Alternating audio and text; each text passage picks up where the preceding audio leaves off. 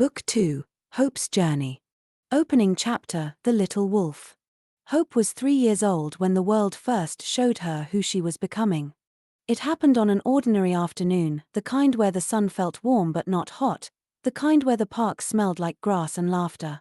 Ruby watched her daughter toddle across the playground, curls bouncing, stuffed wolf tucked under her arm like a loyal companion. Then it happened. A little boy tripped near the slide. A sharp cry. A scraped knee. A silence that felt too heavy for someone so small. Before Ruby could move, Hope did. She walked over, slow, careful, thoughtful in a way no toddler should understand yet. She knelt beside the boy, her tiny hands hovering, unsure but wanting to help. Then she placed her stuffed wolf in his lap. Her favorite toy. Her comfort. Her courage. The boy sniffled, clutching the wolf like it was magic. Ruby felt her breath catch. Dr. Wolf, standing beside her, whispered, "She's got the spark." Hope didn't speak. She didn't need to. She simply sat beside the boy, not too close, not too far, the same way Ruby once sat with Liam, the same way Dr. Wolf once sat with her. And in that quiet moment, something shifted. Not in the boy, not in the park, but in Hope. A tiny seed of purpose. A whisper of instinct. A beginning. Ruby knelt beside her daughter. "You helped him," she said softly. Hope looked up, eyes wide and bright. "He was sad," she said. "So I stayed." Dr. Wolf smiled, the kind of smile that held pride, memory, and a hint of destiny. "That," he said, "is how every helper begins." Hope didn't understand the word helper yet. But she understood kindness. She understood feelings. She understood people. And as she took the boy's hand and helped him stand, Ruby realized something. Hope wasn't just her daughter. She was the next chapter. The next voice. The next wolf. The world didn't know it yet. But Hope's journey had already begun. Chapter 1, The Letters He Never Meant to Send. Hope was 5 years old when she found the box. It was tucked high on a shelf in Dr. Wolf's office, a wooden box carved with tiny wolves running along the edges. She wasn't supposed to reach it, but Hope had always been curious, always climbing, always searching for things that felt important. And this box felt important. Ruby walked in just as Hope lifted the lid. "Hope," Ruby said gently, "that's not a toy." But Dr. Wolf, sitting at his desk with his reading glasses low on his nose, smiled softly. "It's all right," he said. "She can look." Inside the box were letters. Dozens of them. All sealed. All addressed in the same handwriting. All written to the same person. To Hope. Hope blinked. "For me." Dr. Wolf nodded. "Not for now. For later." Ruby frowned slightly, not worried, but curious. "Why write letters? You see her every day." Dr. Wolf leaned back in his chair, eyes warm but distant, like he was looking at something far beyond the room. "Because one day," he said, "she'll need words I can't say yet." Hope didn't understand. Ruby didn't understand. But the letters stayed in the box, waiting. Dr. Wolf lifted Hope onto his knee. "These aren't sad letters," he told her. "They're guideposts. Little lights for the dark places you might walk through someday." Hope touched one envelope with her tiny fingers. "Can I open one?" Dr. Wolf shook his head gently. "Not yet. They open themselves when the time is right." Hope didn't know what that meant. But she trusted him. She always trusted him. Ruby watched the two of them, the old wolf and the little one, and felt something warm settle in her chest. Dr. Wolf wasn't going anywhere. He wasn't sick. He wasn't fading. He was simply preparing. Preparing Hope for a future she didn't know she'd have. Preparing Ruby for a truth she wasn't ready to hear. Preparing the world for the girl who would one day carry his legacy. Hope leaned her head against his chest. "Are they stories?" she asked. Dr. Wolf smiled. "In a way. Are they secrets?" "Some." "Are they for when I'm big?" Dr. Wolf kissed the top of her head. "They're for when you're ready." Hope nodded, satisfied. Ruby wasn't. But she didn't ask. "Not yet." Dr. Wolf closed the box gently and placed it back on the shelf. "Someday," he said quietly, "these letters will mean more than you can imagine." Hope didn't hear the weight in his voice. Ruby did. But neither of them knew the truth. The letters were not goodbye. They were beginnings. And one day, far later, in chapter 20 or chapter 30, the world would finally understand why he wrote them. For now, they stayed sealed. Waiting. Watching. Whispering their promise from inside the wooden box. When the time comes, she will open us. And Hope, the little wolf with the big heart, smiled without knowing why. Her journey had already begun. Chapter 2, The Letter That Wasn't Meant to Open. Hope couldn't stop thinking about the wooden box. All night, she dreamed of envelopes fluttering like tiny white birds, each one whispering her name. When morning came, she padded into the kitchen in her pajamas, rubbing her eyes. "Mummy," she said, "why did Dr. Wolf write me letters?" Ruby paused mid-stir of the porridge. She had been wondering the same thing. "I think," Ruby said carefully, "he wants you to have something special for when you're older." Hope frowned. "But I'm older now." Ruby smiled softly. "Not quite that old."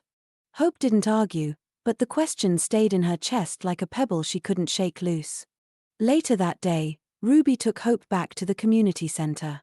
Dr. Wolf was already there, sorting through guitars and notebooks like he always did, humming softly, moving with that calm, steady warmth that made everyone feel safe. Hope walked straight up to him. "Dr. Wolf," she said, "can I open just one letter?" Dr. Wolf looked down at her, not surprised, not upset, just thoughtful. "Why do you want to?" he asked gently. Hope shrugged. "I want to know what you wrote." Dr. Wolf knelt so they were eye level. "Hope," he said softly, "these letters aren't secrets. They're steps. Steps you'll take when you're ready. If you open one too early, it won't make sense yet." Hope tilted her head. "Like a puzzle?" "Exactly," he said. "A puzzle with pieces that only fit when the time is right." Hope considered this. She didn't fully understand, but she trusted him, the way Ruby once had, the way so many children had before her.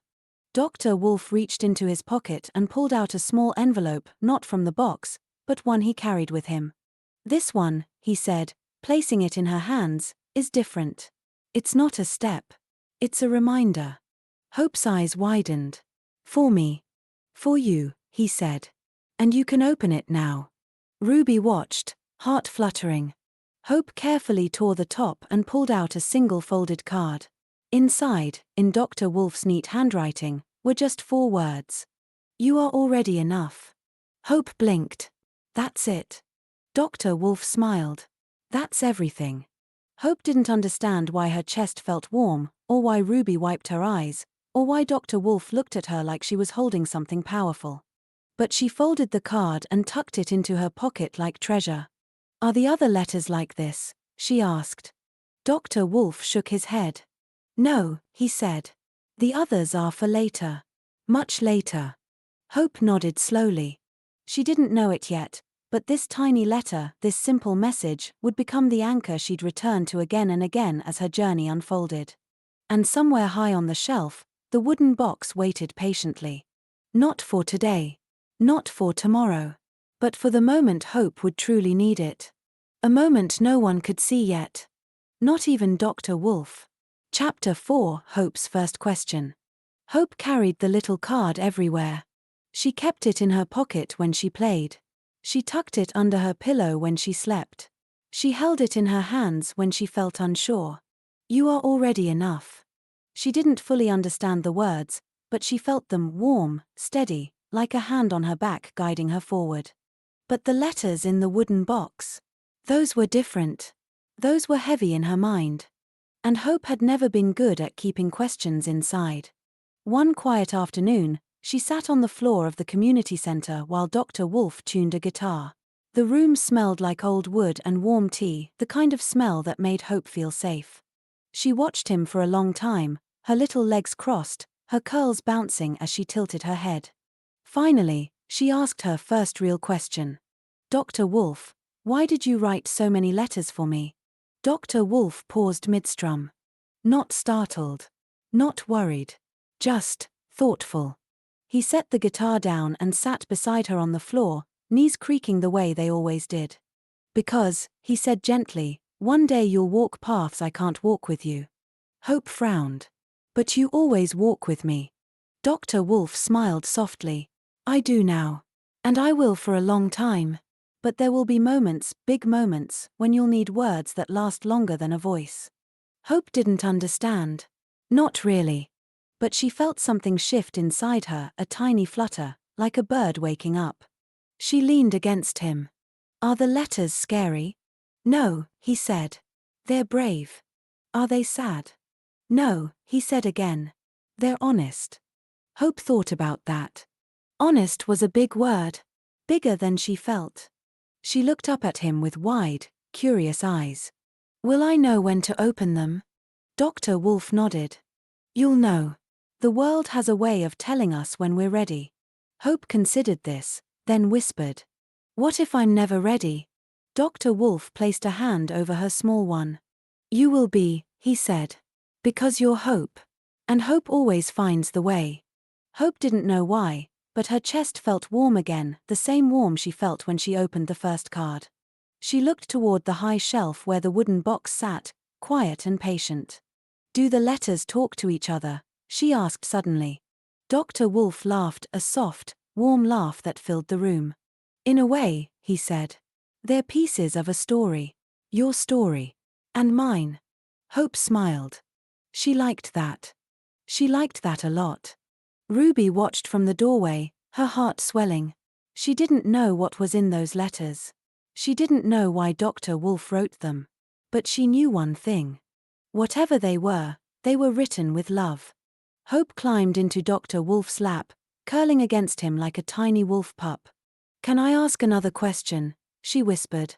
Always, he said. Hope looked up at him, eyes bright. Will you help me read them when I'm big?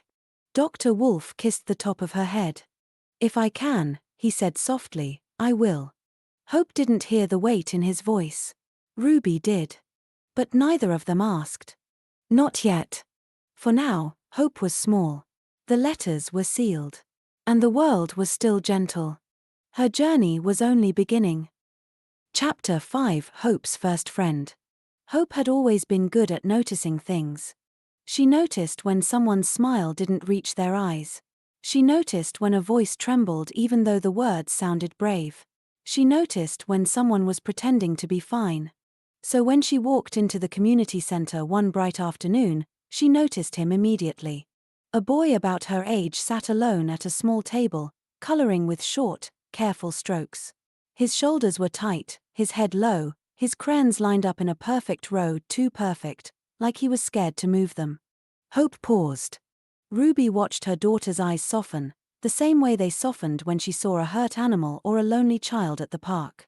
Dr. Wolf followed Hope's gaze and nodded quietly. Go on, he whispered. Your heart knows what to do. Hope walked over, her tiny shoes tapping softly on the floor. She didn't sit right away. She didn't speak. She just stood beside the table, waiting. The boy peeked up at her.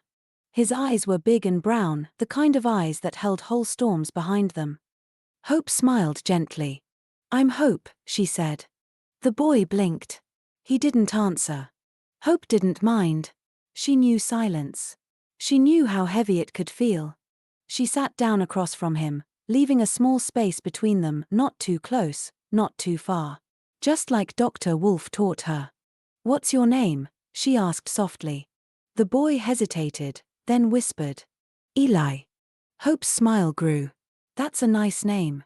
Eli shrugged, eyes dropping back to his paper. Hope watched him color for a moment. His hand shook slightly every time he reached for a new crayon. She leaned forward just a little. Are you scared? She asked, not accusing, not loud, just honest. Eli froze. Then, very slowly, he nodded. Hope nodded too. I get scared sometimes, she said. It's okay. Eli looked up again, really looked this time, like he was trying to figure out how she knew. Hope reached into her pocket and pulled out the small folded card Dr. Wolf had given her. She placed it gently on the table. You can read it, she said. Eli unfolded it with trembling fingers. You are already enough. His breath caught. Hope didn't say anything. She didn't need to. Eli held the card like it was something fragile and precious. Did he write this for you? He whispered. Hope nodded. He said it's a reminder. Eli swallowed hard. Can I borrow it? Hope shook her head, but not in a mean way. No, she said softly. But I can share it. Eli's eyes filled with something warm, something that looked a lot like hope. He slid a crayon across the table toward her. Do you want to color with me? He asked. Hope's whole face lit up. Yes, she said. Ruby watched from across the room, her heart swelling. Dr. Wolf stood beside her, arms folded, a proud smile tugging at his lips. She's starting early, Ruby whispered. Dr. Wolf nodded. She was born ready. Hope and Eli colored side by side, their crayons mixing, their lines crossing, their silence turning into something gentle instead of heavy. And just like that, Hope made her first friend. Not because she tried. Not because she pushed. But because she stayed. Just like someone once stayed for her. Chapter 6, the day Eli opened up. Eli came back to the community center the next day. He walked in slowly, shoulders tucked in, eyes darting around like he was checking for danger only he could see. Hope noticed immediately. She always noticed. She waved at him from the coloring table. Eli hesitated, then walked over. He sat down across from her, just like yesterday. Same careful posture. Same quiet breathing. Same storm behind his eyes. Hope slid a crayon toward him, the blue one, the one he used the most. Eli took it with a tiny nod. For a while, they colored in silence. Not the heavy kind. The gentle kind. Then Hope spoke, her voice soft as a whisper. Eli, yesterday you were scared. Eli's hand froze. Hope didn't push. She didn't lean in. She didn't ask why. She just said, it's okay if you're still scared. Eli's eyes filled with something sharp, fear, sadness, confusion all tangled together. He swallowed hard. My tummy hurts when I think too much, he whispered. Hope nodded. I get that. Eli blinked. You do. Hope tapped her chest. Sometimes my heart goes fast. Like it's running. Eli looked down at his drawing. My heart runs all the time. Hope didn't know what to say, so she did what Dr. Wolf always did, she stayed. After a long moment, Eli whispered. People shout at my house. Hope's crayon paused mid-stroke. Eli's voice trembled. They shout a lot. And I hide. And I don't like hiding. Hope's eyes softened. She didn't understand everything, but she understood enough. She reached into her pocket and pulled out the little card again. You are already enough. She placed it between them. Eli stared at the words like they were a secret map. Do you think that's true? He asked. Hope nodded. Dr. Wolf said it's a reminder. Eli's voice cracked. I don't feel enough. Hope leaned forward, her curls falling over her shoulders. You don't have to feel it, she said. You just have to hear it. Eli's eyes filled with tears. He tried to blink away. Hope didn't touch him. She knew some kids didn't like that, but she scooted her chair a little closer. Not too close. Not too far. Just enough. Dr. Wolf watched from across the room, his chest tightening with pride. Ruby stood beside him, hand over her heart. She's doing what you did for her, Ruby whispered. Dr. Wolf nodded. She's doing it better. Eli wiped his eyes with the back of his sleeve. Hope, he whispered. Yes. Can I sit with you again tomorrow? Hope smiled, small, warm, steady. Always. Eli let out a breath he'd been holding for a long time. And in that moment, that tiny, trembling moment, he opened up just enough for Hope to see the real him. Not the scared boy. Not the quiet boy. Not the boy who hid. But the boy who wanted to be brave. And Hope, the little wolf with the big heart, knew one thing for certain. This was only the beginning. Chapter 7, the news no child should hear. Ruby knew something was wrong the moment Dr. Wolf called her over. He wasn't sorting guitars. He wasn't humming. He wasn't smiling that warm, steady smile he always wore. He was sitting at his desk, hands clasped, eyes heavy with a sadness Ruby hadn't seen in years. "Dr. Wolf?" Ruby asked softly. "What's happened?" He took a slow breath. "It's about Eli." Ruby's heart tightened. "What about Eli?" Dr. Wolf looked up, and the weight in his eyes made Ruby's stomach drop. "Eli's mum, she became very sick last night. His family called an ambulance." Ruby covered her mouth. "Oh no." Dr. Wolf nodded, voice low. "Eli's dad called me this morning. He said the doctors tried everything they could." A pause. A breath. A quiet breaking. "Eli's mum passed away." Blood clots in her heart. Ruby felt tears sting her eyes. "That poor boy. Dr. Wolf, how are we going to tell him?" Dr. Wolf stood slowly, steadying himself. "I will tell him," he said. "It's better if it comes from me." Ruby nodded, wiping her eyes. "And Hope? Should she know?" Dr. Wolf placed a gentle hand on Ruby's shoulder. "I need you to tell her. It's better if it comes from her parent. She'll need your comfort." Ruby swallowed hard. "Okay. I'll talk to her." The room felt still. Quiet. Heavy. A few minutes later, the door opened. Eli walked in, holding his little backpack, eyes brighter than usual, like he was hoping today would be a good day. "Hi, Dr. Wolf," he said softly. Dr. Wolf's heart cracked. "Eli," he said gently, "can you come with me for a moment?" Eli blinked. "Am I in trouble?" "No," Dr. Wolf said, kneeling so they were eye level. "You're not in trouble at all." Eli nodded and followed him into the quiet room, the same kind of room Ruby once sat in, the same kind of room where truths were spoken gently. Ruby watched them go, her heart aching. She knew what was about to happen. She knew how much it would hurt. She knew how much Eli needed someone steady. And Dr. Wolf. He had always been steady. Inside the quiet room, Dr. Wolf closed the door softly. Eli sat on the small chair, swinging his legs nervously. "Dr. Wolf," he whispered. "Why do you look sad?" Dr. Wolf took a breath, slow, careful, full of love. "Eli," he said gently, "something happened last night." Eli's hands tightened on the edge of the chair. "What happened?" Dr. Wolf's voice softened to a whisper. "It's about your mum." Eli froze. Dr. Wolf reached out, placing a hand over Eli's trembling one. "The doctors tried very hard to help her," he said. "But she got very, very sick." Eli's breath hitched. Is she okay?" Dr. Wolf's eyes filled with tears he didn't let fall. "No, Eli," he whispered. "She passed away." The room went silent. Eli stared at him, eyes wide, unblinking, breaking. "No," he whispered. "No, no, no." Dr. Wolf pulled him gently into his arms as Eli's small body shook with sobs. "I'm here," Dr. Wolf whispered. "I'm right here." Outside the room, Ruby held Hope close, tears slipping down her cheeks. Hope looked up at her mother, confused. "Mummy, why are you crying?" Ruby knelt, pulling Hope into her arms. "Sweetheart," she whispered, "there's something I need to tell you." And in two different rooms, two different hearts broke, one from loss, one from learning what loss meant. But neither of them broke alone. Because Dr. Wolf was there. And Ruby was there.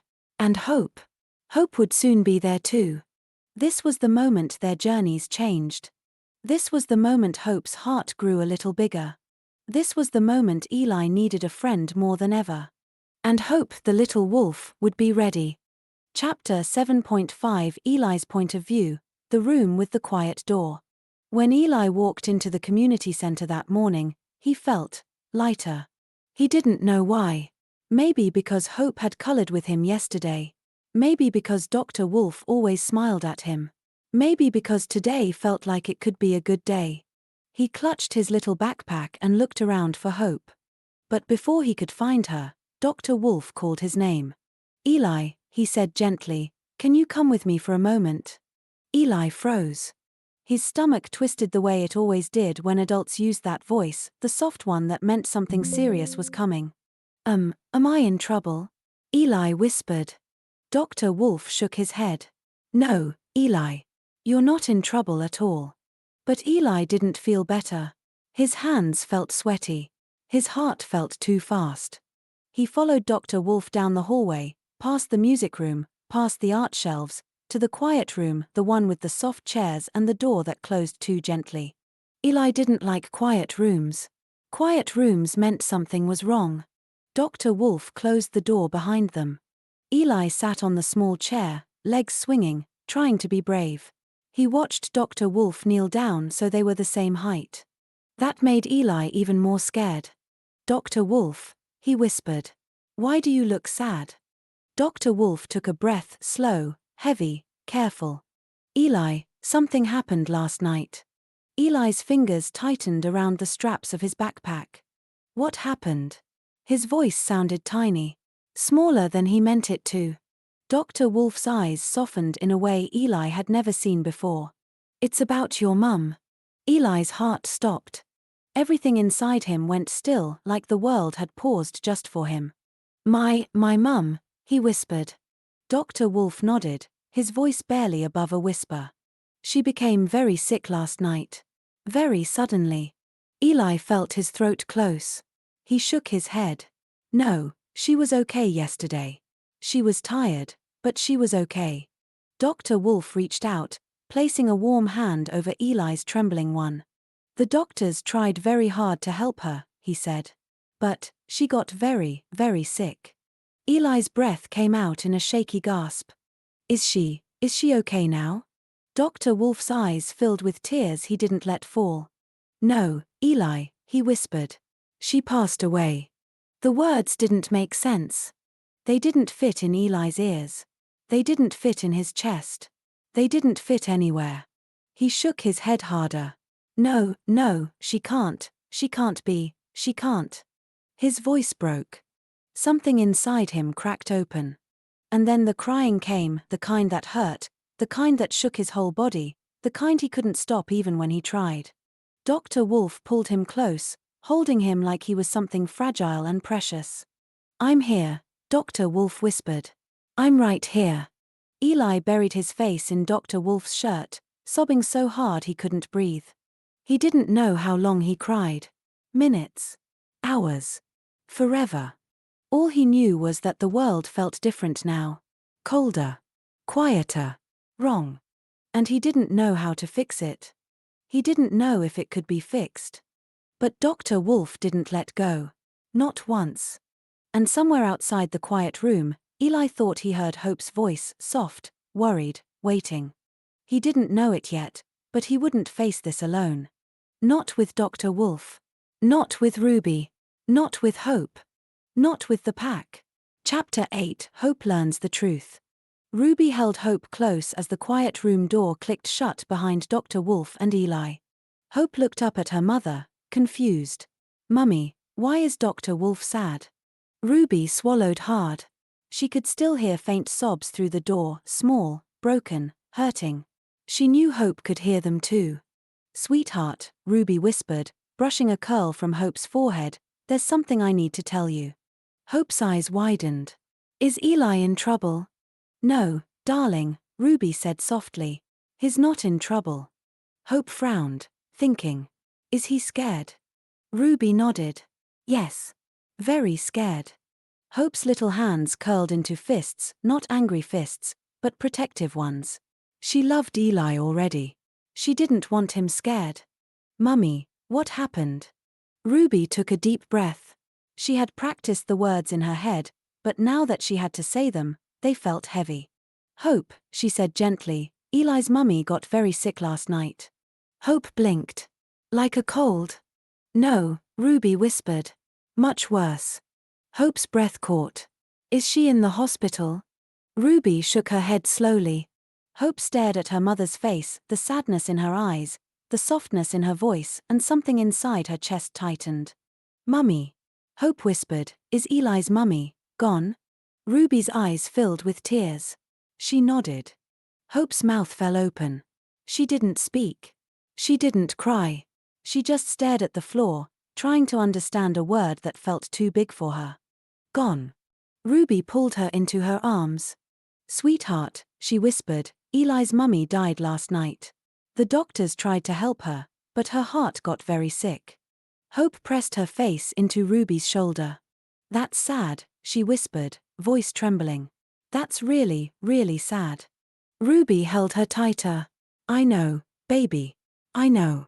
Hope lifted her head, eyes shining with tears she didn't let fall. Is Eli alone now? No, Ruby said quickly. He has his dad. And he has us. And he has you. Hope nodded slowly.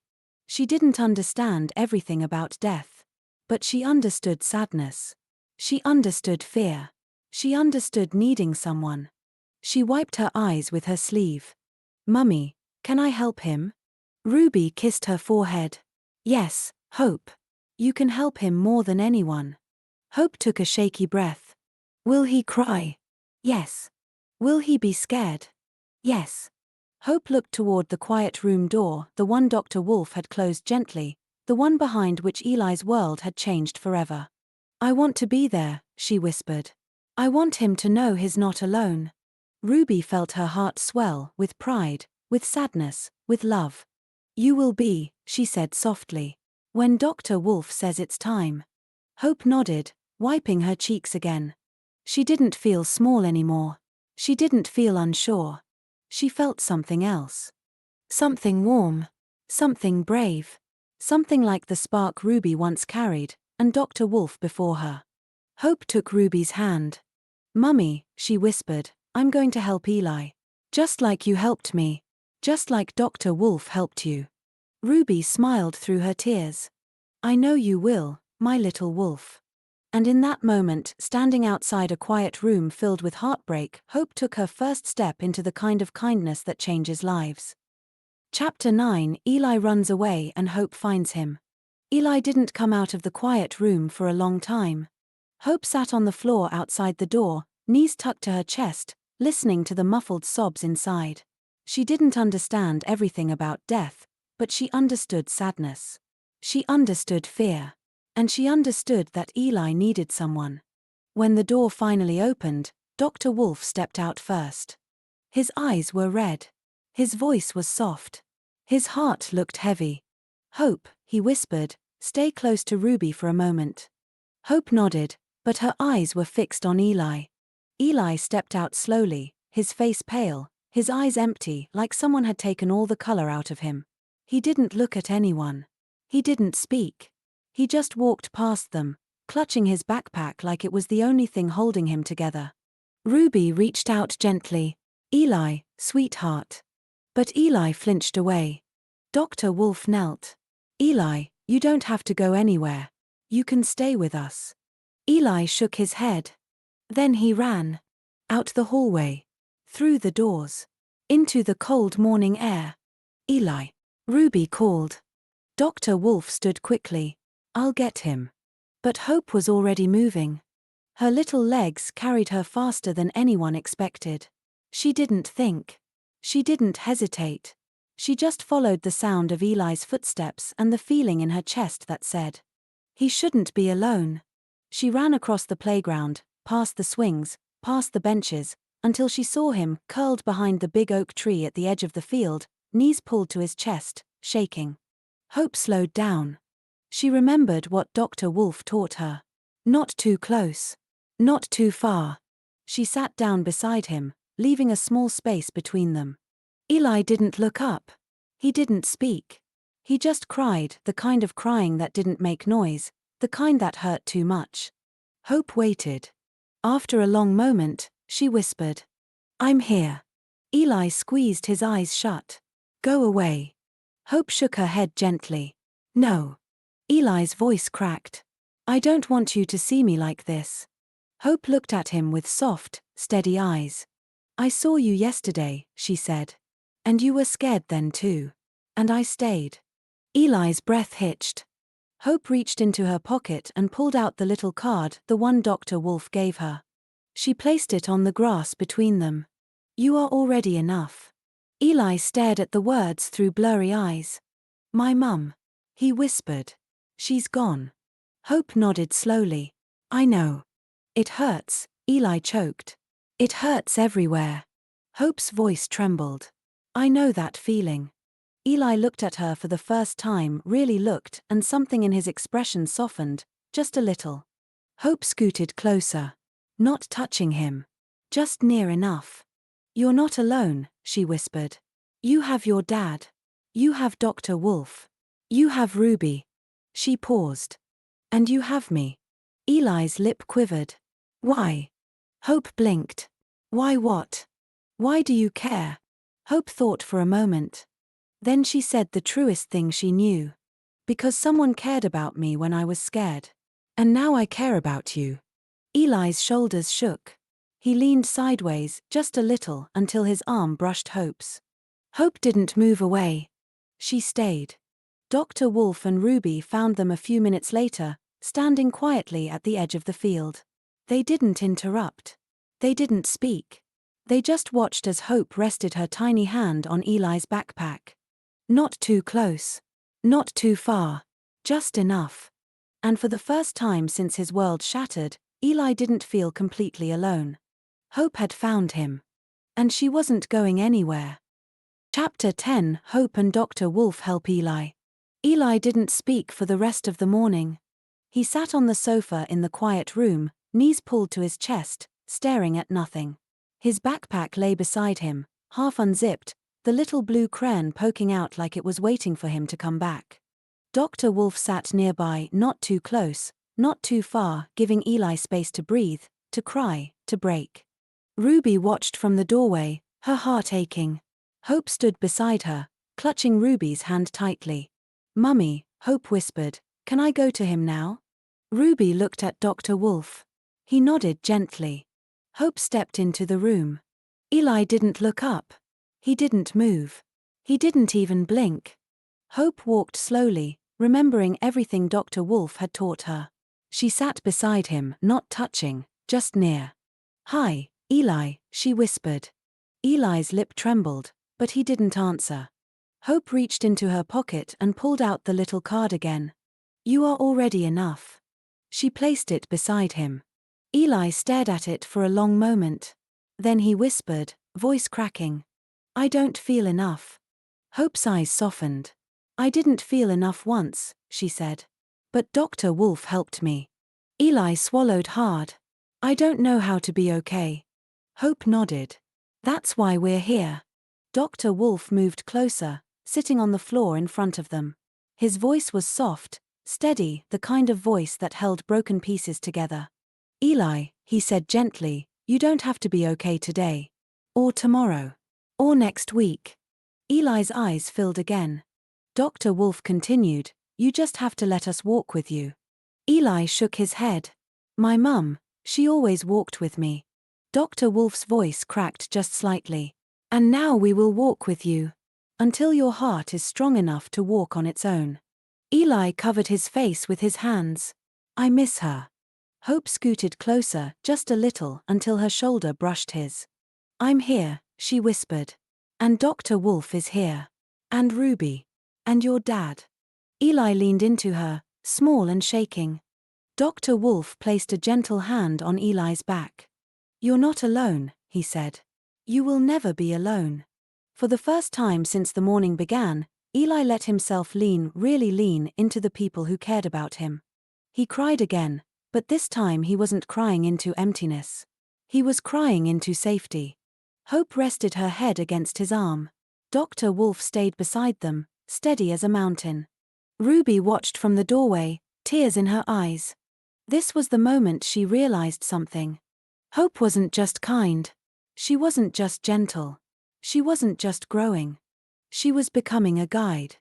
A little wolf with a heart big enough to hold someone else's pain.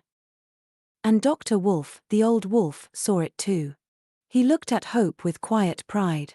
You're helping him, he whispered. Hope nodded. I'm doing what you do. Dr. Wolf smiled softly. No, he said. You're doing what you do. Eli sniffled, wiping his eyes. Can I stay with you today? he whispered. Dr. Wolf nodded. For as long as you need. Hope took Eli's hand, small fingers curling around small fingers. We'll stay together, she said. And they did. The old wolf. The little wolf. And the boy whose heart had just broken. Together, they began the slow, gentle work of healing. Chapter 11, Dr. Wolf teaches grief. The quiet room felt different the next day. Not scary. Not cold. Just softer. Like the walls themselves were trying to hold Eli together. Eli sat curled on the sofa, hugging a pillow to his chest. His eyes were swollen from crying, and his voice was too tired to speak. Hope sat beside him, her small hand resting gently on the cushion between them, close enough to feel, far enough not to overwhelm.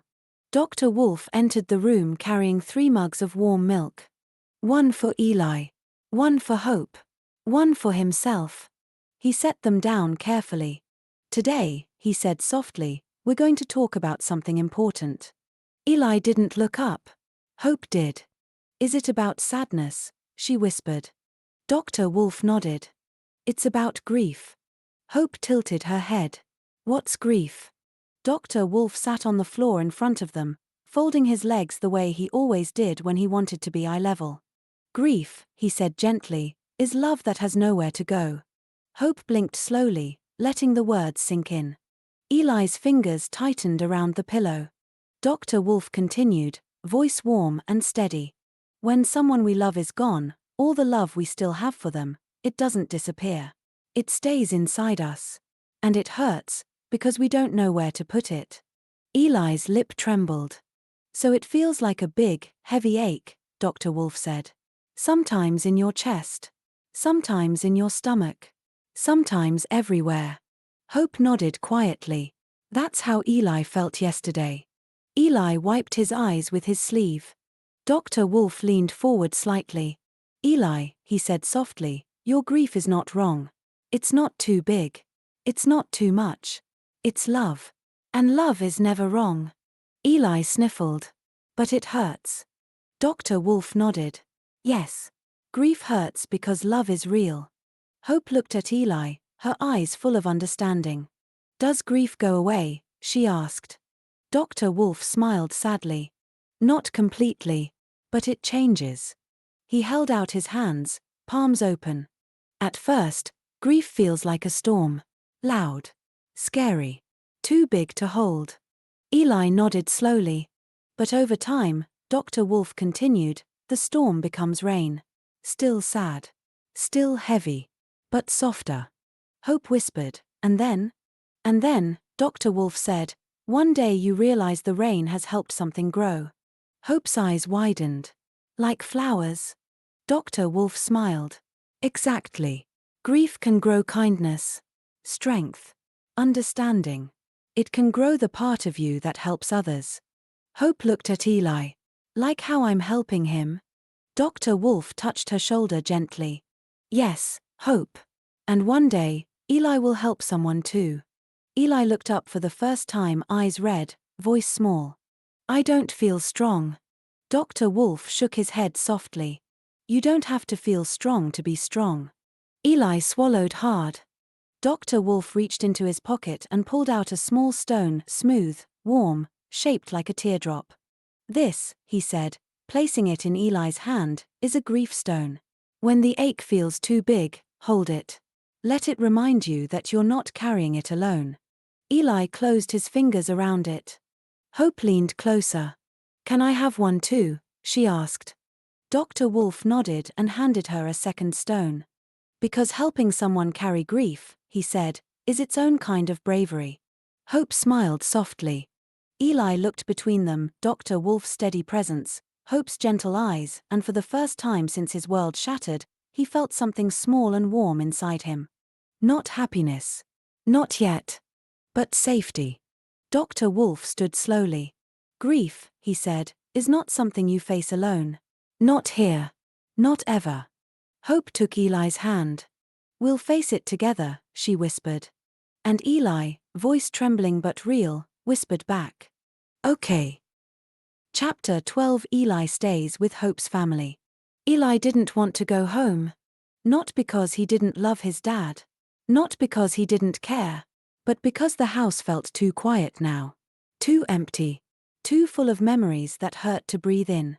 When Ruby gently asked him where he wanted to be, Eli whispered, "Can I stay with you?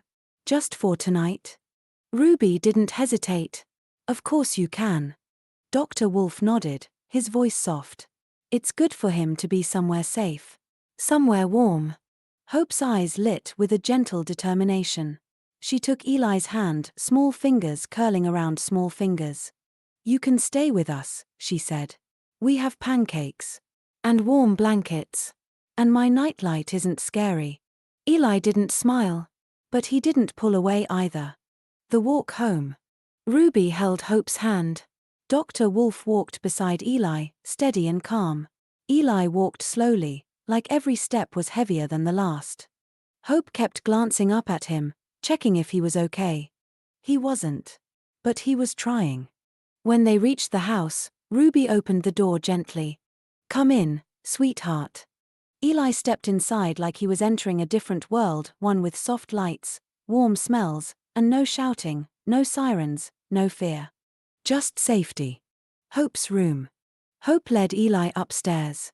"You can sleep in my room," she said proudly. "I'll sleep on the floor. I have a sleeping bag with stars on it." Eli shook his head. "No. I don't want to take your bed." Hope frowned. "You're not taking it. I'm sharing it." Eli blinked. "Oh." Hope climbed onto the bed and patted the space beside her. "You can sit here." Eli sat slowly, clutching his grief stone in his hand. Hope noticed. "Does it help?" she asked. Eli nodded. "A little." Hope smiled softly. "Good." Ruby checks in. Ruby peeked into the room. "Do you want anything, Eli? Water? A snack?"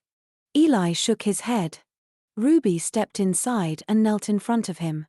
"You're safe here," she said gently. "You can cry. You can talk. You can be quiet. Whatever you need." Eli's eyes filled again. "Thank you," he whispered. Ruby kissed the top of his head the way she did with Hope. "You're welcome, sweetheart." Dr. Wolf's lesson. Later, Dr. Wolf sat with them on the floor. "Tonight might feel strange," he said. "And that's okay. Grief makes everything feel strange." Eli looked down. "I don't want to sleep." Dr. Wolf nodded. "Then you don't have to. We'll sit with you until you're ready." Hope scooted closer. "I'll stay awake too." Dr. Wolf smiled softly. "You're a good friend, Hope." Hope shrugged. "I'm just doing what you do." Dr. Wolf's eyes warmed. "No," he said. "You're doing what you do." The night. They stayed up for hours. Hope showed Eli her stuffed wolf. Ruby brought warm milk. Dr. Wolf told a quiet story, not a happy one, not a sad one, just gentle. Eli didn't talk much. But he didn't hide either. When his eyes finally grew heavy, Hope whispered, "You can sleep. I'll be right here." Eli lay down slowly, curling toward the wall. Hope climbed into her sleeping bag beside the bed. Dr. Wolf stood in the doorway, watching them with quiet pride. Ruby whispered, "Do you think he'll be okay?" Dr. Wolf nodded. "Not today. Not tomorrow. But he will be. Because he has a pack now." Ruby smiled softly. "A pack of helpers." Dr. Wolf nodded. And tonight, they helped him survive the hardest day of his life. Chapter 13, The Night Eli Broke Down. The house was quiet. Too quiet. Hope slept curled in her star-covered sleeping bag beside the bed, her tiny hand resting on the edge of the mattress in case Eli needed her. Eli lay in Hope's bed, staring at the ceiling. He hadn't cried in hours. He hadn't spoken. He hadn't moved. But grief doesn't sleep. It waits. And when the world is dark and still, it rises. Eli's breath hitched. His chest tightened. His throat burned. Then the tears came, sudden, sharp, unstoppable. He pressed his face into the pillow, trying to muffle the sound, but the sobs broke through anyway. Hope's eyes snapped open.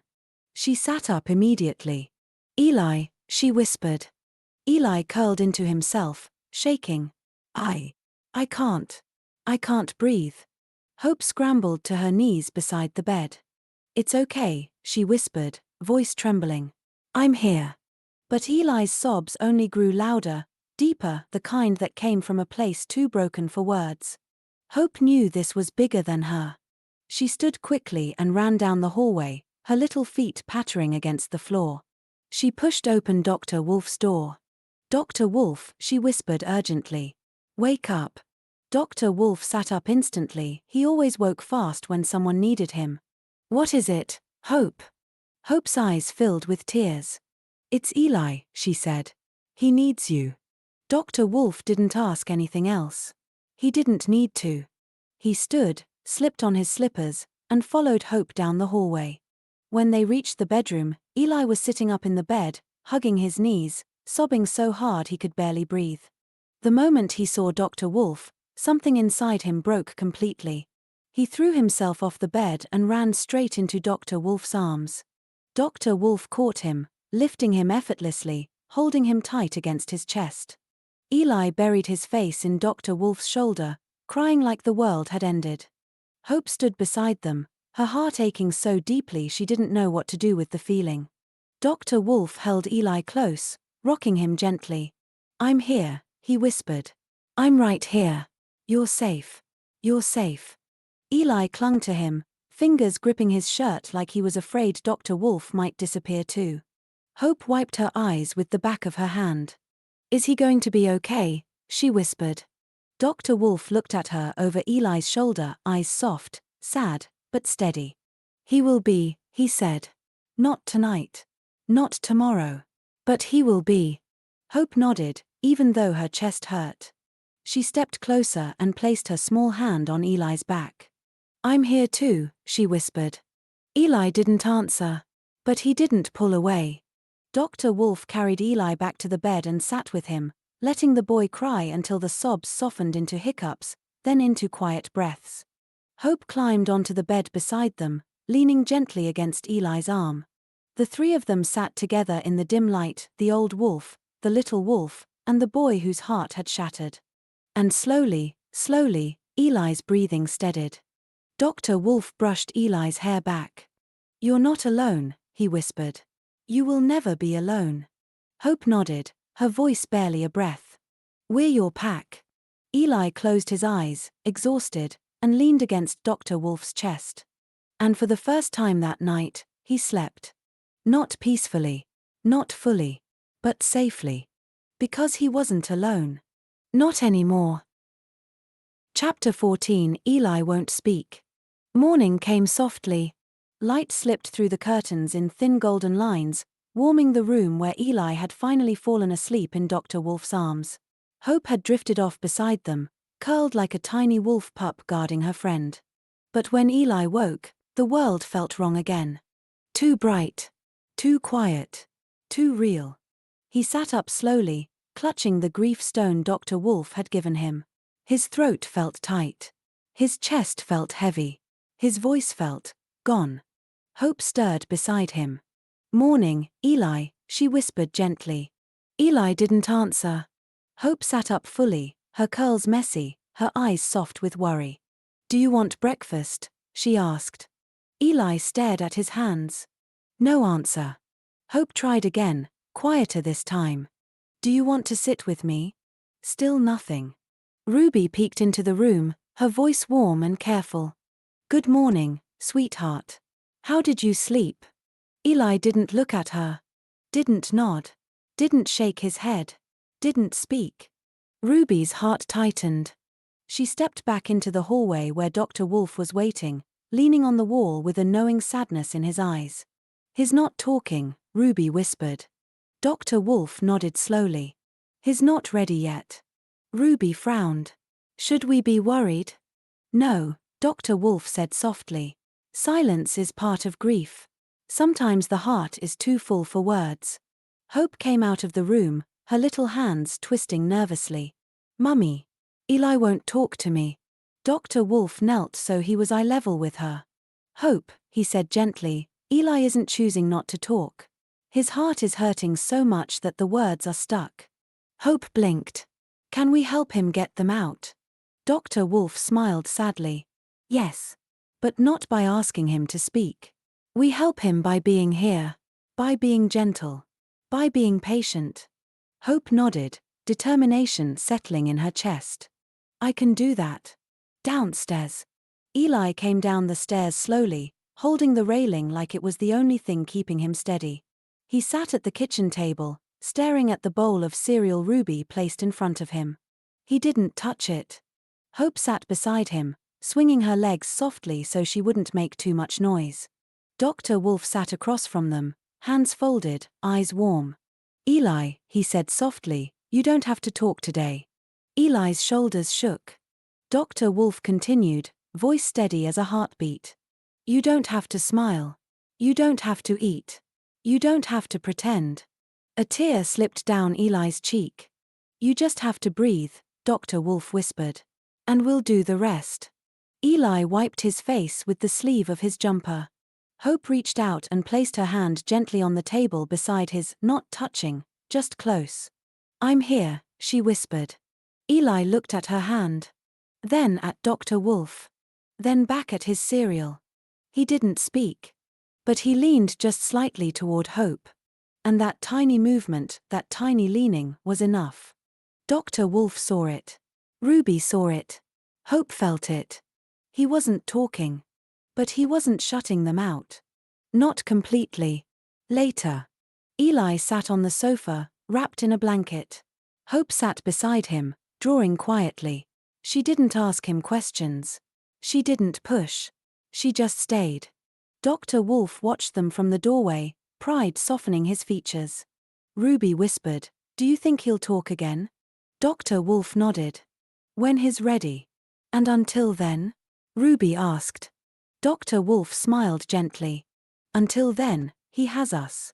Hope looked up from her drawing and placed it in Eli's lap. It was a picture of two wolves, one big, one small, standing beside a boy with a blue crayon in his hand. Eli stared at it. His lip trembled. And though he didn't speak, he reached out and held Hope's hand. Tightly. Hope squeezed back. And Dr. Wolf whispered to Ruby. His healing. Slowly. Quietly. But his healing. Chapter 15, Dr. Wolf talks to Eli's dad. The morning was quiet. Too quiet. Eli sat on the sofa wrapped in a blanket, staring at nothing. Hope sat beside him, drawing quietly, her little hand resting near his, close enough to comfort, far enough not to overwhelm. Ruby watched them from the kitchen doorway, her heart aching. Dr. Wolf stood by the window, phone in hand, waiting for the call he knew had to come. And then it came. The phone buzzed softly. Dr. Wolf answered with a gentle, steady voice. Hello, yes. I'm here. Hope looked up. Eli didn't. Dr. Wolf stepped into the hallway, closing the door halfway so Eli wouldn't hear everything, but leaving it open enough so he wouldn't feel shut out. Thank you for calling, Dr. Wolf said quietly. How are you holding up? There was a long pause on the other end. A broken breath. A man trying not to fall apart. I'm trying, Eli's dad whispered.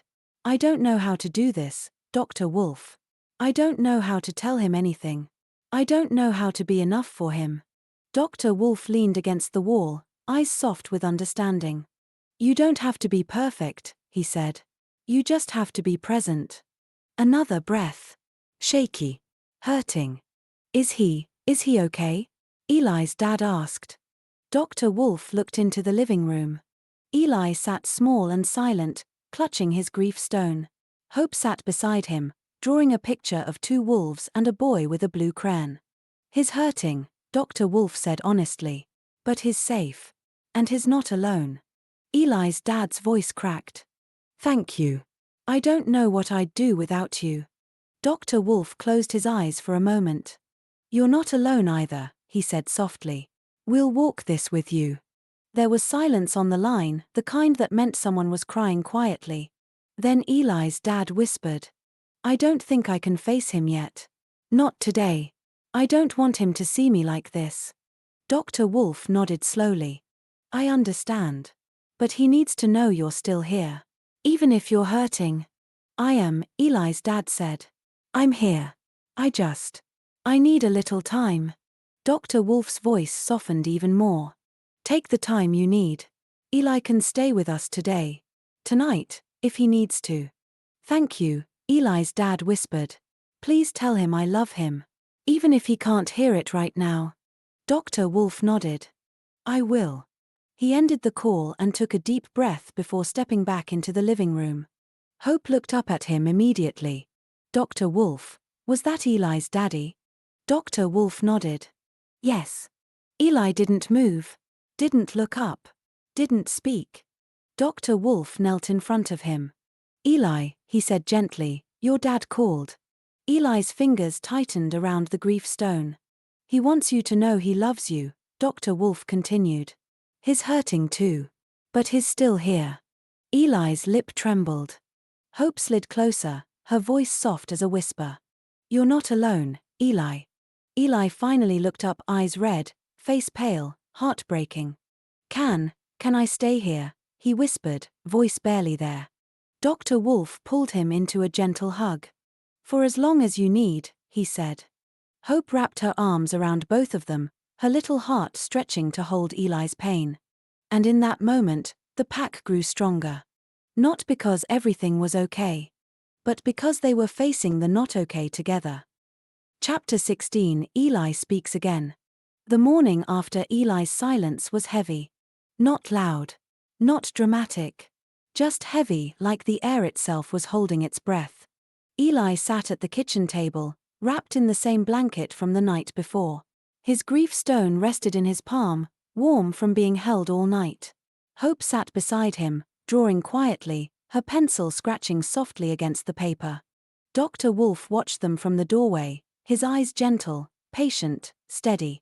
Ruby placed a bowl of porridge in front of Eli. He didn't touch it.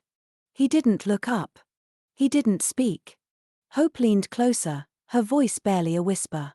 Eli, do you want me to sit with you? Eli didn't answer.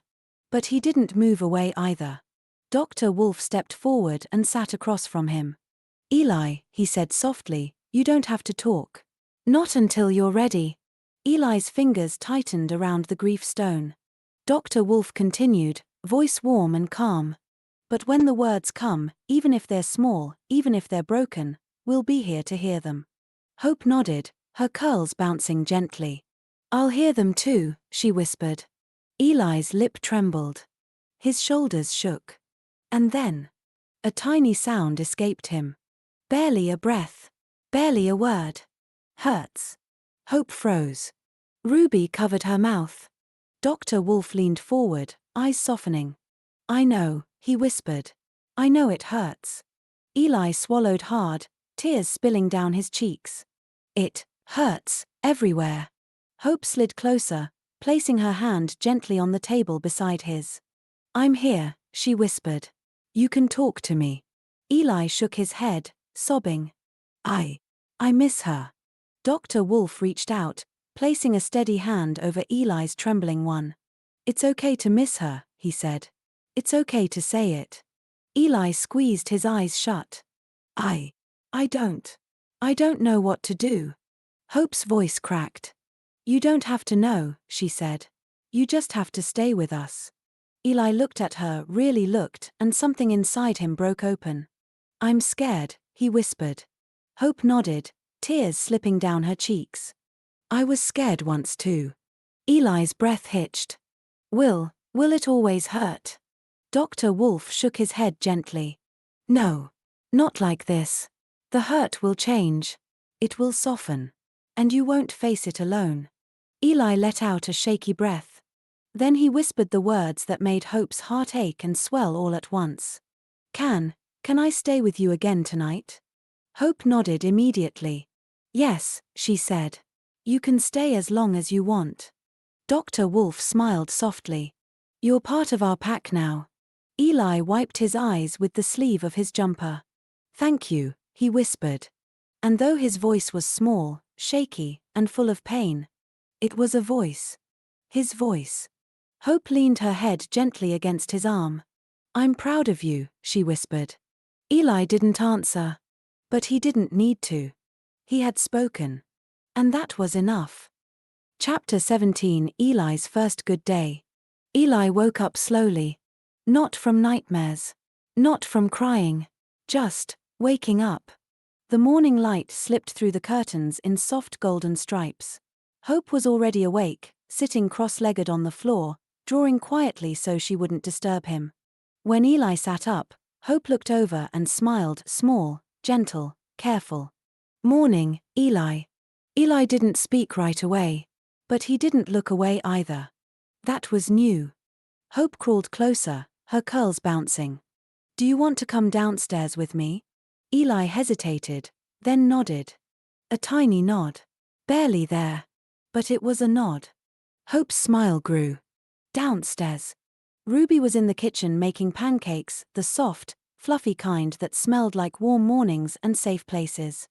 Dr. Wolf sat at the table, reading a book but watching the doorway with quiet awareness. When Eli walked in, wrapped in Hope's star blanket, Dr. Wolf closed the book gently. "Good morning, Eli." Eli swallowed. His voice was small, but it was there. "Morning." Ruby turned, surprised and relieved. "Sweetheart, would you like some pancakes?" Eli nodded again.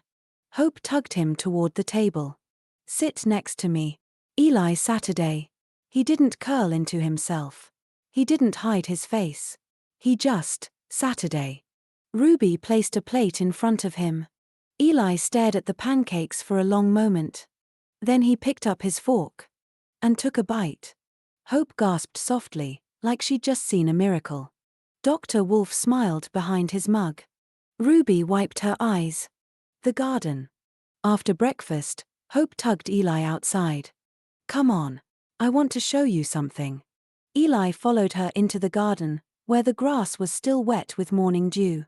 Hope knelt beside a patch of flowers, small, bright, stubborn little things pushing through the soil. "These are my mum's flowers," Hope said proudly. "She planted them when I was little." Eli crouched beside her. "They're pretty." Hope nodded. "They grow even when it rains a lot. Dr. Wolf says that's what brave things do." Eli touched one of the petals gently. "My mum liked flowers too." Hope looked at him with soft eyes. "Do you want to plant one for her?" Eli blinked. Then nodded. Hope ran inside and came back with a tiny pot, a scoop of soil, and a seed. Together, they planted it, Eli's hands shaking, Hope's hands steady beside his. When they finished, Eli whispered, "Thank you." Hope smiled. "You're welcome." A moment of light. Later, Ruby watched from the kitchen window as Eli and Hope sat on the grass, drawing pictures with chalk. Hope drew a wolf. Eli drew a flower. Then Hope drew a tiny stick figure holding a blue crayon. Eli stared at it. Then, for the first time since his world shattered, he smiled. Small. Soft. Fragile. But real. Dr. Wolf stepped beside Ruby, folding his arms. He smiled, Ruby whispered. Dr. Wolf nodded. "Yes. Today is a good day." Ruby wiped her eyes. "Do you think he'll have more?" Dr. Wolf looked at the children, Hope laughing softly, Eli watching her with a spark of something warm in his eyes. "Yes," he said. "He will." The end of the day. As the sun began to set, Eli sat beside Hope on the sofa, wrapped in the star blanket again. He leaned his head gently against her shoulder. "Hope," he whispered. "Yes. Today didn't hurt as much." Hope rested her head against his. "I'm glad." Eli closed his eyes. "Do you think I'll have more days like this?" Hope nodded. "Lots." Eli breathed out slowly, a breath that didn't shake this time. And Dr. Wolf, watching from the doorway, whispered to Ruby, "This is how healing begins. One good day at a time." Chapter 18, Hope's Memory Box. Eli's first good day didn't erase the sadness. It didn't fix everything. But it opened a tiny door inside him, a door Hope noticed right away. The next morning, Hope sat beside him on the sofa, her legs tucked under her, a small wooden box in her lap. Eli looked at it curiously. "What's that?" he whispered. Hope smiled softly. "It's for you," she said. Well, for your mum. Eli blinked, confused. For my mum. Hope nodded and placed the box gently in his hands. It's a memory box, she said. Dr. Wolf helped me make one when I was scared of forgetting things. Eli traced the smooth wood with his fingers. It felt warm. Safe. Important. What do I put in it? He asked. Hope scooted closer. Anything that reminds you of her. Eli swallowed hard. But I don't have anything with me. Hope stood up quickly. Then we'll find things. The first memory. Hope led Eli to the kitchen table where Ruby had laid out a few items. A small candle. A piece of ribbon. A blank card. A tiny pressed flower. Ruby smiled gently. These are just ideas, she said. You can choose whatever feels right. Eli picked up the pressed flower first. My mum liked flowers, he whispered. She used to put them in books. Hope's eyes softened. Then that one belongs in the box. Eli placed it inside carefully, like it might break. The second memory. Dr. Wolf entered the room carrying something wrapped in a soft cloth. I thought you might want this, he said. Eli unwrapped it slowly. It was the blue crayon. The one he always used. The one he held the day he met Hope. The one he dropped when he cried in the quiet room. Eli's breath caught. My mum, she used to draw with me, he whispered. She said blue was my color. Hope smiled. It still is. Eli placed the crayon in the box, his hands trembling. The third memory. Hope handed him the blank card. You can write something, she said. Or draw something. Or just hold it. Eli stared at the card for a long moment. Then he picked up a pencil. His hand shook as he wrote. Just one word. Mum. He placed the card in the box and closed the lid gently. The fourth memory. Hope reached into her pocket and pulled out her own little card, the one Dr. Wolf gave her long ago. You are already enough. She didn't give it to him. She placed it beside him. This one stays with me, she said. But I wanted you to see it again. Eli nodded. I remember, he whispered. It helped. Hope smiled. Then maybe you should have your own. She handed him a second card, blank on the front, but with Dr. Wolf's handwriting inside. You are loved. You are safe. You are not alone. Eli's eyes filled with tears. He placed the card in the box. The moment. When the box was full, Eli closed the lid and held it against his chest. It feels like she's closer, he whispered. Hope leaned her head on his shoulder. She is. Dr. Wolf placed a gentle hand on Eli's back. This box is not for sadness, he said softly. It's for love. And love doesn't disappear. Eli wiped his eyes. Thank you, he whispered. To all of you. Hope hugged him, small arms, big heart. You're part of our pack, she said. And packs remember together. Eli held the memory box tightly. And for the first time, remembering didn't hurt quite as much. Chapter 19. Hope shows the memory box. The house was calm that afternoon. Eli was resting on the sofa, wrapped in his star blanket, the memory box tucked safely beside him like a treasure he didn't want to lose. Ruby sat nearby, reading quietly, keeping watch without hovering. Hope tiptoed down the hallway, carrying the memory box in her small hands. Not Eli's, her own. The one Dr. Wolf helped her make long ago. She found Dr. Wolf in the music room, tuning an old guitar. The soft notes hummed through the air like a warm breeze. Hope stood in the doorway. Dr. Wolf? He looked up immediately, his eyes softening. Yes, little wolf. Hope walked in slowly, holding the wooden box against her chest. I want to show you something. Dr. Wolf set the guitar aside and patted the seat beside him. Come sit. Hope climbed up, her legs dangling off the edge of the chair. She placed the box carefully in her lap and opened the lid. Inside were small treasures. A tiny drawing she made when she was younger. A ribbon Ruby tied in her hair on her first day of school. A pebble she picked up the day she met Dr. Wolf. A folded note with his handwriting on it. Dr. Wolf smiled gently. You've kept all of these. Hope nodded. They helped me when I was scared. She picked up the pebble, smooth, warm, shaped like a teardrop. This one, you gave it to me when I cried in the quiet room. Dr. Wolf nodded slowly. I remember. Hope looked up at him, her eyes shining. Eli has a box now too. Dr. Wolf's smile deepened. I know. You helped him make it. Hope swallowed. I wanted to show you mine, so you'd know why I wanted him to have one. Dr. Wolf placed a hand over hers, warm, steady, full of pride.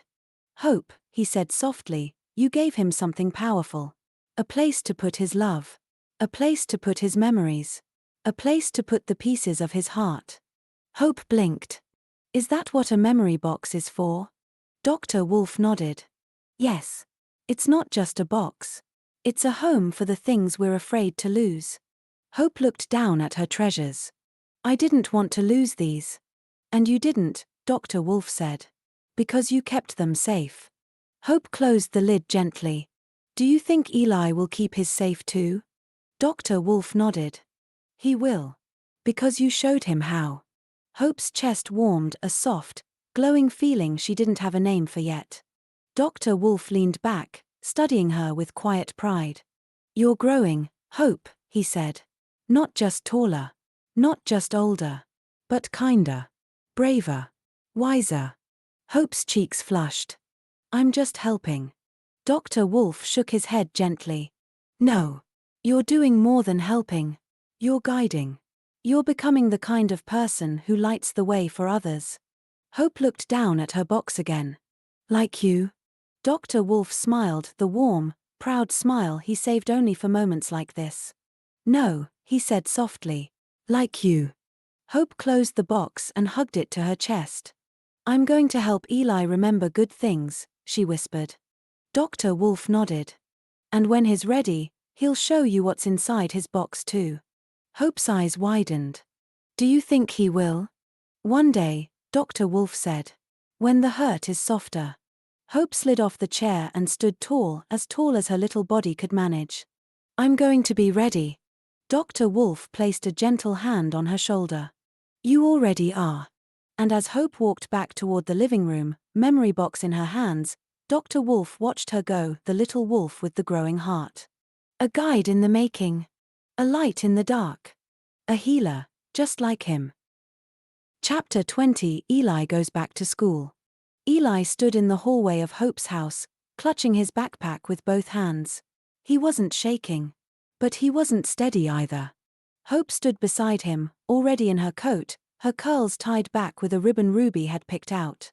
Ruby knelt in front of Eli, her voice soft. Sweetheart, you don't have to be brave today. You just have to be you. Eli nodded, but his eyes stayed on the floor. Dr. Wolf stepped forward, placing a gentle hand on Eli's shoulder. School will feel strange, he said. And loud. And different. But you won't be alone. Hope slipped her hand into Eli's. I'll stay with you, she whispered.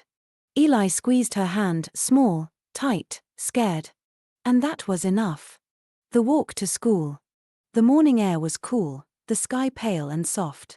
Hope walked beside Eli, swinging their joined hands gently to make him smile. He didn't smile. But he didn't pull away.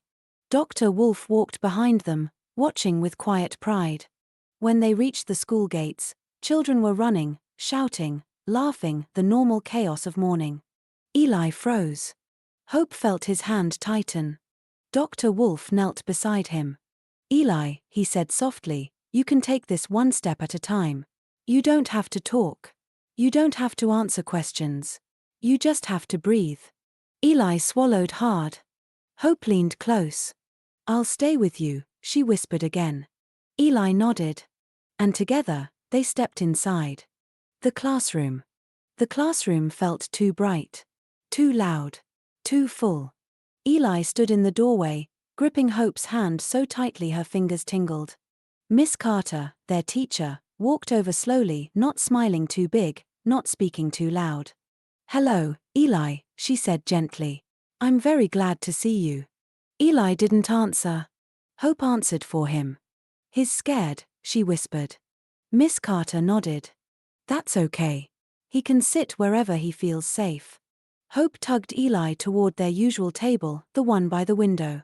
Eli sat down, pulling his backpack onto his lap like a shield. Hope sat beside him, opening her pencil case. "You can draw if you want," she said softly. Eli didn't move. But he didn't cry. And that was something. The moment everything stopped. Halfway through the morning, someone shouted across the room. "Where's your mum, Eli?" The world froze. Hope's heart dropped.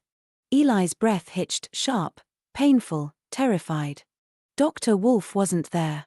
Ruby wasn't there. Just Hope. She stood up so fast her chair scraped the floor. "Don't ask him that," she said, louder than she meant to. The room went silent. Miss Carter stepped in immediately. "That's enough," she said firmly. "We speak kindly in this classroom." Eli's eyes filled with tears. Hope sat beside him again, her voice trembling. "It's okay," she whispered. "You're okay." Eli wiped his face with his sleeve. And then, barely a whisper, he spoke. I want to go outside." Hope nodded. "I'll come with you." Miss Carter agreed with a gentle nod. The quiet corner. Hope led Eli to the quiet corner of the playground, the place with the big tree and the soft grass. Eli sat down, hugging his knees. Hope sat beside him, close but not touching. After a long moment, Eli whispered, "I don't like it here." Hope nodded. "I know. It feels wrong. I know. I miss her." Hope's voice cracked. "I know." Eli looked at her, eyes red, face pale, heart breaking all over again. Can we go home?" Hope squeezed his hand. "I'll ask Dr. Wolf." The return. Dr. Wolf arrived within minutes. When Eli saw him, he stood up and walked straight into his arms. Dr. Wolf lifted him gently, holding him close. "You did so well," he whispered. So well." Eli buried his face in Dr. Wolf's shoulder. "I don't want to be here." Dr. Wolf nodded. "Then you don't have to be." Hope stood beside them, her eyes full of sadness for her friend. Dr. Wolf placed a hand on her head. "You helped him today," he said softly. "He stayed because you were there." Hope nodded. "I'll always be there." Dr. Wolf smiled. "I know." And together, the three of them walked away from the school, the old wolf, the little wolf, and the boy learning how to breathe again. Chapter 21: Eli's Panic at Home. The house was quiet that evening. Hope was coloring at the kitchen table. Ruby was cooking something warm that filled the house with a soft, comforting smell. Dr. Wolf was sorting books in the living room. Eli sat on the sofa, wrapped in his star blanket, his memory box beside him. At first, everything seemed calm. But grief doesn't always arrive loudly. Sometimes it creeps in quietly, like a shadow slipping under a door. Eli opened the memory box. He touched the pressed flower. The blue crayon. The card that said "You are loved. You are safe. You are not alone." And then he froze. His breath hitched. His chest tightened. His hands began to shake. Hope looked up immediately. "Eli." Eli didn't answer. He couldn't. His breaths came faster, sharper, like he was trying to breathe through a straw. Hope slid off her chair and ran to him. "Eli. Eli, look at me." But Eli wasn't looking at anything. His eyes were wide, unfocused, full of fear. Hope's heart dropped. "Mummy," she called. "Dr. Wolf."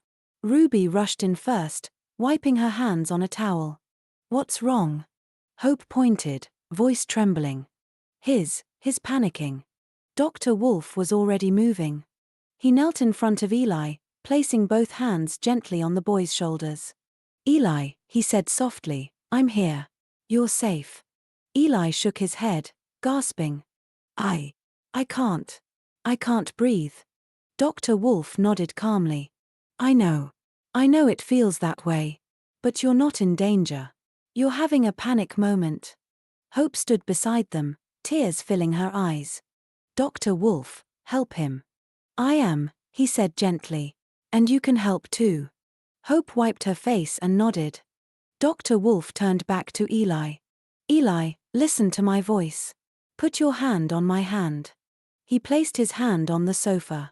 Eli tried, missed, tried again, and finally placed his shaking hand on top of Dr. Wolf's. Good, Dr. Wolf whispered. Now breathe with me. Slow. Like this. He inhaled slowly. Exhaled slowly. Hope copied him, breathing softly beside Eli. Ruby did too. A whole pack breathing together.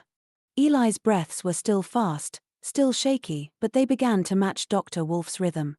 In. Out. In. Out. Dr. Wolf kept his voice low and steady. You're safe, Eli. You're not alone. You're here with us. Eli's sobs softened. His breathing slowed. His shoulders relaxed just a little. And then, he reached forward and grabbed Dr. Wolf's shirt, pulling himself into his chest. Dr. Wolf wrapped his arms around him instantly. Eli cried into his shoulder, shaking hard. Hope's heart broke. She climbed onto the sofa beside them and wrapped her small arms around Eli's back. I'm here, she whispered. I'm here. I'm here. Ruby wiped her eyes quietly. Dr. Wolf held Eli close, rocking him gently. You did so well, he whispered. You let us help you. That's brave, Eli. That's very brave. Eli's voice came out in a broken whisper. I thought she was gone again. Dr. Wolf closed his eyes. I know. Panic makes your mind lie to you. But you're safe. And she's in your memories. In your heart. She can't leave that. Hope rested her head on Eli's arm. We won't let the scary feelings win, she whispered. Eli sniffled. Promise. Hope nodded. Promise. Dr. Wolf added softly. And I promise too. Eli leaned into both of them, exhausted but safe. And for the first time since the panic began, he breathed without shaking. Chapter 22 Hope helps Eli sleep. The house felt different after Eli's panic. Not broken. Not unsafe. Just fragile. Like everyone was breathing a little softer so they wouldn't disturb the pieces Eli was trying to hold together. Eli sat curled on the sofa, wrapped in his star blanket, his face still damp from crying. Dr. Wolf stayed beside him, one arm around his shoulders, steady as a mountain.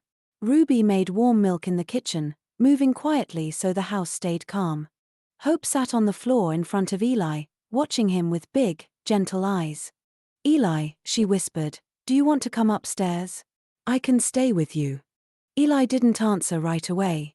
He looked at Dr. Wolf first, a silent question. Dr. Wolf nodded. It's okay, he said softly. Hope will stay with you. And I'll be right here if you need me.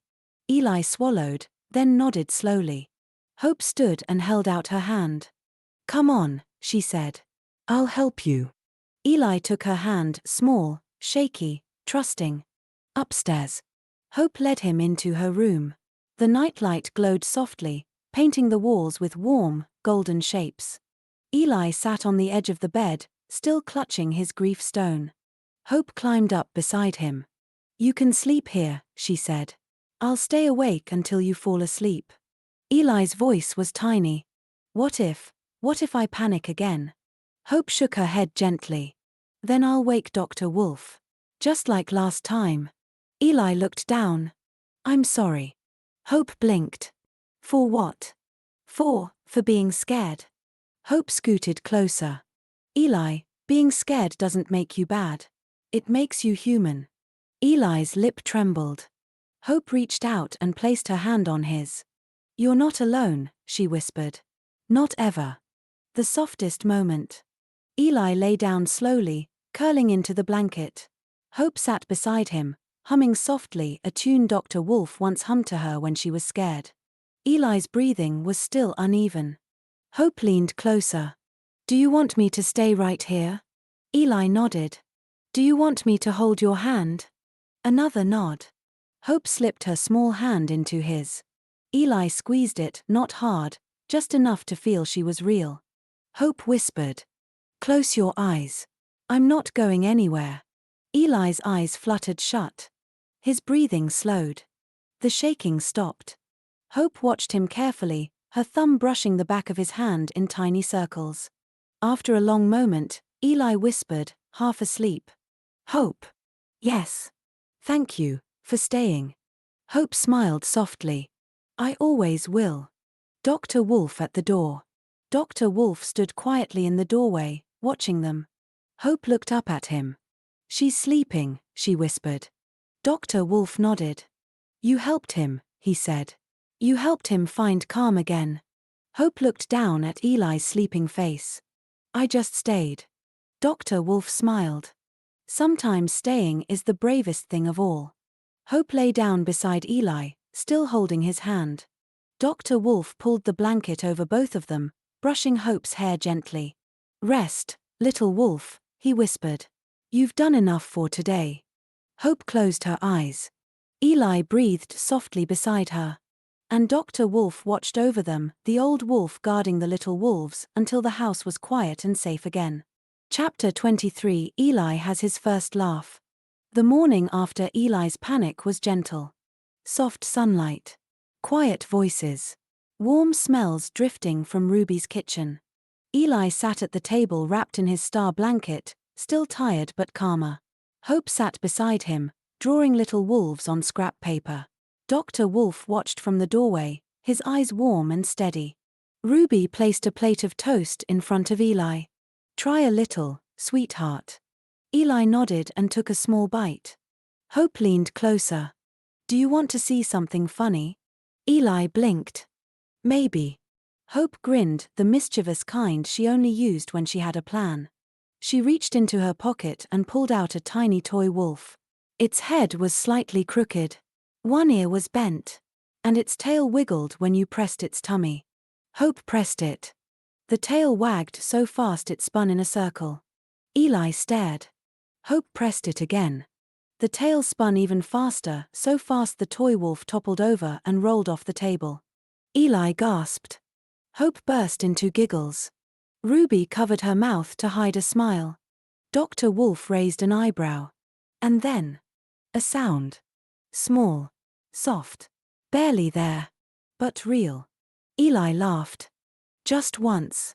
A tiny, surprised laugh like he didn't expect it to escape. Hope froze. Ruby froze. Dr. Wolf froze. Eli blinked, startled by his own sound. Hope leaned forward, eyes wide. Eli, you laughed. Eli's cheeks flushed. I didn't mean to. Dr. Wolf stepped closer, smiling gently. That's the best kind of laugh, he said. The one that sneaks out when your heart forgets to be sad for a moment. Hope picked up the toy wolf and pressed its tummy again. The tail spun. The wolf toppled. Hope giggled. Eli tried not to smile. He failed. Another tiny laugh slipped out, a little bigger this time. Ruby wiped her eyes. Oh, sweetheart, that's a beautiful sound. Eli looked down at his hands. It felt strange, he whispered. But good. Hope nodded eagerly. That's what laughing feels like. It's like your heart gets a little lighter. Eli touched his chest. It did feel lighter. Dr. Wolf knelt beside him. Eli, he said softly, this doesn't mean you're done being sad. It just means your heart found a moment of light. And that's how healing works. Eli looked at Hope. Do you think I'll laugh again? Hope grinned. Definitely. Eli smiled, small, shy, but real. And Dr. Wolf whispered to Ruby. That's the sound of a boy finding his way back. Chapter 24. Eli talks to his dad. The morning was quiet. Eli sat on the sofa wrapped in his star blanket, the memory box resting safely beside him. Hope sat close, drawing tiny flowers on a scrap of paper, the same kind Eli's mum loved.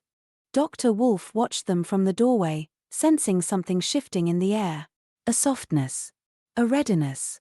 Ruby stepped into the room holding her phone. Eli, she said gently, your dad called. He wants to talk to you, only if you feel ready. Eli froze. His fingers tightened around the blanket. His breath hitched. Hope reached out and placed her hand near his, not touching, just close. Dr. Wolf knelt in front of him. You don't have to talk, he said softly. You can listen. You can say one word. Or none. Whatever you choose is enough. Eli swallowed hard. I want to try. Hope smiled, small, proud, glowing. Ruby handed him the phone. Eli held it like it might break. The call. Ruby pressed the speaker button and set the phone gently on the table. There was a soft click. Then a voice, shaky, tired, full of love. Eli, sweetheart. It's Dad. Eli's breath trembled. Hope slid a little closer. Dr. Wolf placed a steady hand on his back. Eli whispered, "Hi, Dad." There was a sharp inhale on the other end, the sound of a man trying not to cry. "Oh, Eli. I'm so glad to hear your voice." Eli's eyes filled instantly. I miss her," he whispered. His dad's voice cracked. "I miss her too, buddy. Every second." Eli wiped his face with his sleeve. "It hurts." "I know," his dad said softly. "I know it hurts. And I'm so sorry you're feeling this." Eli looked at Hope, then at Dr. Wolf. I didn't want to come home," he whispered. His dad didn't sound angry, just sad. And gentle. "That's okay," he said. "You're safe where you are. And I'm glad you're with people who love you." Eli's lip trembled. Do you still want me?"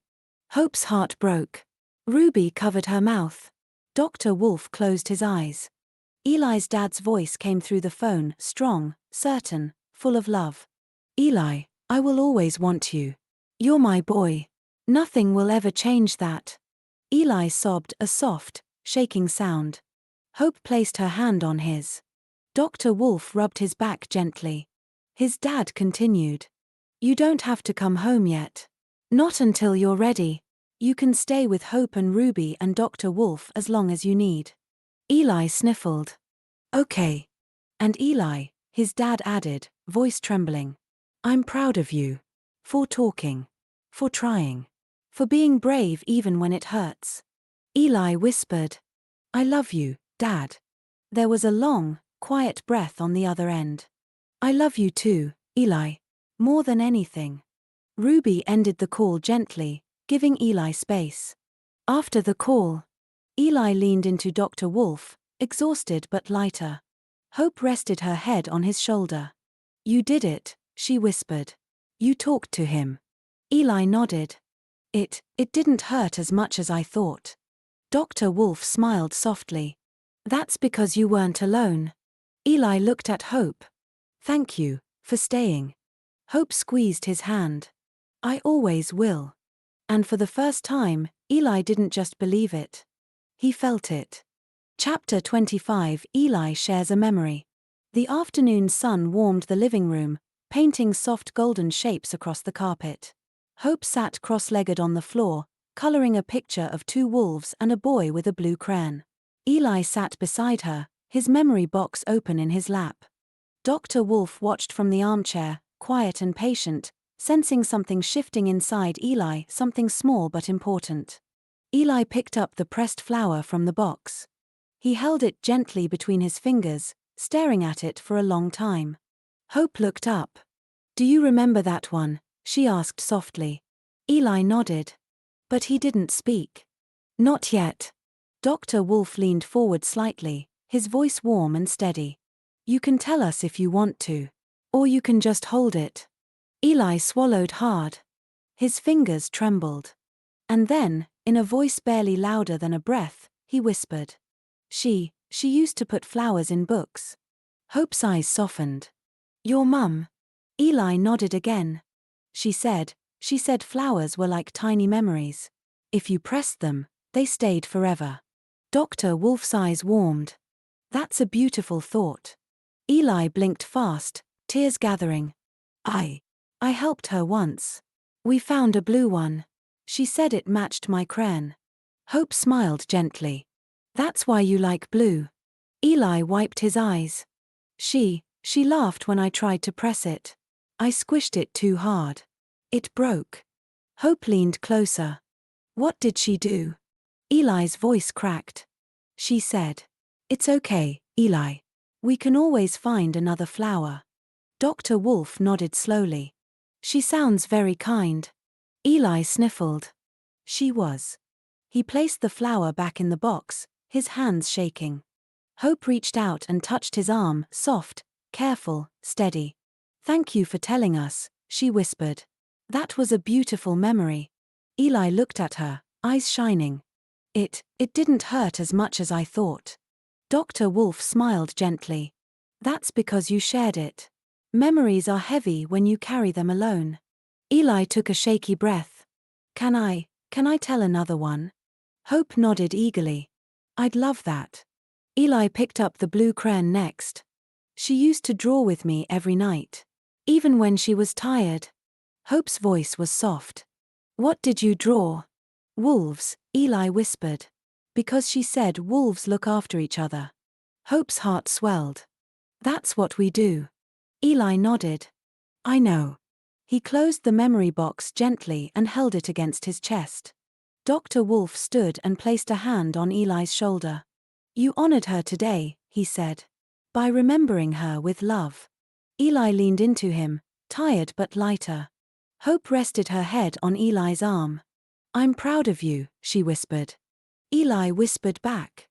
Thank you, for listening. And in that quiet room, with sunlight warming their faces, Eli's memories stopped being something that hurt him. And became something that held him.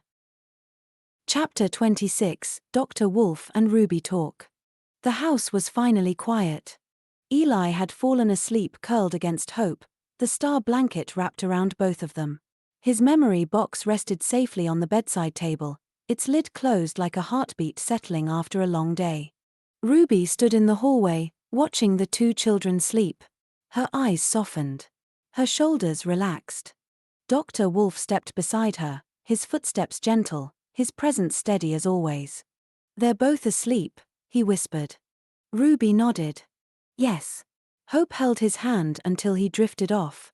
Dr. Wolf smiled a small, proud smile. She's remarkable. Ruby leaned against the wall, letting out a breath she'd been holding all day. She is.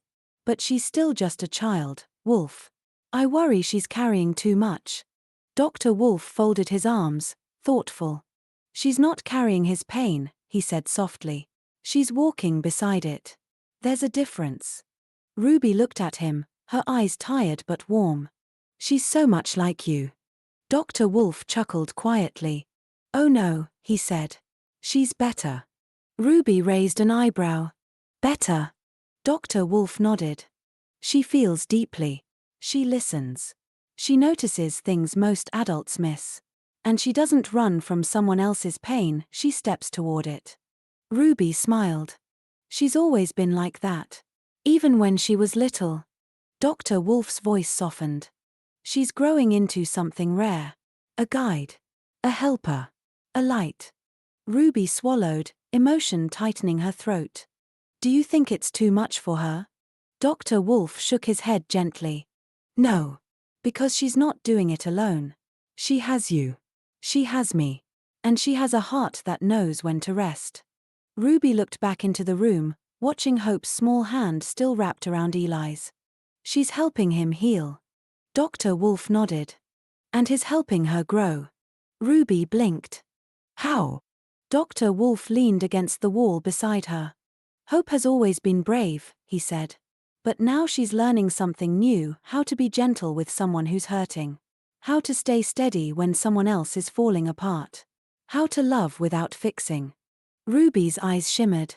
She's becoming a little wolf. Dr. Wolf smiled.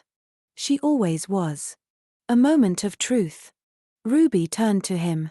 Wolf, do you think Eli will be okay? Dr. Wolf didn't answer right away.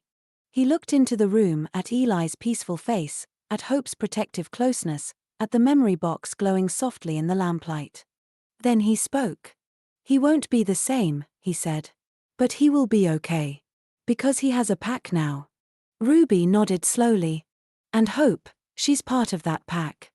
Dr. Wolf placed a gentle hand on Ruby's shoulder. She's becoming its heart. Ruby wiped her eyes, smiling through the emotion. You're proud of her. Dr. Wolf's voice softened to a whisper. More than she'll ever know. The quiet promise. As they turned to leave the children to their rest, Ruby paused. Wolf. Yes. Thank you. For guiding her. For guiding all of us. Dr. Wolf shook his head. No, Ruby. You raised her. You taught her kindness. I'm just helping her learn how to use it. Ruby smiled. And Eli? Dr. Wolf looked back at the sleeping boy.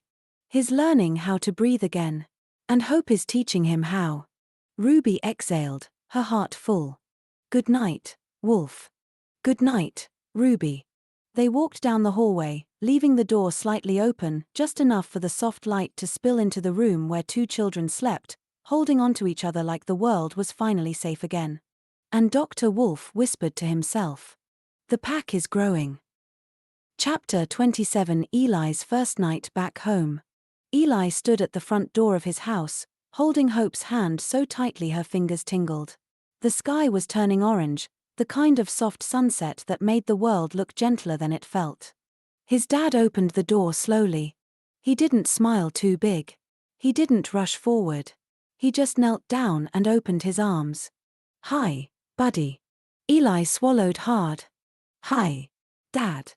Hope gave his hand one last squeeze. You can do this, she whispered. Dr. Wolf stood behind them, steady as ever. We'll be right here if you need us. Eli nodded, took a shaky breath, and stepped inside. The house that felt different. Everything looked the same. The sofa. The pictures on the wall. The hallway light that flickered sometimes. But it didn't feel the same. It felt emptier. Quieter. Like something important was missing. Eli's dad closed the door gently. You don't have to stay the whole night, he said softly. You can go back to Hope's if it feels too hard. Eli shook his head. I want to try. His dad's eyes filled with tears. He tried to blink away. Okay, he whispered.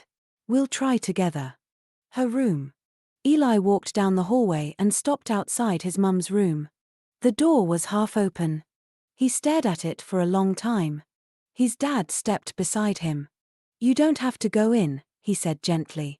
Eli shook his head. I just want to look.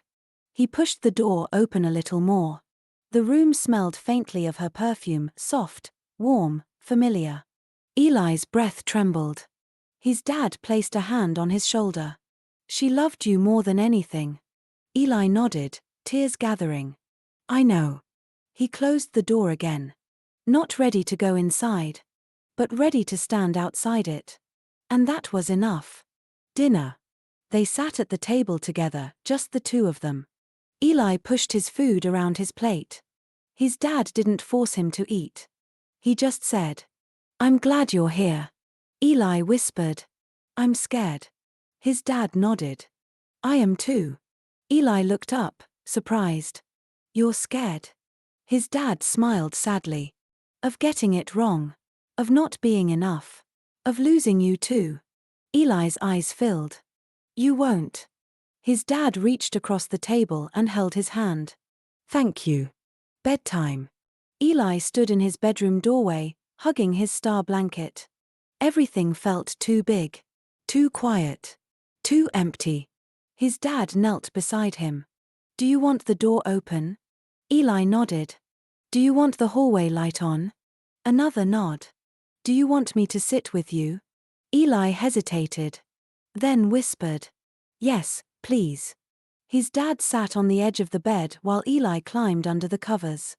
Eli held his grief stone tightly. His dad stroked his hair gently. You're doing so well, he whispered. I'm proud of you. Eli's voice cracked. I miss her. His dad's voice broke too. I do as well. Eli reached out and took his dad's hand. Will it always hurt? His dad shook his head. No. Not like this. One day it will feel softer. And you'll remember her without breaking. Eli closed his eyes. Hope says that too. His dad smiled. She's a smart girl. The moment of peace. Eli's breathing slowed. His grip on the grief stone loosened. His dad stayed until Eli's eyes fluttered shut. Just before sleep took him, Eli whispered, "Dad." "Yes, buddy. I'm glad I came home." His dad's voice trembled. "So am I." Eli drifted into sleep, not peaceful, not perfect, but safe. And downstairs, his dad sat on the sofa, wiping his eyes, whispering to himself. "He's coming back. One small step at a time." Chapter 28. Eli misses Hope. Eli woke up slowly. The morning light filtered through his curtains, soft and pale. His room was quiet, too quiet. No soft humming from Hope. No tiny hand holding his. No star blanket shared between them. Just silence. Eli sat up, hugging his knees. For a moment, he didn't know what felt wrong. Then it hit him. Hope wasn't there. His chest tightened, not panic, not grief, something else. Something smaller. Something lonely. He whispered into the empty room. "Hope." But only the quiet answered. "Downstairs." Eli padded down the stairs, dragging his star blanket behind him. His dad was in the kitchen making toast, humming softly. "Morning, buddy," he said gently. "Did you sleep okay?" Eli shrugged. His dad frowned slightly. "What's wrong?" Eli hesitated. Then whispered, I miss Hope." His dad's expression softened instantly. "Oh, Eli, that makes sense. She's been with you through a lot." Eli climbed onto a chair, pulling the blanket around himself. She helps me breathe when I'm scared." His dad nodded. "I know. She's a special girl." Eli stared at his hands. "It feels weird without her." His dad sat beside him. "Missing someone doesn't mean you're not okay," he said softly. "It means they matter." Eli swallowed hard. Can I see her today?" His dad smiled. "I think that's a wonderful idea." The walk back. Eli held his dad's hand as they walked toward Hope's house. The morning air was cool, the sky brightening with soft blues and pinks. Eli's heart thumped faster the closer they got. Not scared. Not sad. Just wanting. When they reached the door, Eli hesitated. His dad knelt beside him. "You can knock when you're ready." Eli took a deep breath. Then knocked. Hope's reaction. The door swung open almost instantly. Hope stood there in her pajamas, curls wild, eyes bright. "Eli." Before he could say anything, she threw her arms around him. "I missed you." Eli froze, then hugged her back, burying his face in her shoulder. "I missed you too," he whispered. Hope pulled back, studying his face. "Are you okay?" Eli nodded. "It was quiet without you." Hope smiled softly. "It was quiet without you too." Dr. Wolf appeared behind her, smiling warmly. "Good morning, Eli. It's good to see you." Eli stepped inside, still holding Hope's hand. "It feels better here," he whispered. Dr. Wolf nodded. "That's because this is your pack." Hope tugged him toward the living room. "Come on. I saved your spot on the sofa." Eli followed her, his heart lighter than it had been all morning. A quiet realization. As Hope sat beside him, chattering about her drawings and the silly dream she had, Eli watched her with soft eyes. He didn't say it out loud. But he knew it now. He didn't just feel safe with Hope. He felt home. Chapter 29. Dr. Wolf teaches Hope about boundaries. The afternoon sun spilled softly through the windows, warming the living room where Hope and Eli were building a small tower of wooden blocks. Eli's laugh, still small, still new, echoed gently through the room. Ruby watched from the kitchen doorway, smiling. Dr. Wolf stood nearby, observing with quiet pride. But he also noticed something else. Every time Eli hesitated, Hope leaned in. Every time Eli paused, Hope filled the silence. Every time Eli reached for something, Hope reached first. Not out of control. Not out of impatience. Out of love. But even love needs space. Dr. Wolf stepped forward. "Hope," he said softly, "may I speak with you for a moment?" Hope looked up, curious. "Okay." She stood and followed him into the hallway, leaving Eli stacking blocks on his own. A gentle lesson. Dr. Wolf knelt so he was eye level with her. Hope, he said, you are helping Eli in ways that even adults struggle to do. Hope's cheeks warmed. I just want him to feel safe. Dr. Wolf smiled. And he does. Because of you. Hope's smile grew, but Dr. Wolf's expression softened into something more serious. But I want to teach you something important. Something grown ups sometimes forget. Hope tilted her head. What is it? Boundaries, Dr. Wolf said gently. Hope frowned. Are boundaries bad? No, Dr. Wolf said, shaking his head. Boundaries are love. They keep you safe. They keep Eli safe. They help you know when to help, and when to step back. Hope looked down at her hands. Did I do something wrong? Dr. Wolf lifted her chin with one gentle finger. No, little wolf. You did something right. You cared. But caring doesn't mean doing everything for someone. Hope blinked. But Eli needs me. Dr. Wolf nodded. He does. But he also needs to learn how to stand on his own again. And he can't do that if you hold him up every second. Hope's eyes widened. Oh. Dr. Wolf continued, voice warm and steady. When he reaches for something, let him reach. When he pauses, let him think. When he's quiet, let him breathe. You don't have to fill every space. Hope swallowed. But what if he gets scared? Dr. Wolf placed a hand over her heart. Then you stay close. You don't disappear. You don't leave him alone. You just give him space to try. Hope nodded slowly. So, I stay near. But I don't do everything. Exactly, Dr. Wolf said.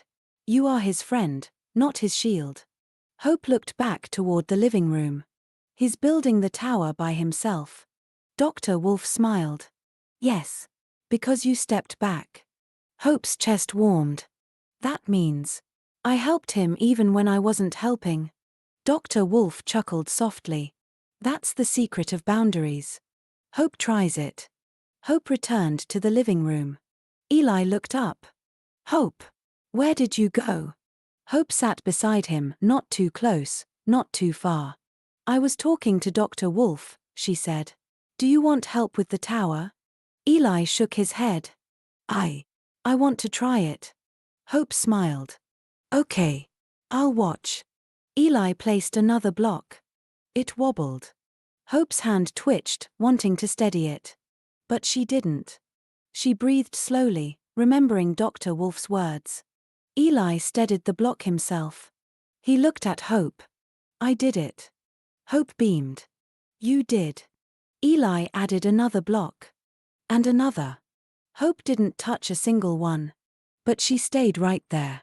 Close. Present. Safe. And Eli's tower grew taller. Dr. Wolf's pride. Dr. Wolf watched from the doorway, his eyes warm. Ruby whispered. What did you say to her? Dr. Wolf smiled. I taught her that love doesn't mean doing everything. It means being there while someone learns to do it themselves. Ruby nodded. She's growing. Dr. Wolf's voice softened. She's becoming a guide. The moment. When the tower finally toppled, Eli laughed a real laugh, bright and surprised. Hope laughed too. And Dr. Wolf whispered to himself. She's learning balance. She's learning boundaries. She's becoming exactly who she's meant to be. Chapter 31, Dr. Wolf teaches Eli about anger. The day after Eli returned to Hope's house, something felt different. Not wrong. Not broken. Just tight. Like a storm building behind his ribs. Hope noticed it first. Eli's shoulders were stiff. His jaw clenched. He didn't want to draw. He didn't want to talk. He didn't even want his star blanket. He just sat on the sofa, fists balled, breathing too fast. Hope approached carefully. Eli, are you okay? Eli didn't answer. He stood up suddenly, knocking over a stack of books. The sound made him flinch, then his face twisted with something Hope hadn't seen before. Anger. Real anger. He kicked the books. Hard. Hope stepped back, startled. Ruby looked up from the kitchen, concern flashing across her face. Dr. Wolf entered the room quietly, his presence steady as a mountain. "Eli," he said softly, "come with me." Eli froze. Then nodded. The quiet room. Dr. Wolf led him into the quiet room, the same room where Hope once cried, where George once hid, where healing always seemed to begin. Eli stood in the middle of the room, fists still clenched, breathing sharp and uneven. Dr. Wolf closed the door gently. "Eli," he said, "tell me what's happening inside you." Eli shook his head violently. "I don't know." His voice cracked, loud, raw, painful. Dr. Wolf nodded. "That's okay. Anger is confusing." Eli's eyes filled with tears. "I don't want to be angry." Dr. Wolf stepped closer. "Anger isn't bad," he said softly. "It's a feeling. A loud one. A hot one. But still just a feeling." Eli shook his head again. "It feels wrong." Dr. Wolf knelt in front of him. "Eli, anger is what happens when your heart is hurting and doesn't know where to put the hurt." Eli swallowed hard. "It feels like fire." Dr. Wolf nodded. "Yes. And fire can burn, but it can also warm. It depends on what you do with it." Eli's voice trembled. "I want it to stop." Dr. Wolf placed a gentle hand over Eli's clenched fists. "Then let's help it move. The pillow exercise." Dr. Wolf picked up a soft cushion from the corner. "Hit this," he said. Eli blinked. "What?" "Hit the pillow," Dr. Wolf repeated. "Not the books. Not the floor. Not yourself. Just the pillow." Eli hesitated. Then punched it. Once. Twice. Then again, harder, louder, tears spilling down his cheeks. Dr. Wolf held the pillow steady. "That's it," he said softly. "Let the anger move. Let it out safely." Eli hit it until his arms shook. Then he collapsed into Dr. Wolf's chest, sobbing. "I'm angry she's gone," he cried. "I'm angry she left. I'm angry I can't fix it. I'm angry at everything." Dr. Wolf wrapped his arms around him. "I know," he whispered. "And it's okay to be angry. It means you loved her deeply." Eli clung to him. "I don't want to be bad." Dr. Wolf pulled back just enough to look him in the eyes. "Eli, listen to me. Anger doesn't make you bad. It makes you human." Eli sniffled. Hope looked scared. Dr. Wolf shook his head gently. "She wasn't scared of you. She was scared for you." Eli wiped his face. Will I feel angry again?" "Yes," Dr. Wolf said honestly. "But next time, you'll know what to do with it." Eli leaned into him, exhausted. Can you tell Hope I'm sorry?" Dr. Wolf smiled softly. "You can tell her yourself." Back in the living room. Eli walked out slowly. Hope stood waiting, hands clasped, eyes wide and worried. Eli swallowed. I didn't mean to shout." Hope stepped forward. "I know. I was angry. I know. I'm sorry." Hope took his hand gently. "You're still my friend."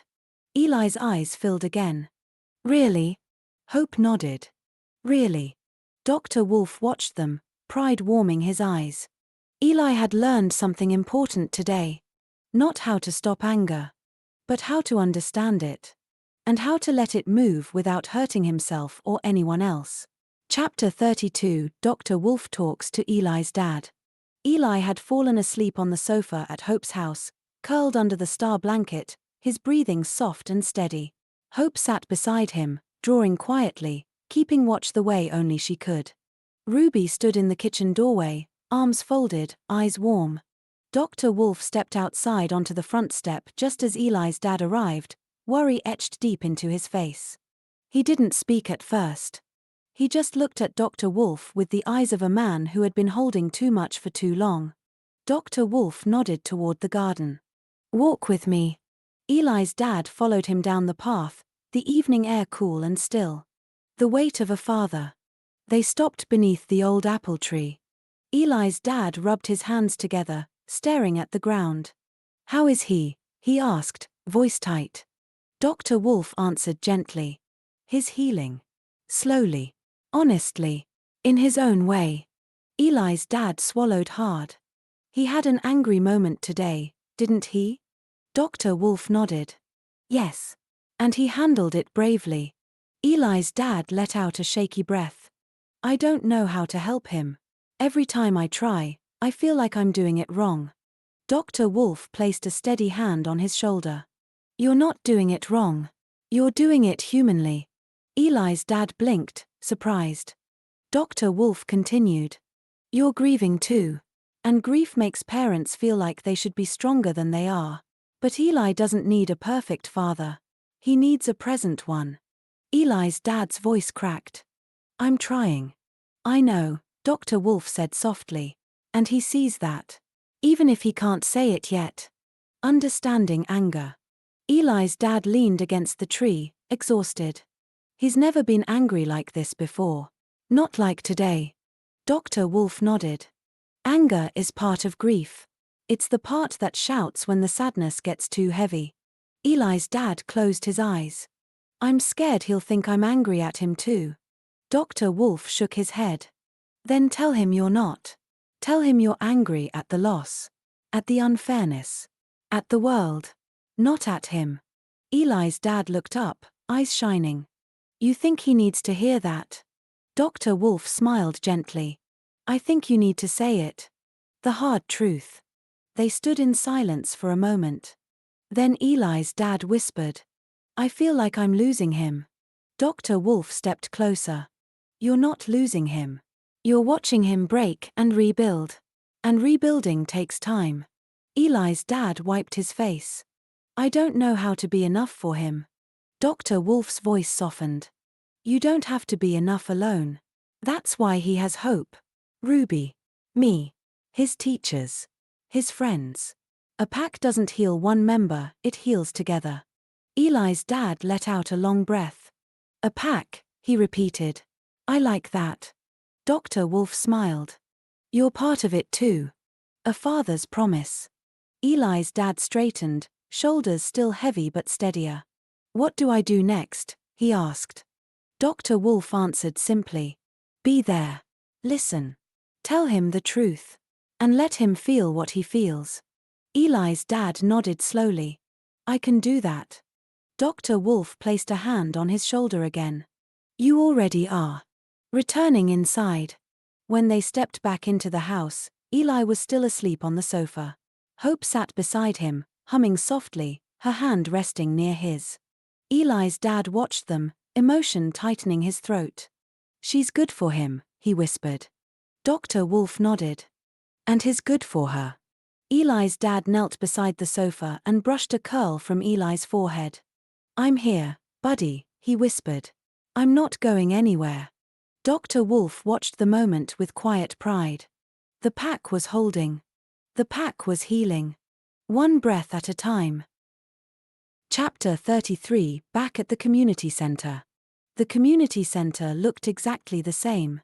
The bright murals. The soft hum of chatter. The smell of crayons and warm biscuits drifting from the kitchen. But to Eli, it felt different. Bigger. Louder. Full of memories he wasn't sure he was ready to touch. Hope held his hand gently as they stepped inside, her curls bouncing with each careful step. You okay? She whispered. Eli nodded, a small, shaky nod. Dr. Wolf walked beside them, steady as ever. You're not here to be brave, he said softly. You're here to be you. Eli breathed out slowly. Okay. The first steps. Children played in the corner, building towers and drawing pictures. Some looked up when Eli entered. Some whispered. Some smiled. Eli's stomach twisted. Hope squeezed his hand. They're just happy to see you, she said. Eli swallowed. I don't know what to do. Dr. Wolf knelt beside him. You don't have to do anything. Just walk. Look around. Let the room feel familiar again. Eli nodded and took a few steps forward. The floor creaked in the same place it always had. The beanbags were still piled in the corner. The big window still let in the warm afternoon sun. It was the same. And he was different. The quiet room.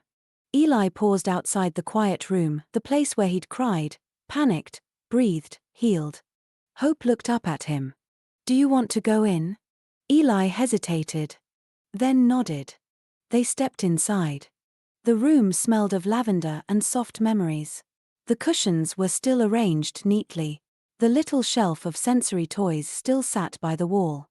Eli walked to the corner and touched the cushion he'd once clung to. I remember this, he whispered. Hope nodded. I do too. Dr. Wolf stood in the doorway, watching with gentle pride. This room held you when you needed it, he said. And now you're standing in it on your own 2 feet. Eli blinked. I didn't think I could. But you did, Dr. Wolf said. And that matters. A familiar face. As they stepped back into the main room, George spotted them. He froze for a moment, then grinned. Eli. Eli's heart jumped. George ran over, stopping just short of hugging him. Can I? George asked. Eli nodded. George hugged him gently, careful not to squeeze too hard. I missed you, George said. Eli's voice cracked. I missed you too. Hope smiled, her eyes shining. The pack was growing again. The first play. George grabbed a soft football. Do you want to play? Just a little. Eli hesitated. Hope stepped beside him. You don't have to, she said. But you can try. Eli took a breath. Okay, but gently. George nodded. Gently. They passed the ball back and forth, slow, soft, careful. Eli's shoulders loosened. His breathing steadied. A tiny smile tugged at the corner of his mouth. Hope clapped. You're doing it. Eli laughed, small, but real.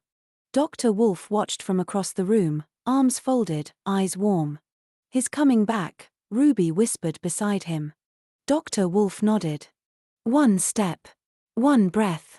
One moment at a time. The moment of realization. After a while, Eli sat on a beanbag, tired but peaceful. Hope sat beside him. George sat on the floor, drawing a wolf with a crooked tail. Eli looked around the room, the colors, the noise, the warmth. It feels safe again, he whispered. Hope leaned her head on his shoulder. That's because you're safe. Eli nodded. I think I'm ready to come back more. Hope grinned. I'd like that. Dr. Wolf approached, kneeling beside them. You did something brave today, he said. You returned to a place that once held your pain and you filled it with something new. Eli looked up at him. What did I fill it with? Dr. Wolf smiled. Hope. Hope blushed. Eli smiled softly.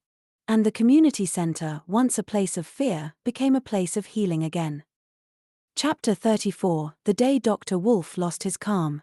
The community center was buzzing with its usual warmth, children laughing, crayons scratching, Ruby humming softly as she organized the art cupboard.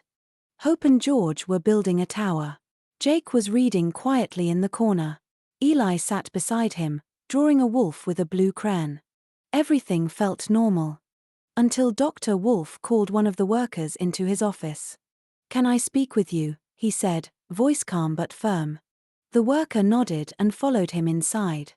Dr. Wolf closed the door. And then, for the first time in the history of the community center, he raised his voice. The shout that shook the building.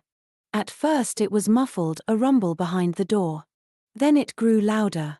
Then louder still. Then, get out of my building now. The shout exploded through the walls like thunder. Everyone froze.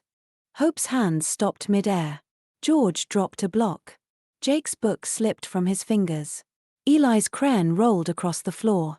Ruby turned slowly toward the office, eyes wide. I've never heard him angry before, she whispered. I didn't believe he could be.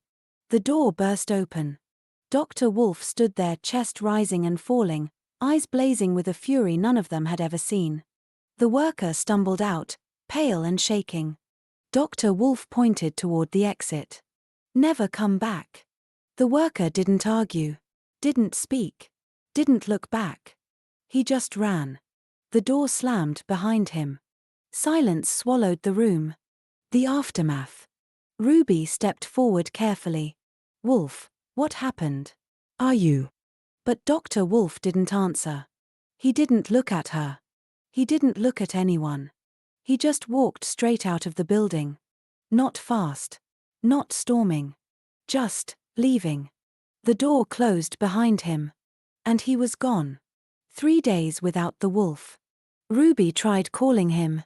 No answer. Hope checked the quiet room every morning. Empty. George asked Ruby 10 times a day. Is he coming back? Jake sat by the window, watching the road. Eli hugged his star blanket tighter each night. Ruby gathered the children on the 3rd day. I don't know where he is, she admitted softly. And I don't know why he was angry. Hope whispered. He's never shouted before. George nodded. He always stays calm. Jake added quietly. He must have had a reason.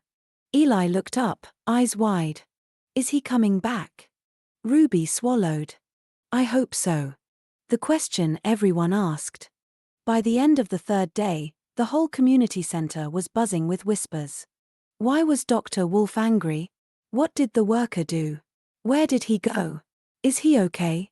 Ruby stood in the doorway, staring out at the empty road. She whispered to herself. Come back, Wolf, please. And somewhere far away, unseen by all of them, Dr. Wolf walked alone, carrying a storm no one yet understood. Chapter 34 Ruby's POV. The day the wolf roared. Ruby had worked at the community center for years. She had seen tantrums, tears, fights, meltdowns, heartbreaks, and miracles. But she had never, not once, heard Dr. Wolf raise his voice. Not even a little. So when he called Mark, one of the newer workers, into his office and closed the door, Ruby didn't think anything of it. Dr. Wolf handled everything with calm. With patience. With that soft, steady voice that made even the most frightened child feel safe. Ruby was sorting paints when she heard it. A sound she didn't recognize at first. A rumble. A growl. A voice cracking like thunder behind a thin wooden door. Then, get out of my building now. The shout shook the walls. Ruby froze. Hope dropped a crayon. George's eyes went wide. Jake stood up so fast his chair fell over. Eli clutched his star blanket, trembling.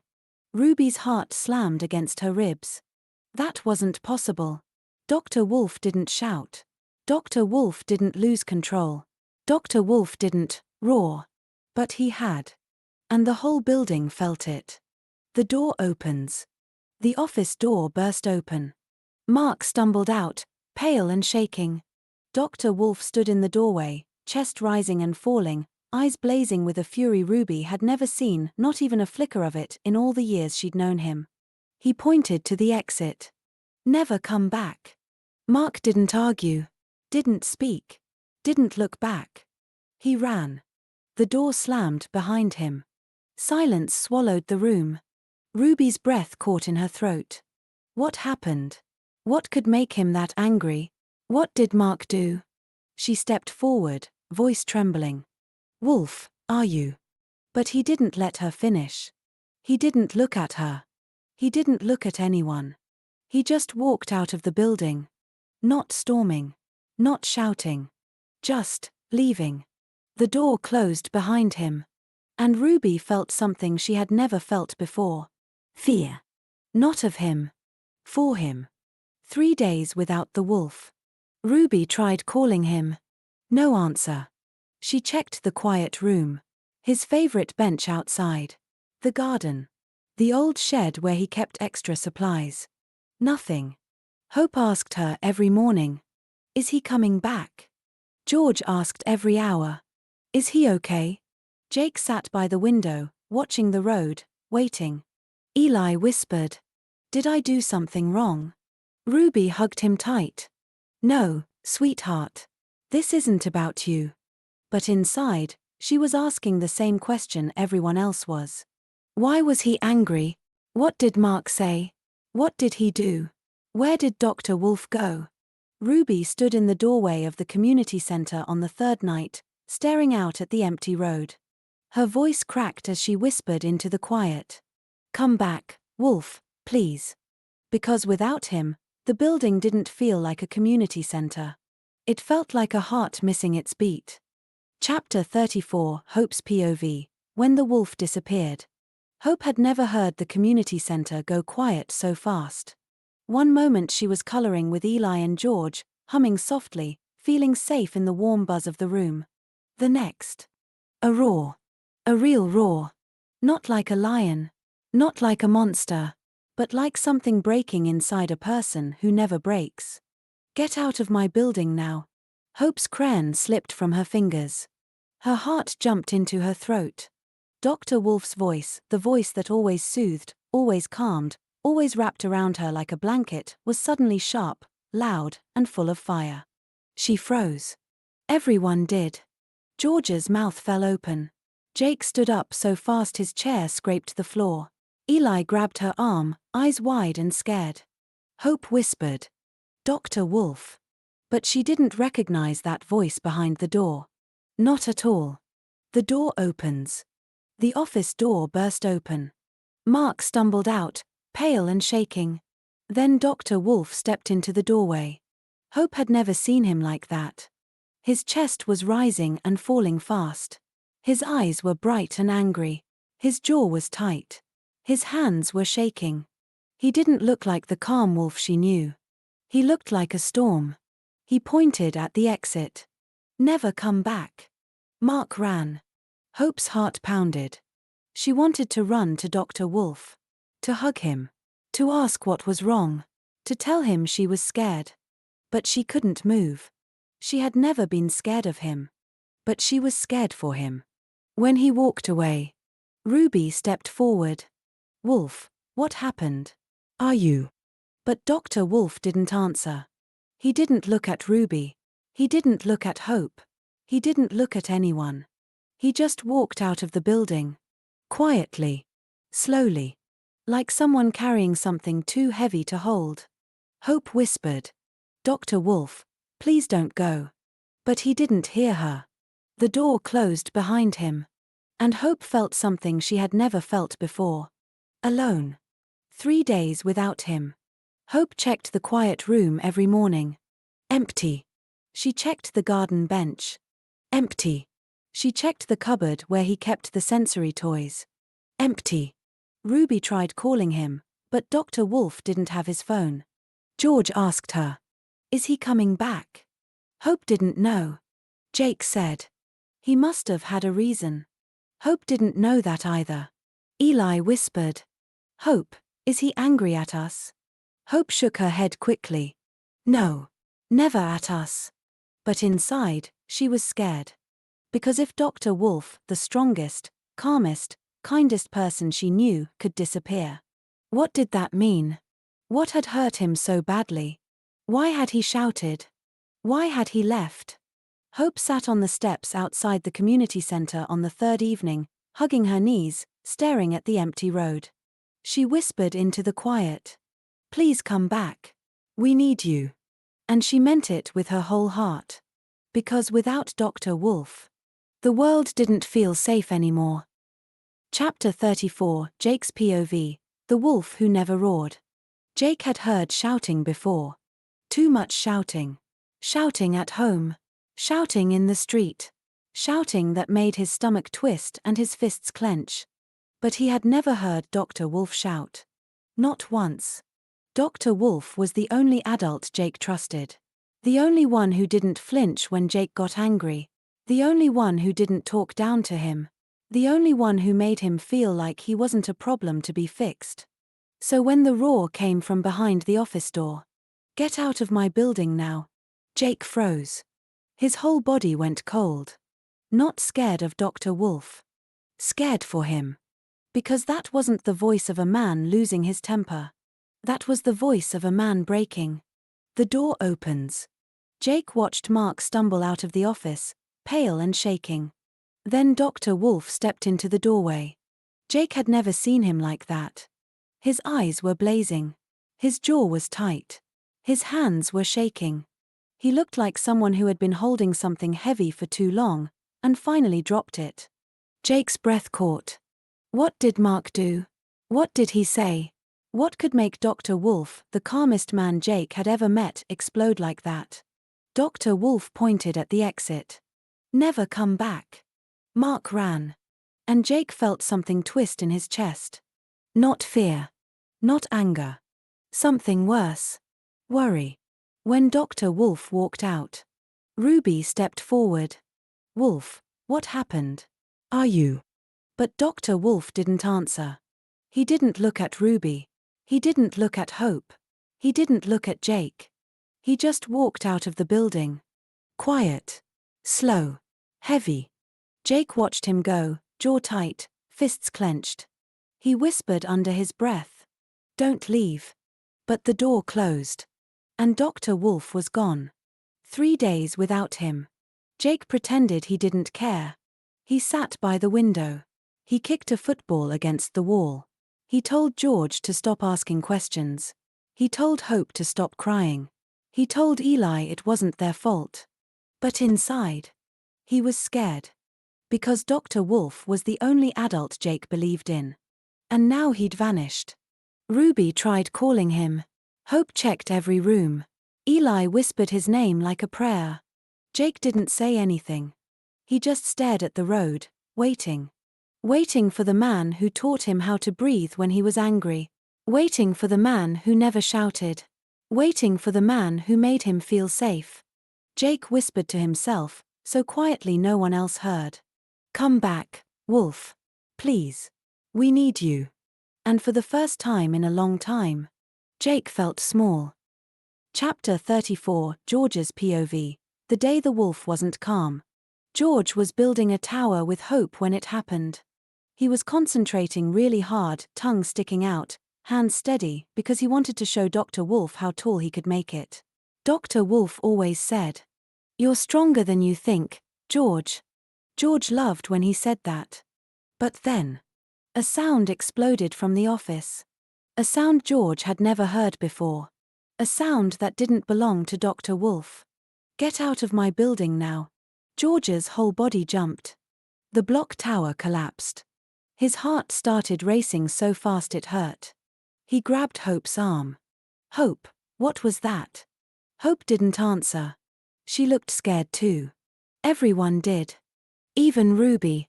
Even Jake. Even Eli. The door opens.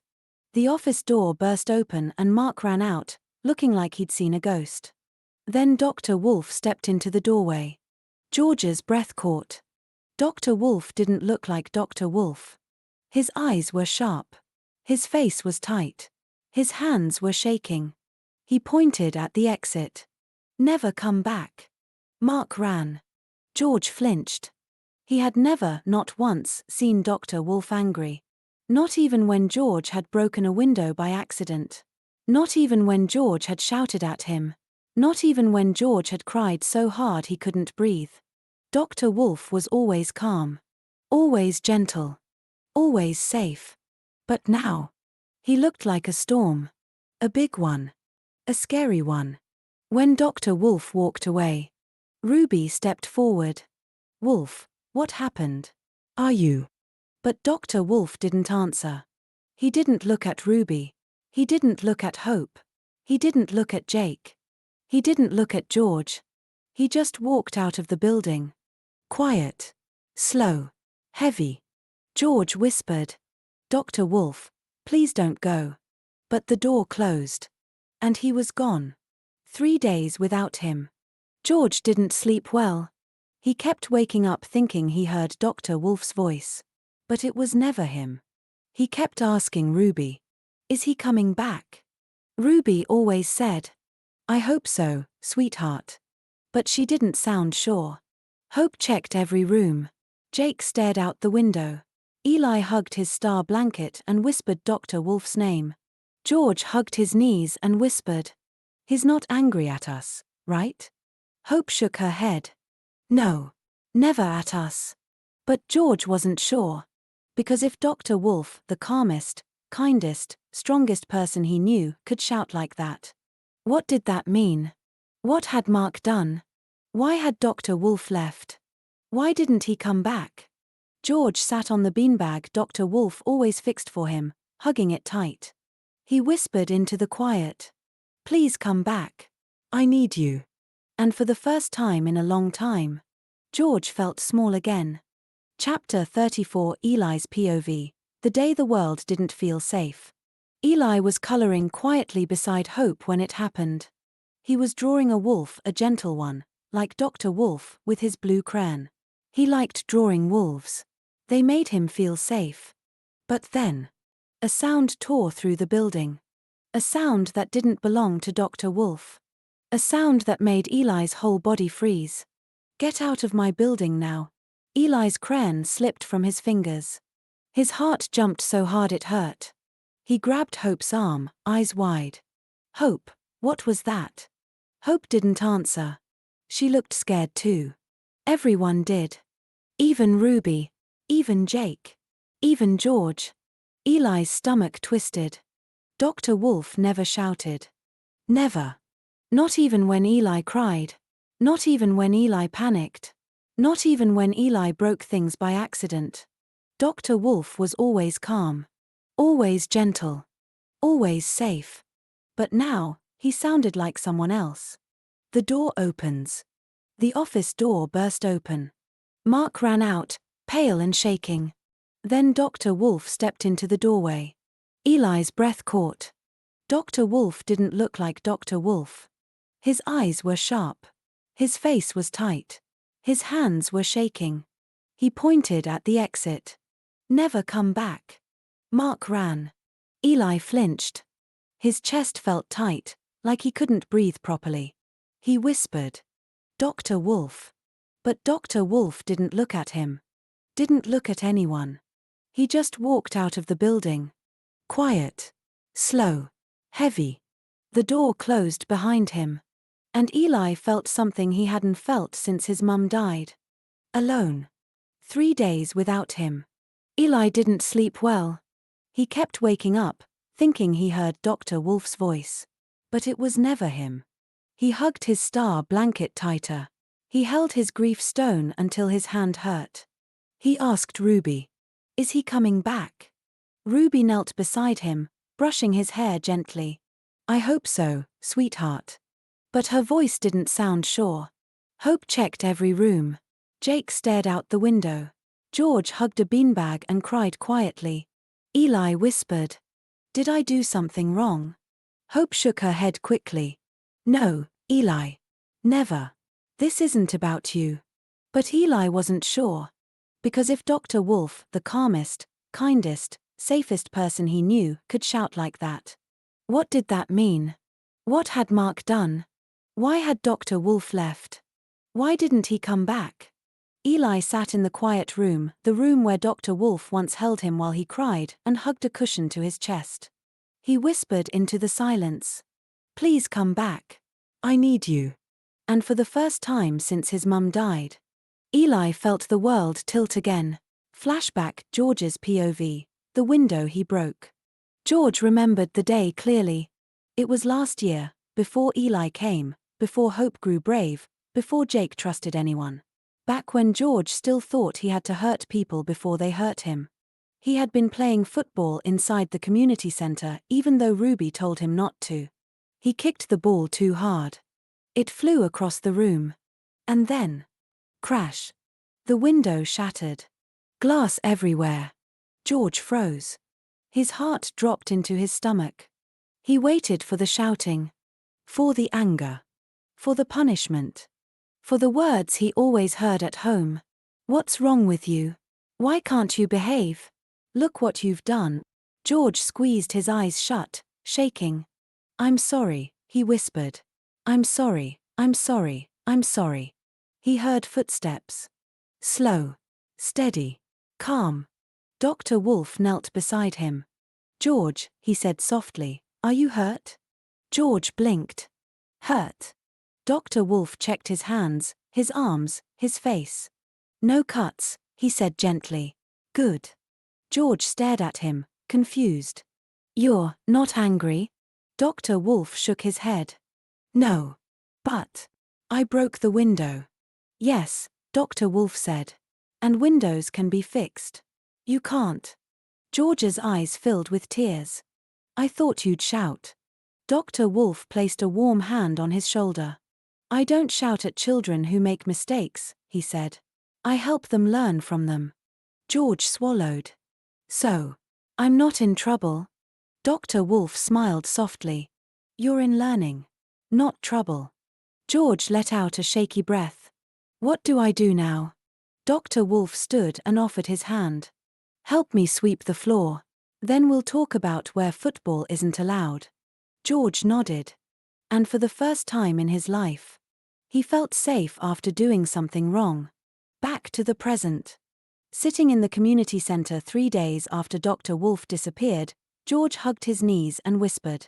He didn't shout when I broke a window. So why did he shout now? Hope didn't know. Jake didn't know. Ruby didn't know. And that made it even scarier. Because if Dr. Wolf stayed calm when George shattered a window, what could possibly make him roar? Chapter 41, The Wolf Who Wouldn't Stay. 3 days felt like 3 months. Every morning, Hope checked the quiet room. Every afternoon, Jake watched the road. Every evening, George asked Ruby if today was the day. Eli slept with his star blanket clutched to his chest. And then, on the 4th morning, the door opened. Dr. Wolf walked in. Just walked in. No warning. No phone call. No smile. Just him. Hope gasped. George froze. Jake stood up so fast his chair scraped the floor. Eli whispered. Dr. Wolf. Ruby covered her mouth with her hand. Everyone ran to him at once. Are you okay? Where were you? Why did you leave? Are you hurt? Please don't go again. But Dr. Wolf didn't hug them. He didn't kneel down. He didn't smile. He didn't even look like he'd slept. He just said, quietly, I will be back.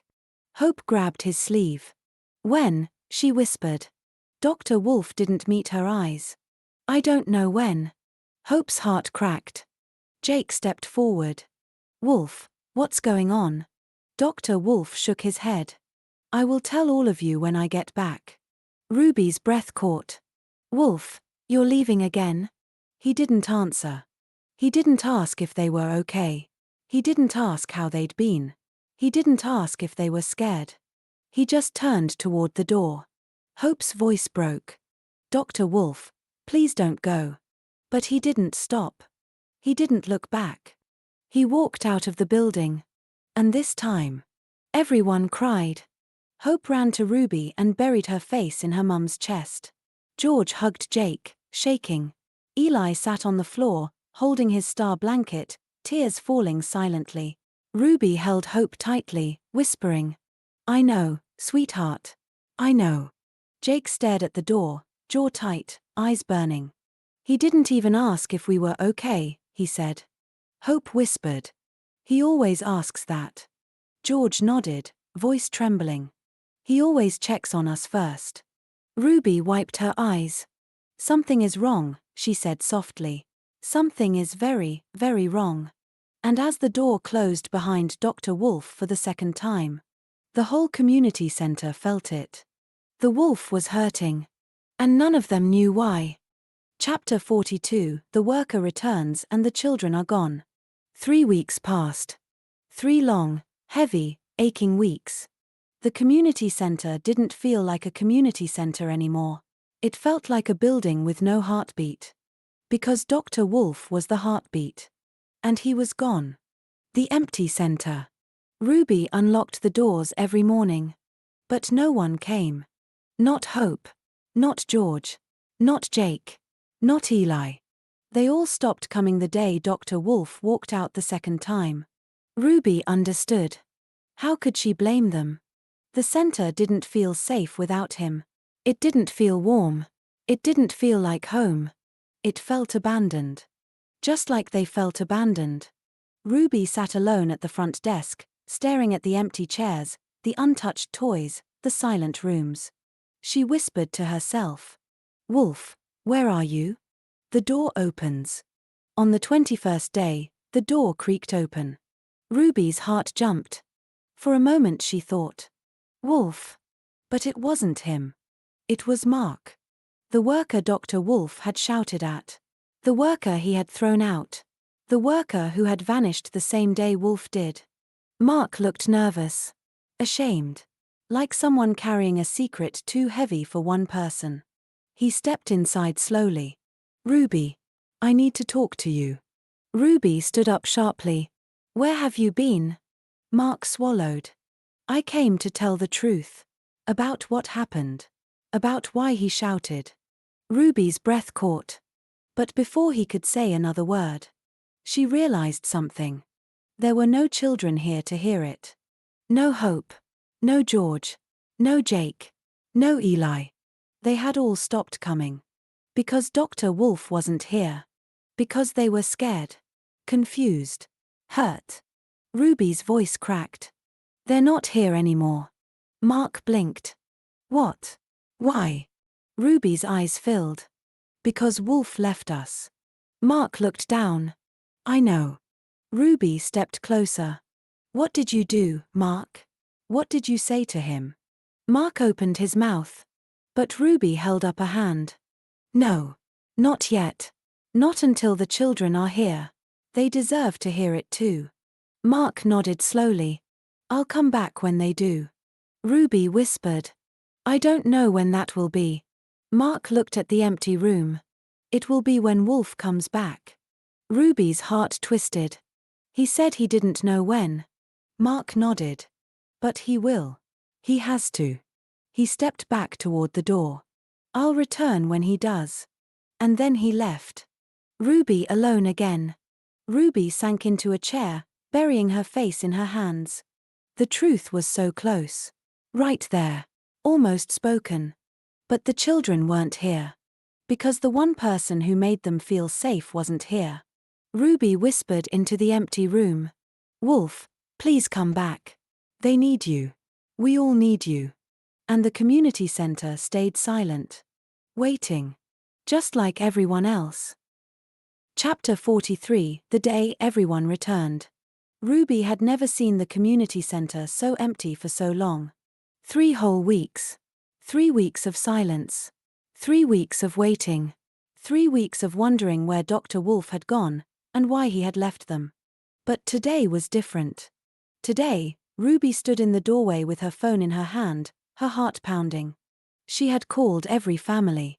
Every parent. Every child. Come back tomorrow, she told them. Mark is returning. He's ready to tell us why Dr. Wolf left. She didn't know if they would come. But they did. The children return. The next morning, Ruby unlocked the doors.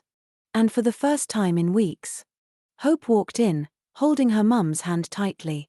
George followed, eyes wide and nervous. Jake came in last, hands in his pockets, pretending he wasn't scared. Eli ran straight to Ruby and hugged her legs. You said he's going to tell us, Eli whispered. Is it true? Ruby knelt down and brushed his hair gently. Yes, sweetheart. Mark is coming today. Hope swallowed. Will he tell us everything? Ruby nodded. He promised. George hugged a beanbag, shaking. I'm scared. Jake sat beside him. Me too. Hope looked around the room, the toys, the drawings, the quiet room, the empty office. It feels strange without Dr. Wolf. Ruby's voice softened. I know. But today, we might finally understand why he left. The waiting. The children sat together on the big rug. No one played. No one laughed. No one colored. They just waited. Hope held Eli's hand. George leaned against Jake. Jake stared at the door, jaw tight. Ruby paced slowly, checking the time again and again. He said he'd be here by noon, she murmured. Eli whispered. What if he doesn't come? Hope squeezed his hand. He will. The door opens. At exactly 12 o'clock. The door creaked open. Mark stepped inside. He looked different, tired, pale, nervous. Like someone carrying a truth too heavy to hold alone. The children froze. Ruby stepped forward. Mark, thank you for coming. Mark nodded. I'm here because you all deserve to know the truth. Hope's heart pounded. George held his breath. Jake leaned forward. Eli clutched his star blanket. Mark looked at all of them, every child who had been hurt by Dr. Wolf's disappearance. Then he said, "What happened that day? Why he shouted? Why he left?" He took a deep breath. "It wasn't your fault. It wasn't Ruby's fault. It wasn't the center's fault." Everyone leaned in. Mark's voice shook. "It was because of me." The room went silent. Ruby's eyes widened. Hope gasped. Jake's fists clenched. George whispered, What did you do?" Mark swallowed hard. And then he told them. And everyone was shocked. Chapter 43.5 Jake's POV, 3 weeks without the wolf. Jake didn't mean to stop going to the community center. He just couldn't walk through the door anymore. Not without seeing Dr. Wolf shouting. Not without hearing that raw echo in his head. Not without remembering the look in Wolf's eyes, the look of someone carrying a storm too big for one person. So Jake stayed home. Week 1, the window seat. Jake spent most of the first week sitting on the windowsill in his bedroom. He watched the road. Every morning. Every afternoon.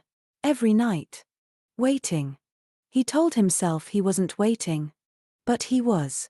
He kept expecting to see Dr. Wolf walking up the street, hands in his pockets, that calm smile on his face. But the road stayed empty.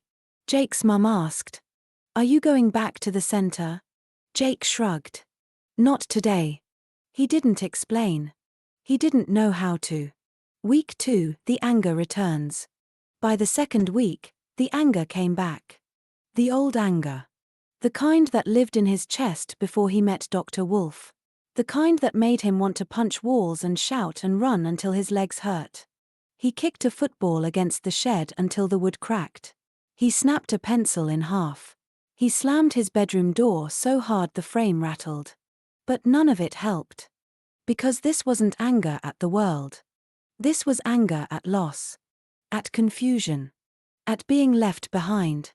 Jake whispered to himself. He didn't even ask if we were okay. That hurt more than anything. Dr. Wolf always asked that. Always. Week 3, the quiet. By the third week, the anger faded into something worse. Quiet. Jake stopped kicking the ball. Stopped drawing. Stopped talking much at all. He lay on his bed staring at the ceiling, replaying the moment over and over. Dr. Wolf shouting. Dr. Wolf shaking. Dr. Wolf walking out. Dr. Wolf saying he didn't know when he'd be back. Jake whispered into the empty room. "Why didn't you tell us what happened?" He didn't expect an answer. He didn't get one.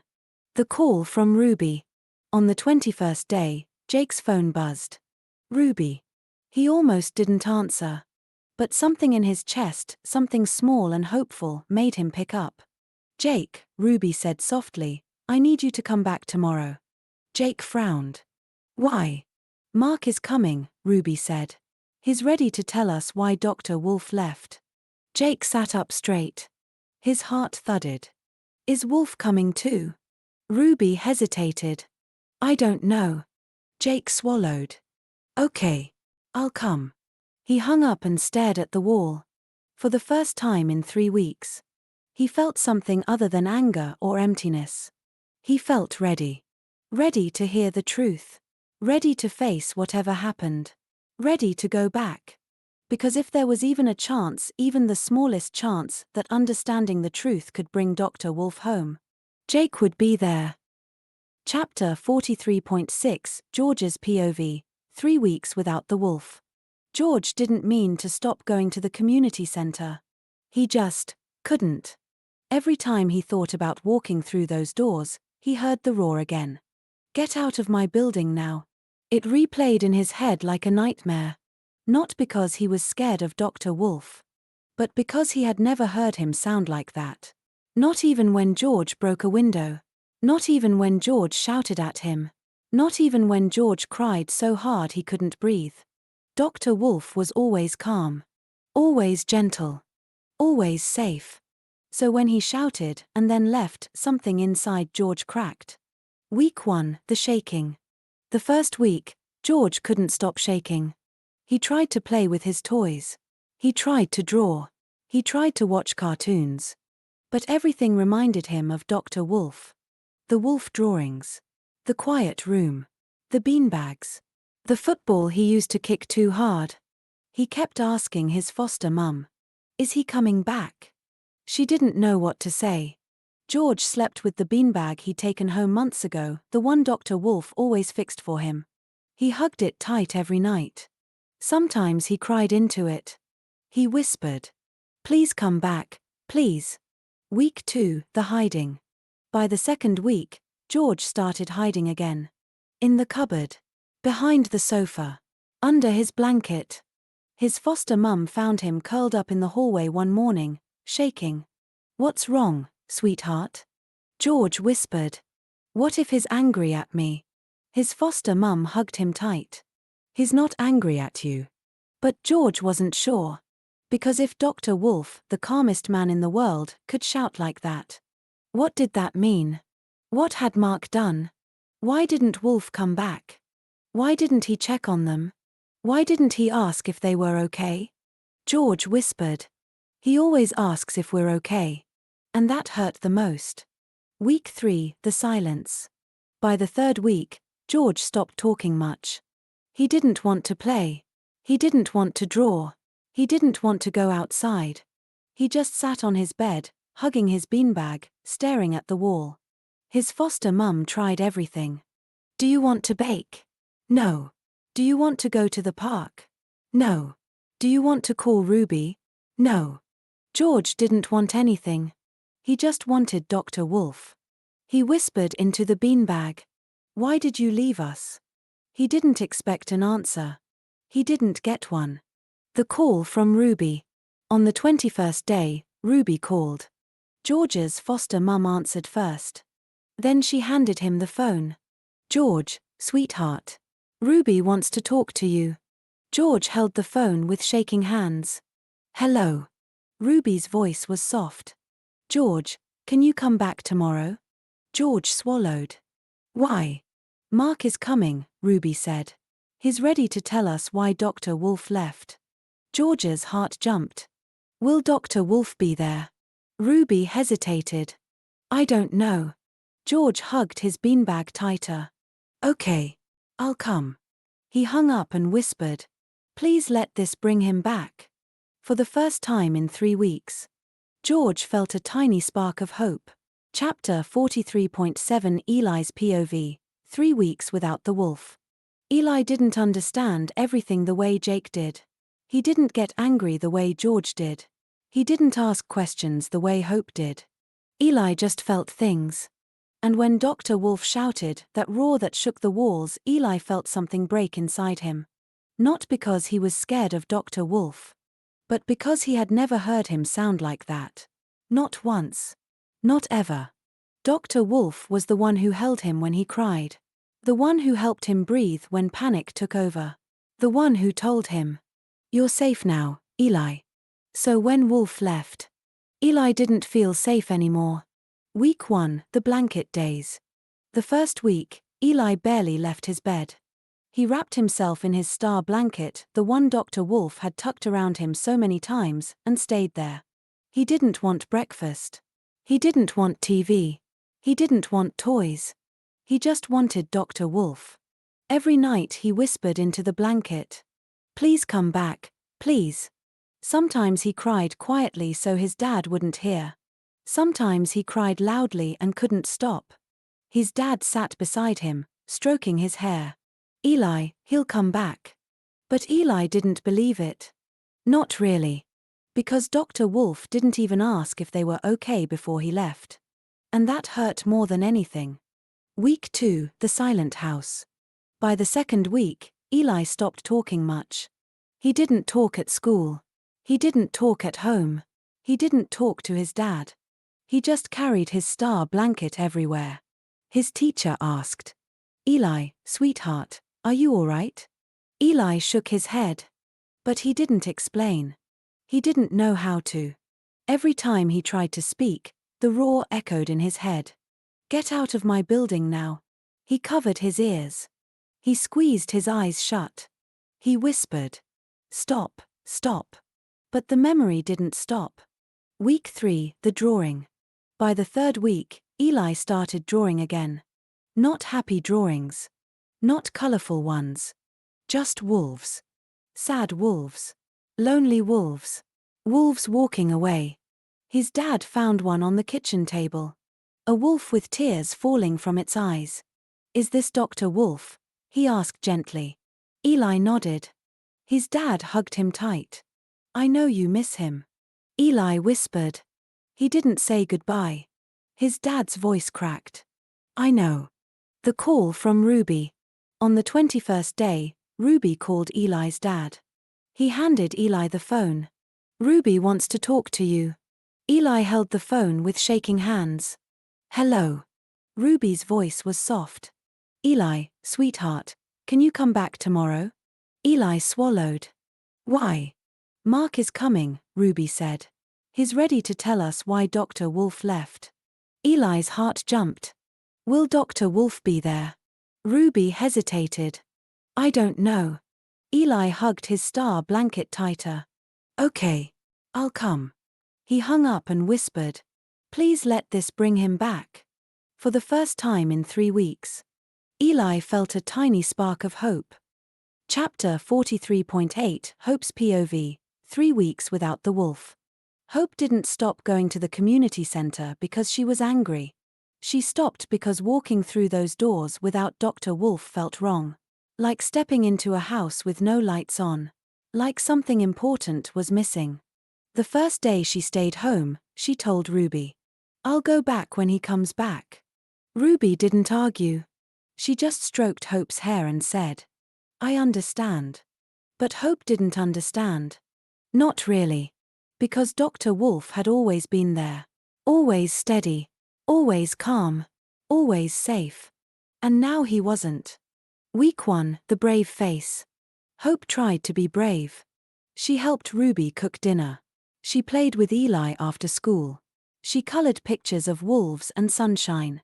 But every night, when she lay in bed, she heard the roar again. Get out of my building now. It echoed in her head like thunder. She squeezed her eyes shut. She hugged her pillow. She whispered, Dr. Wolf, please come back. But the room stayed quiet. And Hope felt small. Week 2, the questions. By the 2nd week, Hope couldn't stop asking questions. Why did he shout? Where did he go? Is he hurt? Is he angry at us? Did we do something wrong? Ruby answered every time. No, sweetheart. He's not angry at you. You didn't do anything wrong. He must be going through something. But Hope didn't feel better. Because Dr. Wolf always asked if they were okay. And this time, he didn't. That hurt more than anything. Week 3, the night Hope broke. On the 15th night, Hope lay in bed staring at the ceiling. She tried to sleep. She tried to breathe slowly like Dr. Wolf taught her. But the sadness wouldn't stop. Her chest felt tight. Her throat hurt. Her eyes burned. And then the tears came. Big ones. Hot ones. The kind she couldn't hide. Ruby heard her from the hallway and rushed in. Hope. Sweetheart. Hope sat up, shaking. I don't want him to be gone, she cried. I don't want him to leave us. I don't want to be alone. Ruby sat on the bed and pulled Hope into her arms. Oh, my darling. Hope sobbed into her mum's chest. He didn't even ask if we were okay. Ruby's voice cracked. I know, sweetheart. Hope clung to her. Can I sleep in your bed tonight? Ruby didn't hesitate. Of course you can. Hope nodded, wiping her eyes. I don't want to be alone. Ruby kissed her forehead. You're never alone. Not while I'm here. Hope curled up beside her mum that night, holding Ruby's hand tightly. She didn't sleep much. But she didn't cry again. The call. On the 21st day, Ruby came into Hope's room. Hope. Mark is coming tomorrow. Hope sat up fast. Mark. The worker Dr. Wolf shouted at. Ruby nodded. He's ready to tell us why Wolf left. Hope's heart thudded. Will Dr. Wolf be there? Ruby hesitated. I don't know. Hope swallowed. But she nodded. Okay. I'll go. Because even if she was scared, even if she was hurting, even if she didn't feel brave, she needed to know the truth. She needed to understand why the wolf she loved had walked away. Chapter 43.9 Ruby's POV, 3 weeks without the wolf. Ruby had always believed the community center was unbreakable. It had survived tantrums, tears, storms, funding cuts, broken windows, broken hearts. But it couldn't survive losing Dr. Wolf. Not really. Not in the ways that mattered. Because when he walked out that door, shaking, hurting, refusing to look at any of them, something inside the building cracked. And Ruby felt it. Every day. Every hour. Every minute. Week 1, the empty rooms. The first week, Ruby still opened the center every morning. She set out the toys. She arranged the beanbags. She put crayons in neat little pots. She waited. But no one came. Not Hope. Not George. Not Jake. Not Eli. The rooms stayed silent. The chairs stayed empty. The quiet room, the one Wolf had built with his own hands, felt cold. Ruby sat at her desk, staring at the door, whispering, "Please walk in. Please." But he didn't. And every night she locked up alone, the echo of her footsteps the only sound in the building. Week 2, the cracks in her heart. By the second week, Ruby stopped pretending she was okay. She cried in the staff room. She cried in the car. She cried in the shower so Hope wouldn't hear. She missed him. Not just as a colleague. As a friend. As a partner in healing. As the man who carried the weight of every child's pain and somehow stayed gentle. Until he didn't. Until something broke him. Ruby replayed the moment over and over. His shaking hands. His blazing eyes. His voice cracking with fury. "Get out of my building now." She had never heard him like that. She never wanted to again. But the memory wouldn't leave her. And the worst part? He didn't ask if they were okay. He always asked that. Always. But not that day. Not when he came back briefly. Not when he left again. Ruby whispered into her pillow at night. "What happened to you, Wolf? What hurt you so badly?" But the darkness never answered. Week 3, the night Hope broke. On the 15th night, Ruby heard soft crying from Hope's room. She rushed in. Hope was curled up, shaking, clutching her pillow like it was the only thing keeping her together. Ruby sat beside her. "Oh, sweetheart, what's wrong?" Hope's voice cracked. "I don't want him to be gone." Ruby's heart shattered. "I know. He didn't even ask if we were okay," Hope sobbed. "He always asks that." Ruby pulled her into her arms. "I know, darling. I know." Hope clung to her like she was drowning. "Can I sleep in your bed tonight? I don't want to be alone." Ruby didn't hesitate. "Of course you can." Hope nodded, tears still falling. "I miss him." Ruby kissed her forehead. "So do I." They slept curled together, Hope gripping Ruby's hand so tightly her fingers went numb. Ruby didn't mind. She would have held her daughter forever if it meant keeping her safe. Ruby alone with the truth. By the third week, Ruby realized something painful. The children weren't the only ones who stopped going to the center because Wolf was gone. She had stopped too. She opened the doors. She sat at the desk. But she wasn't there. Not really. Her heart was somewhere else. Somewhere far away. Somewhere with him. She whispered into the empty office he once used. "Please come back. Please. We need you." Her voice cracked. "I need you." And the silence answered her. The call she had to make. On the 21st day, Ruby wiped her eyes, picked up her phone, and called every parent. "Please bring them back tomorrow," she said softly. "Mark is coming. He's ready to tell us why Wolf left." Her voice trembled. She didn't know if the truth would heal them. Or break them even more. But they deserved to know. And Ruby deserved to stop carrying the weight alone. Chapter 44. Mark reveals everything. The community center felt different that morning. Not warm. Not safe. Not alive. Just waiting. Ruby stood at the front, hands shaking slightly as she watched the children gather on the rug, Hope holding Eli's hand, George leaning against Jake, Jake staring at the door like he was ready to fight whatever walked through it. They were scared. They were hurting. They were desperate for answers. And Ruby was too. At exactly 12 o'clock, the door opened. Mark stepped inside. The room went silent. Hope squeezed Eli's hand. George's breath hitched. Jake's jaw tightened. Ruby's heart pounded. Mark looked older. Tired. Ashamed. He walked slowly to the center of the room.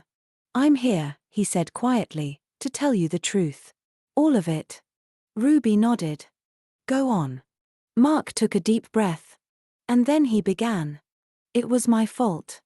The words hit the room like a stone dropped into still water. Hope gasped.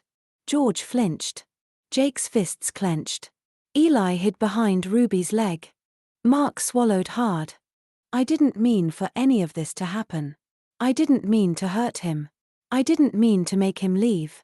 Ruby stepped forward. "Mark, what did you do?" Mark looked at the children, really looked at them, and his voice cracked. "I said something I should never have said." Jake's voice was low, dangerous. "What did you say to him?" Mark closed his eyes. "I told him he was failing you." Hope's breath caught. George whispered. "No." Eli shook his head, tears already forming. Ruby felt her stomach twist. "You told him what?" Mark nodded miserably. "I told him he wasn't helping you enough. That he was too soft. Too gentle. That he was wasting time on kids who were broken." Hope's eyes filled instantly. Jake stood up. "Take that back." George started crying. Eli clung to Ruby. Ruby's voice trembled with anger. "How could you say that to him? To the man who gave everything to these children?" Mark wiped his eyes. "I didn't mean it. I was frustrated. I was stressed. I said it without thinking." Jake stepped closer, shaking with fury. "You called us broken?" Mark's voice cracked. "No. I didn't mean it like that. I meant." Hope cut him off, tears streaming. "You made him think he wasn't good enough." George sobbed harder. "He's the only one who ever helped us." Eli whispered. "He's the only one who made me feel safe." Ruby felt her heart shatter. Mark nodded, tears falling now. "And that's why he shouted. That's why he threw me out. Not because he was angry at you. Because he was angry at me. Because I hurt him." He looked at the door, the same door Dr. Wolf had walked out of. "He left because he thought he failed you. Because he believed what I said. Because he thought you'd be better without him." Hope shook her head violently. "No. No, no, no." Jake whispered. "He thinks we don't need him." George cried. "But we do." Eli sobbed. "We need him so much." Ruby covered her mouth, tears falling. Mark's voice broke completely. "He left because of me. Because of my words. Because I made him believe he wasn't enough." The room fell silent. A heavy, painful silence. Then Hope whispered the words everyone was thinking. "We have to find him." Chapter 45. The kids decide to search for Dr. Wolf. The room was silent after Mark finished speaking. Not the quiet kind. Not the peaceful kind. The heavy kind. The kind that sits in your chest and makes it hard to breathe. Hope wiped her eyes with the back of her sleeve. George hugged his knees. Eli clutched his star blanket so tightly his knuckles turned white. Jake stared at the floor, jaw clenched so hard it hurt. Ruby stood behind them, her hand over her mouth, tears falling silently. Mark's voice trembled. "I'm so sorry. I never meant to hurt him. I never meant for him to leave." Hope whispered. "You made him think he wasn't good enough." Mark nodded, eyes full of regret. "I know. Jake stood up suddenly. We're not just going to sit here. Hope looked up at him. What do you mean? Jake's voice was steady, determined. We're going to find him. The spark of courage. Hope's heart jumped. Find him, where? Jake shrugged. I don't know. But he's out there somewhere. And he thinks we don't need him. George shook his head quickly. But we do. Eli whispered. We need him so much. Hope stood up too, wiping her tears. Then we have to tell him. Ruby stepped forward, voice soft but strong. Kids, this might be dangerous. We don't know where he is. We don't know what he's going through. Hope turned to her mum. But we know he's hurting. George nodded. And we know he thinks he failed us. Jake crossed his arms. And we know he's wrong. Eli hugged his blanket. He needs us. Ruby looked at all four of them, these children who had been broken, healed, hurt again, and were still standing. She saw something in their eyes she hadn't seen in weeks. Hope. Real hope. Ruby knelt down. If you're going to do this, you're not doing it alone. Hope's eyes widened. You're coming with us? Ruby nodded. I'm not letting you search for him without me. George whispered. But where do we start? Jake looked at the door. The places he goes when he's sad. Hope nodded slowly. The quiet places. Eli whispered. The places he helped us feel safe. Ruby stood up. Then we start today. The plan. They gathered around the table, the same table where Dr. Wolf once taught them how to breathe, how to calm down, how to feel safe. Jake spread out a map Ruby kept in the office. Okay, he said. Where would he go? Hope pointed to the park bench where Wolf used to sit during breaks. Here. George pointed to the old shed behind the center. He goes there when he needs to think. Eli pointed to the woods.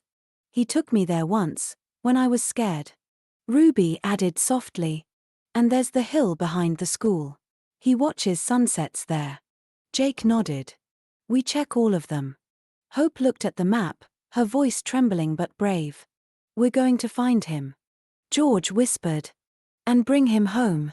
Eli nodded. And tell him he didn't fail us. Jake folded the map. Let's go. The search begins.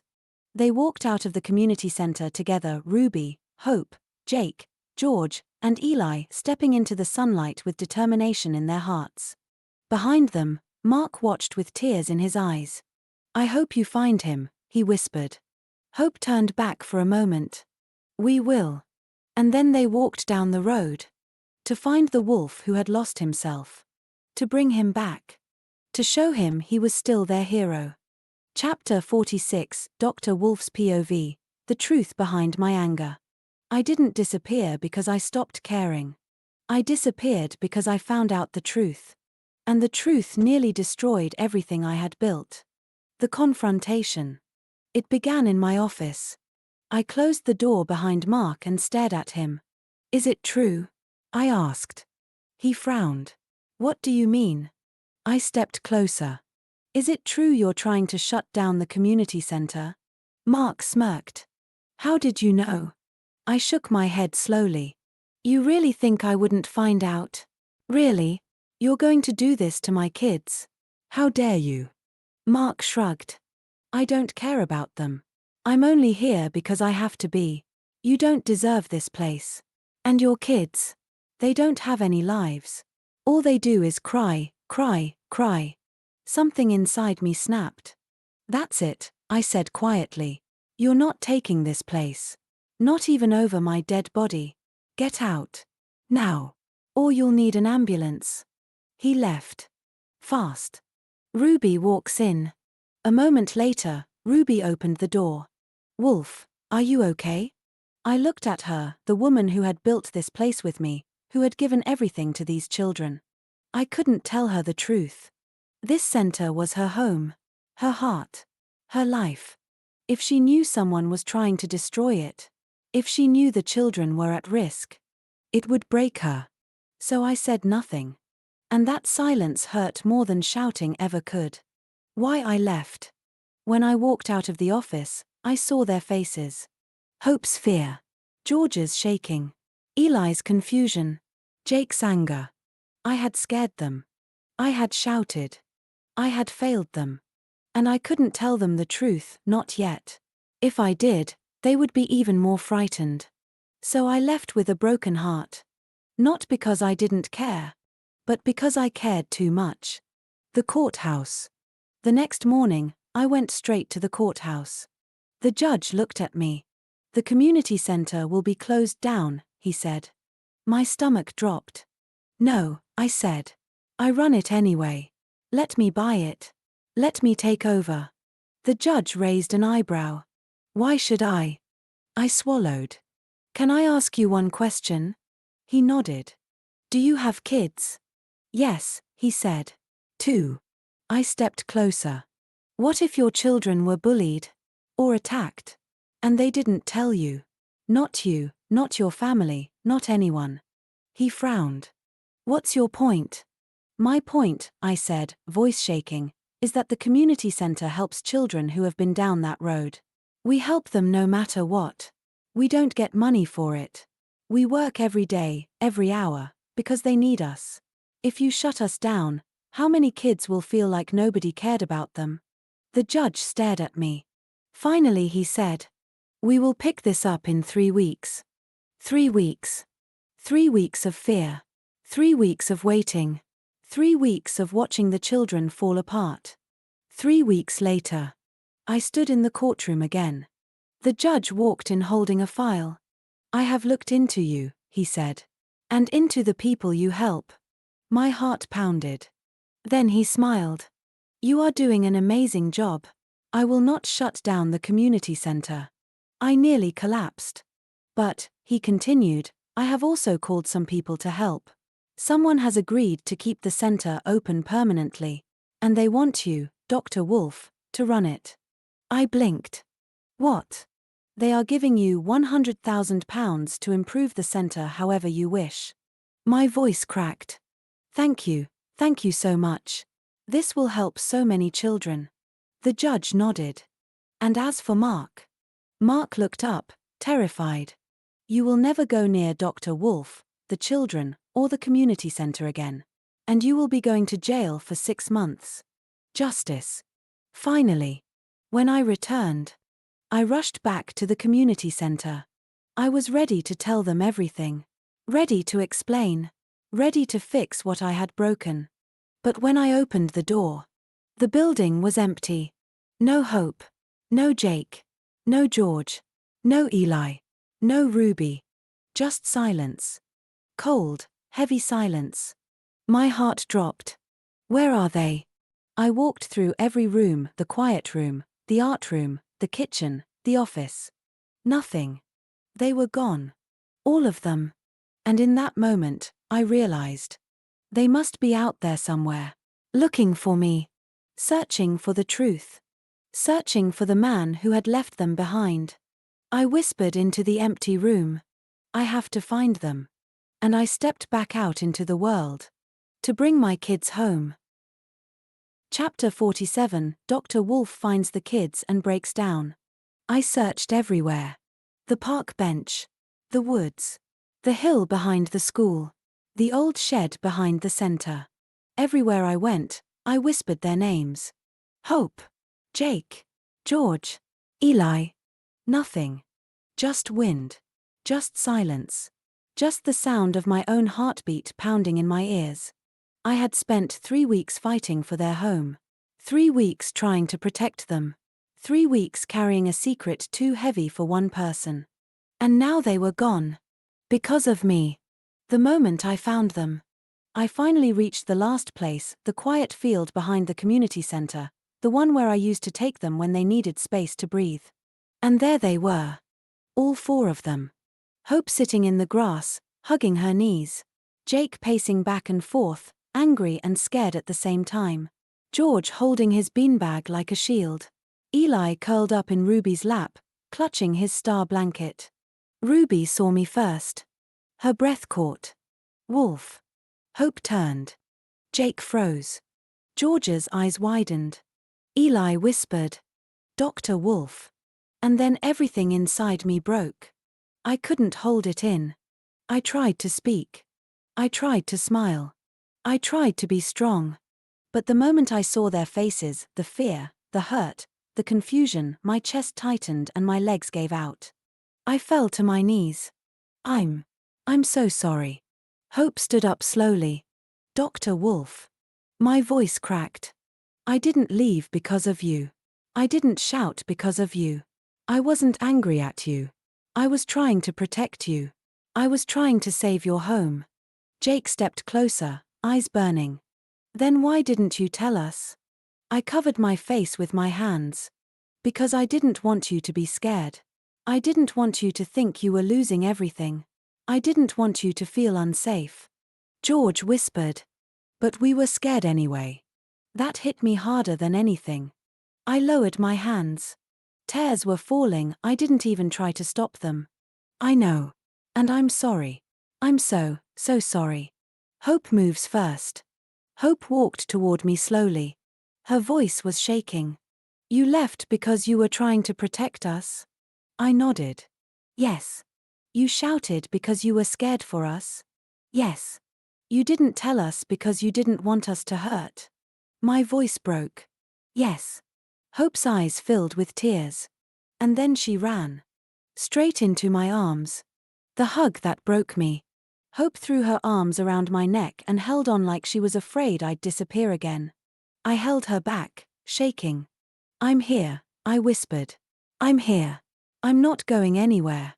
Jake knelt beside us. You scared us, he said quietly. I know, I whispered. And I'll never do it again. George crawled closer, tears streaming. You didn't fail us. I pulled him into the hug too. Eli slid off Ruby's lap and ran to me, star blanket dragging behind him. Don't leave again, he cried. I wrapped all four of them in my arms. I won't, I said. I promise. I won't. Ruby's tears. Ruby stood a few steps away, covering her mouth, tears falling silently. I looked at her. I should have told you. She shook her head. You should have let us help you. I nodded. I know. She knelt beside us and placed a hand on my shoulder. You're not alone, Wolf. Not anymore. The family reunited. We stayed like that for a long time, all of us in one tangled, shaking, crying hug. The kids holding on to me like they were afraid I'd vanish. Me holding on to them like they were the only thing keeping me standing. And maybe they were. Because in that moment, I realized something. I didn't save them. They saved me. Chapter 48, The kids react to the truth about Mark. We sat together in the quiet field, me, Ruby, and the four children who meant more to me than anything in the world. Hope was still holding onto my sleeve. Jake sat close, arms crossed but eyes soft. George leaned against my side, trembling. Eli curled into my lap, clutching his star blanket. They were safe. They were here. And now, they deserved the truth. I took a deep breath. There's something I need to tell you, I said quietly. It's about Mark. The moment his name left my mouth, all four children tensed. Hope's fingers tightened. Jake's jaw clenched. George's eyes widened. Eli buried his face in my chest. Ruby whispered. Wolf, are you sure? I nodded. They need to know. The truth comes out. I told them everything. How Mark tried to shut down the community center. How he filed papers behind our backs. How he said he didn't care about them. How he said they had no lives. How he mocked their pain. How he tried to destroy the only safe place they had. I didn't raise my voice. I didn't cry. I just told the truth. And the truth hit them like a storm. Hope's reaction. Hope stood up so fast the grass rustled beneath her feet. He said what? She shouted, tears already forming. Her voice cracked. We're not nothing. We're not. I reached for her hand, but she pulled away, not from me, but from the pain. He tried to take our home, she whispered. He tried to take you. Her voice broke completely. He tried to take everything. Jake's reaction. Jake didn't cry. He didn't shout. He stood up slowly, fists clenched so tight his knuckles turned white. I knew he was bad, he said through gritted teeth. But I didn't know he was evil. He kicked the ground hard. He called us crybabies. He said we had no lives. He tried to shut down the place that saved us. Jake shook his head. His lucky you only shouted at him. George's reaction. George didn't speak at first. He just stared at me, eyes wide, breathing fast. Then he whispered. He wanted to take away the quiet room? I nodded. George's lip trembled. That's where I feel safe. He hugged his beanbag tighter. He wanted to take away the only place I'm not scared. He started crying loud, shaking sobs, and I pulled him into my arms. I won't let anyone take it, I whispered. Not ever. Eli's reaction. Eli looked up at me with big, wet eyes. He doesn't like us, he whispered. My heart shattered. No, Eli, I said softly. He doesn't understand you. He doesn't understand any of you. But that doesn't matter. Eli sniffed. Are we bad? I shook my head firmly. No. You are brave. You are strong. You are good. And you are loved. Eli hugged me so tightly I could barely breathe. Ruby's reaction. Ruby wiped her eyes. I knew something was wrong, she whispered. But I didn't know it was this. She looked at me, really looked at me. You carried all of that alone. I nodded. I didn't want to scare you. Ruby shook her head. You should have told us. We're a family, Wolf. We face things together. The kids make a promise. Hope stepped forward. Dr. Wolf. Yes, Hope. She wiped her tears. We're not going anywhere. Jake nodded. We're staying. George sniffed. This is our home. Eli whispered. And you're our wolf. I felt my chest tighten, not with pain this time, but with something warm. Something healing. Something like hope. My promise back. I looked at all of them, these 4 children who had been hurt, broken, abandoned, and still found the strength to stand. I promise you, I said, voice steady, no one will ever take this place from you again. Hope took my hand. Jake placed his hand on my shoulder. George leaned against me.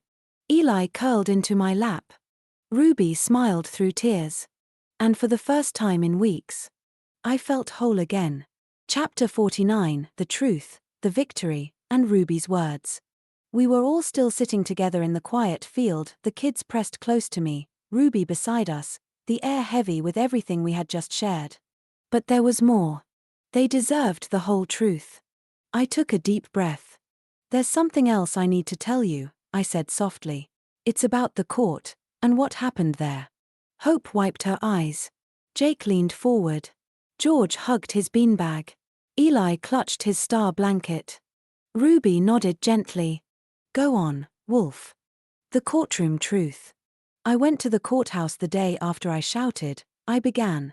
I went to stop Mark from shutting this place down. Hope gasped. Jake's eyes widened. George's breath hitched.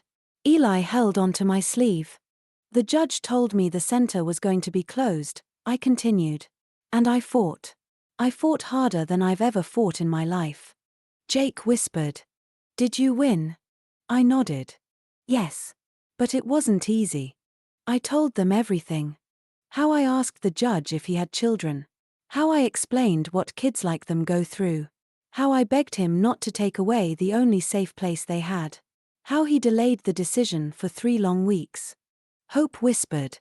That's why you were gone. Yes, I said. I was fighting for you. The victory. And then, I continued, 3 weeks later, the judge called me back. The kids leaned in. He told me he had looked into everything we do here. He said we were doing an amazing job. And he said the community center will not be shut down. George burst into tears, but this time, they were happy tears. Jake let out a shaky breath. Hope covered her mouth. Eli whispered. We get to stay. I smiled. Yes. You get to stay. And, I added, someone has donated £100,000 to help us rebuild, improve, and make this place even better. Hope gasped. Jake's eyes widened. George's jaw dropped. Eli blinked in shock. That money, I said, is for you. For your rooms. Your activities. Your safety. Your future. Mark's fate. And Mark? Jake asked, voice low. I nodded. The judge banned him from ever coming near this place again. Or any of you. Hope's shoulders relaxed. George let out a breath he'd been holding. Eli whispered. Good. And, I finished, Mark is going to jail for 6 months. Jake smirked. Good. Ruby speaks. Ruby took a deep breath. There's something I need to tell you too, she said softly. The kids turned to her. When Mark was here, before all this, he said things to us. To the staff. To me. Hope frowned. What things? Ruby swallowed. He said we weren't doing enough. That we were wasting time. That kids like you were, too much work. George's eyes filled with tears. He said that. Ruby nodded. He said you cried too much. That you were too emotional. That you were problems instead of people. Hope shook her head. That's not true. Ruby's voice cracked. I know. And I told him that. I told him you were brave. And strong. And worth every second of our time. Jake clenched his fists. He had no right. No, Ruby said firmly. He didn't. She looked at each of them. But I want you to hear this from me. You are not problems. You are not too much. You are not burdens. You are children who deserve love, safety, and care. And you will always have that here. Hope burst into tears and hugged her mum. George leaned into me, shaking. Eli crawled into Ruby's lap. Jake wiped his eyes quickly, pretending he wasn't crying. Ruby wrapped her arms around all of them. This place is yours, she whispered. And it always will be. A new beginning. I looked at them, my kids, my family, and felt something warm spread through my chest. Relief. Hope. Love. The center is ours now, I said. Yours and mine. Forever. Hope smiled through tears. Jake nodded proudly. George hugged his beanbag tighter. Eli whispered. We're safe now. I pulled them all close. Yes, I said softly. You're safe. And you always will be. Chapter 50. Dr. Wolf and Ruby talk privately about the future. The children had finally gone inside the community center, laughing, running, exploring, touching every wall like they were afraid it might disappear if they didn't hold on to it. Hope dragged Eli to the art room. Jake checked the footballs. George went straight to the quiet room and lay on the beanbag with a relieved sigh. For the first time in weeks, they looked safe. Ruby and I stood outside the door, watching them through the window. The sun was setting behind the building, painting the sky orange and gold. It felt like the world was finally breathing again. Ruby spoke first. Wolf, we need to talk. I nodded. I know. We walked to the bench outside, the one where we used to sit after long days, drinking tea and laughing about the chaos inside. But today, neither of us laughed. Ruby's worry. Ruby folded her hands in her lap. You scared me, she said quietly. Not because you shouted. Not because you left. But because you didn't let me help you. I looked down at my hands. I didn't want to put more weight on you. Ruby shook her head. That's not how this works. We built this place together. We carry it together. Her voice softened. You don't have to protect me from the truth. I swallowed hard. I know. I just didn't want you to hurt. Ruby smiled sadly. I was already hurting, Wolf. We all were. My fear. I leaned forward, elbows on my knees. I thought if I told you everything, you'd panic. Or break. Or think we were losing everything. Ruby shook her head. You should have trusted me. I know, I whispered. And I'm sorry. She placed a hand on my arm. You're allowed to be scared too, you know. I closed my eyes. I was terrified. Not for me. For them. For you. For this place. Ruby nodded. I know. The future of the center. She took a deep breath. So, what happens now? I looked at the building, our building, glowing in the sunset. The judge gave us £100,000, I said. We can rebuild. Expand. Fix the roof. Replace the old equipment. Create new rooms. Make this place better than ever. Ruby's eyes softened. And it's ours now? I nodded. Ours. Forever. She let out a shaky breath. I can't believe it. I can, I said. Because we earned it. You earned it. The kids earned it. Ruby smiled, a real smile this time. Ruby's confession. She hesitated. There's something else I need to say. I turned to her. What is it? Ruby looked down at her hands. When you left, I thought you were gone for good. And it broke me. Not just because the kids needed you. She paused. But because I needed you too. My chest tightened. Ruby. She looked up, eyes shining. You're not just a co-worker, Wolf. You're family. You're important. To all of us. To me. I felt something warm spread through my chest, something I hadn't felt in a long time. You're important to me too, I said softly. A new promise. Ruby stood up and held out her hand. Then promise me something. I took her hand. Anything. No more disappearing. No more carrying everything alone. No more shutting me out. I nodded. I promise.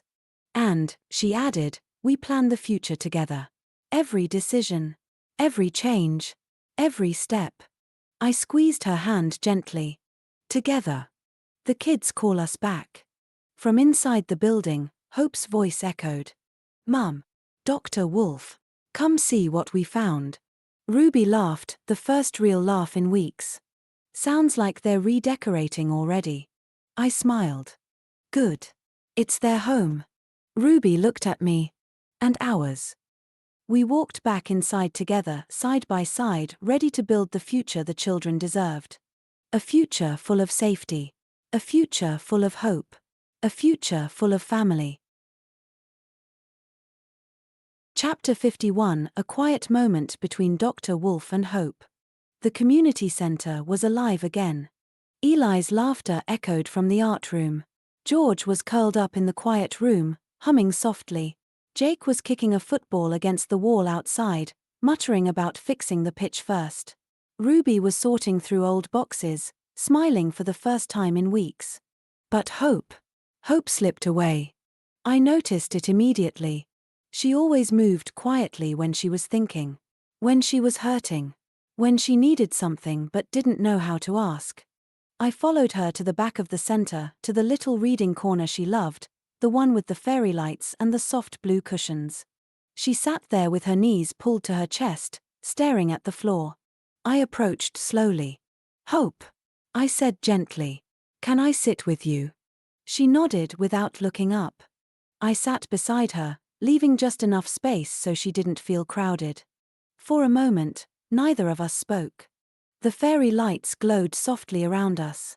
The building hummed with life again. But here, in this tiny corner, it was just us. Hope breaks the silence. She finally whispered. You scared me. Her voice was so small it almost broke me. I nodded. I know. And I'm sorry. She wiped her eyes with her sleeve. I thought you left because of me. My heart cracked. No, I said immediately. Never because of you. She sniffed. But you didn't say goodbye. You didn't tell me anything. You just left. I swallowed hard. I know. And that was wrong. I should have told you. I should have trusted you. Hope looked up at me, then really looked at me, her eyes full of hurt and love all tangled together. Why didn't you? I took a slow breath. Because I didn't want you to be scared. I didn't want you to think you were losing your home. I didn't want you to feel unsafe. Hope shook her head. But I was scared anyway. That hit me like a punch. I reached out slowly, giving her time to pull away if she wanted. She didn't. I placed my hand gently over hers. I'm here now, I said softly. And I'm not going anywhere. Hope's question. She hesitated. Dr. Wolf, can I ask you something? Anything. She looked down at our hands. Do you still care about us? Even when things get hard? I didn't answer with words. I pulled her into a gentle hug, slow, careful, warm. She melted into my chest instantly, like she'd been waiting weeks for this. I rested my chin lightly on her hair. Hope, I whispered, I care about you more than you will ever know. When things get hard, I don't stop caring. I care even more. She clung to me. I don't want you to go away again. I won't, I said. I promise. A moment of peace. We stayed like that for a long time. Her breathing slowed. Her shoulders relaxed. Her fingers curled into my shirt like she was anchoring herself. And I held her, steady and quiet, letting her know without words that she was safe. That she was loved. That she mattered. That she wasn't alone. When she finally pulled back, she gave me a tiny smile. Can we read a story? She asked shyly. I smiled back. Of course we can. She leaned against me as I opened the book. And for the first time in weeks, hope felt like hope again. And I felt like Dr. Wolf again. Chapter 52, Jake's private moment with Dr. Wolf. The community center buzzed with life again. Hope and Eli were painting in the art room. George was curled up in the quiet room, humming softly. Ruby was sorting through old boxes, smiling to herself. But Jake wasn't with them. I noticed immediately. He wasn't the type to disappear quietly unless something was wrong. I found him outside, sitting on the back steps of the center, staring at the ground. His hands were clenched, his jaw tight, his shoulders stiff. He didn't look up when I approached. I sat beside him, leaving a little space. For a moment, neither of us spoke. The air was cool. The sky was turning purple. The world felt still. Finally, Jake muttered. You scared them, you know. His voice wasn't angry. It was tired. Hurt. I nodded. I know. He kicked a pebble across the pavement. You scared me too. That hit harder than anything. I turned to him gently. I'm sorry, Jake. He shrugged, pretending it didn't matter. It's whatever. But his voice cracked on the last word. Jake's walls crack. He kept staring at the ground. You left, he said quietly. You didn't tell us anything. You didn't tell me anything. I swallowed. I should have. Jake's hands tightened into fists. I thought you were like everyone else. I frowned softly. What do you mean? He finally looked at me, and for the first time, I saw fear behind the anger. People leave, he whispered. They always leave. Teachers. Social workers. Friends. My dad. Everyone. He looked away again. I thought you were different. My chest tightened. Jake. He shook his head. But then you shouted. And you left. And I thought, he stopped, voice breaking. I thought I was stupid for trusting you. The truth he needed. I turned fully toward him. Jake, look at me. He didn't. So I waited. Eventually, he lifted his eyes, angry, wet, confused. I didn't leave because of you, I said softly. I didn't shout because of you.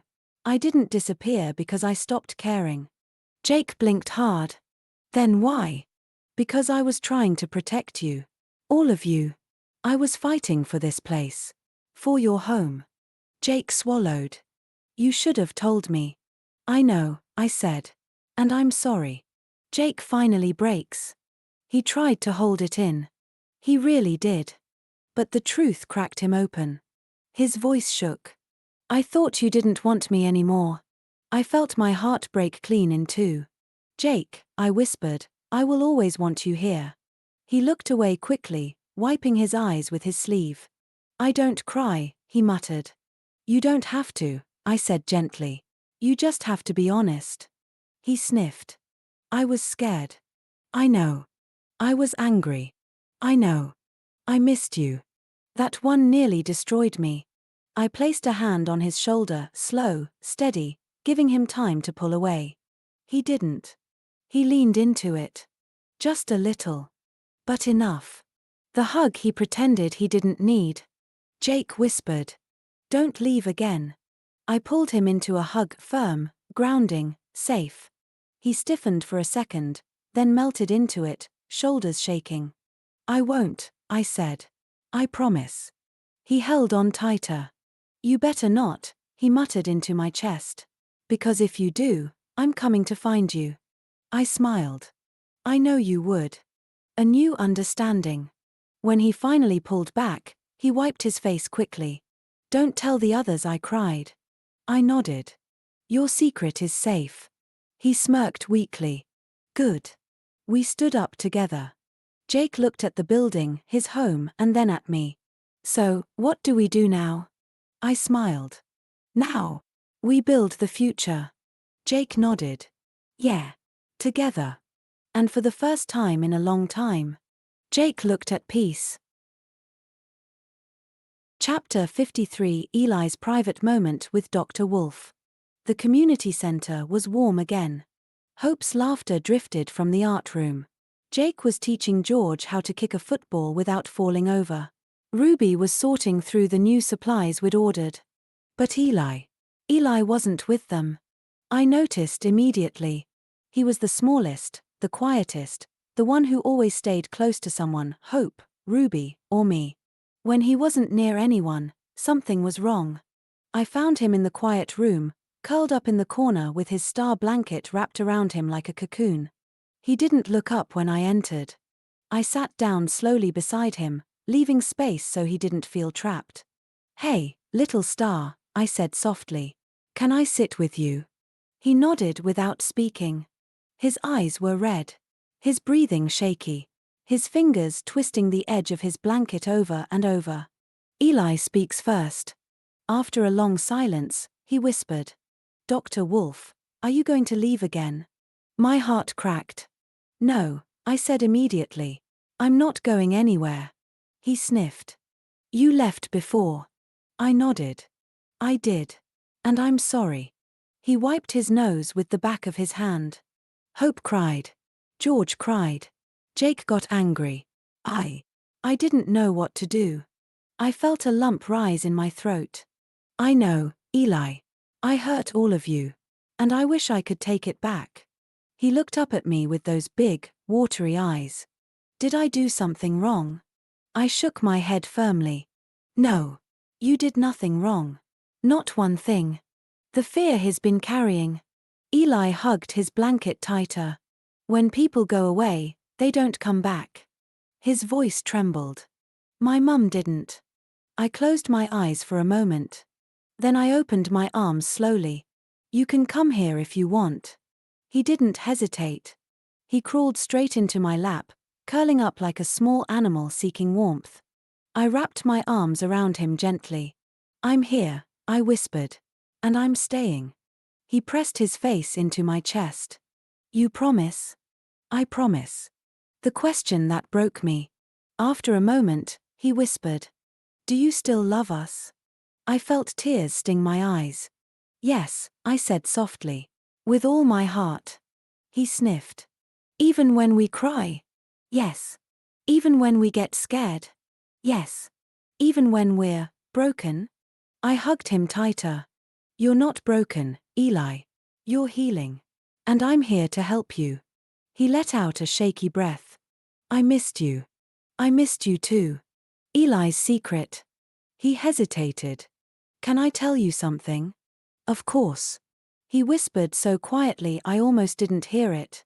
When you shouted, I thought you didn't want me anymore. My chest tightened painfully. Oh, Eli. I stroked his hair gently.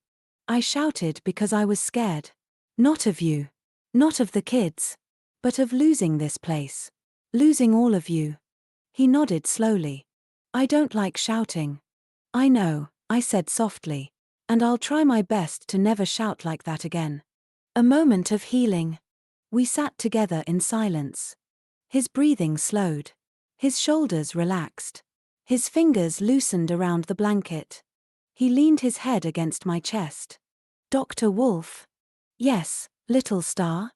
Can I stay with you for a bit? I smiled. For as long as you want. He closed his eyes. Okay. And in that quiet room, with fairy lights glowing softly and the world finally calm, Eli found safety again. And I found a piece of myself I thought I'd lost. Chapter 54, George's private moment with Dr. Wolf. The community center was alive again. Hope and Eli were painting handprints on the wall. Jake was arguing with Ruby about where the footballs should be stored. The building felt warm, safe, full of life. But George wasn't with them. I noticed immediately. George was the kind of child who disappeared quietly, not because he wanted to be alone, but because he didn't want to bother anyone. I found him in the quiet room. He was sitting on the floor, knees pulled to his chest, his beanbag clutched tightly against him like a shield. His eyes were red, but he wasn't crying. Not anymore. He looked up when I entered, then quickly looked away. I sat down beside him, slow and gentle. Hey, George, I said softly. Can I sit with you? He nodded without speaking.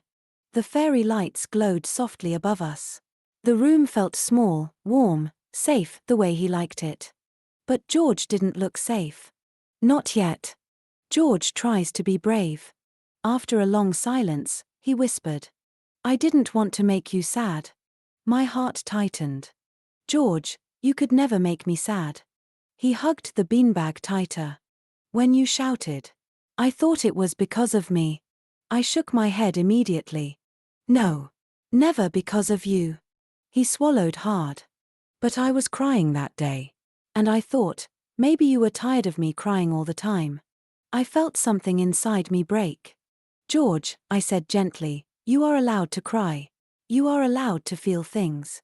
You are allowed to need help. He looked down. But Mark said, he said kids like me are too much work. I closed my eyes for a moment. Then I moved closer, slowly, giving him time to pull away. He didn't. George, I whispered, Mark was wrong. Completely wrong. You are not too much. You are not a problem.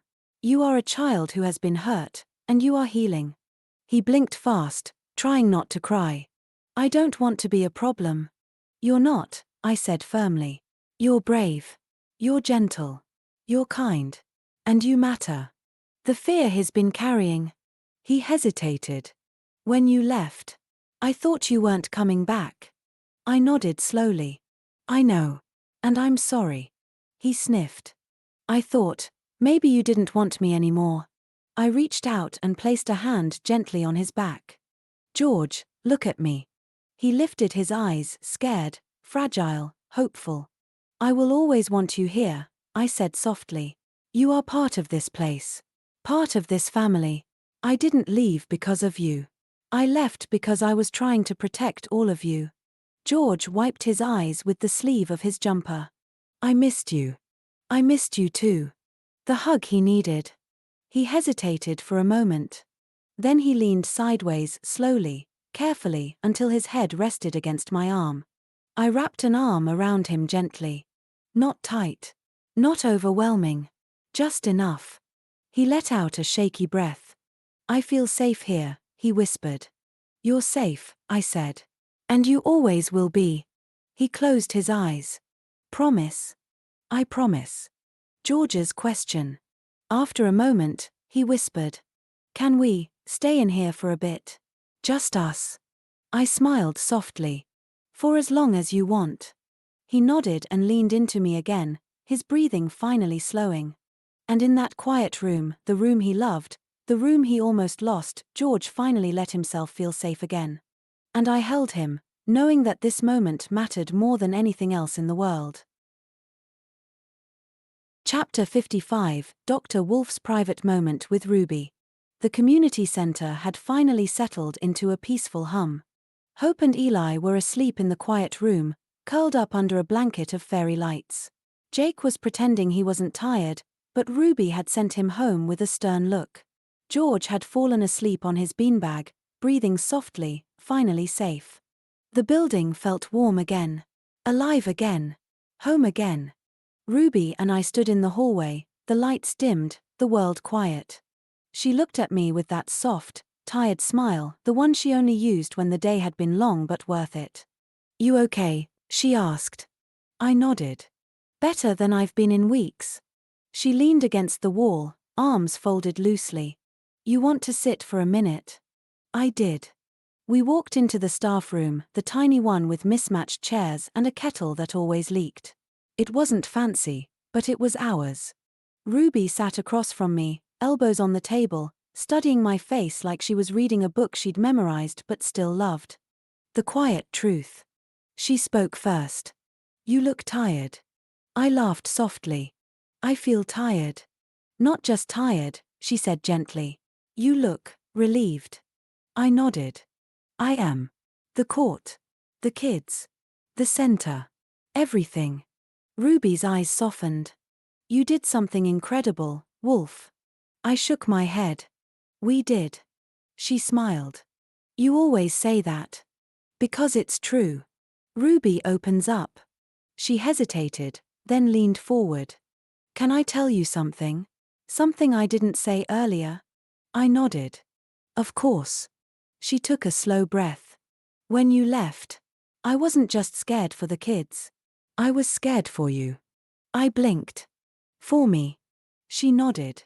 "You carry so much. Too much. And you never let anyone help you. I thought, maybe you were breaking and didn't know how to tell me." Her voice softened. "I don't want you to break, Wolf. Not alone." My chest tightened. "Ruby." She looked down at her hands. "I know you think you have to be strong all the time. For the kids. For me. For this place. But you don't. You're allowed to fall apart sometimes." I swallowed hard. "And you'd still be here." She looked up, eyes shining. "Always." My confession. I leaned back in my chair, letting the truth settle. I was scared, I admitted. Not of Mark. Not of the court. But of losing all of you. Ruby's expression softened even more. "You won't lose us." I almost did. "But you didn't," she said firmly. "You came back. And we're still here." I nodded slowly. I didn't want to disappoint you." Ruby reached across the table and placed her hand on mine. "You didn't disappoint me. You scared me. You worried me. But you didn't disappoint me." Her thumb brushed gently across my knuckles. "You saved this place, Wolf. You saved our home." A new understanding. We sat there in silence for a moment, not awkward, not heavy, just peaceful. Ruby squeezed my hand. "So what now?" she asked softly. I smiled. "Now, we rebuild. We grow. We make this place better than ever." She nodded. "And we do it together." "Together," I said. She smiled, a real, warm, hopeful smile. I like the sound of that. A moment that meant everything. As we stood to leave, Ruby paused in the doorway. "Wolf." "Yes." She stepped closer, her voice barely above a whisper. "You're not alone anymore. Not in this. Not in anything." I felt something warm settle in my chest, something steady, something safe. "Thank you," I said quietly. "For staying. For believing in me. For believing in us." Ruby smiled softly. "I always have." And as we walked back into the hallway, the lights low, the building quiet, the children safe, I realized something. The center wasn't the only thing that had been saved. So had we. Chapter 56, Dr. Wolf's first night of peace in weeks. The community center was silent. Not the heavy, painful silence from before. Not the silence of fear or confusion. A warm silence. A safe silence. A silence that felt like home. The children were all asleep. Hope curled up in her favorite corner, fairy lights glowing softly above her. Jake sprawled across the sofa like he owned the place. George tucked into his beanbag, breathing slow and steady. Eli wrapped in his star blanket, tiny fingers still holding the edge. Ruby had gone home an hour ago, but not before giving me a tired smile and saying, "Get some rest, Wolf. You've earned it." For the first time in weeks. I believed her. Walking through the center. I walked through the building slowly, touching the walls, the doors, the rooms. The art room. The quiet room. The kitchen. The hall. Every space felt different now, lighter, safer, alive. This place had almost been taken from us. Almost destroyed. Almost lost. But it wasn't. It was ours. And tonight, it felt like it was breathing again. The weight finally lifts. I sat down in my office, the same office where everything had fallen apart. Where Mark had stood. Where I had shouted. Where fear had lived. But now, the room felt different. The shadows didn't feel threatening. The silence didn't feel heavy. The air didn't feel tight. I leaned back in my chair and closed my eyes. For the first time in weeks, my chest didn't hurt. My hands didn't shake. My mind wasn't racing. The weight I'd been carrying, the fear, the guilt, the secrets, finally loosened. I exhaled slowly. Peace. Real peace. A soft knock. I opened my eyes when I heard a gentle knock on the doorframe. It was Hope. Her hair messy, her blanket around her shoulders, eyes half asleep. "Dr. Wolf," she whispered. I smiled softly. "Couldn't sleep." She shook her head. "I just wanted to check you were still here." My heart warmed. "I'm here," I said. "And I'm not going anywhere." She nodded, satisfied, and padded back to her corner. I watched her settle down again, safe and calm. And something inside me settled too. Finally resting. I lay down on the sofa in my office, the one I'd slept on during long nights, the one that had held me through worry and fear. But tonight, it felt different. Tonight, it felt like a bed. Like a place to rest. Like a place to breathe. I pulled a blanket over myself and closed my eyes. The sounds of the center, soft breathing, distant footsteps, the hum of the lights wrapped around me like a lullaby. For the first time in weeks. I wasn't scared. I wasn't running. I wasn't breaking. I was home. And I slept. Deeply. Safely. Peacefully. With my kids safe. With Ruby by my side. With the center saved. And with tomorrow waiting, bright, hopeful, and ours. Chapter 57, Dr. Wolf wakes up to a surprise from the kids. For the first time in weeks, I slept deeply. No nightmares. No fear. No shouting echoing in my head. Just warmth, quiet, and the soft hum of the community center around me. When I finally opened my eyes, sunlight was spilling through the blinds in my office. The blanket Ruby had left on me was still tucked around my shoulders. For a moment, I didn't move. I just breathed. Peace. Real peace. Then I heard it. Whispers. Giggles. Shuffling feet. I sat up slowly. And there they were. Hope. Jake. George. Eli. All standing in the doorway, trying and failing to look innocent. Hope held a tray. Jake held a football under one arm. George clutched his beanbag like a shield. Eli held a handmade card almost bigger than his face. I blinked. "What's all this?" Hope stepped forward, smiling shyly. "We made you breakfast." The breakfast surprise. She placed the tray on my lap. Toast. A banana. A slightly burnt pancake. And a mug of tea that was mostly milk. Jake shrugged. Hope did the cooking. I supervised. Hope elbowed him.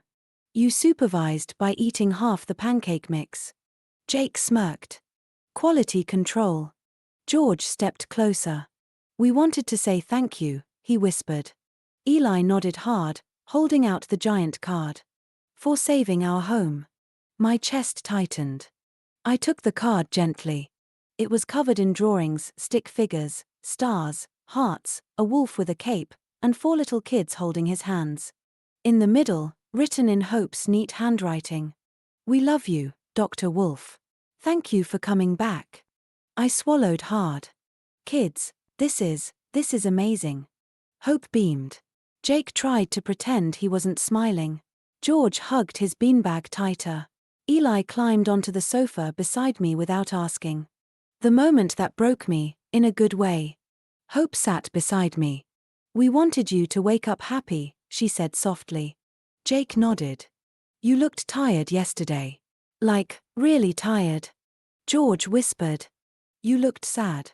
Eli leaned against my arm. We wanted to fix it. I felt my eyes sting. You already did, I said quietly. Hope rested her head on my shoulder. We're a family, right? I nodded. Yes. We are.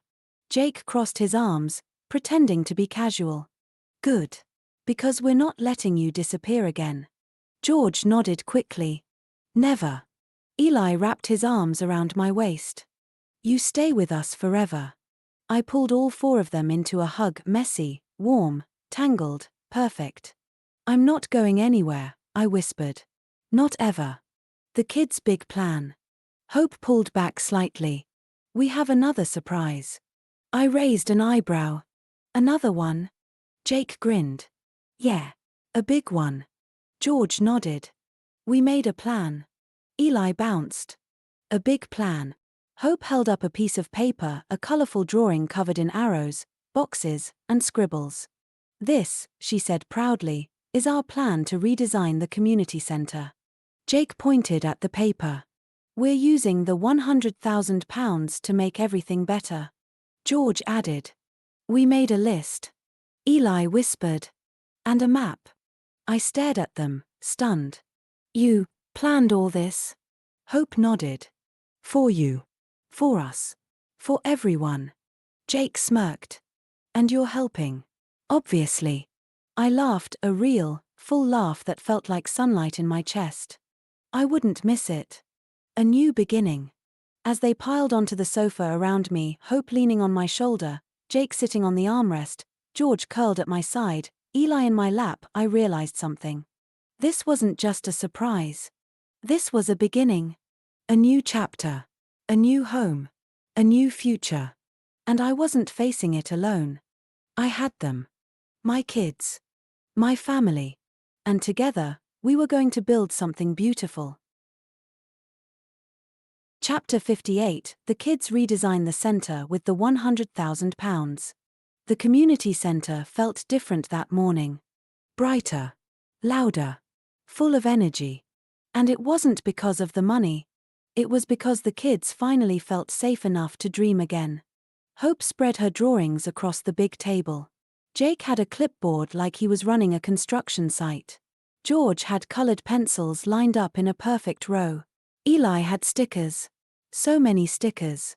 Ruby stood beside me, arms folded, smiling proudly. Ready? She asked. I nodded. Let's see what they've got. Hope's vision, the calm room. Hope stepped forward first, holding up a carefully drawn picture. This is the new quiet room, she said.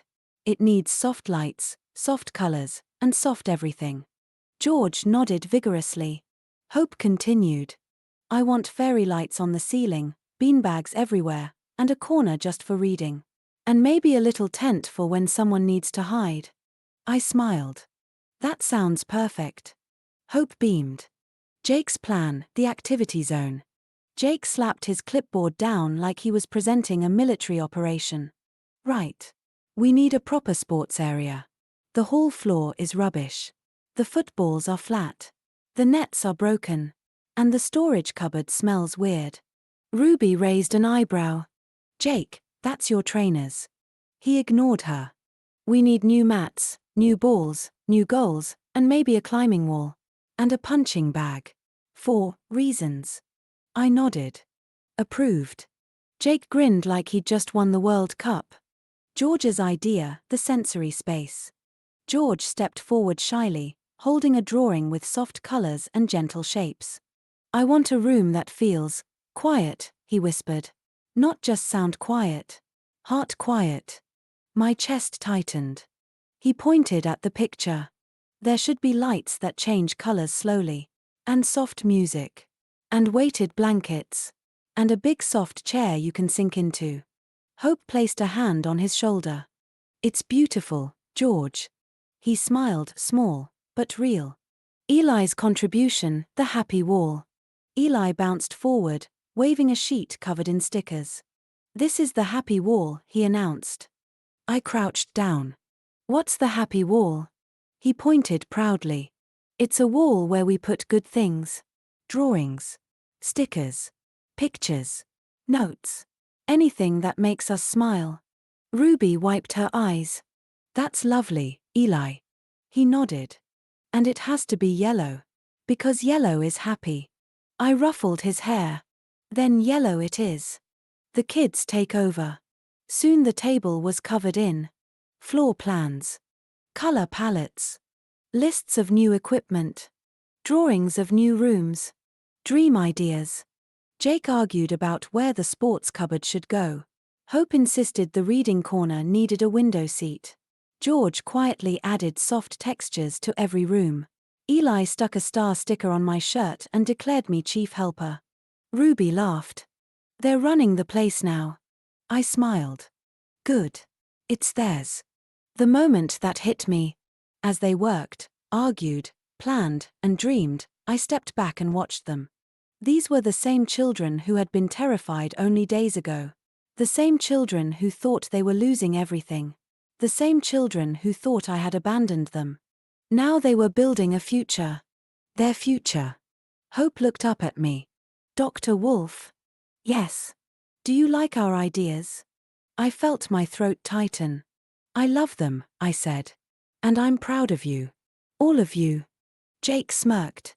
"Good. Because we're not changing anything." George nodded. "It's perfect." Eli hugged my leg. "We made it for you." I knelt down and pulled them all into a hug. "No," I whispered. "You made it for yourselves. A new beginning." By the end of the day, the table was overflowing with plans. Real plans. Beautiful plans. Plans that would change everything. Ruby placed a hand on my shoulder. "They're ready," she said softly. I nodded. "So are we." And as the kids ran around the center, laughing and dreaming and imagining the future, I realized something. This wasn't just a redesign. It was a rebirth. A new chapter. A new home. A new life. And we were building it together. Chapter 59, The Celebration Day at the Community Center. The sun rose bright and warm over the community center, the first celebration day since everything had changed. The building felt different. Lighter. Happier. Full of life. Banners hung across the hall. Fairy lights sparkled in the windows. The smell of cupcakes drifted from the kitchen. Music played softly from a speaker Jake insisted he could totally fix. He couldn't, but Ruby did. Today wasn't just a party. It was a new beginning. The kids arrived first. Hope was the first to burst through the door, wearing a bright yellow dress and a smile that could light up the whole building. "Dr. Wolf, look. I made decorations." She held up a string of hand-drawn stars. "They're perfect," I said. Jake arrived next, carrying a football under one arm and a tray of snacks under the other. "Don't drop those," Ruby warned. Jake rolled his eyes. "I'm not a child." He immediately tripped over the welcome mat. George came in quietly, holding a small box. "What's that?" I asked. He blushed. "Something for later." Eli ran in last, waving a balloon twice his size. "It's party time." Ruby laughed. "It definitely is." The hall transforms. The kids worked like a tiny, chaotic army. Hope hung stars from the ceiling. Jake set up a mini football goal in the corner. George arranged cushions in a perfect circle. Eli stuck stickers on every surface he could reach. Ruby and I watched them, smiling. "They're happy," she whispered. "They deserve to be." The celebration begins. Parents arrived. Volunteers arrived. Neighbors arrived. The hall filled with laughter, music, and the sound of children running everywhere. Hope dragged me to the art table. "Paint with me." Jake challenged me to a penalty shootout. "You're going down, Wolf." George showed me the sensory corner he'd helped design. "It feels safe," he whispered. Eli tugged my sleeve. "Come see the cake." It was a giant rectangle covered in icing stars, with the words, "Our home forever." My chest tightened. Ruby nudged me gently. They made that for you. For us, I corrected. The speech I didn't expect to give. Ruby clapped her hands. Everyone. Dr. Wolf wants to say something. I blinked. I do. Hope nodded eagerly. Go on. Jake smirked. Don't mess it up. George held my hand. Eli climbed onto my foot. I cleared my throat. I don't know what to say. Hope whispered. Say the truth. So I did. This place was almost taken from us, I said. But you, all of you, fought for it. You believed in it. You believed in each other. And now, this is our home. Forever. Hope smiled. Jake nodded proudly. George squeezed my hand. Eli whispered. We love you, Dr. Wolf. I swallowed hard. I love you too. The surprise. George stepped forward, holding the small box he'd brought earlier. We made something, he said quietly. Hope opened the lid. Inside was a wooden plaque, painted by all 4 kids. A wolf. 4 stars. And the words. Thank you for finding us. My breath caught. Ruby wiped her eyes. It's beautiful, I whispered. Hope hugged me. Jake punched my arm gently. George leaned against me. Eli climbed into my lap. And in that moment, surrounded by laughter, music, and the people I loved, I realized something. This wasn't just a celebration. It was a promise. A promise that we were never going back to fear. Never going back to silence. Never going back to being alone. We were a family now. And this was our future. Chapter 60: A quiet night after the celebration. The celebration had ended hours ago. The music had faded. The laughter had softened.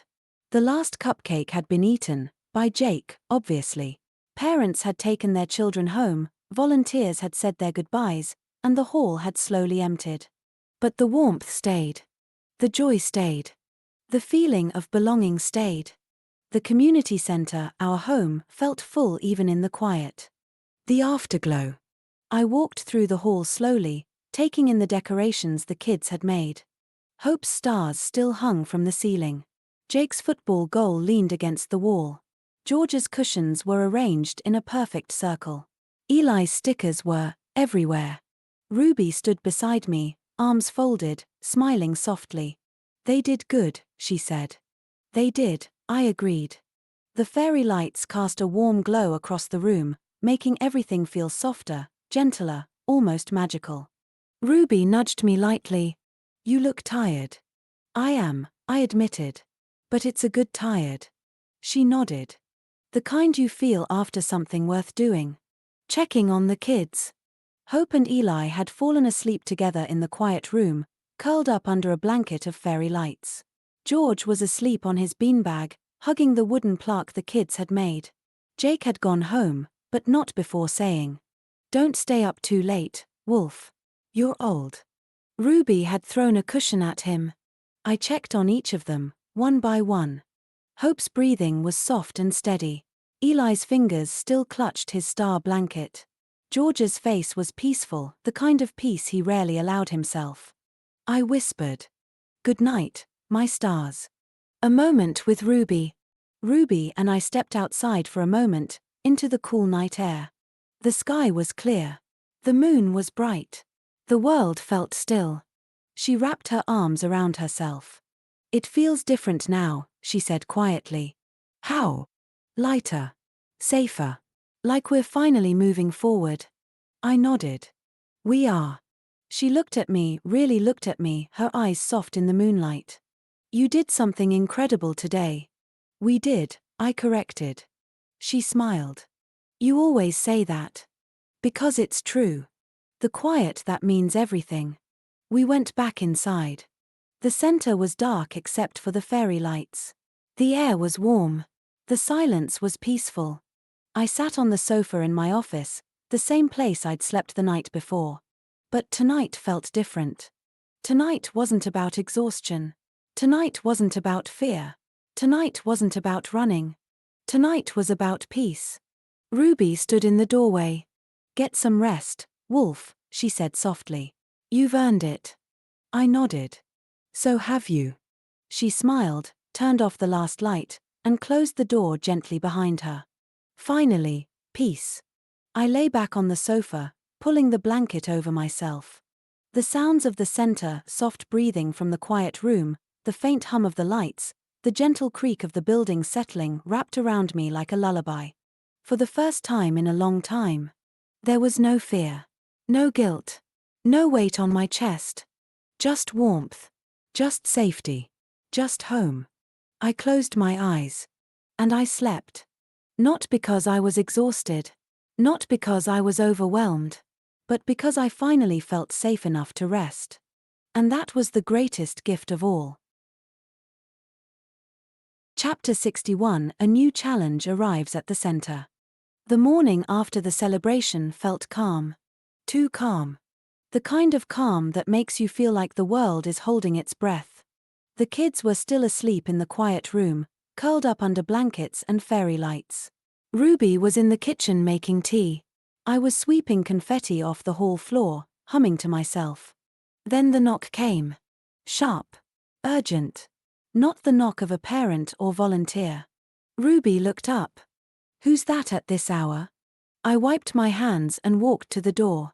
When I opened it, a woman stood there soaked from the rain, shaking, holding the hand of a small boy who looked no older than 6. The boy's eyes were wide, frightened, and tired. He clutched a backpack to his chest like it was the only thing he owned. The woman's voice trembled. Are you Dr. Wolf? I nodded slowly. Yes. How can I help? She swallowed hard. I didn't know where else to go. A child in need. The boy hid behind her leg, peeking out at me with terrified eyes. Ruby stepped beside me, her voice gentle. What's your name, sweetheart? The boy didn't answer. The woman squeezed his shoulder. This is Liam. I crouched down to his level. Hi, Liam. I'm Dr. Wolf. He didn't speak. He didn't move. He just stared at me like he was waiting for something bad to happen. The woman's voice cracked. He hasn't spoken in weeks. Ruby and I exchanged a look we'd shared many times before. A child in crisis. A child who needed safety. A child who needed us. The mother's story. We brought them inside, sat them down, made tea. The woman wrapped her hands around the mug like she was trying to warm her soul. I left his father last night, she whispered. He wasn't kind. To either of us. Liam flinched at the word father. My chest tightened. Ruby placed a hand on the woman's arm. You did the right thing. The woman nodded, tears spilling. I don't know what to do. I don't know where to go. Someone told me this place helps children. That you help children. She looked at me, desperate. Can you help my son? The kids wake up. Before I could answer, small footsteps echoed from the hallway. Hope appeared first, rubbing her eyes. Dr. Wolf, whose? She froze when she saw Liam. Jake appeared behind her, hair messy, yawning. What's going on? George peeked around the corner, clutching his beanbag. Eli toddled in, dragging his star blanket. They all stared at the new boy. Liam stared back, terrified. Hope stepped forward slowly, gently, like she was approaching a frightened animal. Hi, she said softly. I'm Hope. Liam didn't respond. Jake crossed his arms. He looks scared. George whispered. He looks like I used to. Eli held out his blanket. You can have this if you want. Liam blinked, surprised, confused, unsure. But he didn't run. He didn't hide. He just watched. A new challenge. I turned to the mother. Yes, I said quietly. We can help him. We'll do everything we can. She broke down in tears. Thank you. Thank you. Ruby guided her to a chair, comforting her. I knelt beside Liam again. You're safe here, I said softly. No shouting. No hurting. No fear. Just people who care. He stared at me for a long moment. Then, slowly, He reached out and took Eli's blanket. Eli grinned. See? He likes it. Hope smiled gently. Jake nodded approvingly. George whispered. He can stay with us. I looked at them, my kids, my family, and felt something shift. A new challenge had arrived. A new child who needed healing. A new story beginning. And we were ready. Together. Chapter 62, Dr. Wolf learns more about Liam's past. The rain had stopped by the time morning settled over the community center, but the air still felt heavy, like the sky was holding its breath. Liam sat on the sofa in my office, knees pulled to his chest, Eli's star blanket wrapped around him. He hadn't spoken. He hadn't cried. He hadn't moved much at all. Just watched. Quiet. Still. Wary.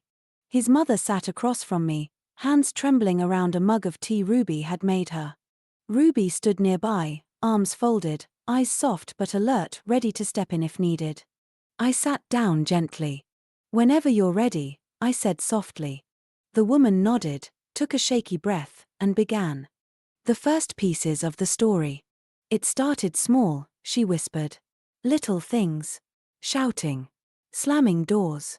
Blaming Liam for everything. Liam flinched at the word shouting. I noticed. Ruby noticed. His mother noticed too, and her eyes filled with guilt. He was never allowed to cry, she continued. His father said crying was weakness. Said boys don't cry. Hope, who had quietly slipped into the doorway, whispered. That's not true. Liam didn't look at her, but his shoulders softened just a little. His mother continued. Then it got worse. He'd grab Liam by the arm. Drag him. Lock him in his room when he cried. Sometimes for hours. George, standing behind Hope, hugged his beanbag tighter. Jake appeared behind them, jaw clenched. Ruby stepped closer to Liam's mother. You did the right thing leaving, she said gently. The woman nodded, tears spilling. I know. I should have left sooner. The night they ran. She wiped her eyes. Last night, he snapped. Over nothing. Liam dropped a cup. Just a cup. Liam's breathing quickened. He grabbed him. Hard. I pulled Liam away and we ran. I didn't even take clothes. Just him. Just my son. She looked at me, desperate. I don't know what to do. I don't know how to help him. He hasn't spoken since. I nodded slowly. Trauma can silence a child, I said softly. But silence isn't the end. It's the beginning of healing. Liam looked up at me then, just for a moment, eyes full of fear and something else. Hope. A tiny spark of hope. Liam's first reaction. I moved closer, slow and gentle. Liam, I said softly, you're safe here. No shouting. No hurting.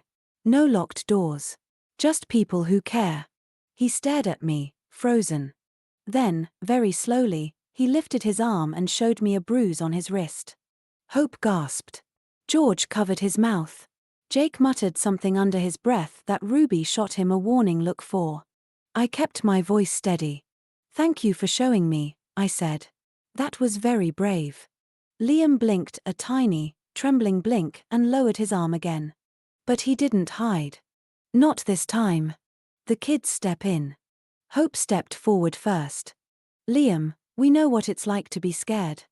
Jake nodded. Yeah. You're not the only one. George whispered. You can sit with us. If you want. Eli toddled over and placed the star blanket more securely around Liam's shoulders. You're safe, he said simply.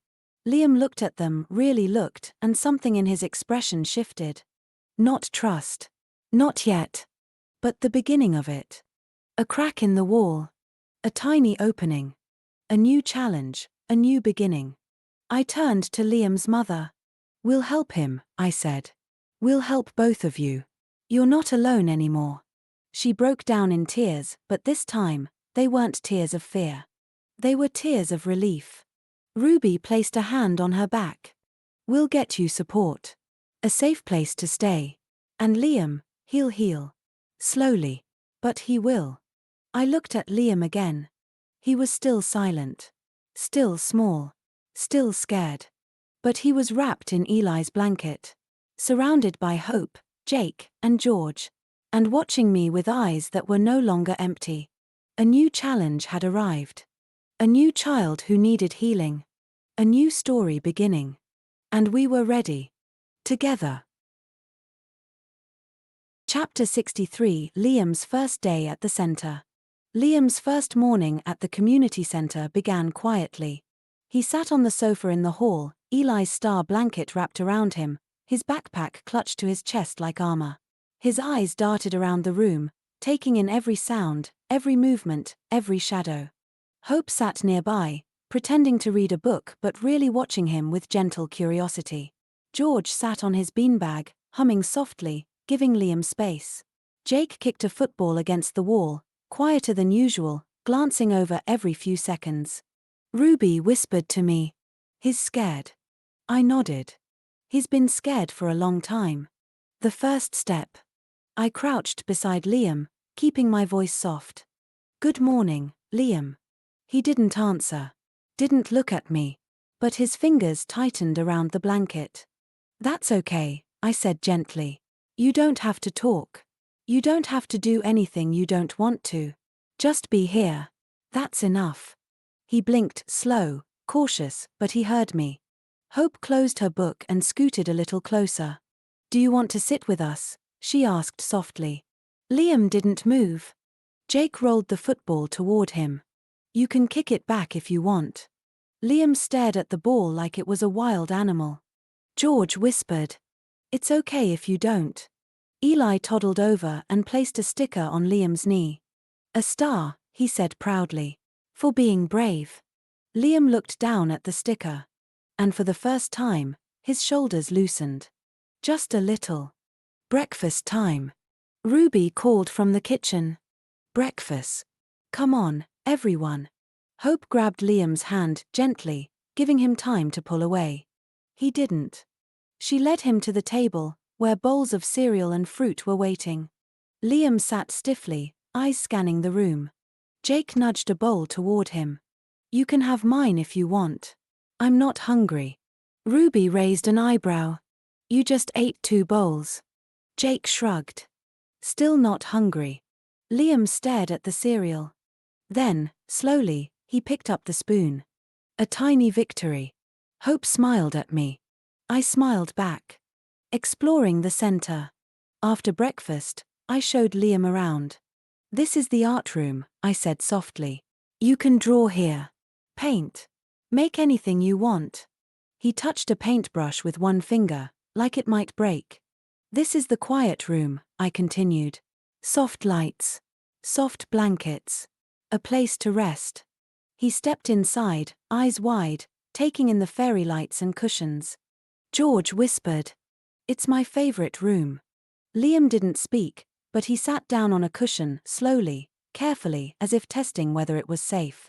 Eli sat beside him and handed him a toy wolf. This is Wolfie, he said. He helps me when I'm scared. Liam held the toy gently. Another victory. The first trigger. Later, a door slammed somewhere in the building. A volunteer. Accidental. Harmless. But not to Liam. He froze. His breathing quickened. His eyes went wide with panic. He curled into himself, hands over his ears. Hope rushed to him. It's okay. It's okay. It was just a door. Jake glared at the hallway. Who slammed that? George sat beside Liam, humming softly. Eli wrapped the star blanket around him again. I knelt in front of him. Liam, I said gently, you're safe. No one is going to hurt you. Not here. Not ever. He shook, but he listened. Slowly, his breathing steadied. He looked at me, really looked, for the first time. And in his eyes, I saw it. Fear. Pain. But also, trust. A tiny spark of trust. The end of the day. By the afternoon, Liam was sitting with the other kids in the hall. Not talking. Not playing. But sitting. With them. Hope leaned against him. Jake sat nearby, pretending not to watch him. George offered him a colored pencil. Eli fell asleep on his lap. Ruby whispered to me, "He's going to be okay." I nodded. "It'll take time. But yes. He will." I looked at Liam, small, silent, scared, but no longer alone. His first day had been hard. Messy. Fragile. But he had taken steps. Tiny steps. Brave steps. And tomorrow, he would take more. Together, we would help him heal. Together, we would give him a future. Together, we would make sure he never felt alone again. Chapter 64: Liam's Night Terror. The community center was quiet. Hope was at home with a babysitter Ruby trusted. The other kids had gone home hours ago. Only Ruby, Liam's mum, Liam, and I remained. Liam had fallen asleep on the sofa in the quiet room, wrapped in Eli's star blanket. His mum sat nearby, exhausted but calmer than she'd been in days. Ruby was in the kitchen making tea. I was sorting paperwork in my office when I heard it. A sound I knew too well. A child's cry, sharp, frightened, trapped. Liam. I ran. The night terror. Liam was thrashing in his sleep, tiny fists clenched, breath coming in panicked gasps. His mum rushed toward him. "Liam. Liam, wake up." But her voice, desperate, loud, scared, only made him panic more. He whimpered, curled into himself, shaking violently. I stepped between them gently. "Ruby," I said quietly, "take his mum outside for a moment." His mum froze. "But. Please. He's not hearing you right now. He's trapped in the memory." Ruby guided her out, softly but firmly. The room fell quiet except for Liam's terrified sobs. The moment everything broke. I knelt beside him. "Liam," I whispered, "you're safe. You're safe. You're safe." His eyes snapped open. But he didn't see me. He saw someone else. Someone who had hurt him. Before I could react, his tiny fist struck my cheek. Then again. And again. He hit with the wild, terrified strength of a child fighting for his life. My lip split. My nose bled. My vision blurred. But I didn't move away. I didn't raise my voice. I didn't stop him. Because he wasn't hitting me. He was hitting the memory. I kept my voice steady. "You're safe, Liam. You're safe. You're safe." He kept swinging, panicked, shaking, lost for what felt like forever. 10 minutes. 10 long minutes of fear leaving his body the only way he knew how. I didn't block him. I didn't restrain him harshly. I just held his wrists gently, firmly, safely enough to stop him hurting himself, never enough to hurt him. "Liam," I whispered, "you're safe. You're safe. You're safe." The breakthrough. Finally, his breathing changed. Fast. Shaky. Confused. He blinked. Looked around. Realized where he was. Realized who I was. His fists loosened. His body sagged. And then he collapsed into me, sobbing into my chest. "I'm sorry," he choked out the first words I'd ever heard him speak. I wrapped my arms around him gently. "You have nothing to be sorry for," I whispered. "Nothing. You didn't do anything wrong." He cried harder. "You're safe," I repeated softly. "You're safe. You're safe. You're safe." Aftermath. Ruby returned with his mum, both of them pale and shaken. But when they saw Liam clinging to me, not hitting, not panicking, just holding on, they froze. His mum whispered. He spoke. Ruby covered her mouth. I nodded. "He's not broken," I said quietly. "He's healing." Liam's mum knelt beside us, tears streaming. "Baby. I'm here." Liam reached out with one hand, still holding onto me with the other, and touched her sleeve. A tiny gesture. But a huge step. Ruby whispered. "He trusts you." I shook my head. He's learning to trust all of us. A new beginning. I carried Liam to the sofa and sat with him until he fell asleep again, his small hand gripping my shirt. His mum sat beside us, watching him with a mixture of heartbreak and hope. Ruby placed a blanket over all three of us. The night was quiet again. But something had changed. Liam had spoken. Liam had reached out. Liam had fought his nightmare and found safety on the other side. And I knew, as I held him close. This was the beginning of his healing. Not easy. Not quick. But real. And he wouldn't face it alone. Chapter 65. After the storm. The room was quiet again. Liam slept against my chest, breathing softly now, the terror finally drained from his small body. His fists were still curled in my shirt, as if letting go might pull him back into the nightmare. Ruby stepped inside slowly, her eyes widening when she saw the blood on my face. "Wolf," she whispered. "Oh my God." I shook my head gently. "I'm fine." She knelt beside me, her voice soft but firm. "No, you're not. Let me clean you up." I didn't move. "Not yet," I said quietly. "He's finally calm." Ruby looked at Liam, peaceful now, safe, and nodded. "Okay. But as soon as he's settled, you're letting me look at that." Liam's mum tries to apologize. Liam's mum stood in the doorway, tears streaming down her face. "I'm so sorry," she whispered. "I'm so sorry. He didn't mean." I shook my head. "Don't apologize. He wasn't hitting me." She blinked. "What do you mean?" "He was hitting someone else," I said softly. "Or something else. A memory. A fear. A ghost from his past." Her breath caught. Ruby placed a hand on her shoulder. "He wasn't attacking Wolf," she said gently. "He was trying to survive." Liam's mum covered her mouth, sobbing quietly. "I should have protected him sooner." I looked at her, steady and calm. "You protected him the moment you left," I said. "And you protected him again by bringing him here." She nodded, trembling. "Ruby takes charge." Ruby stood up. "Right," she said, wiping her eyes. "Wolf, hand him to his mum. I'll get the first aid kit." I shook my head. "He's holding on too tightly. If I move him now, he'll wake up scared again." Ruby sighed, not annoyed, just worried. "You're going to have a black eye," she said softly. "And your lip is split." "That's okay," I said. "It's not on Liam." Ruby frowned. "What do you mean?" I stroked Liam's hair gently. "He wasn't hitting me. He was hitting the man who hurt him. The fear. The memory. I just happened to be the one holding him." Ruby's expression softened. "You're impossible," she whispered. "And you're bleeding everywhere." I smiled weakly. "I've had worse." A moment of peace. Liam shifted slightly, his small hand tightening around my shirt. I whispered. "You're safe, little one. You're safe." His breathing stayed steady. Ruby returned with warm water and a cloth.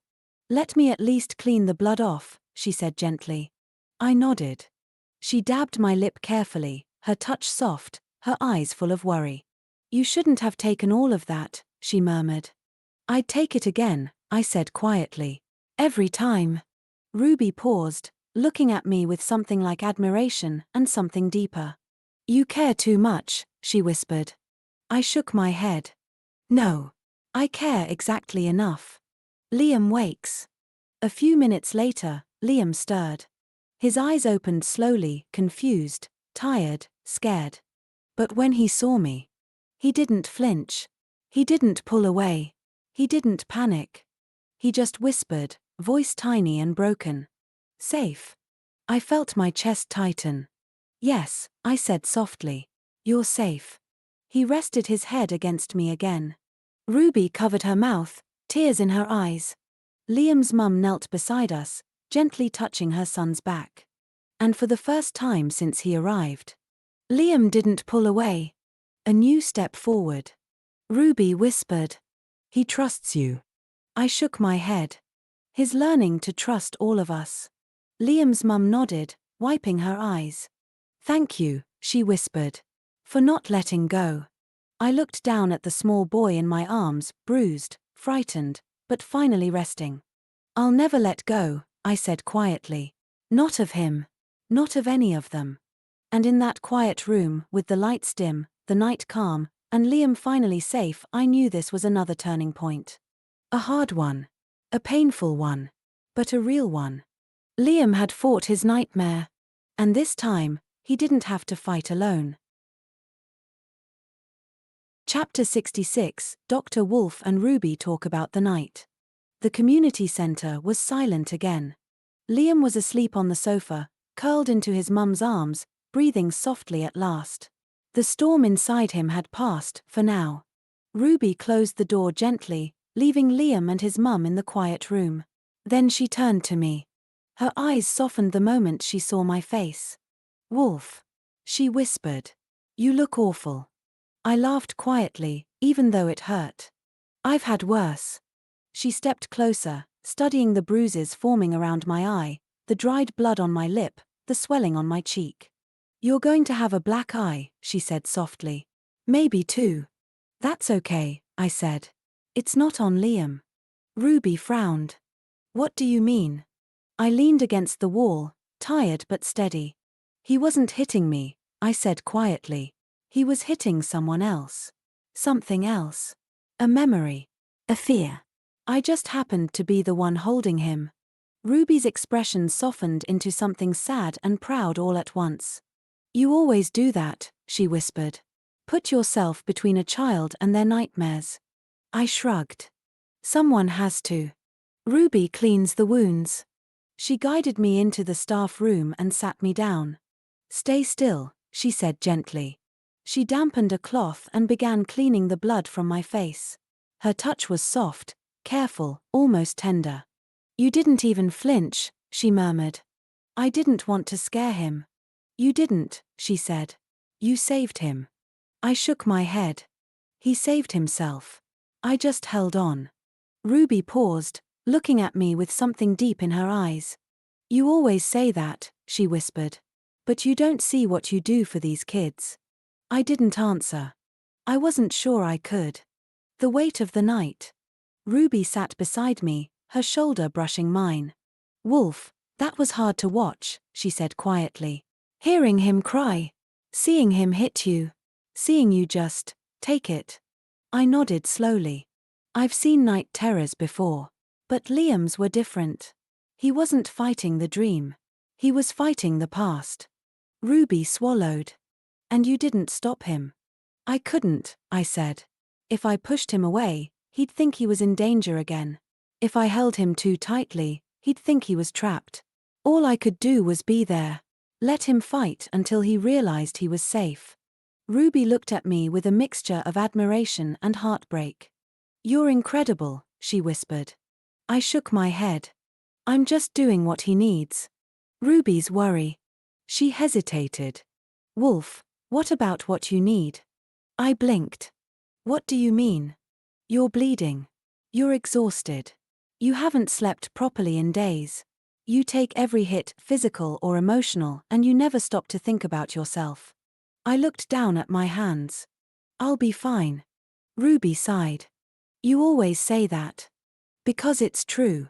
She shook her head gently. "One day, you're going to break if you don't let someone help you." I met her eyes. "I'm not breaking tonight." "No," she said softly. "Because I'm here." A quiet understanding. She finished cleaning my face and sat back, studying me. "You know," she said quietly, "most people would have panicked. Or shouted. Or pushed him away. I know. But you didn't." "I couldn't." Ruby smiled softly. "That's why the kids trust you. Why Liam will trust you. Why I trust you." I felt something warm settle in my chest. "Thank you," I said quietly. She reached out and squeezed my hand. "You're not alone in this, Wolf. Not tonight. Not ever." I nodded. "I know." And for the first time in a long time, I let myself believe it. The night ends. Ruby stood and offered me her hand. "Come on," she said softly. "Let's check on Liam." I took her hand and stood, my body aching but my heart steady. We walked back to the quiet room together. Liam slept peacefully now, his small hand resting on his mum's arm, the star blanket tucked around him. Ruby whispered, "He's safe." I nodded. So are we. And in that quiet moment, bruised, tired, but surrounded by the people who mattered, I realized something. Healing wasn't just for the children. It was for all of us. Chapter 67, Dr. Wolf's private moment with Liam's mum. The community center was finally still. Liam slept curled against his mum in the quiet room, his tiny hand gripping her sleeve even in sleep. The star blanket was wrapped around him like a shield. His breathing was soft now, no more shaking, no more gasping, no more fighting ghosts. Ruby dimmed the lights and stepped out, leaving the door slightly open. I stood in the hallway, leaning against the wall, one hand pressed gently to my bruised cheek. The swelling had already started. My lip still stung. My nose was tender. But none of it mattered. Liam was safe. That was all that mattered. Liam's mum stepped out quietly, closing the door behind her. Her eyes were red, her face pale, her hands trembling. "Dr. Wolf, can we talk?" I nodded. "Of course." We walked into the staff room, the same room where Ruby had cleaned the blood from my face. The kettle hummed softly in the background. She sat down slowly, like her legs might give out. I sat across from her, giving her space. The guilt she carried. She stared at her hands. "I can't believe he did that to you," she whispered. "I'm so sorry. I'm so sorry." I shook my head gently. "You don't need to apologize." "But he hurt you." "No," I said softly. "He hurt someone else. Someone from his past. I was just the one holding him." Her breath caught. She covered her mouth, tears spilling. "I should have protected him sooner." I leaned forward, my voice steady. "You protected him the moment you left. And you protected him again by bringing him here." She shook her head. "I didn't know he was that scared. I didn't know it was that bad." "You couldn't have known," I said. "Children hide their fear. Especially children who've been taught to." She wiped her eyes. "He's never hit anyone before." "He wasn't hitting," I said gently. "He was surviving." Her fear for the future. She looked up at me, eyes full of fear. "What if he never gets better? What if he never speaks again? What if he always wakes up like that?" I shook my head. "He will get better. Not quickly. Not easily. But he will." "How do you know?" "Because he reached for you tonight," I said softly. "And he reached for me. That means he's still fighting.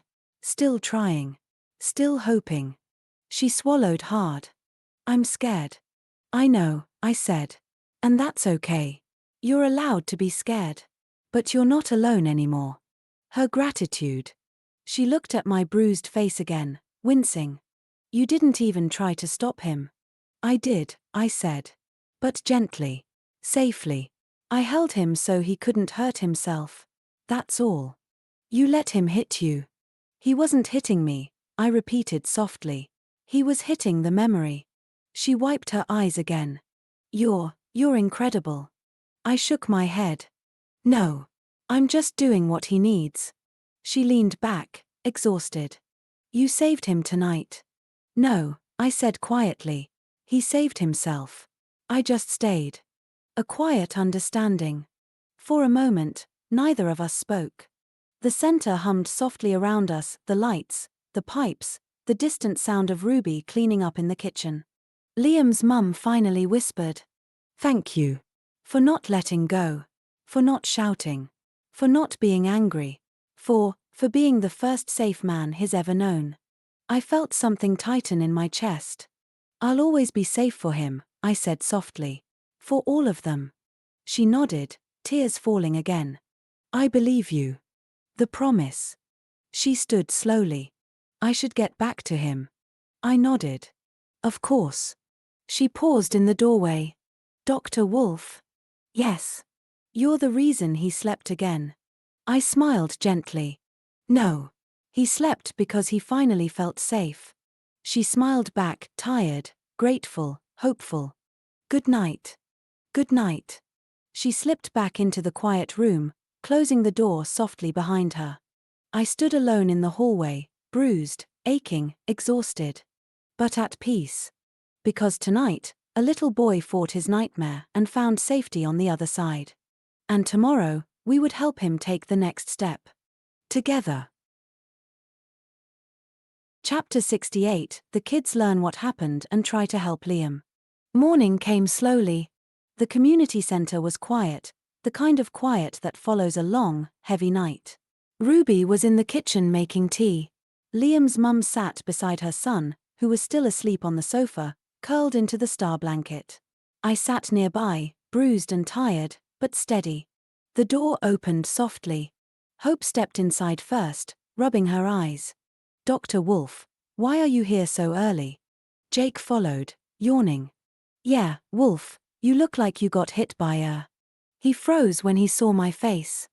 George peeked around him, eyes widening. Eli toddled in behind them, dragging his blanket. They all stared. Hope whispered, "Dr. Wolf, what happened?" "The truth," gently told. I knelt down so I was level with them. "Kids, something happened last night. Liam had a night terror." Jake frowned. "A what?" "A nightmare so strong it feels real," I explained. "He woke up scared. Really scared." Hope's eyes softened. "Did he cry?" "Yes," I said quietly. "He cried. He panicked. He didn't know where he was." George hugged his beanbag tighter. "Like I used to," he whispered. I nodded. "Yes. A lot like that." Jake looked at my bruised cheek. "Did he do that?" I didn't hesitate. He didn't mean to.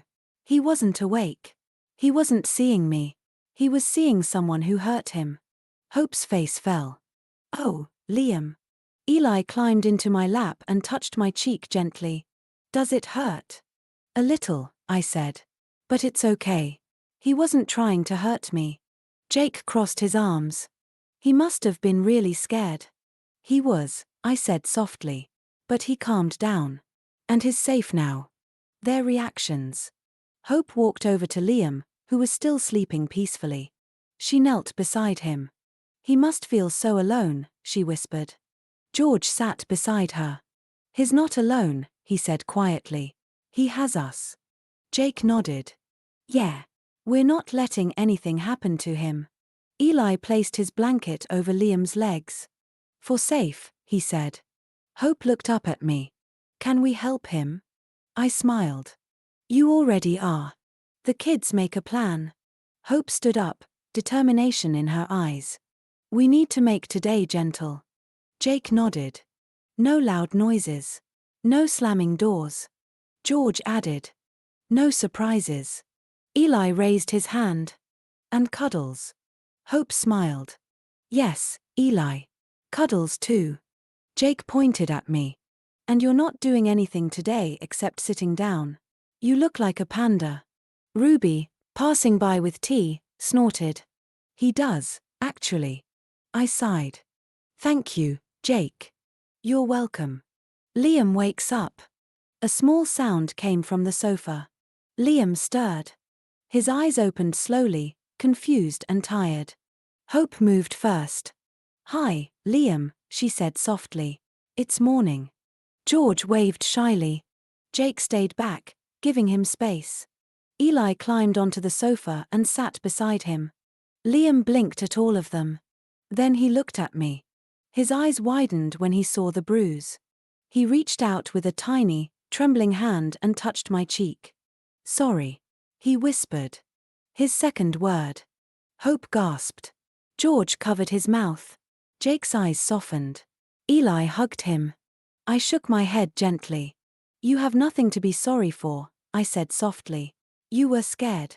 And you're safe now." Liam's eyes filled with tears. Hope took his hand. "We're your friends," she said. "We're going to help you." Jake nodded. "Yeah. You're one of us now." George whispered. "You're safe here." Eli pressed his forehead to Liam's shoulder. "Safe." Liam looked at all of them, really looked, and something in his expression changed. Not fear. Not confusion. Something new. Something small. Something hopeful. A new beginning. As the kids gathered around him, gentle, patient, protective, I realized something. Liam wasn't just healing because of me. He was healing because of them. Because they understood fear. Because they understood pain. Because they understood what it meant to need someone. And because they had chosen him. Hope squeezed his hand. "Come on," she said softly. "Let's start the day together." Liam nodded. A tiny nod. But a brave one. And as he stood, surrounded by the children who would become his family, I knew. This was the beginning of something beautiful. Liam's mum, her POV, why she left. I didn't leave all at once. People think you pack a bag, grab your child, and run. But it isn't like that. It's slow. It's confusing. It's 1,000 tiny moments that build into one final breaking point. For me, it started with the shouting. Not at first. At first, he was charming. Funny. Warm. The kind of man who made you feel lucky. Then the shouting came. Little things. A misplaced cup. A late dinner. A toy on the floor. He always apologized afterward. Always promised it wouldn't happen again. And I believed him, because I wanted to. But then he started shouting at Liam. "My little boy. My quiet, gentle, sensitive boy. Stop crying. Man up. Don't be weak." Liam would freeze. His eyes would go wide. He'd hold his breath like even breathing might make it worse. I told myself it was just stress. Just a bad day. Just temporary. But it wasn't. It got worse.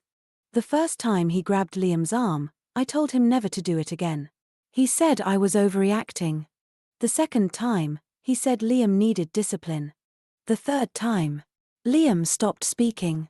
That was when something inside me cracked. But I still didn't leave. Not yet. Because leaving is terrifying. Because you tell yourself it will get better. Because you're scared of what happens if you go and scared of what happens if you stay. Then came the night everything changed. The night I finally left. Liam dropped a cup. Just a cup. It shattered on the floor. And something in his father snapped. He grabbed Liam by the wrist hard, and Liam made a sound I had never heard before. A tiny, broken, terrified sound. I saw the bruise forming under his fingers. I saw Liam's eyes fill with panic. I saw my son shrink into himself like he was trying to disappear. And something inside me, something I didn't even know I still had, roared awake. I pulled Liam away. I stood between them. I told him if he touched my son again, I would kill him.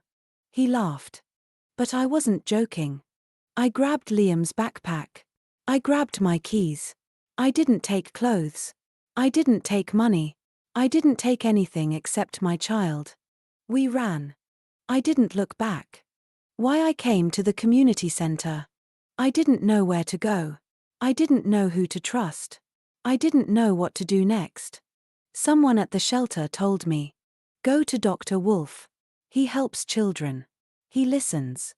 I didn't believe them at first. But when I walked into the center, when I saw the warmth, when I saw the safety, when I saw the way Dr. Wolf looked at Liam, not with pity, not with judgment, but with understanding, I knew we were in the right place. I knew we were safe.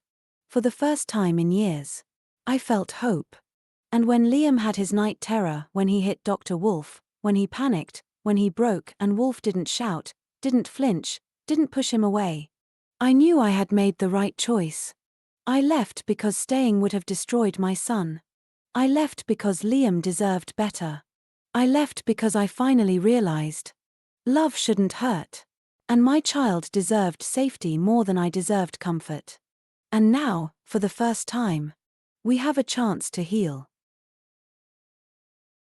Liam's mum, her POV, how she found Dr. Wolf. I didn't know where to go the night I left. I had Liam in my arms, his backpack on my shoulder, my heart pounding so hard I thought it might burst. I didn't take clothes. I didn't take money. I didn't take anything except my son. I just ran. I ended up at a women's shelter, a small, quiet place tucked behind a church. The woman at the desk didn't ask questions.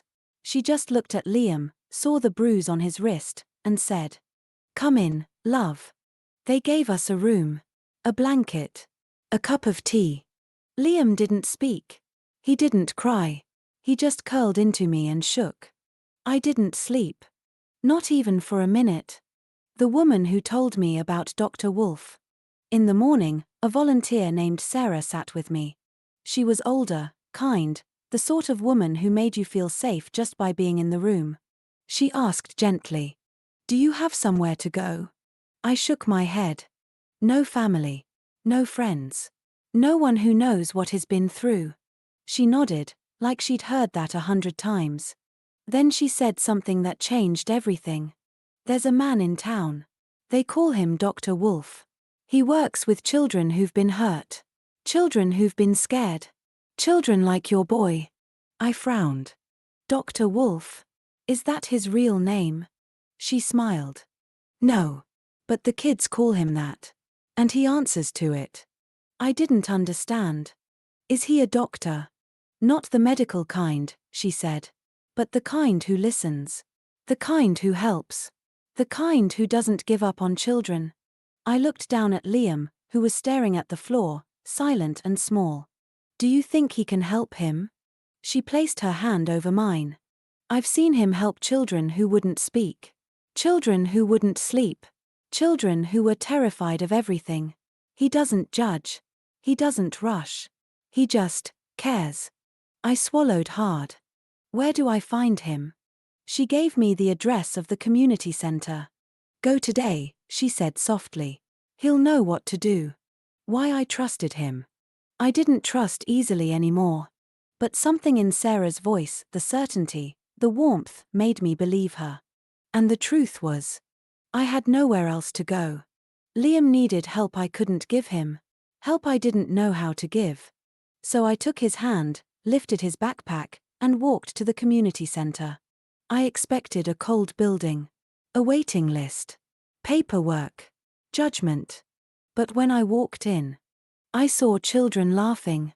I saw fairy lights. I saw warmth. And then I saw him. Dr. Wolf. He looked at Liam, not at the bruise, not at the fear, not at the silence, but at him. Like he mattered. Like he wasn't broken. Like he was a child worth saving. And in that moment, I knew Sarah had been right. I had found the right place. I had found the right person. I had found safety. For both of us. Liam's POV, before the community center. I don't remember when things got scary. Maybe they were always scary. Maybe I just got old enough to notice. At home, everything was loud. Even when no one was talking, it felt loud inside my chest. Like my heart was trying to hide but didn't know where to go. Dad's footsteps were the worst. Heavy. Fast. Sharp. When he walked like that, I knew something bad was coming. I learned to make myself small. Quiet. Invisible. Mum tried to protect me. She always stood in front of me.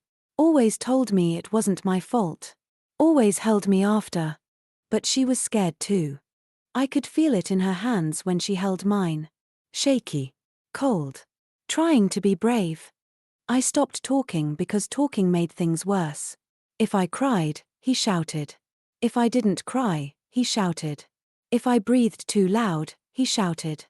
So I stopped breathing loud. Stopped talking. Stopped being seen. I thought that was normal. Liam's POV, the night they ran. I dropped a cup.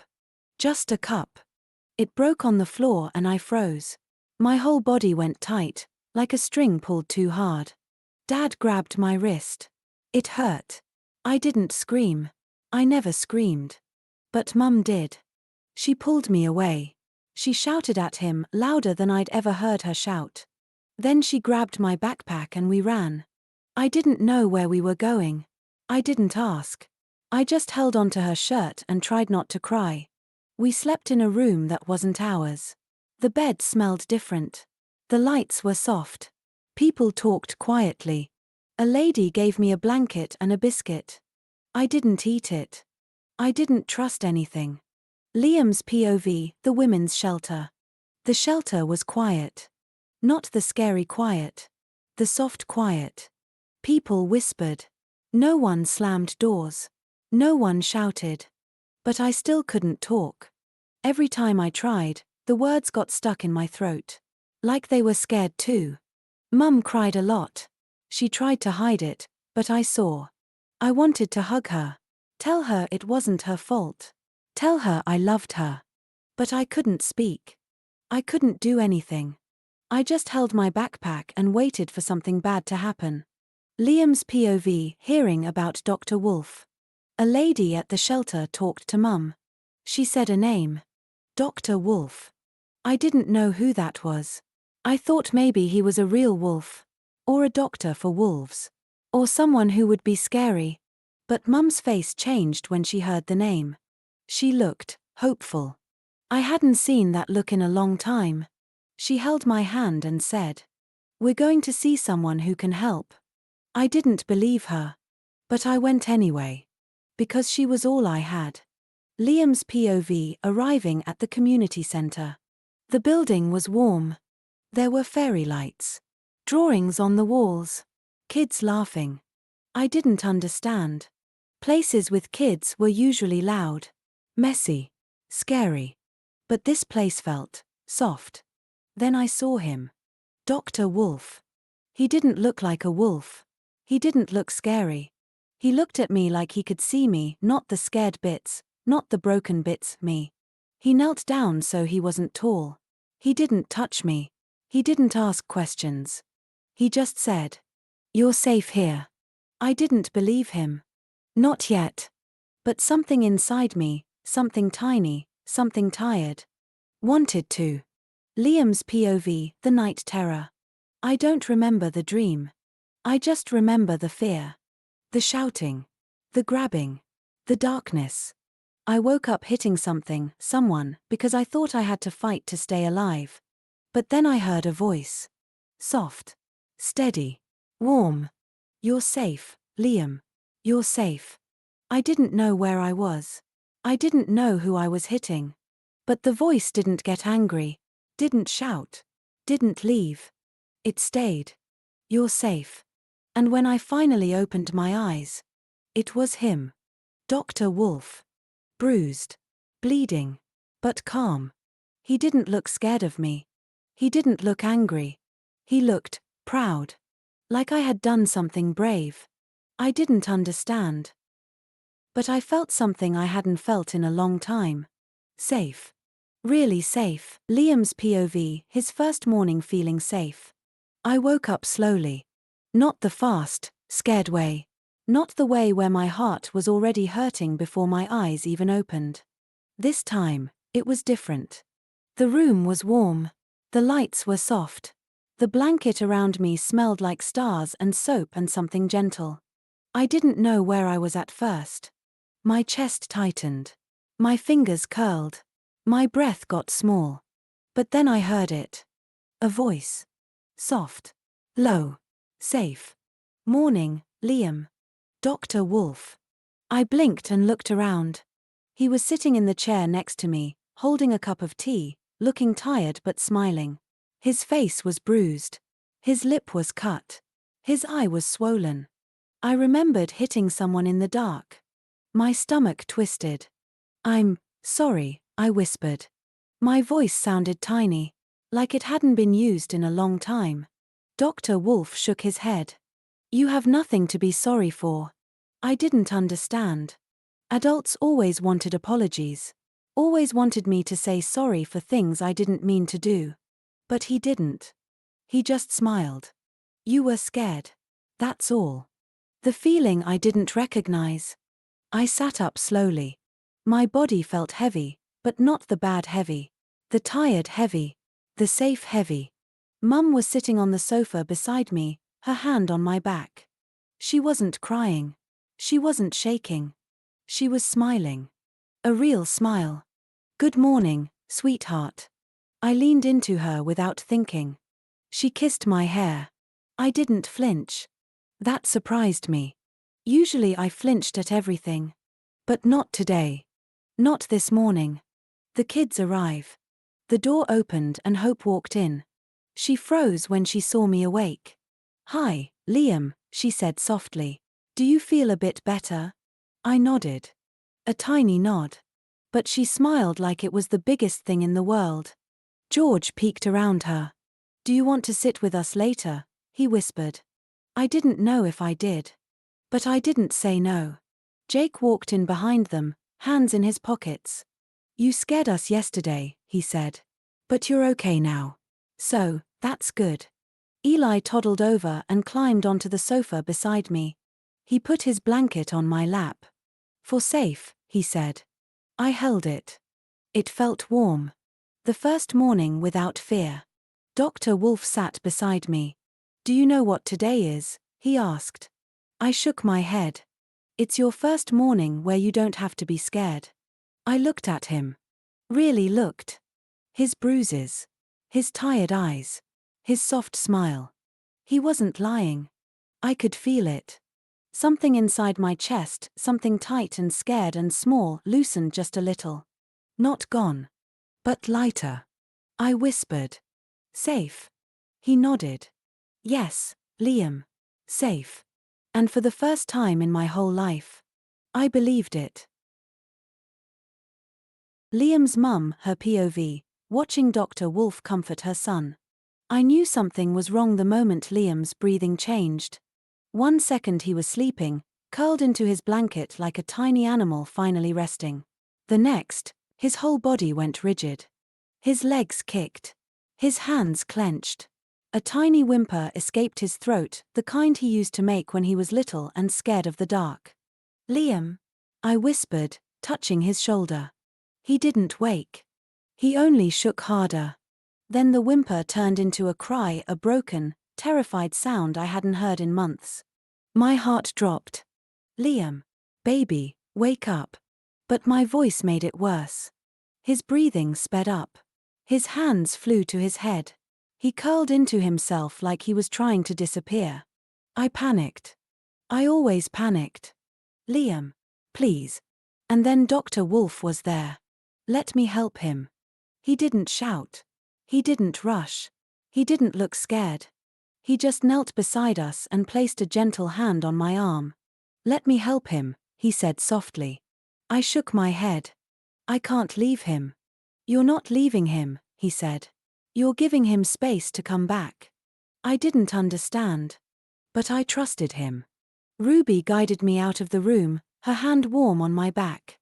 The moment the door closed, I heard Liam cry out, a sound that tore through me like glass. I pressed my hand to my mouth. Please help him, I whispered. Ruby squeezed my shoulder. He will. The moment I saw it, I couldn't stay away. I opened the door just a crack. And what I saw made my breath stop. Liam was hitting him. My tiny, gentle boy hitting Dr. Wolf with all the strength his little body had. His fists were wild. His face was twisted with terror. He wasn't awake. He wasn't here. He was back there. Back in that house. Back in that nightmare. And Dr. Wolf. He didn't move. He didn't block him. He didn't shout. He didn't even flinch. He just held Liam's wrists gently, keeping him safe, keeping himself steady. You're safe, Liam, he whispered. You're safe. You're safe. You're safe. Blood ran from his lip. His cheek was swelling. His nose was bleeding. But he didn't care. He didn't stop. He didn't let go. The moment Liam returned. After what felt like forever, 10 minutes, maybe more, Liam's fist slowed. His breathing changed. His eyes opened. He looked around, confused, shaking, lost. Then he saw Dr. Wolf. And instead of fear, he collapsed into him. Like a child falling into the only safe place he knew. Dr. Wolf wrapped his arms around him, holding him gently, protectively. You're safe, he whispered again. I've got you. Liam sobbed into his chest. And I sobbed in the doorway. The part that broke me. Dr. Wolf looked up at me, bruised, bleeding, exhausted, and whispered. He wasn't hitting me. He was hitting the memory. I covered my mouth, tears streaming. Because he was right. My son wasn't violent. He wasn't dangerous. He wasn't broken. He was scared. Terrified. And Dr. Wolf had taken every hit so Liam wouldn't have to face that terror alone. The moment I knew we were safe. When Liam finally fell asleep again, curled into Dr. Wolf's chest, breathing softly, I sat beside them. I touched Liam's hair. Then I looked at Dr. Wolf. "You saved him," I whispered. He shook his head. "No. He saved himself. I just stayed." But he was wrong. He did save him. He saved both of us. Because for the first time in years, I wasn't scared. For the first time in years, my son wasn't alone. For the first time in years, we were safe. Because we had found Dr. Wolf. Liam's mum, her POV, my fears about the future. I wish I could say that leaving fixed everything. That running away made the fear disappear. That the bruise on Liam's wrist faded from my memory as quickly as it faded from his skin. That the nightmares stopped. That the guilt stopped. But fear doesn't vanish just because you walk out the door. It follows you. It whispers. It waits. And even now, even here, in the safest place we've ever been, I still feel it. Fear number 1, what if I can't protect him? I watch Liam sleep, curled into Dr. Wolf's chest, breathing softly after the worst night of his little life. And I think, what if I fail him again? I left too late. I stayed too long. I let him live in fear because I was too scared to leave. What if I make another mistake? What if I miss another sign? What if I can't keep him safe from the world, or from his own memories? I'm his mum. I'm supposed to be the strong one. But sometimes I feel like I'm made of paper. Fear number 2, what if the past follows us? His father doesn't know where we are. Not yet. But what if he finds out? What if he comes looking? What if he knocks on the door of this center, this place that finally feels like home, and tries to take Liam back? The thought makes my stomach twist. I know Dr. Wolf would protect him. I know Ruby would stand between us and danger without hesitation. But the fear is still there. Because I've seen what that man looks like when he's angry, and I never want Liam to see it again. Fear number 3, what if Liam never heals? He hasn't spoken properly in weeks. He flinches at footsteps. He freezes at loud noises. He curls into himself when someone raises their voice even if they're not angry. Last night, he hit Dr. Wolf in his sleep. My gentle boy. My quiet boy. My sweet, soft, sensitive boy. What if the fear stays inside him forever? What if he never feels safe? What if he grows up thinking the world is something to survive instead of something to live in? I want him to laugh again. To play again. To trust again. But I don't know how long it will take. And that terrifies me. Fear number 4, what if I'm not enough? Dr. Wolf sat with him for 10 minutes while Liam hit him, screamed, shook, and broke apart.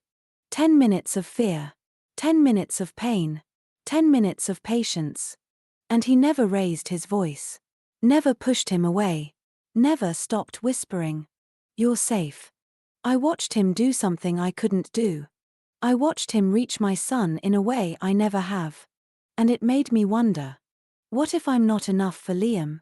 What if he needs someone stronger, kinder, more patient, more whole? I know I love him. I know I would die for him. But sometimes love doesn't feel like enough.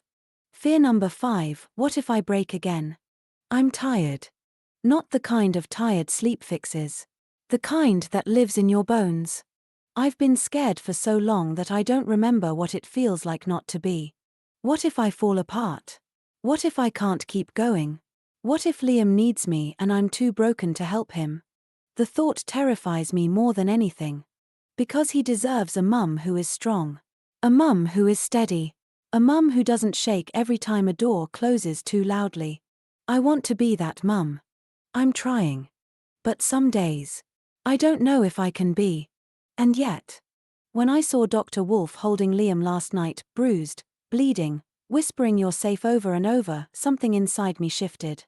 For the first time in years, I didn't feel alone. For the first time in years, I believed Liam might actually heal. For the first time in years, I felt hope. Not because everything is fixed.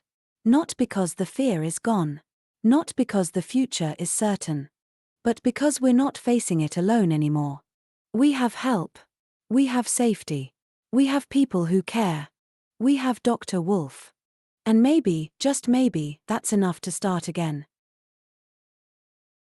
Ruby's POV, seeing Wolf hurt and realizing how much he cares. I've seen Dr. Wolf tired before. I've seen him stressed. I've seen him overwhelmed. I've even seen him sad. But I had never seen him like this. Bruised. Bleeding. Shaking, not from fear, but from the weight of what he'd just carried. And still he sat there with Liam in his arms like the boy was made of glass. I stood in the doorway, frozen. Liam's mum was crying softly beside me. The room smelled like fear and sweat and something sharp, the metallic scent of blood. But Wolf's voice was steady. You're safe, Liam. You're safe. Over and over. Like a heartbeat. Like a promise. The moment I realized. I'd always known he cared. Of course he did. He wouldn't be Dr. Wolf if he didn't. But this was different. He wasn't just comforting Liam. He wasn't just doing his job. He was protecting him. Taking every hit. Every kick. Every terrified swing of Liam's tiny fists. And he didn't flinch. Not once. He didn't raise his voice. He didn't push Liam away. He didn't even try to defend himself. He just held him. Held him like he was the most important thing in the world. And that's when it hit me. He would do anything for these kids. Anything. Even bleed for them. Cleaning the blood. When Liam finally fell asleep again, Wolf looked up at me. His eye was already swelling. His lip was split. There was dried blood on his cheek. But he smiled. Can you get a cloth? He whispered. I nodded, but my hands were shaking. When I came back with warm water, he didn't move away. He didn't pretend he was fine. He just sat there, letting me clean the blood from his face. You're going to have a black eye, I said quietly. That's okay, he murmured. It's not on Liam. I froze. What do you mean? He wasn't hitting me, Wolf said softly. He was hitting someone else. Something else. A memory. My chest tightened. Because he was right. And because he understood Liam in a way most adults never could. The anger I didn't expect. I wasn't angry at Liam. Not even a little. But I was angry at the world. At the man who had made Liam so scared. At the fear that lived inside that little boy's bones. And I was angry that Wolf had to take the hits for something he didn't cause. But when I looked at him, he wasn't angry. He wasn't resentful. He wasn't even upset. He was proud. Proud that Liam had fought. Proud that Liam had survived. Proud that Liam had finally let someone hold him through the fear. And that made my anger melt into something else. Something warm. Something painful. Something like admiration. The moment I saw him differently. Wolf leaned back against the sofa, exhausted. Liam slept against his chest, tiny fingers curled into Wolf's shirt. I sat beside them, watching the rise and fall of Liam's breathing. You didn't have to take all of that, I whispered. Yes, he said softly. I did. Why? He looked at me, really looked, and for a moment I saw past the calm, past the strength, past the steady voice he always used. I saw the truth. Because he needed someone who wouldn't leave, he said. Someone who wouldn't shout. Someone who wouldn't hurt him. Someone who would stay, no matter what. My throat tightened. And you did. He nodded. I always will. And that was the moment I realized. Dr. Wolf wasn't just helping these kids. He was saving them. Piece by piece. Night by night. Fear by fear. And he didn't think he was doing anything special. But he was. He was extraordinary. The quiet after. When Liam's mum came back in, Wolf gently handed Liam to her. He stood slowly, wincing, but still smiling. I touched his arm. You need to rest. He shook his head. Not yet. Wolf, I said softly, you can't pour from an empty cup. He looked at me with tired eyes. I'm not empty, he whispered. Not while they need me. And I knew he meant it. But I also knew something else. He wasn't alone. Not anymore. Because I would be there too. To help him. To steady him. To remind him that he didn't have to carry everything by himself. And maybe, just maybe, he'd let me. Ruby's POV, confronting Wolf about taking too much on himself. I waited until Liam and his mum were settled in the quiet room. Until the lights were dim. Until the center felt still again. Wolf was in the staff room, sitting on the edge of the table, holding an ice pack to his cheek. His shirt was still stained with dried blood.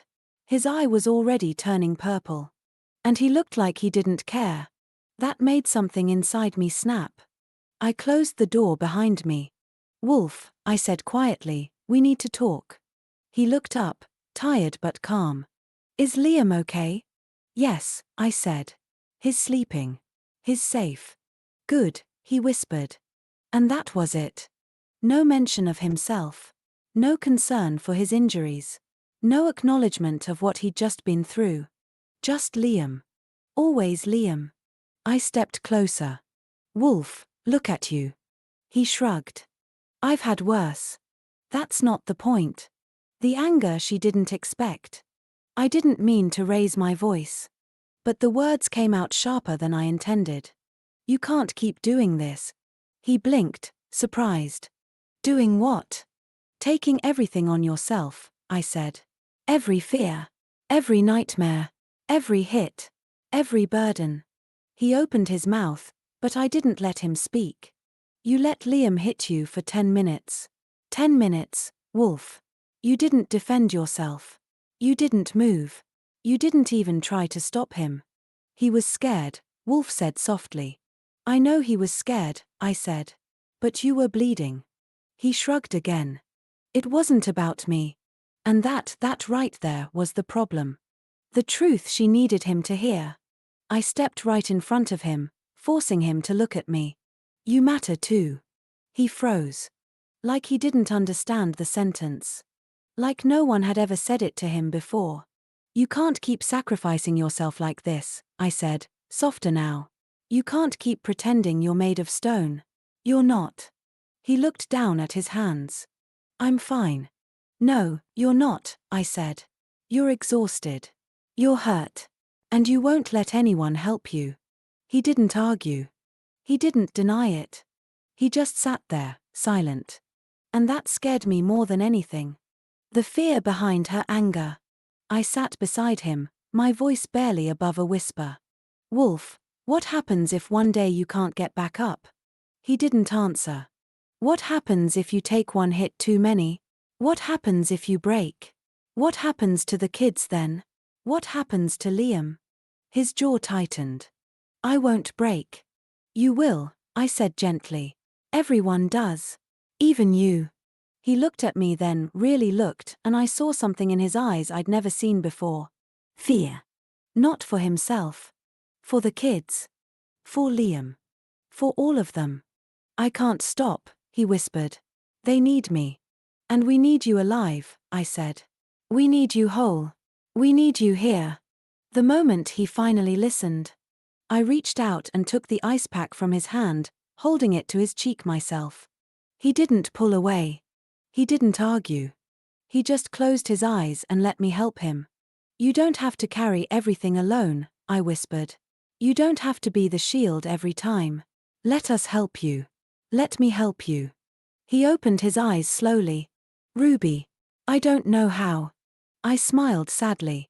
I'll teach you. A quiet promise. He let out a long breath, the kind that sounded like he'd been holding it for years. Okay, he whispered. I'll try. It wasn't a promise. Not yet. But it was a start. I placed the ice pack gently against his cheek again. Good, I said softly. Because I'm not letting you fall apart. Not on my watch. He smiled, tired, bruised, but real. Thank you. And for the first time since I'd known him, he let someone take care of him. Even if just for a moment, Dr. Wolf POV, realizing Ruby saw everything. I knew Ruby had seen more than I wanted her to. The way she looked at me, not with shock, not with pity, but with something deeper, something that felt like fear and anger and care all tangled together. I didn't understand it. I didn't understand her. Why she was being so gentle. Why she was being so fierce. Why she was looking at me like I was the one who needed saving. I'm not used to that. I'm used to being the one who holds everyone else together. Not the one who falls apart. The pain I tried to hide. My face throbbed. My ribs ached. My lips stung every time I breathed. But I didn't want Ruby to see that. I didn't want Liam to see that. Pain scares children. Pain makes them think they caused it. Pain makes them go backwards. And Liam couldn't afford to go backwards. So I kept my voice steady. I kept my breathing calm. I kept my hands gentle. Even when it hurt. Especially when it hurt. Because that's what he needed. Ruby's anger. And something else. When Ruby confronted me, I didn't know what to say. She was angry, not at Liam, never at Liam, but at me. At the way I took everything on myself. At the way I let myself get hurt. At the way I refused to let anyone help me. I didn't understand why she cared so much. I'm used to people caring about the kids. Not about me. But Ruby. Ruby looked at me like she could see straight through the calm, straight through the strength, straight through the mask I've worn since I was a child. And that terrified me. Because if she could see through it, she might see everything. The question I've avoided my whole life. She asked me why. Why I take every hit. Why I never defend myself. Why I never let anyone help me. Why I always put myself between a child and their fear. I didn't answer. Because the truth is something I've never said out loud. Not to anyone. Not even to myself. But the words echoed in my head. Because no one ever did it for me. Because when I was a child, there was no one to step in. No one to hold me. No one to say you're safe. No one to take the hits so I didn't have to. I learned to survive alone. I learned to be quiet. I learned to be strong. I learned to take pain without flinching. And somewhere along the way, I decided. If I can stop one child from feeling what I felt, I will. Even if it hurts. Even if it breaks me. Is it time to tell her? Ruby sat beside me, holding the ice pack to my cheek, her hands gentle, her eyes soft. Wolf, she whispered, you don't have to do everything alone. I wanted to tell her she was wrong. That I did have to. That I always have. But the words wouldn't come. Because for the first time in my life, I wasn't sure. Maybe she deserved to know. Maybe she needed to know. Maybe she couldn't understand why I do what I do unless she knew where it came from. The pain. The fear. The childhood I never talk about. The nights I spent alone. The days I learned to hide bruises with smiles. The years I spent believing I didn't matter. Maybe it was time. Maybe she had earned the truth. Maybe I was tired of carrying it alone. I looked at her, really looked, and for the first time, I let myself wonder. Is it time to tell Ruby everything? Everything that happened to me? Everything I survived? Everything I still carry? I didn't know the answer.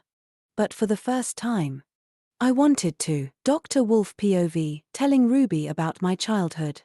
I sat in my office with Ruby beside me, the door closed, the lights low. My face still ached. My ribs still hurt. But none of that mattered. What mattered was the question Ruby had asked me. Wolf, why do you take everything on yourself? I knew the answer. I'd always known. But saying it out loud, that was something I'd never done. Not once. Not to anyone. I took a slow breath. Ruby, there's something I need to tell you. Something I've never told anyone.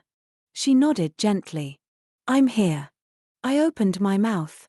And then the door creaked. Hope. Hope in the office. She stood in the doorway, her little hands shaking, her eyes wide and wet. Hope. Ruby whispered. What's wrong, sweetheart? But Hope didn't answer. She was holding something.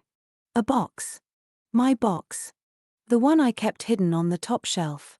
The one with the letters I wrote for the kids, letters they were never supposed to read unless something happened to me. My heart dropped. Hope, I said softly, where did you get that? She sniffed. I was scared, she whispered. Mummy wasn't here. You were hurt. Ruby was crying. I thought something bad happened. Ruby covered her mouth. Oh, Hope. Hope hugged the box to her chest. I wanted to know if you were okay. I wanted to know if you were still alive. My chest tightened painfully. Hope, I whispered, come here. She walked toward me slowly, her eyes full of fear. She held out one of the letters. The one I hoped she'd never read. The one that began, if you are reading this before you're ready, then I must have died. Ruby gasped. Hope's voice shook. I didn't mean to read it, but it fell out, and I saw your name, and then I saw died, and I got scared. She wiped her eyes with her sleeve. You said you wanted me to have an amazing childhood because you didn't. And you said you love us. And you said you put your life at risk for us. And I didn't want you to die, Dr. Wolf. Her voice cracked. I don't want you to die. The moment everything broke. I knelt down, ignoring the pain, and pulled her into my arms. She clung to me like she had the night she first arrived at the center. Hope, I whispered, I'm not going anywhere. I'm right here. You were bleeding, she cried. You were hurt. And I thought maybe that letter was real. I shook my head. No. That letter was for emergencies. For if something happened. But nothing happened. I'm alive. I'm here. And I'm not leaving you. Ruby knelt beside us, tears in her eyes. Hope, sweetheart. Wolf is okay. He's safe. Hope looked up at me. Then why did you write it? I swallowed hard. Because now Ruby was looking at me too. Waiting. Listening. Needing the truth. The truth I never meant to say out loud. I took Hope's hands gently. Because, I said softly, I know what it feels like to lose someone. I know what it feels like to grow up without safety. Without love. Without anyone to protect you. Ruby's breath caught. Hope blinked up at me. You didn't have a good childhood? I shook my head. No, Hope. I didn't. Ruby whispered. Wolf. I continued, my voice shaking for the first time in years. When I was your age, I didn't have anyone to tell me I was safe. No one to hold me when I was scared. No one to stop the shouting. No one to stop the pain. Hope's eyes filled again. That's why you help us, she whispered. Yes, I said softly. That's why. Ruby placed a hand on my shoulder. Wolf, why didn't you ever tell me? I looked at her, really looked, and for the first time, I let the truth out. Because I didn't want you to see me as broken. Ruby shook her head fiercely. You're not broken. You're the strongest person I know. Hope hugged me tighter. You're my hero. My voice cracked. And you're my family, I whispered. My pack. Hope runs out. Before I could say anything else, Hope suddenly pulled away. I need to tell the others, she said breathlessly. They need to know you're okay. Hope. But she was already running out the door, clutching the letter to her chest. Ruby watched her go, then turned back to me. Her eyes were soft. Her voice was barely a whisper. Wolf, tell me everything. And for the first time in my life, I was ready. Dr. Wolf POV, telling Ruby the full story of my childhood. Hope's footsteps faded down the hallway, the letter still clutched in her hand. Ruby closed the office door softly behind her. Then she turned to me. Her eyes were full of something I wasn't used to seeing directed at me. Fear. Concern. Love. And a kind of heartbreak that wasn't hers, it was mine. Wolf, she whispered, tell me everything. I sat down slowly, my body aching, my face throbbing, my heart pounding harder than it had all night. I had taken punches from terrified children. I had held kids through nightmares. I had walked into homes full of shouting and fear. But this, telling Ruby the truth, scared me more than any of that. Because once I said it, I couldn't take it back. And she would see me differently. Maybe she'd see me as weak. Maybe she'd see me as broken. Maybe she'd see me as someone who shouldn't be helping children at all. But she deserved the truth. And I was tired of carrying it alone. Ruby, I didn't have a childhood. The words came out before I could stop them. Ruby sat down across from me, her hands folded in her lap, her eyes never leaving mine. What do you mean? She asked softly. I took a breath. When I was a kid, there was no safety. No quiet. No kindness. Every day was walking on glass. Every night was waiting for something to go wrong. Ruby's eyes softened. Wolf. I shook my head. I'm not telling you this for sympathy. I'm telling you because you asked why I take everything on myself. Why I let Liam hit me. Why I never defend myself. Why I never let anyone help me. I looked down at my hands, the same hands that had held so many frightened children.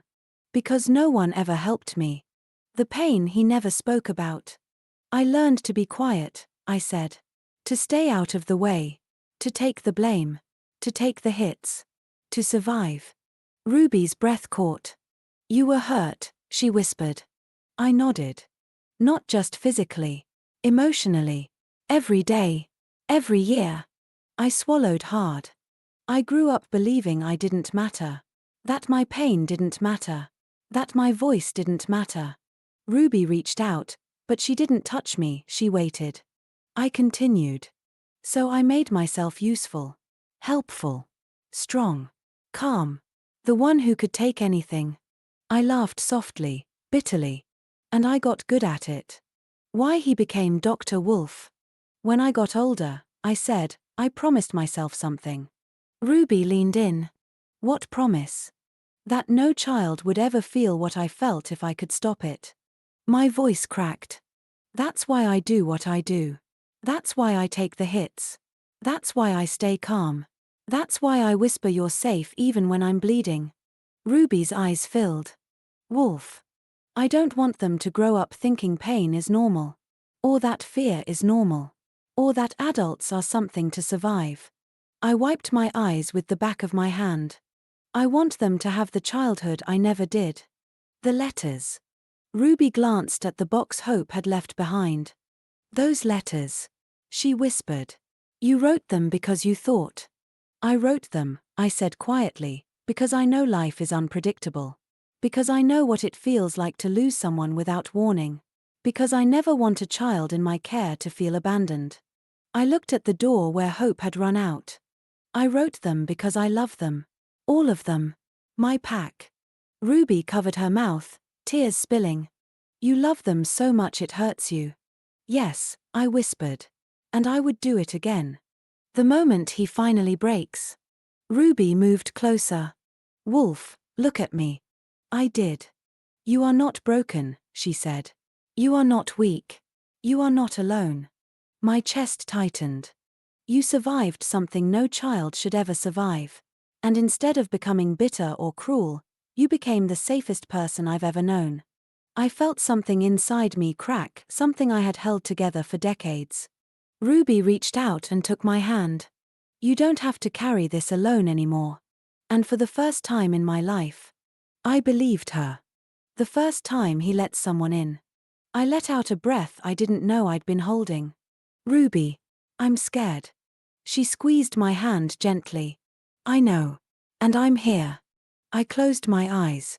And for the first time since I was a child, I let someone see me. All of me.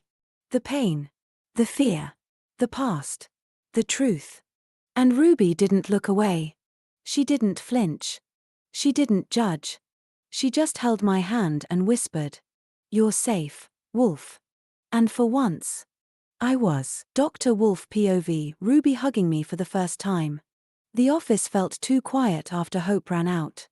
Her small footsteps faded down the hallway, leaving only the soft hum of the lights and the sound of my own breathing, uneven, shaky, unfamiliar.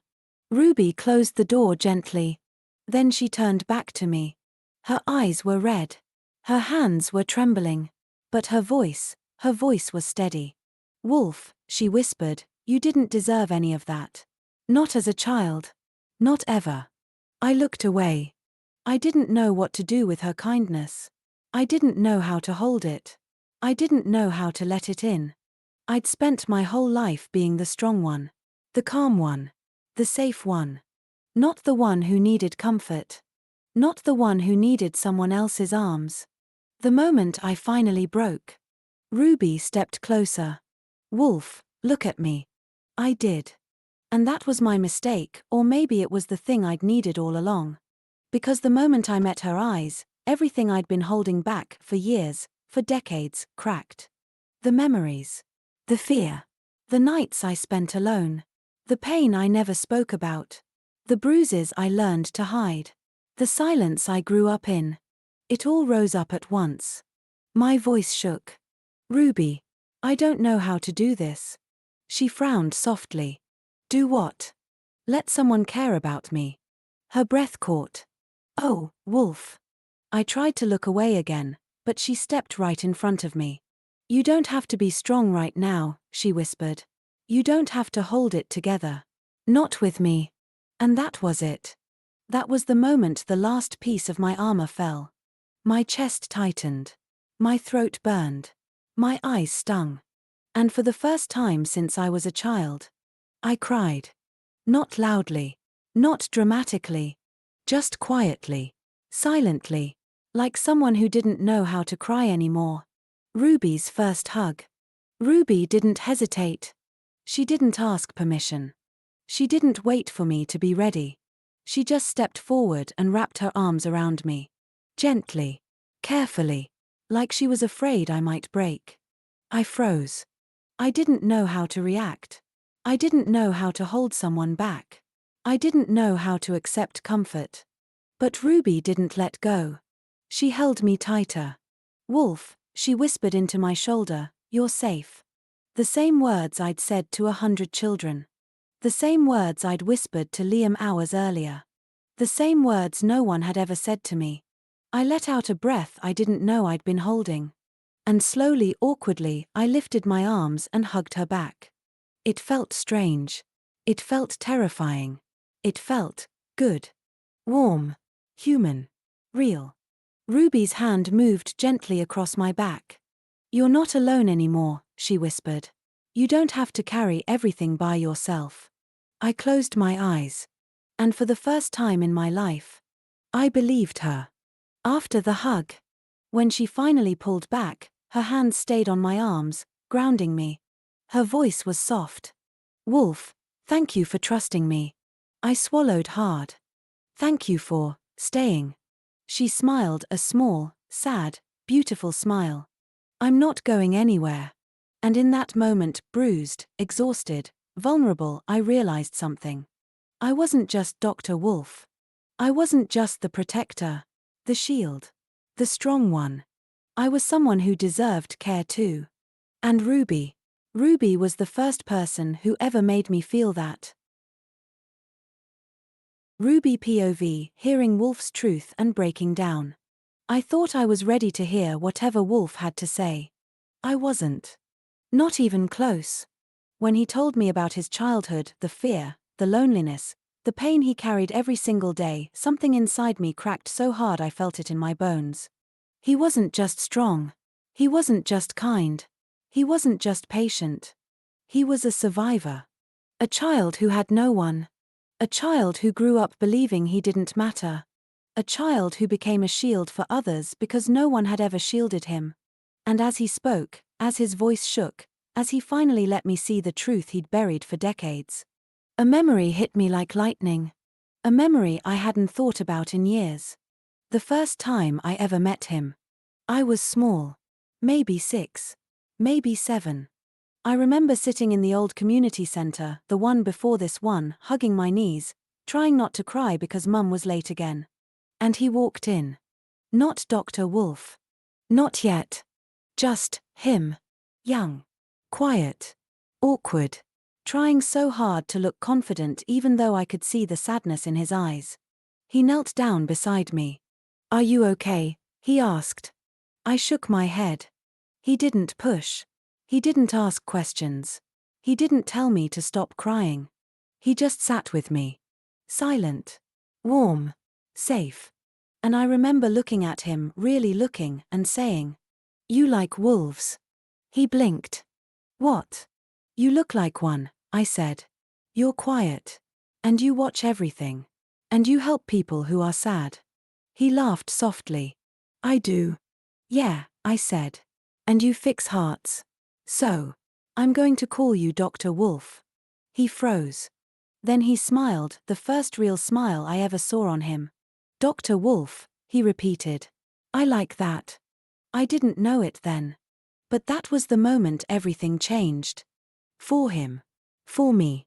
For every child who would ever walk through his doors. I named him. I gave him the identity he grew into. The identity he used to save lives. The identity he used to save me. I was his first help. His first child. His first reason. Back in the office, breaking down. The memory hit me so hard I couldn't breathe. I looked at him, bruised, exhausted, vulnerable, and whispered, "It was me." He frowned. "What was you?" "I named you," I said, tears spilling. "I was the first one you ever helped. I was the reason you became Dr. Wolf." His eyes widened. "Ruby." I didn't remember, I cried. I didn't remember until now. But I was just a kid. And you were just, you. And I called you Dr. Wolf because you made me feel safe. He swallowed hard. "You did," he whispered. "You were the first child I ever helped. The first one who looked at me like I mattered." My voice broke. "And I can't remember your real name." He smiled sadly. "That's okay." "No, it's not," I said, shaking my head. "You had a name before Dr. Wolf. A real name. A name someone gave you. And I can't remember it. I don't even know if you ever told me." He looked down. "I did," he said quietly. "But it never felt like mine." I stepped closer. "Then what is it?" I whispered. "What's your real name?" He hesitated. Not because he didn't trust me, but because he wasn't sure he wanted to be that person again. Finally, he whispered, "I don't know if I want to be him anymore." My heart broke. Because I understood. Dr. Wolf wasn't just a name. It was a life he built from the ashes of the one he survived. A life he chose. A life he earned. A life he created for the children who needed him. For me. I reached out and hugged him, tighter than I ever had. "You don't have to be him," I whispered. "You don't have to be your old name. You don't have to be anything except who you are now." He trembled in my arms. "Who am I now?" he whispered. I pulled back just enough to look him in the eyes. "You're Dr. Wolf," I said softly. "And you always will be. Because that's the name you grew into. The name you made strong. The name that saved us." He closed his eyes. And for the first time, he accepted it. Ruby POV, telling the kids she was the first one he ever helped. The kids were all gathered in the main room when I walked in. Hope was sitting cross-legged on the beanbag, clutching the letter she'd found. Jake was pacing. George was hugging his knees. Eli was curled up with his blanket, chewing the corner. They all looked up at me at the same time. Hope spoke first. "Ruby, is Dr. Wolf okay?" I nodded. "He's okay. He's safe. He's resting." They all let out a breath, the kind you don't realize you're holding until it's gone. But Hope wasn't finished. "Ruby, I read the letter. The one he wrote for us. And he said he didn't have a good childhood. And he said he loves us. And he said he puts his life at risk for us." Her voice cracked. "Why? Why does he do that?" I sat down on the floor with them. Because they deserved the truth. Because they loved him. Because they were his pack. Because I was the first one he ever helped. The words came out before I could stop them. All four kids stared at me. Jake blinked. "What do you mean first?" I took a breath. "When I was your age, I was scared too. I was lonely. I didn't have anyone to talk to. And one day, I was crying in the old community center." Hope leaned forward. "And he helped you?" "Yes," I whispered. "He sat with me. He didn't ask questions. He didn't tell me to stop crying. He just stayed. George's eyes softened. Like he does with us. Exactly like that. I smiled through the tears. And I looked at him, this quiet, gentle boy who didn't know how kind he was, and I said, "You look like a wolf. You help hearts. I'm going to call you Dr. Wolf." Hope gasped. "You named him?" I nodded. I did. And he kept the name. He became the name. He became the person he needed when he was a kid. Jake sat down slowly. "So, you're the reason he does all this?" I wiped my eyes. "No. I'm the first reason. But all of you, you're the reason he keeps going." The question she can't answer. Hope looked down at the letter again. "Ruby, what's his real name?" The room went silent. Eli stopped chewing his blanket. George looked up. Jake frowned. Hope stared at me with wide, worried eyes. And my heart dropped. Because I didn't know. Because I couldn't remember. Because he had told me once years ago, but it never stuck. Because Dr. Wolf became his name long before he became a grown man. I swallowed hard. I don't know." Jake's eyebrows shot up. "You don't know?" "I knew it once," I whispered. "But he never used it. He never liked it. He never felt like it belonged to him." Hope hugged the letter to her chest. "So, Dr. Wolf isn't his real name?" "No," I said softly. "But it's the name he chose. The name he grew into.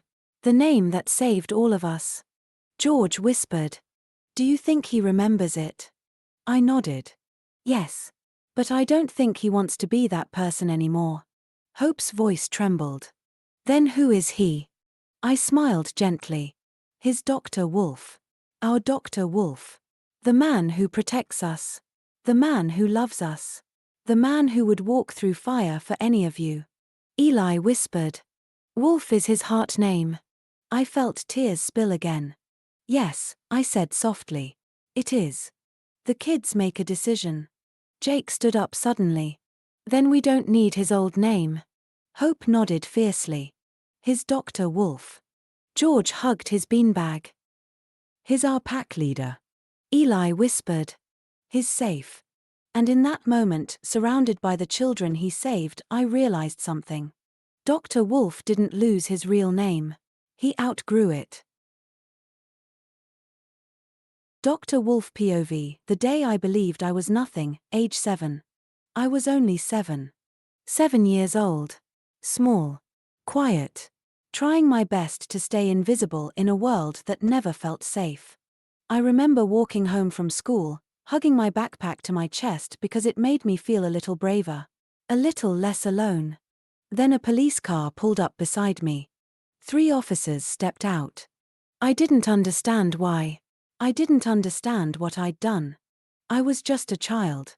But the way they looked at me. Like I was already guilty. Like I was already trouble.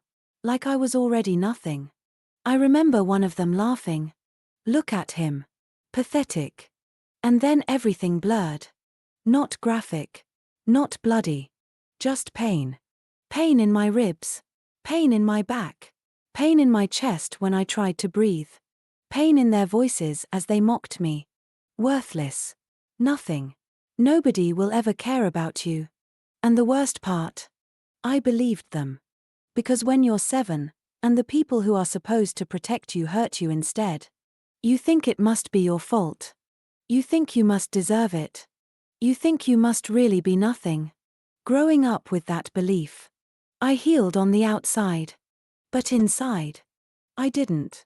Every birthday, every school day, every night alone in my room, I carried their words like a shadow. "You're nothing."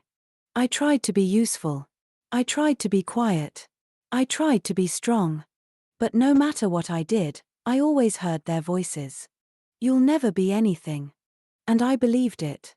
For years. Until the day everything changed. The phone call that saved me.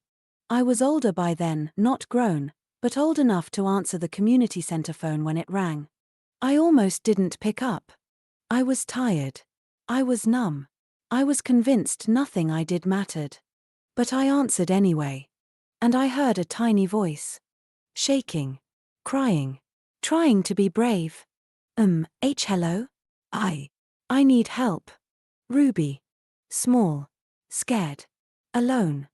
And something inside me, something I thought had died when I was 7, woke up. I didn't think. I didn't hesitate. I ran. I found her sitting on the floor, hugging her knees, trying not to cry.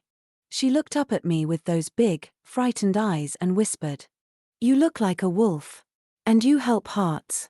So I'm going to call you Dr. Wolf." And just like that, I wasn't nothing anymore. I wasn't worthless. I wasn't invisible. I was someone. I was Dr. Wolf. Because a little girl believed I could be. The moment I finally understood.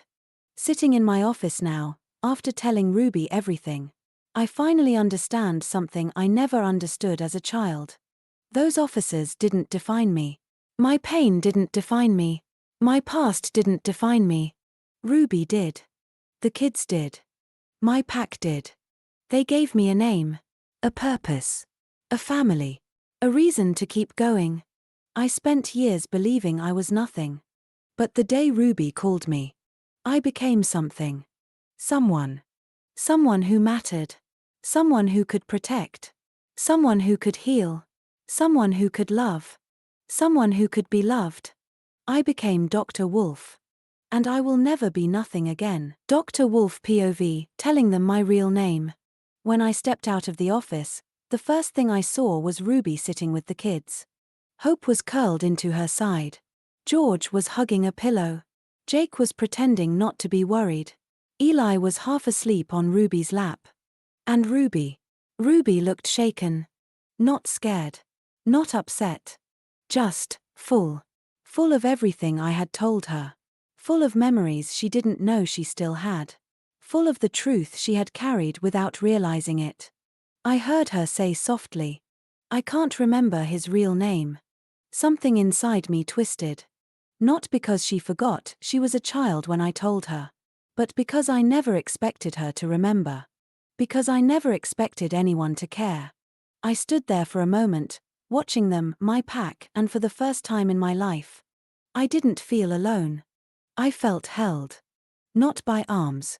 Not by words. But by the simple fact that they were here. That they cared. That they wanted to know me, all of me. Even the parts one had buried. Should I tell them? I hesitated. My real name was something I had locked away for years. A name that belonged to a boy who was hurt, forgotten, invisible. A name that never felt like mine. But Ruby had remembered the day she named me. The day she gave me a new identity. A new life. A new purpose. And the kids, they were looking at her with wide eyes, waiting. Waiting for an answer she didn't have. Waiting for a truth I had never spoken aloud. I took a breath. Maybe it's time. Do you really want to know my name? I stepped forward. All their heads snapped toward me. Hope gasped. Jake stood up. George's eyes widened. Eli blinked awake. Ruby looked at me like she already knew what I was about to say. I cleared my throat. Do you really want to know my name? They all nodded at the same time. Hope whispered, "Yes, please." My chest tightened. Not with fear. With something warmer. Something like belonging. The red letter. I looked at Hope. "Hope, in the box you found, there's a red letter. Can you get it for me?" She actually ran to the office and came back clutching the red envelope like it was treasure. Her hands were shaking. Is this it?" I nodded. "That's the one." She handed it to me, but I pushed it gently back toward her. "You open it." Her eyes widened. "Me?" "Yes," I said softly. "You found the box. You should be the one to read it." She opened the envelope carefully, like she was afraid it might break. Inside was a single piece of paper. She unfolded it. Her lips moved as she read the first line. Then she looked up at me, eyes shining. "It says, your real name." Ruby leaned forward. "What is it?" Hope swallowed. Tim Wolf." The room went silent. Completely silent.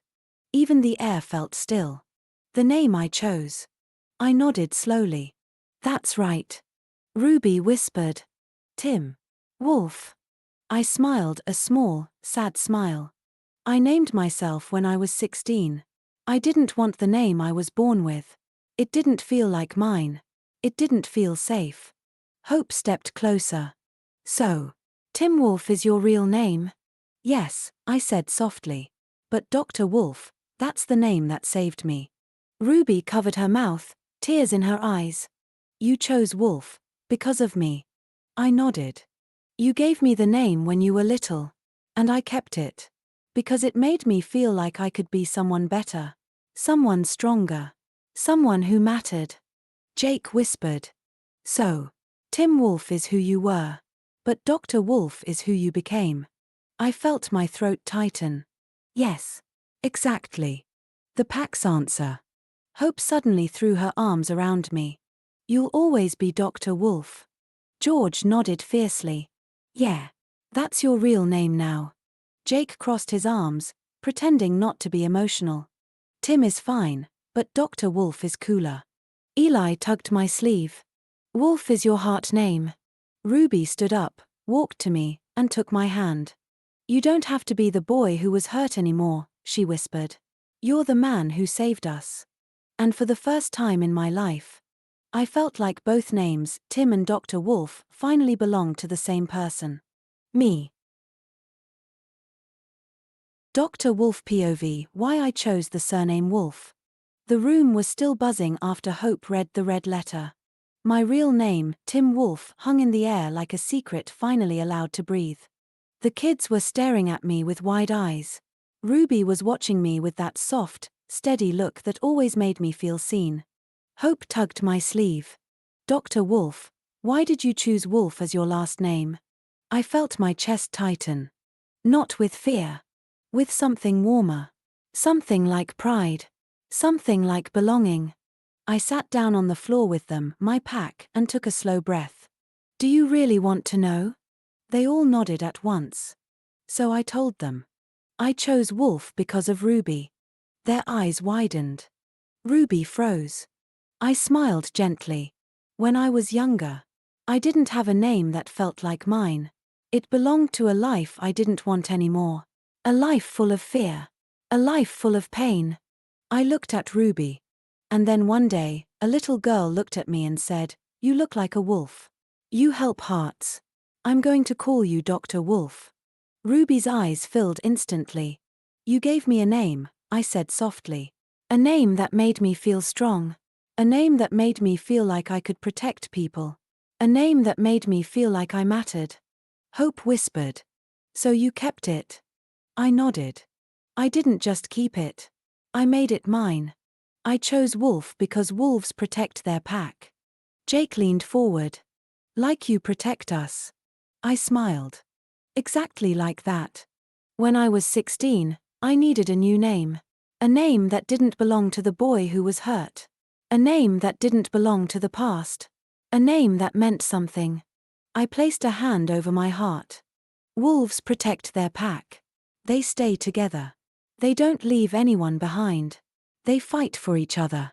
They survive together. George whispered. That's what you do. I nodded.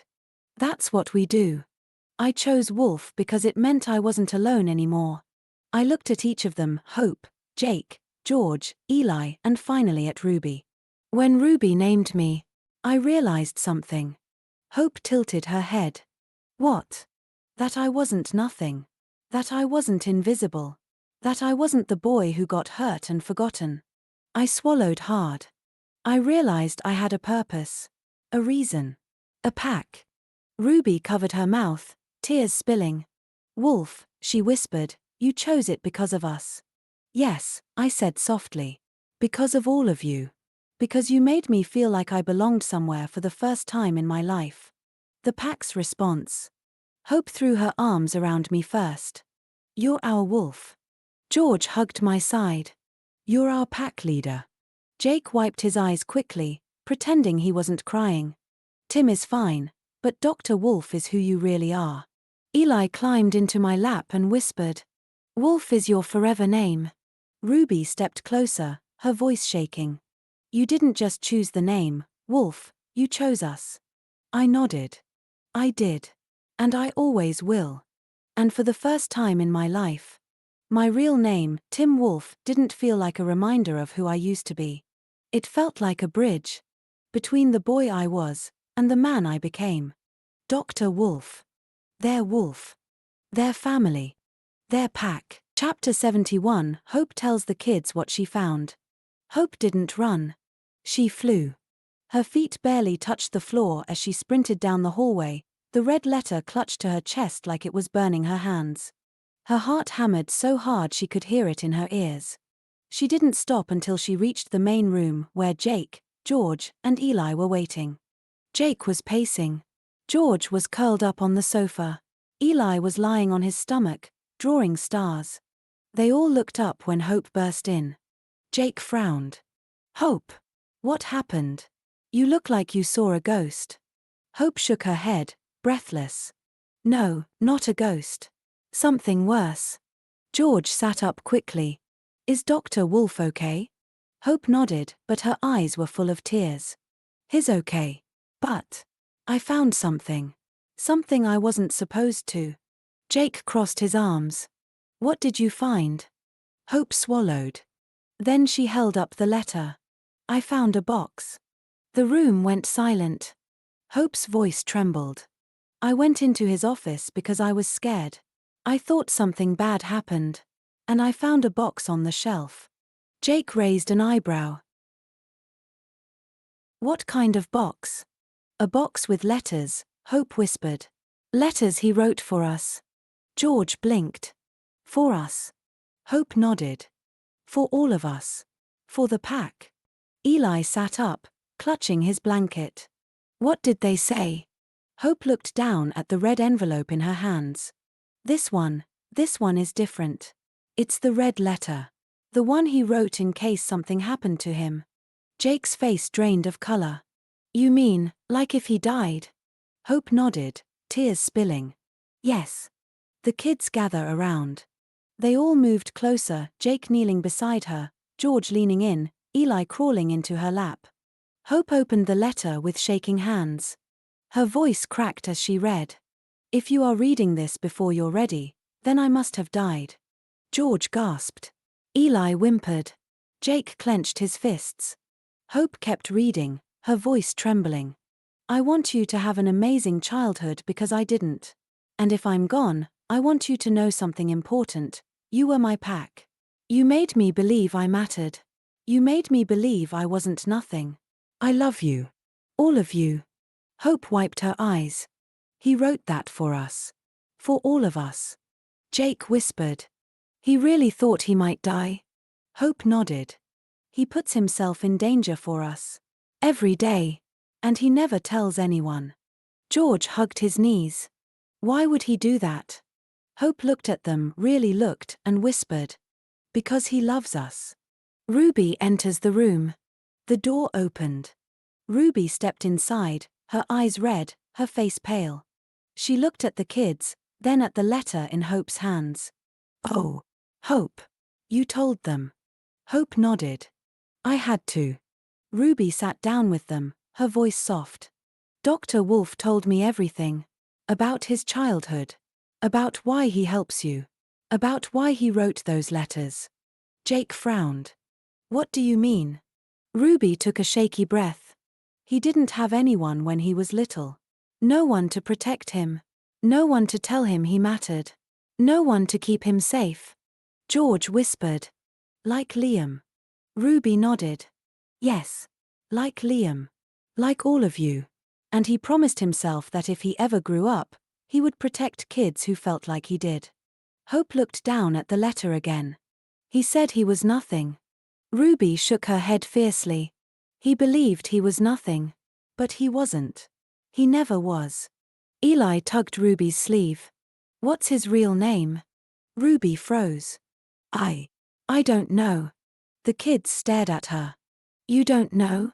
Jake asked. Ruby shook her head. "He told me once, when I was little." But I forgot. And he never used it again. Hope hugged the letter to her chest. Then who is he? Ruby smiled sadly. He's Dr. Wolf.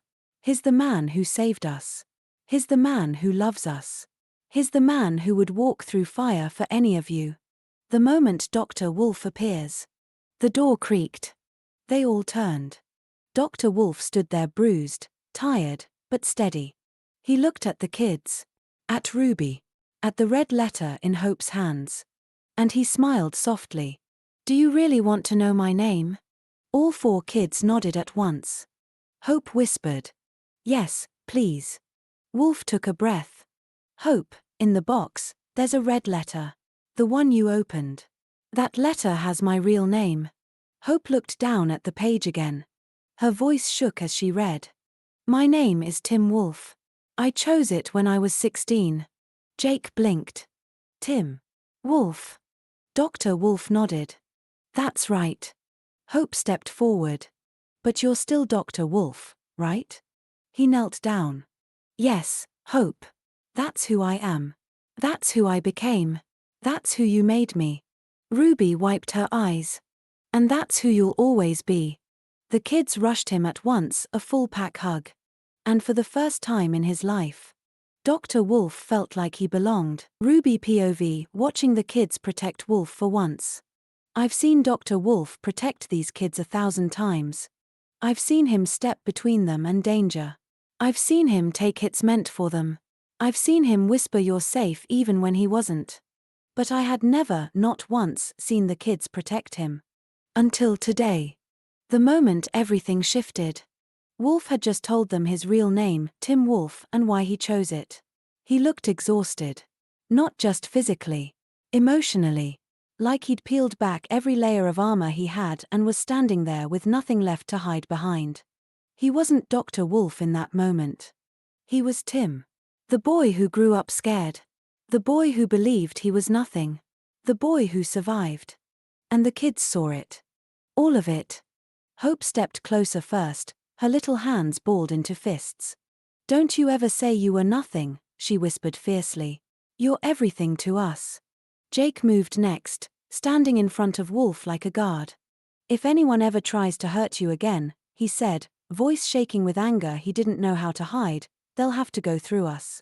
George nodded, eyes wide but determined. We're your pack too. Eli tugged Wolf's sleeve and pressed his forehead against his arm. You're safe, he whispered, the same words Wolf had said to him 100 times. And Wolf froze. Like he didn't know how to receive protection. Like no one had ever stood up for him before. Like he didn't know what to do with love pointed at him instead of from him. Ruby's heart breaks and heals at the same time.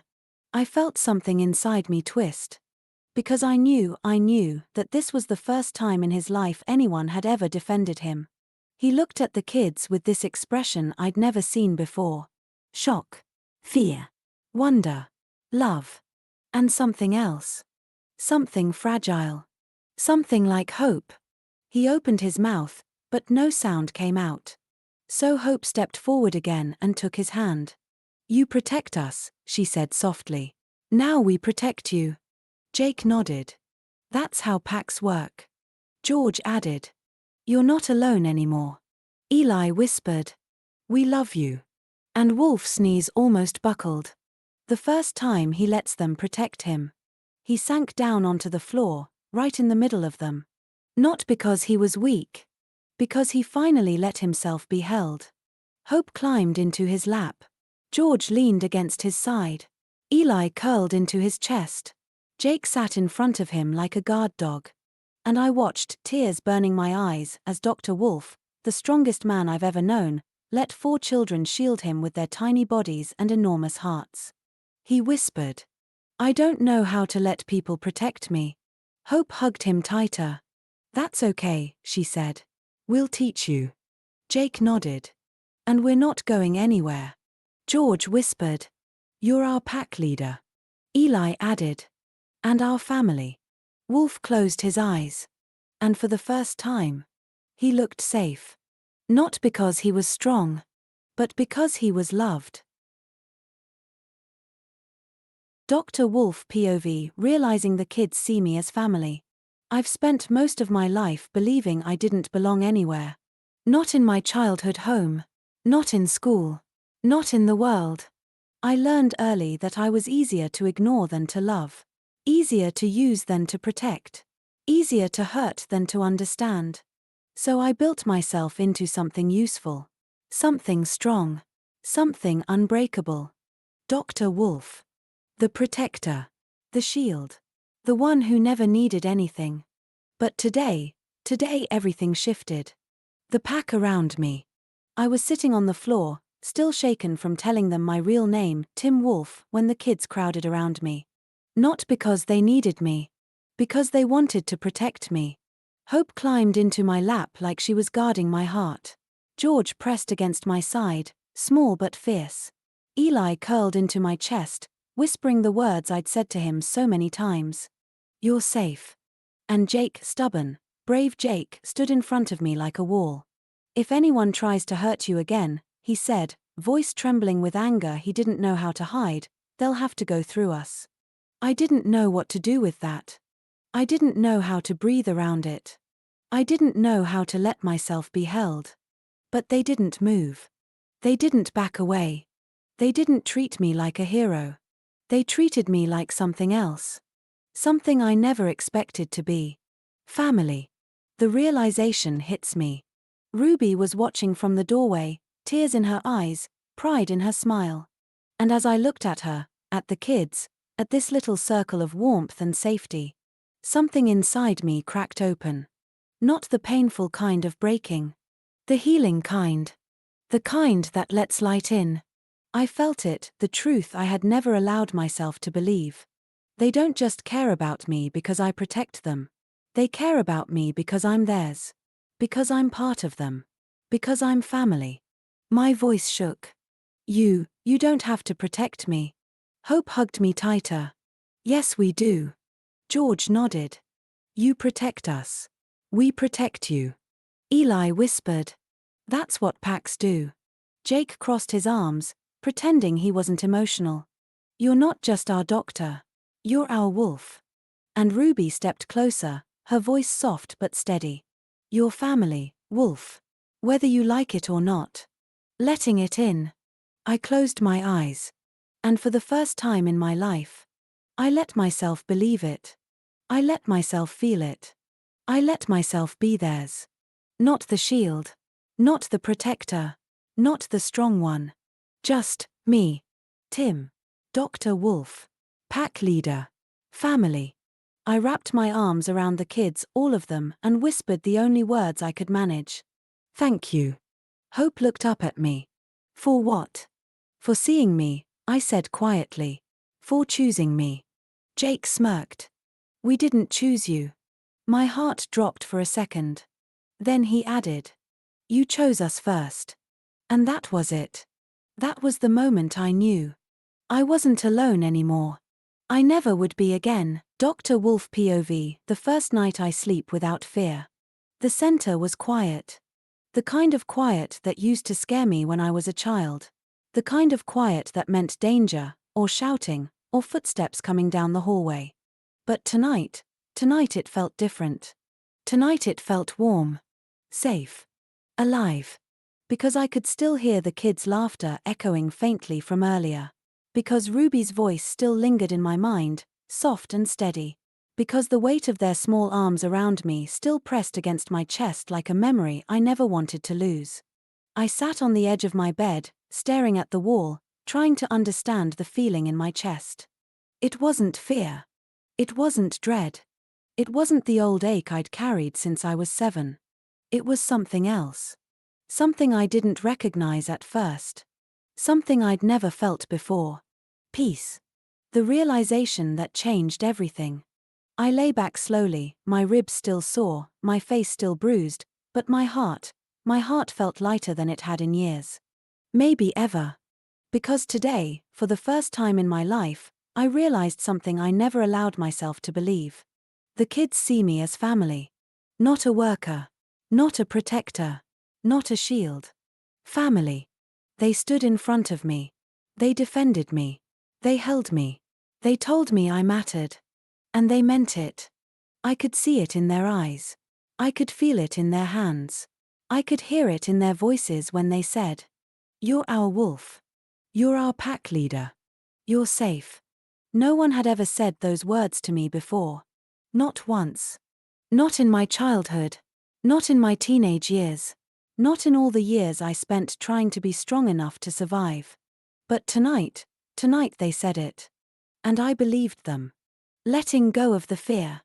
I turned onto my side, the blanket pulled up to my chin. Normally, this is the moment fear creeps in. The moment the memories return. The moment the shadows feel too close. But tonight, when I closed my eyes, I didn't see the officers. I didn't hear their laughter. I didn't feel the pain in my ribs or the cold pavement under my hands. I saw Hope's tiny fists clenched in anger on my behalf. I saw Jake standing in front of me like a guard dog. I saw George pressing against my side, determined to protect me. I saw Eli whispering, "You're safe," into my shirt. And I saw Ruby. Her eyes full of pride. Her voice full of warmth. Her hand on my shoulder, grounding me. "You're not alone anymore," she had said. And for the first time, I believed her. The first fearless breath. I took a slow breath. It didn't shake. It didn't catch. It didn't hurt. It felt free. Like I wasn't carrying the weight of my past anymore. Like I wasn't bracing for something bad to happen. Like I wasn't waiting for the world to hurt me again. I felt safe. Truly safe. Not because the room was quiet. Not because the door was locked. Not because I was strong enough to protect myself. But because I knew deep in my bones that if something happened, I wouldn't face it alone. Not anymore. Not ever again. The first night without fear. My eyes grew heavy. My breathing slowed. And for the first time since I was 7 years old, I fell asleep without fear. No nightmares. No memories. No shadows. Just warmth. Just peace. Just the steady heartbeat of a man who finally knew he belonged somewhere. I slept like someone who had a family. I slept like someone who was loved. I slept like someone who was safe. I slept like Dr. Wolf. Dr. Wolf POV, waking up and realizing I didn't have a nightmare. I woke up slowly. Not with a jolt. Not with a gasp. Not with my heart racing or my hands shaking. Just, slowly. For a moment, I didn't understand what felt different. Something was wrong, or maybe something was missing. The heaviness in my chest wasn't there. The tightness in my throat wasn't there. The cold sweat on my skin wasn't there. I blinked at the ceiling. The room was quiet. But not the dangerous kind of quiet I grew up with. Not the kind that meant shouting was coming. Not the kind that meant footsteps would follow. This quiet felt warm. Safe. Alive. I lay there, staring at the ceiling, trying to understand the strange, unfamiliar feeling in my body. Then it hit me. I hadn't had a nightmare. Not one. Not a single flashback. Not a single memory dragging me back to the pavement. Not a single echo of the voices that told me I was nothing. Just sleep. Real sleep. The kind I didn't know existed. The first breath without fear. I took a breath. It didn't shake. It didn't hurt.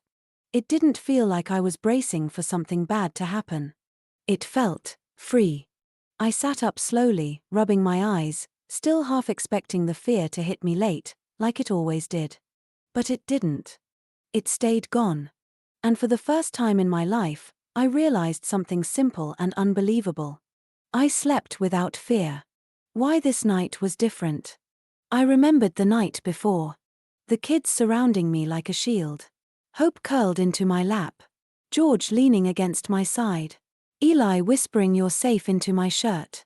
Jake standing in front of me like a guard dog. And Ruby. Her hand on my shoulder. Her voice steady. Her eyes full of something I never thought I'd see directed at me. Love. Pride. Family.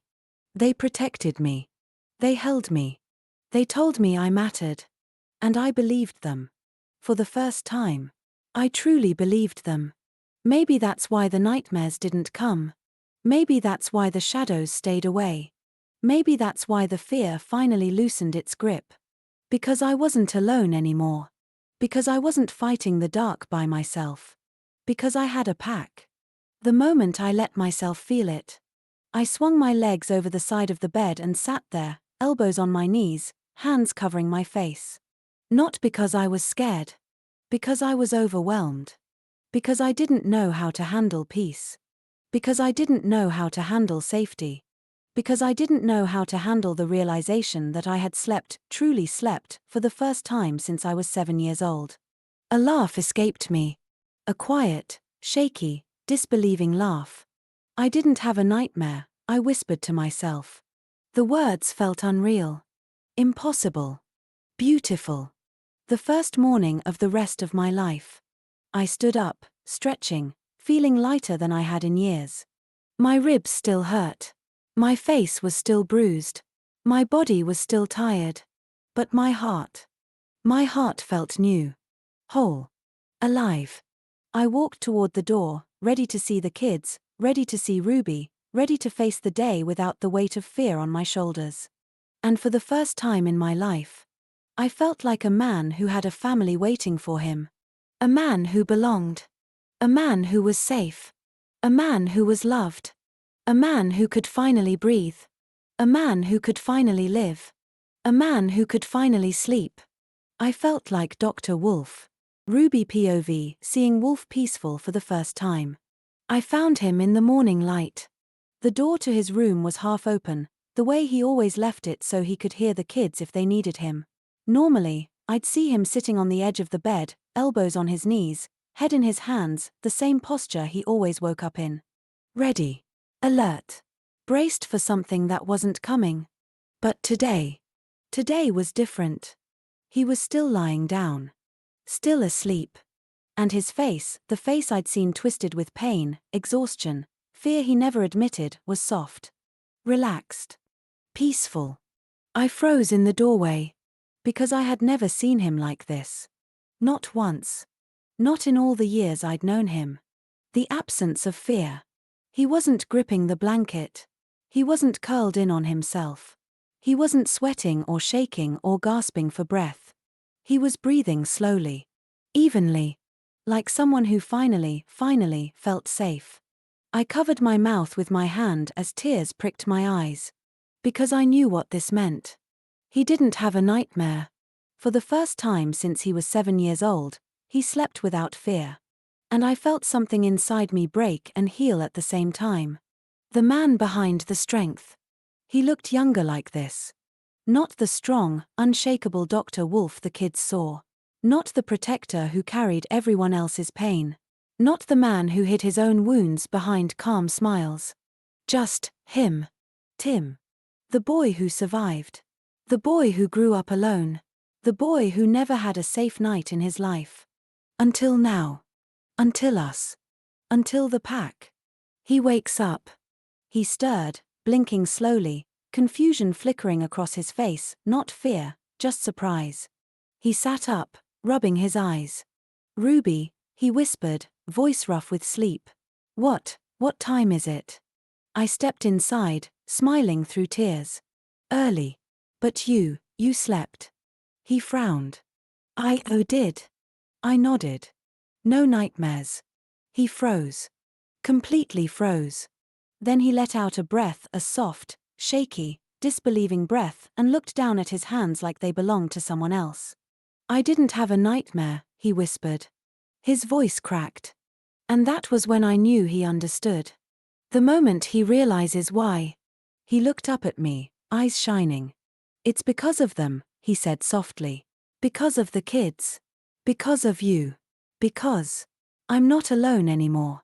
I sat beside him on the bed. You're not, I whispered. You never will be again. He swallowed hard. I didn't know it could feel like this. Like what? I asked gently. He looked at me with a softness I'd never seen before. Like peace. The first morning of his new life. He stood slowly, stretching, and for the first time ever, he didn't look tired. He looked alive. He looked free. He looked like a man who finally believed he deserved safety. He deserved rest. He deserved love. He deserved a family. And as he walked toward the door, toward the kids who were waiting for him, I realized something. This wasn't just the first night he slept without fear. It was the first morning he woke up with hope.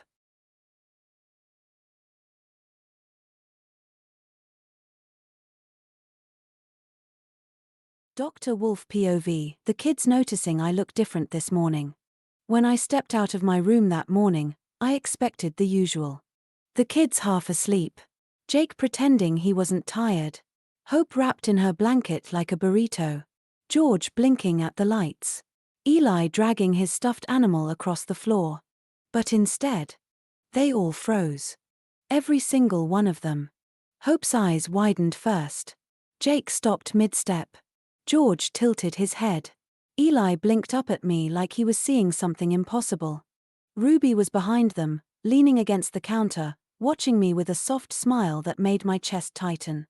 Hope whispered, "Wolf." I frowned slightly. "Yes." She stepped closer, squinting at my face.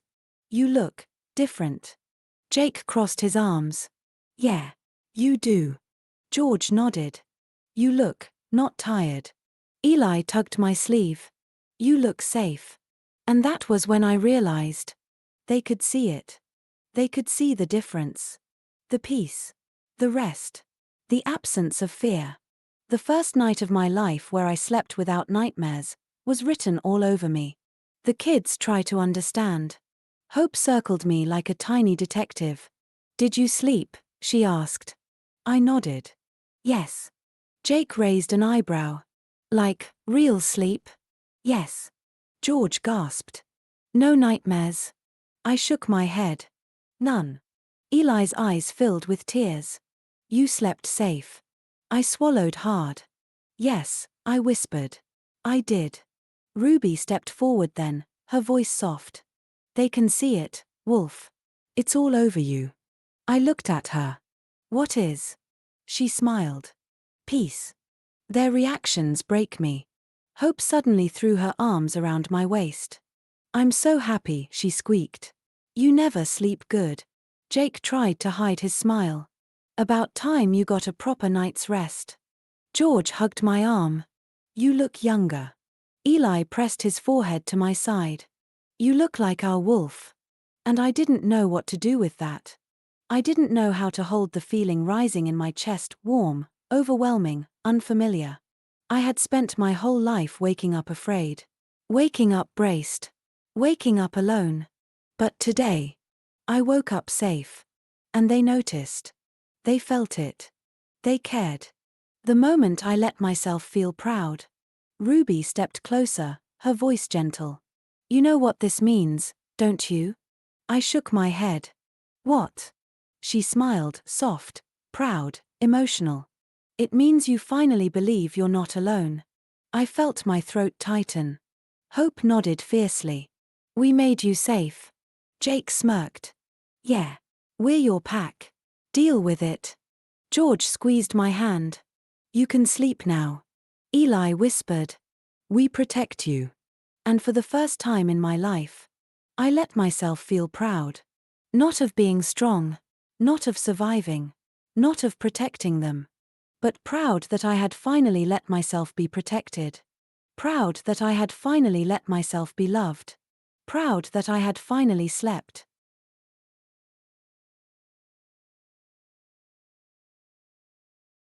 Ruby POV, telling Wolf he deserves love too. I found him in the hallway, just outside the kitchen.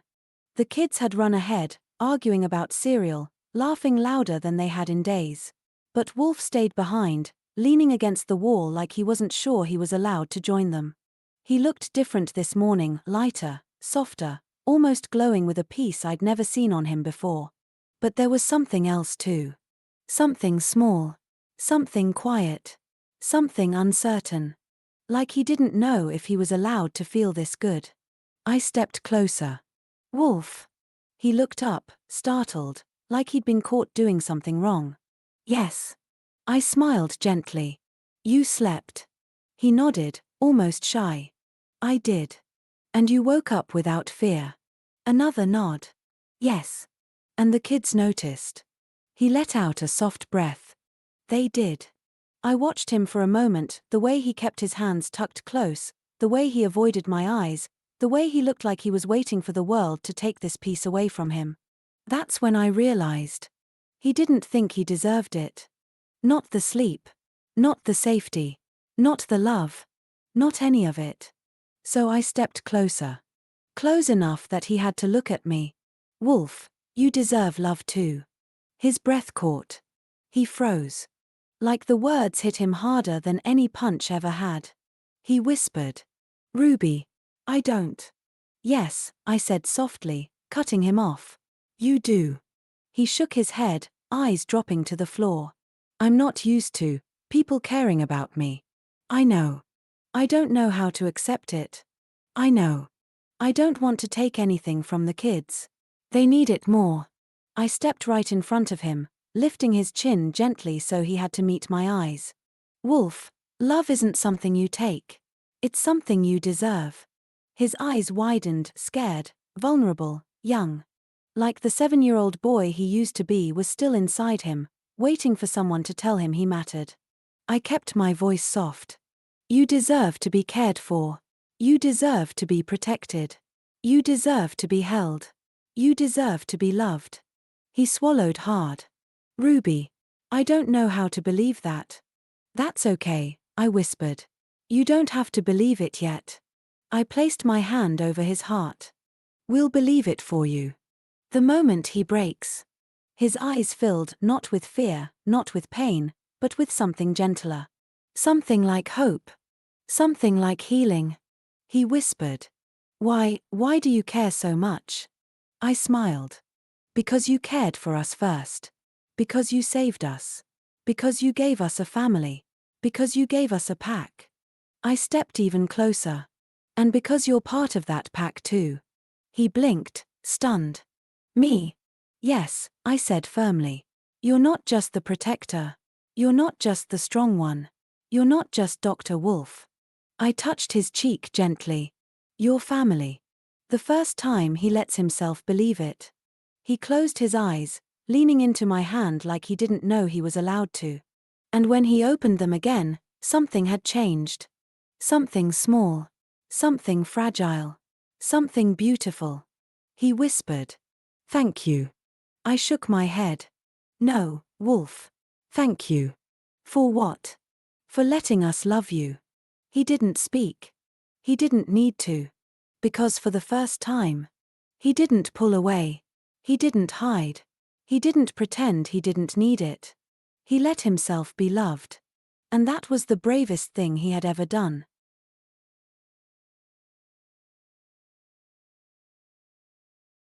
Dr. Wolf POV, realizing I am part of the family now.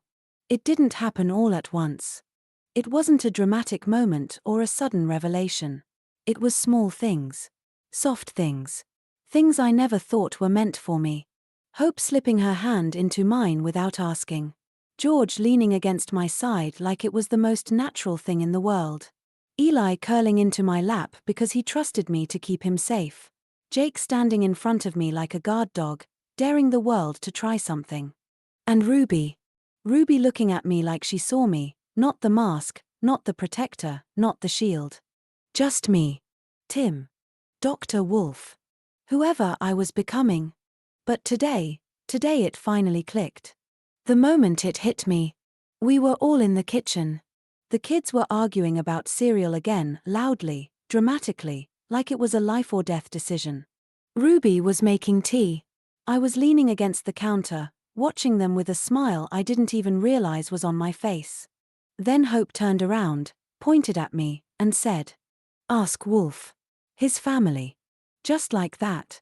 No hesitation. No ceremony. No big announcement. Just a child stating a truth she thought was obvious. And the room went quiet. Jake nodded like it was the most normal thing in the world. George smiled. Eli hugged my leg. Ruby looked at me with tears in her eyes. And something inside me, something old, something wounded, Something I had carried since I was 7 finally loosened. Family. They saw me as family. Not because I protected them. Not because I was strong. Not because I was useful. Because I was theirs. The weight I didn't know I was carrying. I felt my chest tighten, not with fear, but with something warmer. Something I didn't recognize at first. Belonging. I had spent my entire life believing I was alone. Believing I didn't deserve a place. Believing I was nothing. But here, in this kitchen, surrounded by cereal arguments and mismatched mugs and children who loved me, I realized something I never dared to believe. I belong here. Not as a worker. Not as a protector. Not as a shield. As family. The kids make it clear. Hope tugged my sleeve. Wolf. Are you okay? I nodded, swallowing hard. Yes. I didn't know you saw me like that. Jake frowned. Like what? Like family. Jake rolled his eyes. We've been saying that for ages. George hugged my arm. You're our pack leader. Eli whispered. You're our home.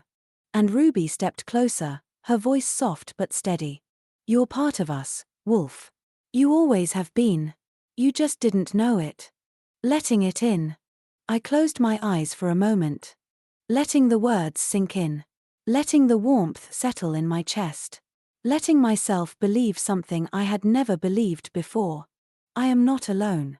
I am not nothing. I am not on the outside anymore. I am part of a family. Their family. My family.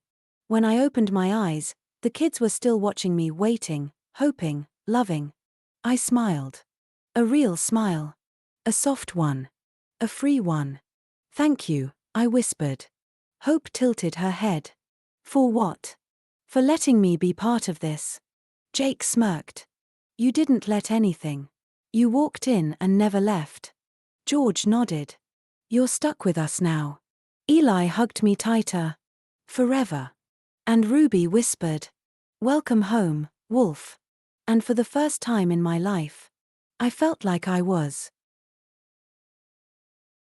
Dr. Wolf POV, breakfast with the pack, feeling like a dad for the first time.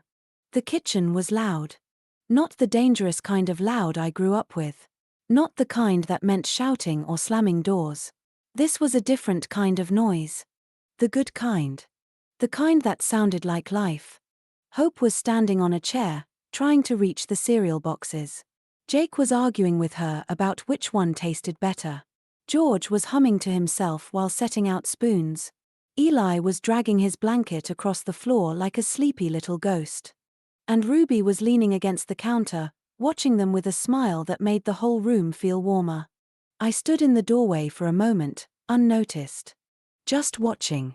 Just taking it in. And something strange happened in my chest. Something warm. Something heavy. Something terrifying and beautiful at the same time. I felt like a dad. The moment it hits me. Hope spotted me first. Wolf. You're awake. She jumped off the chair and ran to me, grabbing my hand like it belonged to her. Jake looked up next. Morning, Wolf. You look weirdly happy. George nodded. You look like you slept. Eli wrapped his arms around my leg. You look like our wolf. And Ruby. Ruby just smiled at me like she knew exactly what was happening inside me. I stepped into the kitchen, and the kids swarmed me instantly, talking over each other, tugging my sleeves, asking questions, showing me drawings, arguing about cereal again. And I realized something. They weren't treating me like a worker. Or a protector. Or a staff member. They were treating me like I was theirs. Like I was family. Like I was the grown-up they trusted most in the world. Like I was Dad. The word hit me so hard I had to sit down. Breakfast chaos and something more. Hope climbed onto my lap without asking. George leaned against my side. Eli curled into my arm. Jake sat across from me, pretending he wasn't watching me closely. Ruby placed a mug of tea in front of me. You okay? She whispered. I nodded slowly. Yes. I've never. She tilted her head. Never what? I swallowed. Never had a morning like this. She smiled softly. You mean a normal one? I shook my head. No.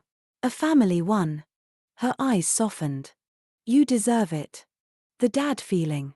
Hope handed me a spoon. Wolf, can you pour the milk? You do it better. George nodded. Yeah, you don't spill. Jake smirked. And you don't let Eli drink from the carton. Eli gasped. I only did that once. They all laughed. And I felt it again, that warm, heavy, impossible feeling. Like I was responsible for them. Like I was proud of them. Like I would do anything to keep them safe.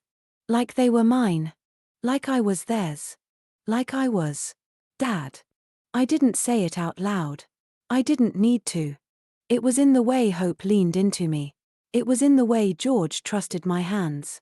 It was in the way Eli clung to my arm. It was in the way Jake watched me, making sure I was okay.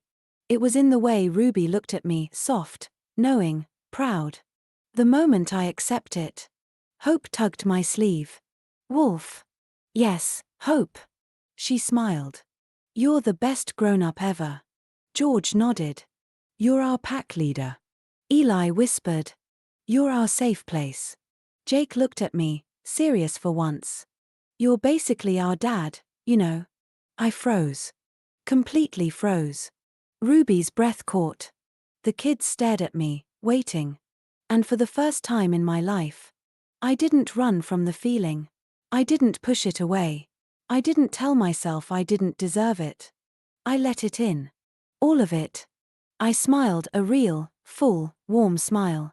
Then I'm honored, I said softly. Because you're the best pack I could ever ask for. Hope squealed and hugged me. George beamed. Eli climbed into my lap. Jake smirked like he'd known all along. And Ruby whispered. Told you. And in that moment, I knew. I wasn't just their protector. I wasn't just their shield. I wasn't just Dr. Wolf. I was family. I was home. I was theirs. And for the first time in my life, I felt like a dad. Dr. Wolf POV, the kids calling me dad by accident. Breakfast was almost over. Hope was humming. George was wrestling with a yogurt lid. Eli was half asleep in my lap. Ruby was making tea. And Jake, stubborn, brave, pretending he's grown up Jake, was pouring cereal for everyone like he was the oldest sibling. I reached out to steady the milk carton before he spilled it. Careful, Jake. He didn't even look up. Yeah, I got it, Dad. The world stopped. The room froze so completely I could hear the clock ticking on the wall. Hope's spoon clattered onto the table. George gasped. Eli blinked up at me like he wasn't sure he heard right. Ruby's breath caught. And Jake. Jake went pale. His eyes widened. His mouth opened. He looked like he wanted to rewind time with his bare hands. I wasn't. He stared at the floor, shoulders tight, bracing for anger. Bracing for rejection. Bracing for something I would never give him. And me. I forgot how to breathe. Because no one had ever called me that before. Not once. Not in my entire life. Jake's panic. Jake stepped back, hands shaking. I didn't mean it, he muttered. It just slipped. I'm sorry. I didn't mean to call you. Jake. He froze. I'm sorry, he whispered again, voice cracking. I didn't mean to say it. It just came out. He looked like a scared little boy. And something inside me, something old and wounded, cracked open. My response. I knelt down so we were eye level. Jake, I said softly, you didn't do anything wrong. He swallowed hard. But I called you. I know. And you're not. I placed a hand gently on his shoulder. Jake, it didn't hurt me. He blinked. It didn't. I shook my head. No. It meant more than you know. The pack joins in. Hope stepped closer. It sounded right, she whispered. George nodded. It felt right. Eli tugged my sleeve. It felt safe. Jake looked at me again, scared, hopeful, confused. You're not mad. No, I said softly. I'm not mad. Then, what are you? I took a breath. Honored. Jake's eyes filled instantly. Jake's truth. He whispered. I didn't mean to say it, but I think my heart meant it. My chest tightened. Then your heart is very brave, I said. He let out a shaky breath. So, it's okay? If it slips again? I nodded. Yes, Jake. It's okay. Hope squealed. George hugged my arm. Eli climbed into my lap. And Jake, trying so hard not to cry, stepped forward and hugged me. Really hugged me. Like he'd been waiting years to do it. Ruby wiped her eyes behind us. And me. I held him. Because for the first time in my life, someone called me Dad. And it felt right. Dr. Wolf POV, admitting I'm scared to be a dad. I didn't mean to say it. I didn't plan to say it. But the words had been sitting in my chest all morning, heavy and tight, like a truth I'd been swallowing for years. After breakfast, after Jake accidentally called me Dad, after the kids hugged me like I was something precious, I stepped outside for air. Ruby followed me. She always knows when something is wrong. Wolf, she said softly. You okay? I nodded. Then shook my head. Then nodded again. I didn't know what I was. I didn't know how to explain the storm inside me. Ruby stepped closer. You can talk to me. And that was all it took. The truth slipped out before I could stop it. Ruby, I'm scared. Her face softened instantly. Of what? I swallowed hard. Of being a dad. The words felt too big. Too heavy. Too dangerous. Like saying them out loud made them real. Ruby didn't laugh. She didn't look surprised. She didn't tell me I was being silly. She just waited. So I kept talking. I don't know how to do this. I stared at my hands, the same hands that had protected so many children, the same hands that had held Jake when he cried, the same hands that had carried Hope when she was scared. I know how to keep them safe, I said quietly. I know how to protect them. I know how to fight for them. I took a shaky breath. But I don't know how to be this. Ruby tilted her head. This. A dad, I whispered. I never had one. I never saw one. I don't know what it looks like. I don't know what it feels like. I don't know how to be something I never had. My voice cracked. I'm scared I'll mess it up. Ruby's answer. Ruby stepped closer, placing a hand on my arm. Wolf, she said softly, you're already doing it. I shook my head. No, I'm just. You're loving them, she said. You're showing up. You're listening. You're protecting them. You're comforting them. You're teaching them. You're giving them the safety you never had. She smiled, a small, warm, heartbreaking smile. That's what dads do. I felt my chest tighten. But what if I fail? Ruby squeezed my arm. Then you try again. That's what dads do too. The moment I let myself admit it. I looked at her, really looked, and the fear inside me finally loosened. I'm scared, I whispered again. I'm scared because I want to be good for them. I want to be what they need. I want to be someone they can trust. Ruby's eyes softened. You already are. I shook my head. I don't know how to be a dad. Ruby stepped even closer, her voice barely above a whisper. Wolf, you don't have to know. You just have to love them. And you already do. I closed my eyes. And for the first time, I let myself believe it. Not that I was perfect. Not that I knew what I was doing. Not that I wasn't scared. But that maybe, just maybe, I could be this. For them. With them. Because of them. The truth I finally accept. I opened my eyes and whispered. I want to be their dad. Ruby smiled, proud, emotional, glowing. Then you already are. And for the first time in my life. The fear didn't win. The love did. Ruby POV, telling Jake she did the same thing. Jake found me in the hallway after breakfast, pacing like he was waiting for a punishment that wasn't coming. He looked nervous. Really nervous. Ruby, he said quietly. I turned to him. What's wrong?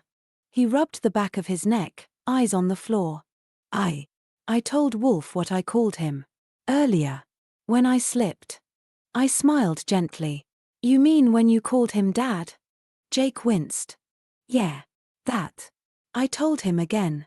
Just to make sure he wasn't upset. And? I asked. Jake swallowed. He said he wasn't. But. I don't know. What if he was just being nice? I shook my head. Oh, Jake, trust me. He wasn't upset. Jake frowned. How do you know? I took a breath. Because this was the moment I'd been waiting to tell him. Because I did the same thing. Jake blinked. You, what? I smiled. I called him Dad once too. Jake's jaw dropped. When? When I was 8, I said softly. On my birthday. He stared at me like I just told him the moon was made of chocolate. Wait, you called him Dad? And he didn't freak out? I laughed. No. He didn't even realize I'd said it. Jake stepped closer, eyes wide. Tell me. So I did. Flashback Ruby at 8 years old. It was my birthday. My 8th birthday.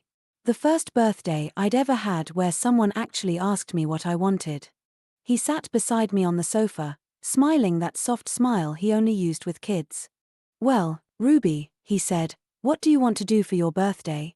I shrugged at first. I didn't know how to answer.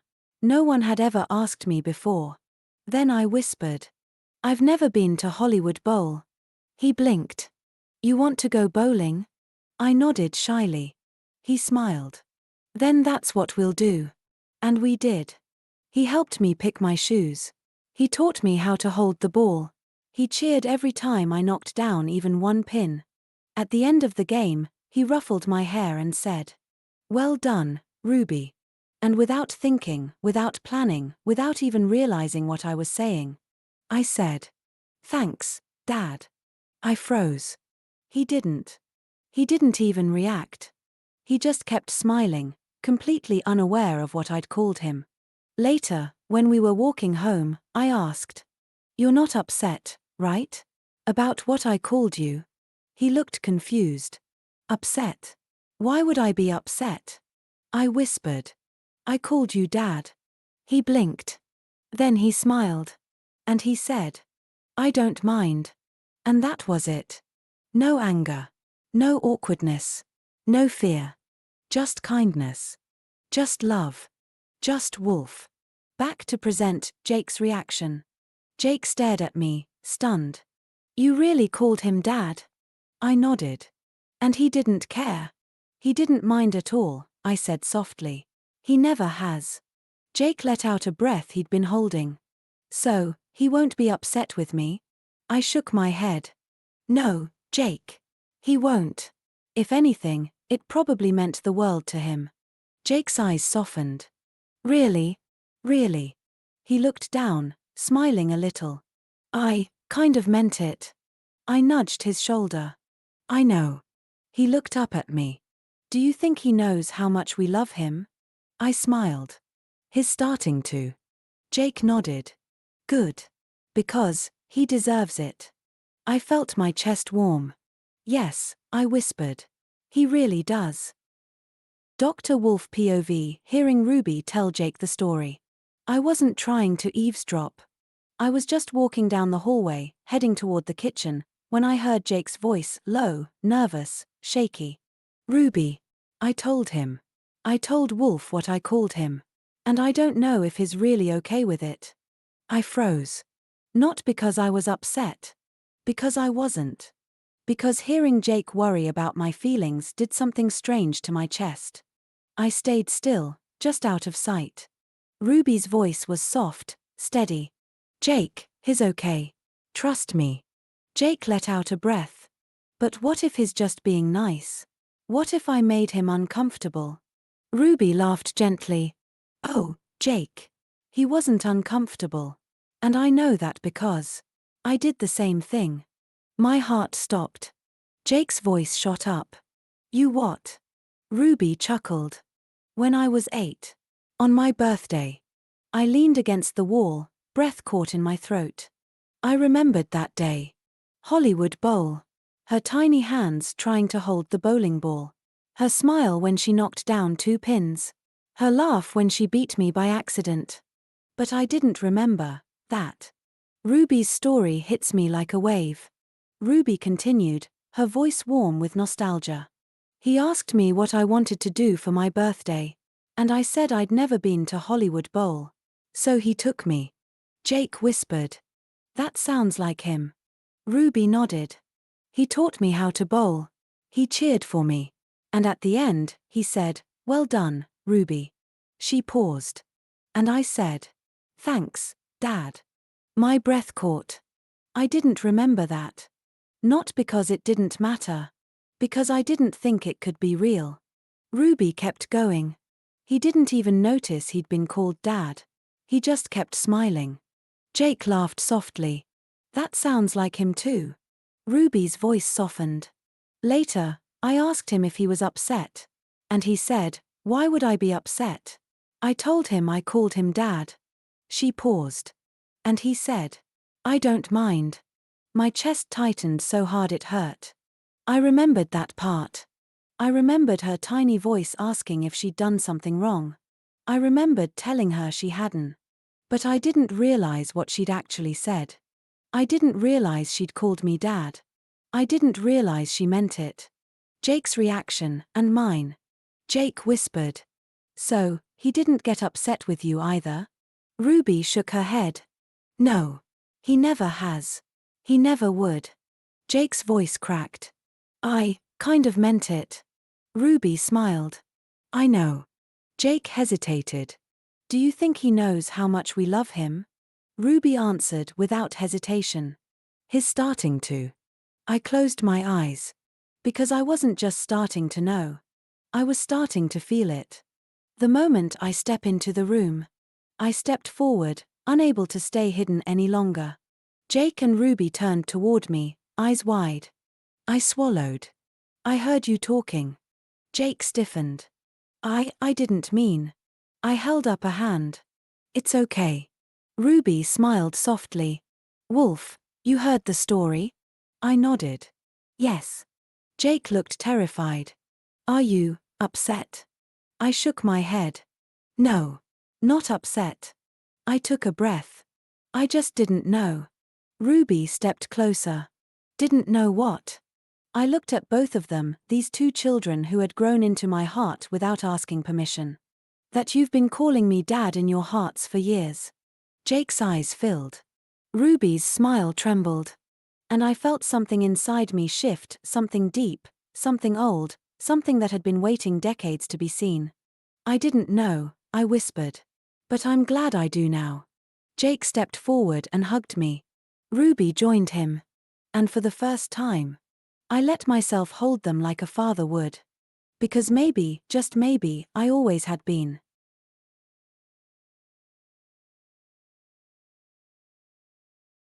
Jake POV, realizing Wolf has always been a dad to him. I didn't mean to think about it this much. I didn't mean for one little word, one slip, to take over my whole head. But after breakfast, after I accidentally called him Dad, after he hugged me like it didn't scare him at all, I couldn't stop thinking about it. About him. About us. About everything he's ever done for me. And suddenly it all made sense. The moment it clicks.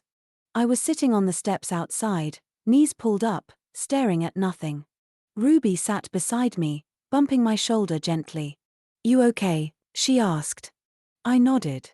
Then shook my head. Then nodded again. She laughed softly. "You're doing the wolf thing." "What wolf thing?" "The I'm fine but actually I'm thinking about 17 different emotions at once thing." I groaned. "Great. I'm turning into him." Ruby smiled. "You could do worse." I didn't answer. Because I was thinking about something else. Something big. Something terrifying. Something true. "Ruby," I whispered. "I think he's always been my dad." She didn't look surprised. Not even a little.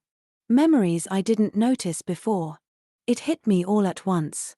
Like someone turned on a light in a room I didn't know I was sitting in.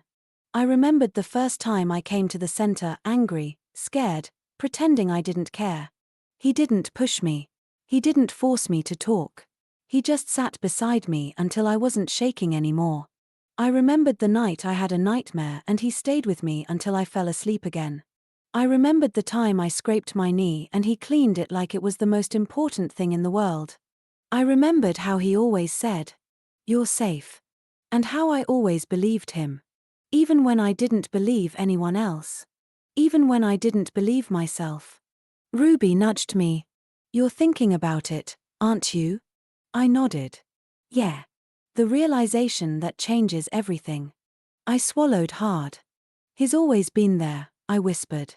"Even when I didn't want him to be. Even when I pushed him away. Even when I yelled at him." Ruby nodded. "That's what dads do." I stared at my hands. "He taught me how to breathe when I panic. He taught me how to talk instead of punch walls. He taught me how to trust people again." Ruby smiled softly. "He taught you how to be loved." My chest tightened. "Yeah," I whispered. "He did." I looked up at the sky. And the truth finally settled in my chest, warm, heavy, real. "He's always been my dad," I said. "I just didn't see it." Ruby leaned her head on my shoulder. "He saw it," she said. "He's seen it for a long time. The part that scares me." I took a shaky breath. "What if I mess it up?" I whispered. "What if he changes his mind? What if I'm too much? What if?" Ruby cut me off. "Jake. He's not going anywhere." I blinked hard. "You really think so?" She nodded. "I know so.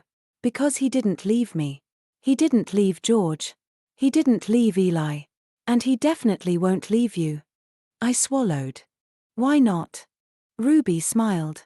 "Because you're his kid." The words hit me like a punch. A good one. A needed one. A true one. The moment I accept it. I closed my eyes. And for the first time in my life, I let myself believe it.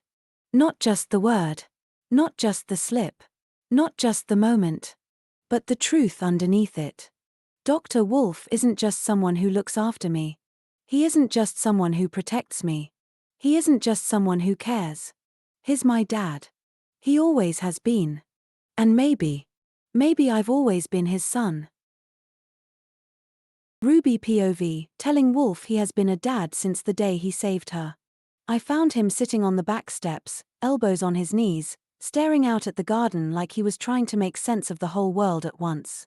He always did that when he was overwhelmed, went quiet, still, small in a way no one else ever saw. I sat beside him. He didn't look at me at first. He just breathed out slowly. "Jake told you," he said quietly. It wasn't a question. I nodded. "He did." Wolf swallowed hard. "I'm trying to understand it. All of it. What it means. What they feel. What I'm supposed to be." I turned toward him. "Wolf, you don't have to figure it out in one day." He shook his head. "But I don't want to get it wrong. I don't want to hurt them. I don't want to pretend I'm something I'm not." I smiled softly. "That's the thing. You're not pretending." He finally looked at me, tired, scared, hopeful. And I knew it was time. Time to tell him the truth I'd been carrying for years. "Wolf, you've been a dad since the day you saved me." His breath caught. He blinked like he wasn't sure he heard me right. "Ruby, what?" I nodded. "It's true." He shook his head slowly. "No. I was just doing my job. I was just trying to help a scared little girl." I reached out and took his hand. "You didn't just help me. You changed me. You protected me. You taught me how to breathe again. You taught me how to trust again. You taught me what safety feels like." He swallowed hard. "Ruby."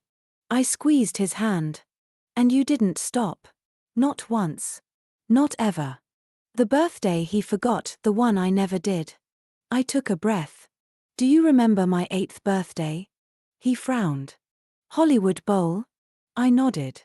"You asked me what I wanted to do. No one had ever asked me that before. Not once. Not in my whole life. He looked down. I just wanted you to feel special. You did, I whispered. You made me feel like I mattered. I smiled at the memory. And when you said well done, Ruby, I said thanks, Dad. His head snapped up. I didn't realize you said that. I know, I said softly. You didn't hear it. But I did. And I meant it.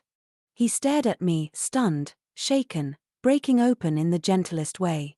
And when I asked if you were upset, you said you didn't mind. He whispered. I didn't. The truth he needs to hear. I shifted closer. Wolf, you didn't become a dad today. Or yesterday. Or when Jake slipped. I placed my hand over his heart. You became a dad the day you saved me. His eyes filled instantly. You've been one ever since, I whispered. You just didn't know it. He covered his face with his hands, shoulders shaking, not with fear, not with shame, but with something softer. Something like relief. Something like love. Something like finally being seen. The moment he accepts it. When he finally looked at me again, his voice was barely there. Ruby, do you really see me that way? I nodded. I always have. He swallowed. And the others? They do too, I said. Jake. Hope. George. Eli. All of them. He let out a breath that sounded like a lifetime of pain leaving his body. I don't know how to be a dad, he whispered. I smiled. You already are. He closed his eyes. And for the first time, he let himself believe it. Jake POV, telling Wolf he meant it. I didn't plan to say it. I didn't wake up thinking, today's the day I tell him the truth. But the words had been sitting in my chest all day, heavy and warm and impossible to ignore. And after hearing Ruby tell him that story, the one where she called him Dad when she was 8, something inside me clicked. He'd been doing this for years. Being this. Being him. And I couldn't pretend anymore. I had to tell him. So I found him outside, sitting on the back steps, staring at the sky like he was trying to figure out how to breathe. He looked up when he heard me. Jake. His voice was soft. Careful. Like he didn't want to scare me away. I sat beside him. My heart was pounding so hard I thought he could hear it. The start of the truth. I need to tell you something, I said. He nodded slowly. Okay. I swallowed. It's about earlier. He didn't flinch. Didn't tense. Didn't look away. He just waited. Like he always does. Like he always has. I meant it. The words came out small. Smaller than I wanted. But real. So real it hurt. He blinked. Jake, what did you mean? I took a breath. When I called you Dad. His whole body went still. Not scared. Not upset. Just stunned. I kept going before I lost my nerve. I didn't mean to say it out loud. But I meant it. I meant it in here. I pressed my hand to my chest. My heart meant it. His eyes softened in a way I'd never seen before. Not pity. Not shock. Something else. Something warm. Something like love. The fear behind the truth. I was scared, I whispered. I thought you'd be angry. Or think I was stupid. Or think I was trying to replace someone. He shook his head instantly. Jake, no. But I couldn't stop thinking about it, I said. About everything you've done for me. Everything you've taught me. Everything you've been. My voice cracked. You've always been there. Even when I didn't want you to be. Even when I pushed you away. Even when I was angry. He swallowed hard. Jake. I wiped my eyes with my sleeve. You're the first person I ever trusted. The first person who made me feel safe. The first person who didn't give up on me. I looked at him. Really looked. You're my dad. Maybe not by blood. Maybe not on paper. But you are. His reaction, the one I needed. He didn't speak at first. He just breathed out, slow, shaky, like he'd been holding something in for years. Then he turned toward me. And he pulled me into a hug. A real one. A full one. A dad one. His voice was rough when he finally spoke. Jake. I'm honored. More than you know. I closed my eyes. Because that was all I needed. All I ever wanted. He held me tighter. And I meant it too, he whispered. When I said you didn't do anything wrong. When I said I wasn't upset. When I said it was okay. He pulled back just enough to look at me. I'm proud of you. My chest broke open. In the best way. The moment I let myself believe it. I nodded. Good, I whispered. Because I'm not taking it back. He smiled, soft, warm, the kind of smile that makes you feel like you belong somewhere. You don't have to. And for the first time in my life, I felt like someone's son. Not by accident. Not by mistake. Not by slip. By truth. By choice. By love.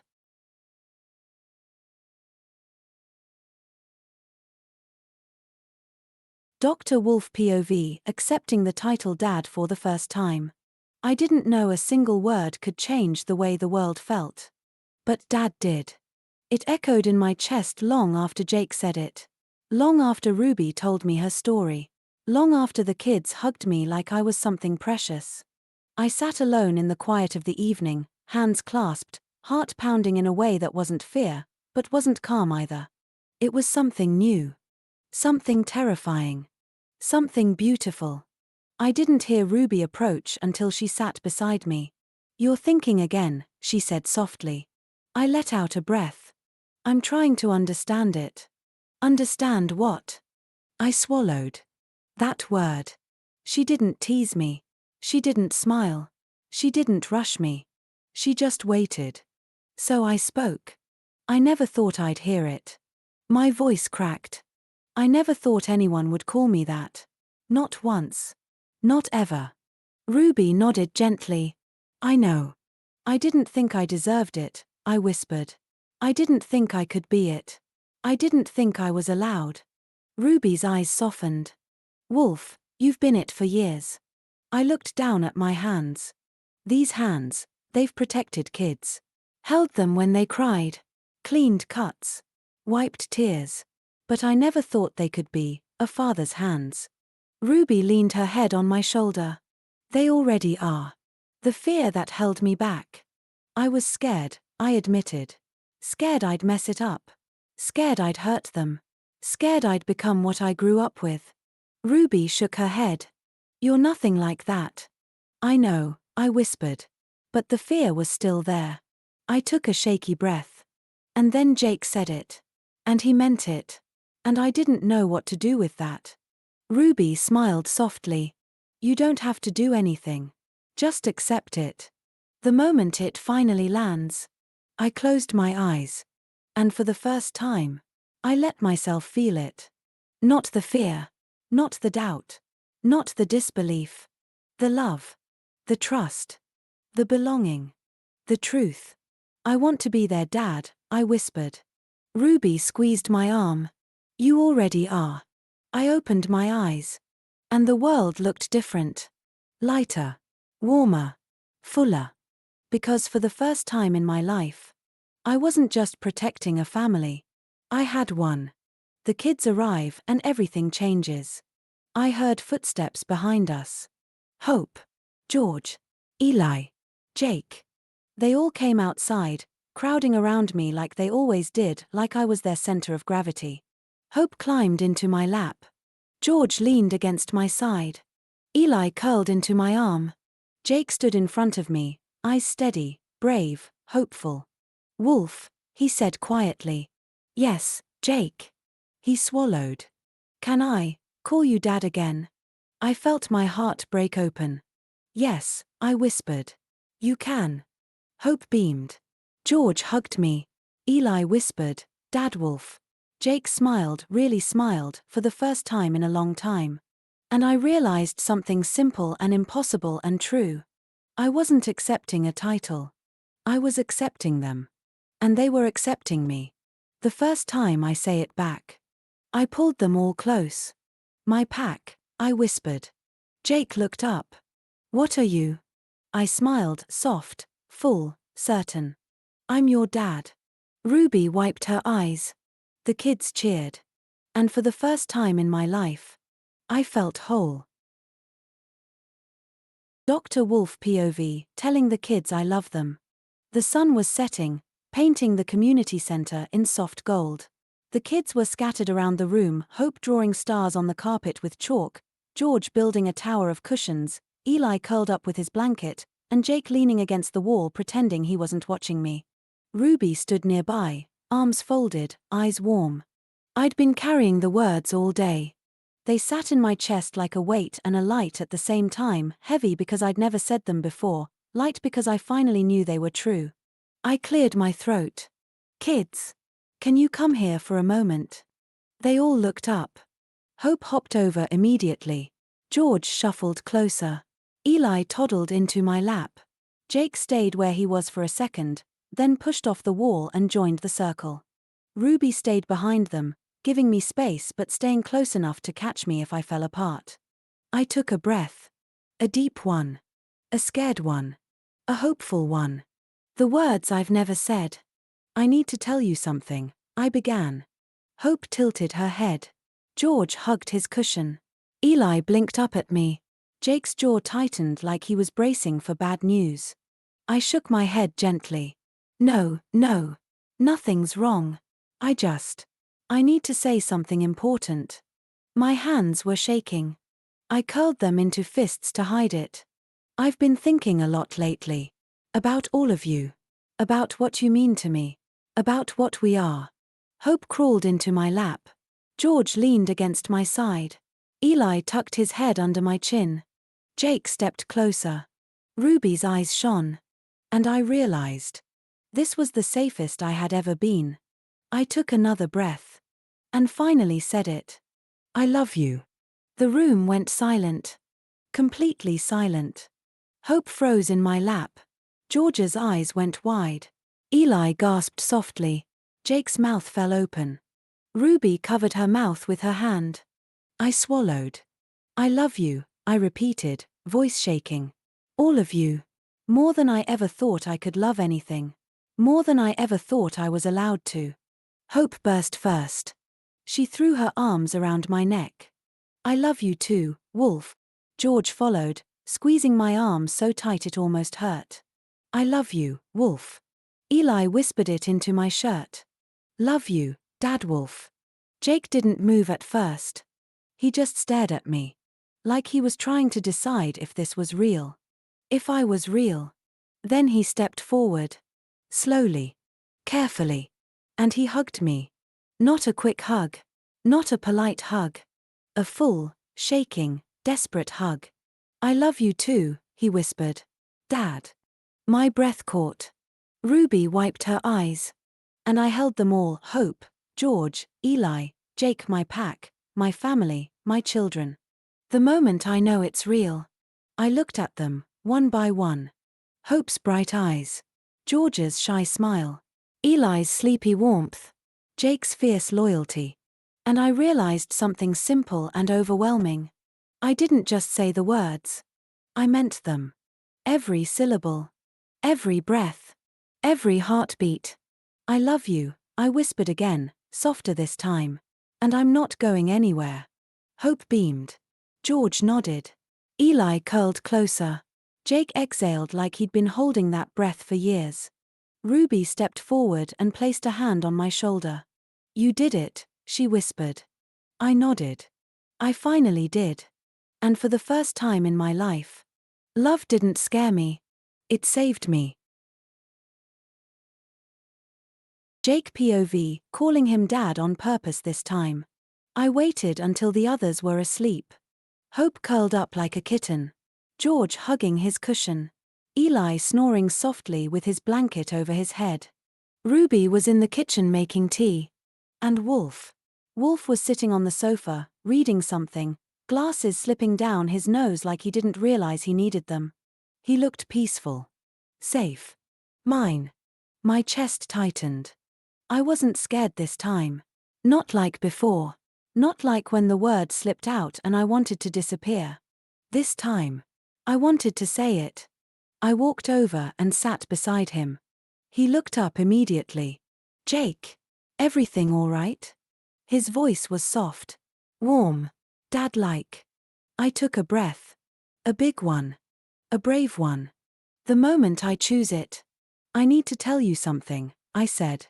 He closed his book, giving me his full attention. Of course. I swallowed. It's about earlier. And everything. He nodded slowly. I'm listening. My heart was pounding, but not from fear. From truth. From love. From finally knowing who he was to me. I looked him in the eyes. And I said it. On purpose. Dad. His breath caught. He didn't move. Didn't blink. Didn't speak. So I kept going. I'm calling you that on purpose this time. Not by accident. Not because it slipped. Because I mean it. His eyes softened, not with shock, not with confusion, but with something deeper. Something like pride. Something like love. Something like home. The truth I've been carrying. You've always been there, I whispered. Since the day I came here. Since the day I was scared and angry and didn't trust anyone. He swallowed hard. Jake. You taught me how to breathe again. How to talk. How to feel safe. How to be loved. My voice cracked. You're my dad. You always have been. I just didn't know how to say it. He closed his eyes for a moment. Like he was holding back a lifetime of emotion. When he opened them again, they were shining. His reaction, the one I needed. He reached out slowly, like he didn't want to scare me. Then he pulled me into a hug. A real one. A full one. A dad one. Jake, he whispered, voice shaking, I'm honored. More than you know. I held on to him tighter. I meant it, I said again. I'm not taking it back. He let out a breath that sounded like relief. You don't have to, he whispered. Because I'm not letting it go. I closed my eyes. And for the first time in my life, I felt like someone's son. Not by accident. Not by mistake. Not by slip. By choice. By truth. By love. Dr. Wolf POV, promising Jake he will never leave him. Jake was quiet. Too quiet. He sat beside me on the sofa, knees pulled up, hands fidgeting with the sleeve of his hoodie. He'd called me dad on purpose earlier, brave, steady, certain, but now he looked like he was waiting for something to go wrong. Like he was waiting for me to go wrong. I turned toward him. Jake. He didn't look up. Yeah. His voice was small. Smaller than I'd heard in a long time. I shifted closer. What's going on? He swallowed. I need to know something. I nodded. Ask me. He hesitated. Then whispered. Are you gonna leave? The words hit me like a punch. A real one. A deep one. A familiar one. Because I knew that fear. I had lived that fear. I had been that child. I took a slow breath. Jake, look at me. He did. Barely. Just enough. And I saw it, the fear behind his eyes, the fear he'd carried for years, the fear that had shaped him. The fear of being abandoned. The fear of being too much. The fear of being left behind. I reached out and placed a hand on his shoulder. Firm. Steady. Certain. I'm not going anywhere. He blinked. People always say that. I'm not people, I said softly. He looked down again. You might change your mind. I won't. You might get tired of me. I won't. You might decide I'm too much. I shook my head. Jake, you could never be too much for me. His breath hitched. I kept going. You're not a burden. You're not a problem. You're not something I'm stuck with. I leaned closer. You're my son. His eyes widened. And I said it again, stronger this time. You're my son, Jake. And I'm your dad. And I'm not leaving. The promise he needed. He shook his head, tears gathering. You don't know what you're promising. I do, I said. I know exactly what I'm promising. I took his hand, gently, carefully, like it was something fragile and precious. Jake. I know what it feels like to be left. I know what it feels like to be scared someone will disappear. I know what it feels like to think you don't deserve to be kept. His lip trembled. I don't want you to feel that way with me, he whispered. Then promise. I nodded. I promise. He stared at me. Say it. So I did. Slowly. Clearly. Truthfully. I will never leave you. Jake's breath broke. Completely. He leaned forward and pressed his forehead against my shoulder, shaking. And I wrapped my arms around him, not as a worker, not as a protector, not as a caretaker. As a dad. The moment he believes me. He whispered into my shirt. You really mean it? I held him tighter. With everything I am. He let out a breath he'd been holding for years. And for the first time, he relaxed in my arms. Not because he was tired. Not because he gave up. But because he believed me. Because he trusted me. Because he knew, finally, that he wasn't going to be left behind again. I rested my chin on his hair. I'm here, I whispered. And I'm staying. Jake nodded against me. Okay, Dad. And I closed my eyes. Because that word, spoken softly, intentionally, trustingly, was the greatest gift I had ever been given. Ruby POV, hugging Wolf because he finally believes he is family. He looked different. Not in a big way. Not in a dramatic way. But in the way someone looks when a weight they've carried their whole life finally slips off their shoulders. Lighter. Softer. Almost peaceful. He was sitting on the sofa, staring at nothing, one hand resting over his heart like he was still trying to understand how it felt to be loved. To be wanted. To belong. I walked over quietly and sat beside him. He didn't speak. He didn't need to. I could feel it, the shift inside him. The acceptance. The truth settling into his bones. He finally believed it. He finally believed he was family. Wolf. He turned his head slightly. Yes, Ruby. His voice was different too. Gentler. Warmer. Like he wasn't afraid of breaking anymore. I took a breath. You really believe it now, don't you? He blinked. Believe what? That you're part of us. He looked down at his hands. Then nodded. Slowly. Carefully. Like the truth was fragile and he didn't want to drop it. Yes, he whispered. I think. I finally do. My chest tightened. Because I had waited years for him to say that. The hug he didn't expect. I didn't give him time to think. I didn't give myself time to hesitate. I just moved. I wrapped my arms around him, tight, full, certain, the way a daughter hugs her dad when she knows he needs it more than he'll ever admit. He froze for half a second. Then melted. Completely. His arms came around me slowly, like he was afraid I'd disappear. I pressed my cheek against his shoulder. Your family, I whispered. You always have been. His breath shook. Ruby. Your dad, I said softly. You're ours. And we're yours. He held me tighter. Like he finally believed he was allowed to. The moment he lets himself feel it. He whispered into my hair. I didn't think I deserved this. I shook my head. You do. I didn't think I could be this. You are. I didn't think I belonged. You do. He let out a breath that sounded like a lifetime of pain leaving his body.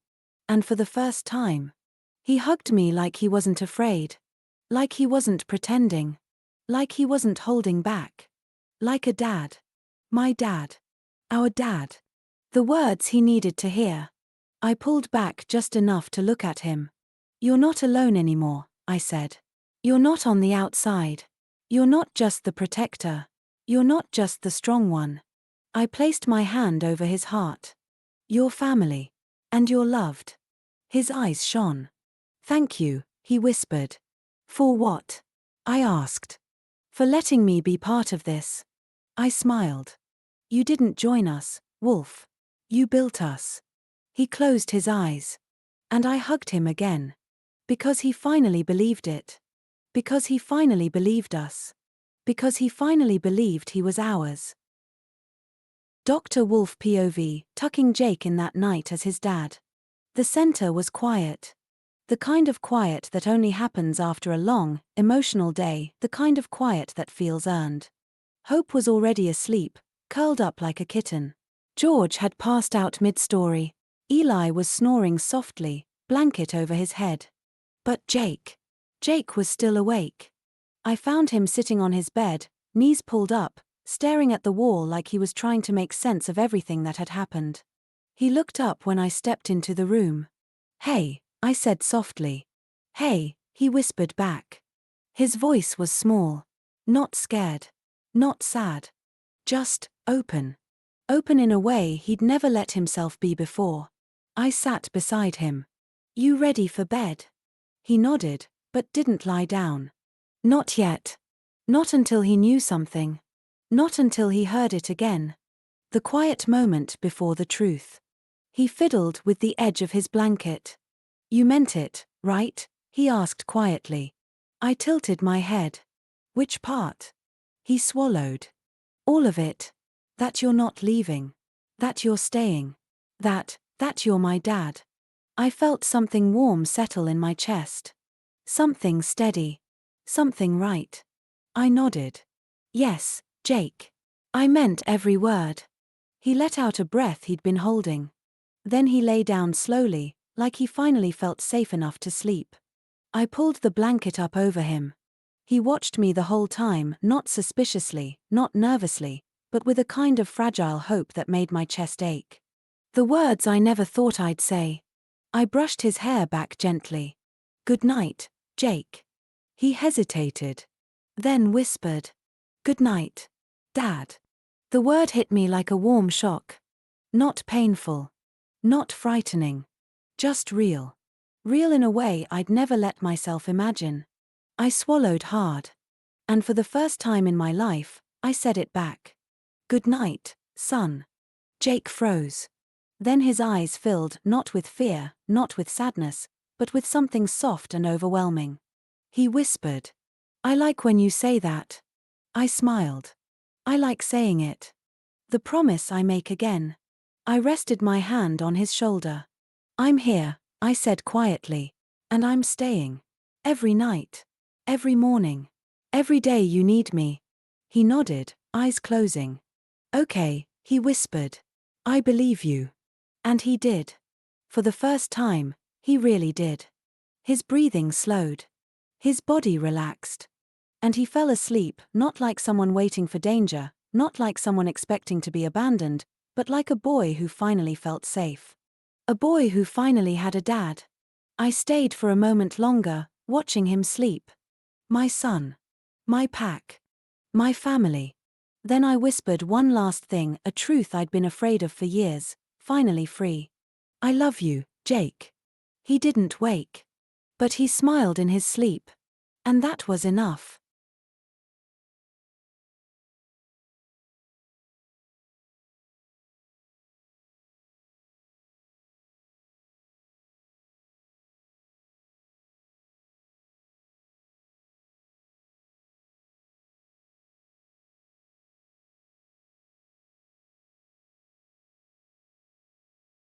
Ruby POV, seeing Wolf check on all the kids like a real dad.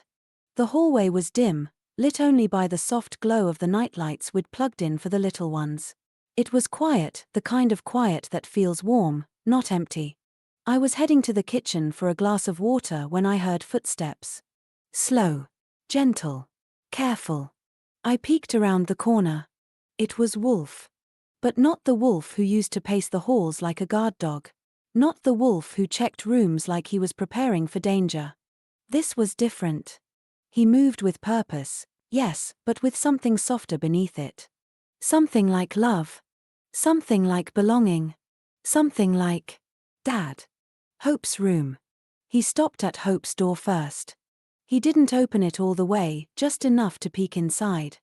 Hope was curled up, hugging her stuffed fox. Wolf smiled. A real smile. Soft. Warm. Proud. He whispered, "Good night, little star." Then he gently pulled her blanket up over her shoulder and closed the door. I felt my chest tighten. Because he'd done that 1,000 times before. But tonight, he knew why he did it. George's room. Next was George. George had fallen asleep sideways, half off the bed, one leg dangling like he'd lost a fight with gravity. Wolf chuckled under his breath, the quiet, fond kind of laugh he only ever made around the kids. He lifted George gently, settling him properly on the mattress. "Sleep well, buddy," he murmured. He brushed George's hair back. Like a dad. Like his dad. Eli's room. Eli was snoring softly, blanket over his head. Wolf shook his head with a smile. "You're going to suffocate yourself one day," he whispered. He pulled the blanket down just enough so Eli could breathe, then tucked it around him like a cocoon. Eli sighed in his sleep and snuggled closer to the pillow. Wolf's expression softened even more. He looked peaceful. Like this was exactly where he was meant to be. Jake's room. He hesitated at Jake's door. Not out of fear. Out of emotion. Out of love. He opened it slowly. Jake was asleep on his side, one hand tucked under his cheek, breathing steady and calm, the kind of sleep he never had before Wolf became dad. Wolf stepped inside. Quiet. Careful. Full of something deep and warm. He pulled the blanket up over Jake's shoulder. Then he whispered, "Good night, son." Jake didn't wake. But he smiled. And Wolf froze like that tiny smile meant the world. Because it did. The moment he notices me. When he stepped back into the hallway, he finally saw me. I didn't hide. I didn't pretend I wasn't watching. I just smiled. "You really are their dad," I said softly. He swallowed. I think I am." "No," I said, stepping closer. "You always were. You just finally believe it." He looked down, breath shaking. "Ruby, I don't know how to be a perfect father." I shook my head. "You don't have to be perfect. You just have to love them." He looked at the closed doors, Hope, George, Eli, Jake, his pack. His family. "I do," he whispered. "So much." I hugged him. Tight. Warm. Proud. "Then you're doing it right," I said. And for the first time, he hugged me back like a dad. Like my dad. Like he finally understood what he meant to us. Dr. Wolf POV, realizing I love being a dad. The center was quiet. The kind of quiet that settles after a long day of laughter, chaos, tears, and healing, the kind of quiet that feels like a blanket instead of an emptiness. I walked through the hallway slowly, checking each room one last time. Hope's soft breathing. George's cushion fortress. Eli's blanket cocoon. Jake's steady, peaceful sleep. My pack. My children. My family. I didn't rush. I didn't pace. I didn't check for danger. I just looked at them. And something warm bloomed in my chest. Something I'd never let myself feel before. Something I didn't know I was allowed to feel. Something I didn't know I could feel. Love. Not the protective kind. Not the responsible kind. Not the "I'll keep you safe" kind. A different kind. A deeper kind. A father's kind. The moment it hits me, I stood in Jake's doorway for a long time. He was asleep on his side, one hand tucked under his cheek, breathing slow and steady, the kind of sleep he never had before he trusted me. Before he called me dad. Before I let myself be dad. I leaned against the doorframe, arms folded, and whispered to myself, "I love this." The words surprised me. Not because they were true, I'd felt them building for days, weeks, years, but because I finally let myself say them. I loved this. I loved them.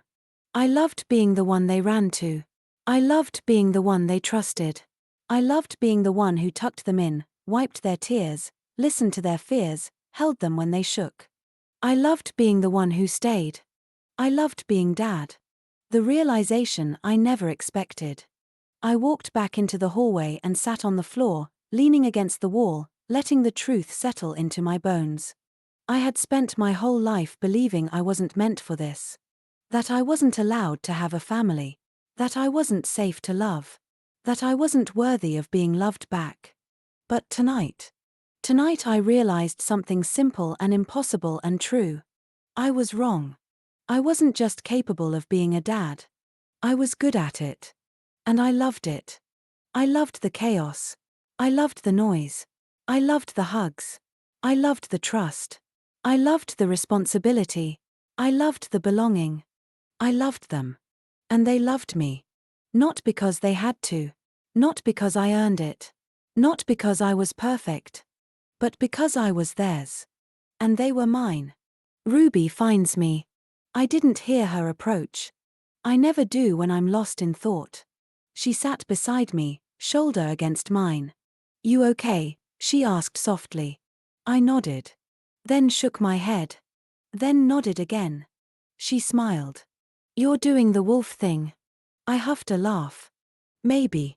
She tilted her head. What are you thinking about? I looked at the closed doors, Hope, George, Eli, Jake, and felt my chest warm. I think. I whispered, I love being their dad.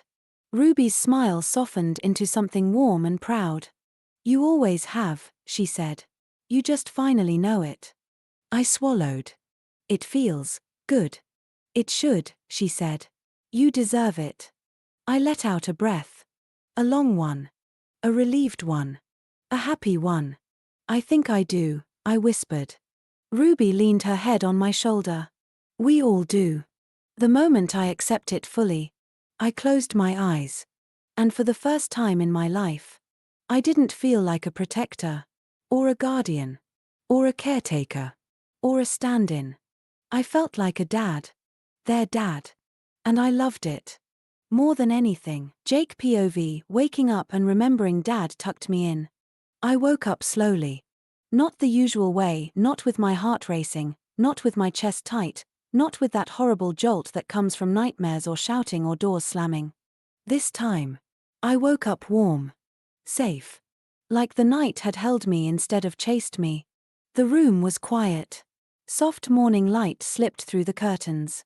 My blanket was tucked around me perfectly, not twisted, not kicked off, not half on the floor. Someone had done that. He had done that. And the memory hit me all at once. Last night. His voice. Soft. Warm. Steady. Good night, son. I felt it again, the way my chest had cracked open, the way my throat had tightened, the way my whole body had gone still because I didn't want to forget that moment. He'd said it back. He'd said it back. Dad. My dad. I pressed my face into the pillow, smiling like an idiot because I couldn't help it. I remembered the way he brushed my hair back. The way he pulled the blanket up over my shoulder. The way he stayed for a moment, watching me like I mattered. Like I was his. Like he wasn't going anywhere. The feeling I wake up with. I sat up slowly, rubbing my eyes. And for the first time in my life, waking up didn't feel scary. It felt good. Like something had changed inside me. Like something had settled. Like something had healed. I whispered into the quiet room. He really tucked me in. And then, softer. He really called me son. My chest warmed. I didn't feel small. I didn't feel weak. I didn't feel stupid. I felt loved. I felt safe. I felt like I belonged somewhere. With him. The moment I decide. I swung my legs off the bed and stood up. I didn't rush. I didn't panic. I didn't hesitate. I just knew what I wanted to do. I wanted to find him. I wanted to see him. I wanted to say it again, not scared, not shaky, not by accident. On purpose. Because it felt right. Because it was right. Because he was dad. My dad. And I wanted him to know I remembered. I wanted him to know it mattered. I wanted him to know I meant it. Jake POV, going to find dad in the kitchen. I padded down the hallway barefoot, the floor cool under my feet. The center was quiet, not the scary kind of quiet, not the lonely kind, but the peaceful kind. The kind that feels like home. I rubbed my eyes and yawned, stretching my arms as I walked. My blanket still smelled like him, that warm, safe smell that made my chest feel full. I remembered everything from last night. The way he tucked me in. The way he brushed my hair back. The way he said goodnight, son. And the way it made me feel. Like I wasn't just someone he looked after. Like I wasn't just a kid in the center. Like I was his. I smiled to myself. I wanted to see him. I wanted to say it again. On purpose. The walk to the kitchen. The closer I got, the more I could hear it, the soft clink of a mug, the quiet hum he always made when he thought no one was listening. I peeked around the corner. There he was. Standing by the counter, stirring tea, hair messy, glasses slightly crooked, wearing that old jumper Ruby always teased him about. He looked normal. Human. Dad. My chest warmed. I stepped into the doorway. He didn't see me at first. He was humming something soft, something gentle, something he only ever did when he felt safe. I didn't want to interrupt. But I wanted him to know I was there. So I said it. Soft. Warm. On purpose. Morning, Dad. His reaction. He froze. Not in fear. In surprise. In that soft, stunned way he always did when something touched him deeper than he expected. He turned around slowly. And when he saw me, hair messy, hoodie too big, eyes still sleepy, he smiled. A real smile. A dad smile.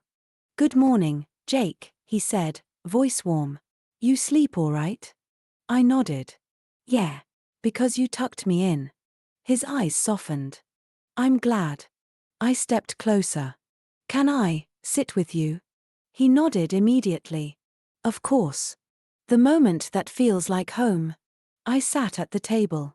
He poured me a cup of warm milk without asking, because he knew I liked it in the mornings. He sat across from me, hands wrapped around his mug. And for the first time ever, I didn't feel like I had to hide anything. I didn't feel like I had to pretend. I didn't feel like I had to be tough.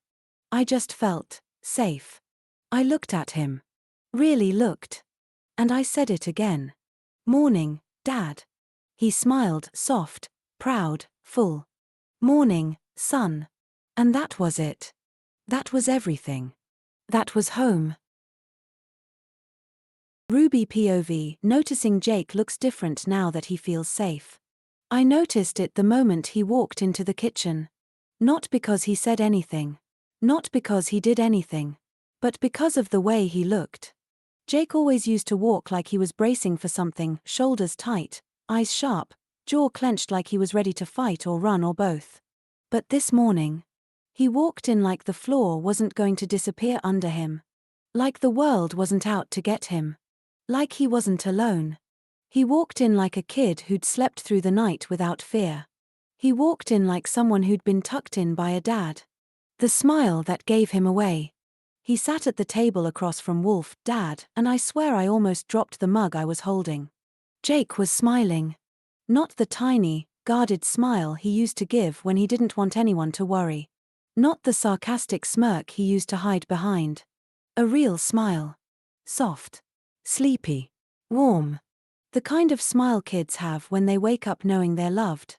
I leaned against the doorway, watching them. Wolf poured him warm milk without asking. Jake didn't flinch. Didn't tense. Didn't look confused. He just accepted it. Like it was normal. Like it was safe. Like it was home. The way he looked at Wolf. Jake glanced up at him, and that was the moment I felt my chest tighten. Because the look in his eyes wasn't fear. Wasn't confusion. Wasn't anger. It was trust. Pure, quiet trust. The kind kids only give to someone who has earned it 100 times over. He said it softly, like it was the most natural thing in the world. Morning, Dad. And Wolf smiled back, that soft, warm smile he only uses with us. Morning, son. Jake's face lit up. Not big. Not dramatic. Just brighter. Like someone had turned on a light inside him. The realization that hit me. I stepped into the room, pretending I needed something from the counter, but really I just wanted to look at him a little longer. Jake looked different. Not older. Not younger. Just lighter. Like he wasn't carrying the whole world on his shoulders anymore. Like he finally believed he didn't have to. Like he finally believed he had someone to carry it with him. I smiled to myself. Because I knew exactly what had changed. He felt safe. For the first time in his life, he felt safe. And it showed. In his smile. In his posture. In his eyes. In the way he said Dad like it belonged to him. And in the way Wolf looked back at him like it did.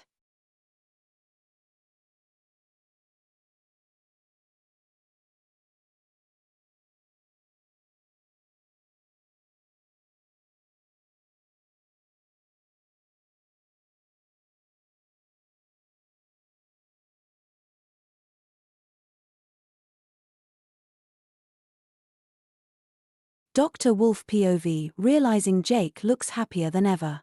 Jake was sitting at the kitchen table, hands wrapped around a mug of warm milk, hair messy, hoodie too big, eyes still soft from sleep. And he was smiling. Not a small smile. Not a polite smile. Not a forced smile. A real one. A morning smile. A safe smile. A happy smile. I froze in the doorway, watching him. Because I'd never seen him look like that before. Not once. Not in all the months he'd been here. Not in all the nights I'd sat with him through panic attacks.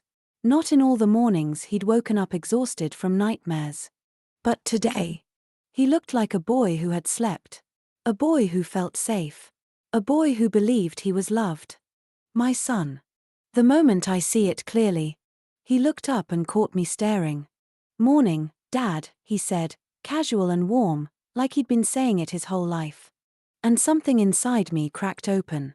Because he meant it. Because he wasn't scared. Because he wasn't testing the word. Because he wasn't apologizing for it. He was choosing it. Choosing me. I stepped into the kitchen slowly, like I didn't want to break the moment. Morning, Jake, I said softly. He smiled again. Bigger this time. And I felt it, that warm, impossible feeling spreading through my chest. He was happy. And I had helped make him that way. The realization that stops me cold.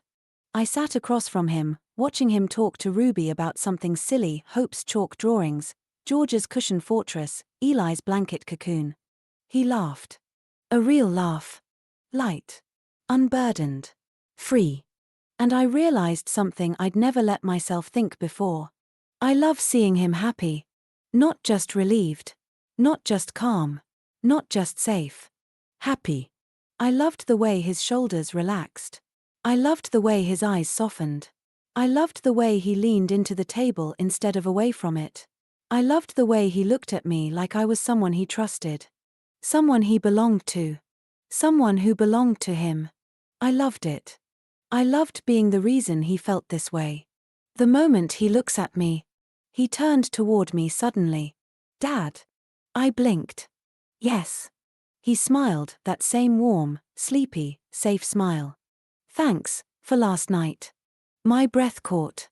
You're welcome, I whispered. He nodded, took another sip of his milk, and kept talking with Ruby like it was nothing. But it wasn't nothing. Not to me. To me, it was everything. Because Jake wasn't just surviving anymore. He was living. He was healing. He was happy. And I realized, with a quiet, overwhelming certainty, that I loved being his dad more than anything I had ever done in my life. Dr. Wolf POV, hugging Jake because he looks so happy. Jake was laughing. Not loudly. Not wildly. Just softly, that warm, sleepy morning laugh that sounded like sunlight feels. He was sitting at the kitchen table, talking to Ruby about something silly Hope had done yesterday. His shoulders were relaxed. His eyes were bright. His whole face looked lighter. And I realized something that stopped me in my tracks. He looked happy. Not less anxious. Not calmer than usual. Not holding it together. Happy. Truly, unmistakably happy. I stood there for a moment, watching him, feeling something warm and overwhelming rise in my chest. I'd never seen him like this. Not once. Not until now. Not until he felt safe. Not until he believed he had a dad. The moment I can't hold back. He turned toward me, still smiling. Morning, Dad. It hit me like a wave, that word, that smile, that trust. I didn't think. I didn't plan. I didn't hesitate. I just moved. I crossed the kitchen in a few steps and wrapped my arms around him. Jake froze for half a second, surprised, breath-catching, then melted into the hug like he'd been waiting for it his whole life. He hugged me back with both arms, face pressed into my chest. Dad, he whispered, confused but happy. I held him tighter. I'm sorry, I murmured into his hair. You look so happy. He laughed softly against me. That's a bad thing. No, I said, pulling him closer. It's the best thing I've ever seen. The truth I didn't mean to say out loud. I felt him breathe, slow, steady, safe. And the words slipped out before I could stop them. I love seeing you like this. Jake's fingers curled into my jumper. I love feeling like this, he whispered. I closed my eyes. Because that was everything. Everything I'd hoped for. Everything I'd worked for. Everything I'd never believed I'd get to see. He pulled back just enough to look at me. His eyes were shining, not with tears, but with something brighter. Joy. Dad, he said softly. Yes. Thanks, for making me happy. My breath caught. I cupped the back of his head gently. You did that, I whispered. You let yourself be happy. I'm just lucky enough to see it. Jake smiled again, that same warm, safe smile that had started all of this. And I hugged him again. Because I could. Because he wanted me to. Because he was my son. And because seeing him happy was the best feeling I had ever known. Jake POV, telling Dad he is the reason I feel safe. I didn't plan to say it. It wasn't one of those moments where you rehearse the words in your head 100 times. It wasn't something I'd been building up to all morning. It just happened. Because the feeling was too big to keep quiet anymore.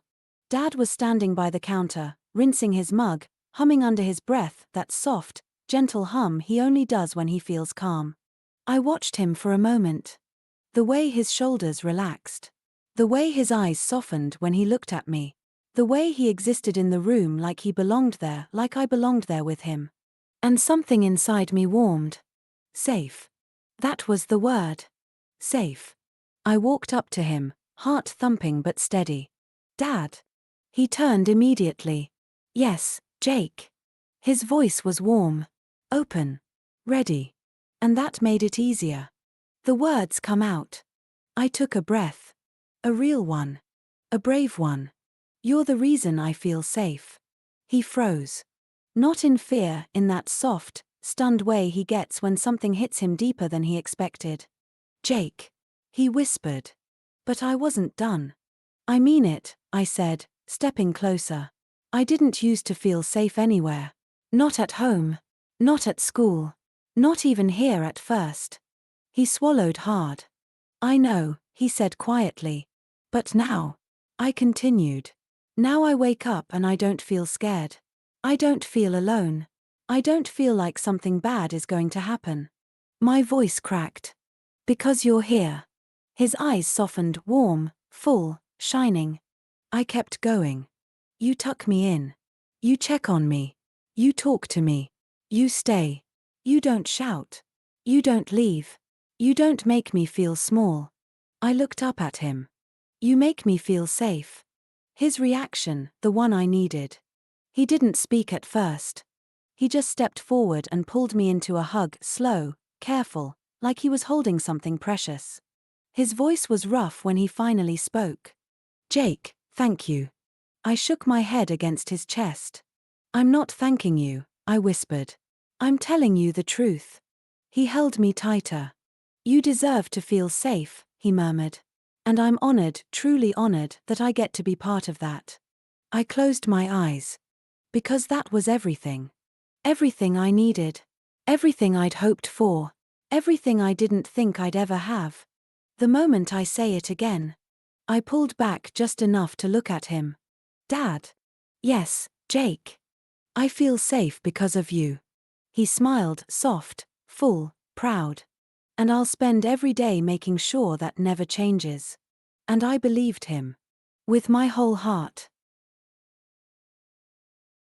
Dr. Wolf POV, telling Jake he deserves to feel safe. Jake was still in my arms. His head rested against my chest, his breathing slow and steady, his fingers curled lightly into my jumper like he wasn't holding on out of fear anymore, but out of comfort. Out of trust. Out of choice. He'd just told me I was the reason he felt safe. And those words were still echoing in my chest, warm and heavy and overwhelming in the best way. I pulled back slightly so I could see his face. He didn't look away. He didn't flinch. He just looked up at me with those soft, open eyes, the kind he only ever had when he felt protected. When he felt loved. When he felt mine. I cupped the side of his head gently. "Jake," I said quietly, "listen to me." He swallowed. "Okay." The words I needed him to hear. "You deserve to feel safe." He blinked. Like the words didn't make sense at first. Like no one had ever said them to him before. "You deserve to wake up without fear," I continued. "You deserve to sleep through the night. You deserve to laugh. You deserve to breathe without waiting for something bad to happen." His eyes shone. I kept going. "You deserve warmth. You deserve comfort. You deserve a home. You deserve people who stay." His lip trembled. "And you deserve to feel safe," I said again, firmer this time. "Not because of me. Not because of what I do. But because you are a child who deserves safety." He shook his head slightly. "But you make me feel safe." I nodded. "And I'm honored by that. Truly. But Jake, the safety you feel? You deserve it. You always did. The moment it lands." He looked down at his hands. "Even when I was angry," he whispered. "Yes. Even when I messed up. Yes. Even when I didn't trust anyone." I placed my hand over his. "Especially then." He let out a shaky breath. Like something inside him was loosening, something that had been tight for years. Maybe his whole life. The hug that means everything. I pulled him back into my arms. Not because he was scared. Not because he needed grounding. But because he deserved to be held. "You deserve safety," I whispered into his hair. "You deserve love. You deserve peace. You deserve all of it." He clung to me, not desperately, not fearfully, but with a quiet, steady certainty. "Dad," he murmured. "Yes, Jake. Thank you for saying that." I closed my eyes. "Thank you for believing it." He nodded against me. And for the first time, I felt him truly relax. Not because he trusted me, but because he was starting to trust himself. Ruby POV, seeing Jake open up like never before. I'd seen Jake talk before. I'd seen him argue, snap, mumble, shrug, deflect, and pretend he didn't care. But I had never seen him like this. He was standing in the kitchen with Wolf, Dad, his hands moving as he spoke, his voice soft but steady, his eyes bright instead of wary. He wasn't bracing for danger. He wasn't waiting for someone to shout. He wasn't shrinking into himself. He was opening up. Wide. Real. Honest. I leaned against the doorway, pretending to look for something on the shelf, but really I was watching him, watching this new version of Jake unfold right in front of me. And it made my chest ache in the best way. The way he spoke to Wolf. He looked up at Wolf with this expression I'd never seen on him before, something warm, something trusting, something almost peaceful. "Dad," he said softly, "you're the reason I feel safe." And Wolf froze. Not in fear. In emotion. In that way he does when something hits him deeper than he expected. Jake didn't look away. He didn't apologize. He didn't backtrack. He didn't pretend he didn't mean it. He stood there, shoulders relaxed, eyes steady, telling the truth like it wasn't the scariest thing in the world. Like he finally believed he was allowed to say it. I felt my breath catch. Because this wasn't the Jake who arrived here months ago, angry, guarded, ready to run at any moment.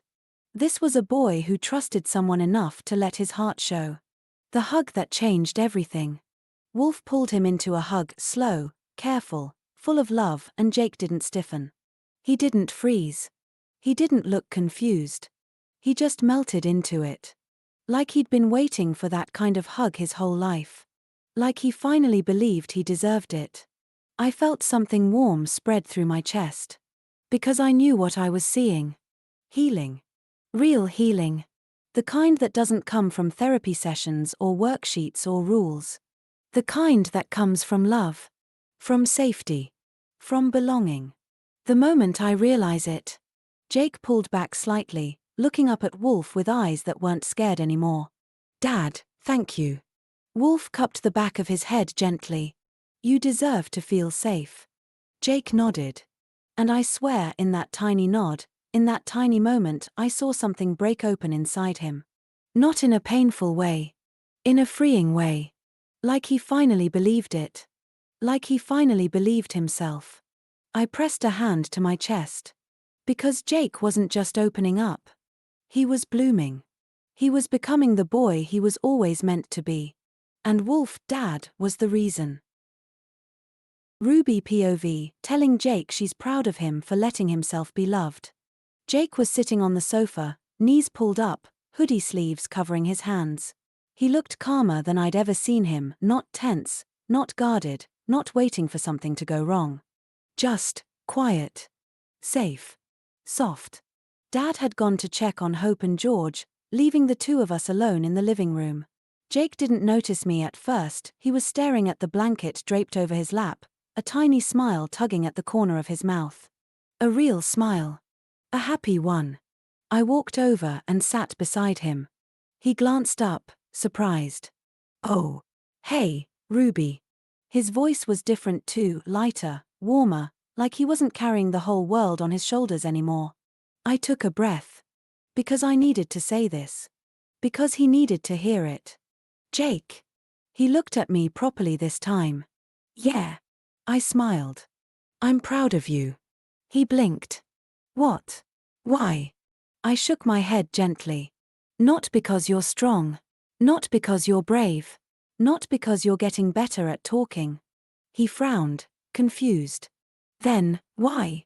I leaned forward, elbows on my knees. Because you're letting yourself be loved. His breath caught. He didn't look away. He didn't shut down. He just stared at me, eyes wide and soft. The truth he needed to hear. You used to push everyone away, I said softly. You used to think you didn't deserve anything good. You used to think love was something that hurt. He swallowed. Yeah. But now. I continued. Now you let Dad tuck you in. You let him hug you. You let him stay. You let him care. Jake's eyes shimmered. And that's huge, I whispered. That's brave. That's healing. That's you choosing to let yourself be loved. He looked down at his hands. I didn't think I could. You can, I said. And you are. The moment he lets it sink in. He was quiet for a long moment. Then he whispered. It feels nice. I smiled. I know. It feels safe. I know. It feels like I'm allowed to have this. I nodded. You are. He looked up at me again, really looked, and I saw it. The shift. The acceptance. The belief. Thanks, Ruby, he said softly. For saying that. I nudged his shoulder gently. I'm proud of you, Jake. Not for being tough. Not for being strong. But for letting yourself be loved. He smiled, small, shy, but real. And it was beautiful. POV, telling Dad she is proud of him too. Dad was standing by the window, watching the kids play outside. Hope was drawing chalk stars on the pavement. George was building a cushion fort on the grass. Eli was trying to teach himself cartwheels. And Jake was laughing. A real laugh. A free laugh. A laugh that didn't sound like it was fighting through fear. I watched Dad watching them. His shoulders were relaxed. His eyes were soft. His whole face looked lighter, like someone had taken a weight off him he'd been carrying for decades. He didn't even realize he was smiling. I stepped up beside him. He didn't notice at first, he was too busy soaking in the moment like it was something fragile and precious. Dad, I said softly. He blinked, surprised. He still wasn't used to hearing that word. Yes, Ruby. I took a breath. Because he needed to hear this. Because no one had ever said it to him. Because he deserved it. I'm proud of you. He froze. Actually froze. Like the words didn't make sense. Like they weren't meant for him. Like he didn't know how to hold them. Proud of me, he echoed quietly. I nodded. Yeah. Really proud. He swallowed, eyes flicking back to the kids as if he needed something steady to look at. Why? He whispered. I stepped closer. Because you're letting yourself be loved. His breath caught. You always loved us, I said softly. But you never let yourself feel loved back. You never let yourself believe you were part of this family. He looked down. I didn't think I deserved it. I know, I said. But you do. The truth he needed to hear. You're letting Jake love you, I continued. You're letting all of us love you. You're letting yourself be dad. And that's huge. He blinked hard. Ruby. You're healing too, I said gently. Not just us. You. He looked at me then really looked and I saw it. The vulnerability.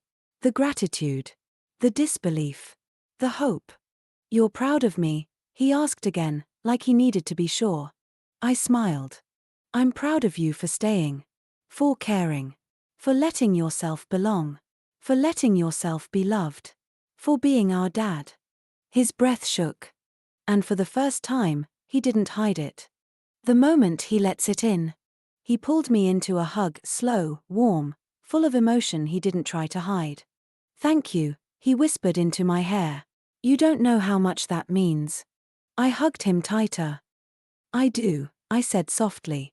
Because I know how hard it is to let yourself be loved. He nodded against me. And I felt it, the shift. The acceptance. The healing. He wasn't just our protector anymore. He wasn't just the strong one. He wasn't just the man who kept us safe. He was dad. And he finally believed he was allowed to be. Dr. Wolf POV, telling Ruby I'm proud of her too. Ruby was still hugging me when the words she'd said finally settled in my chest. I'm proud of you. I hadn't expected it. I hadn't prepared for it.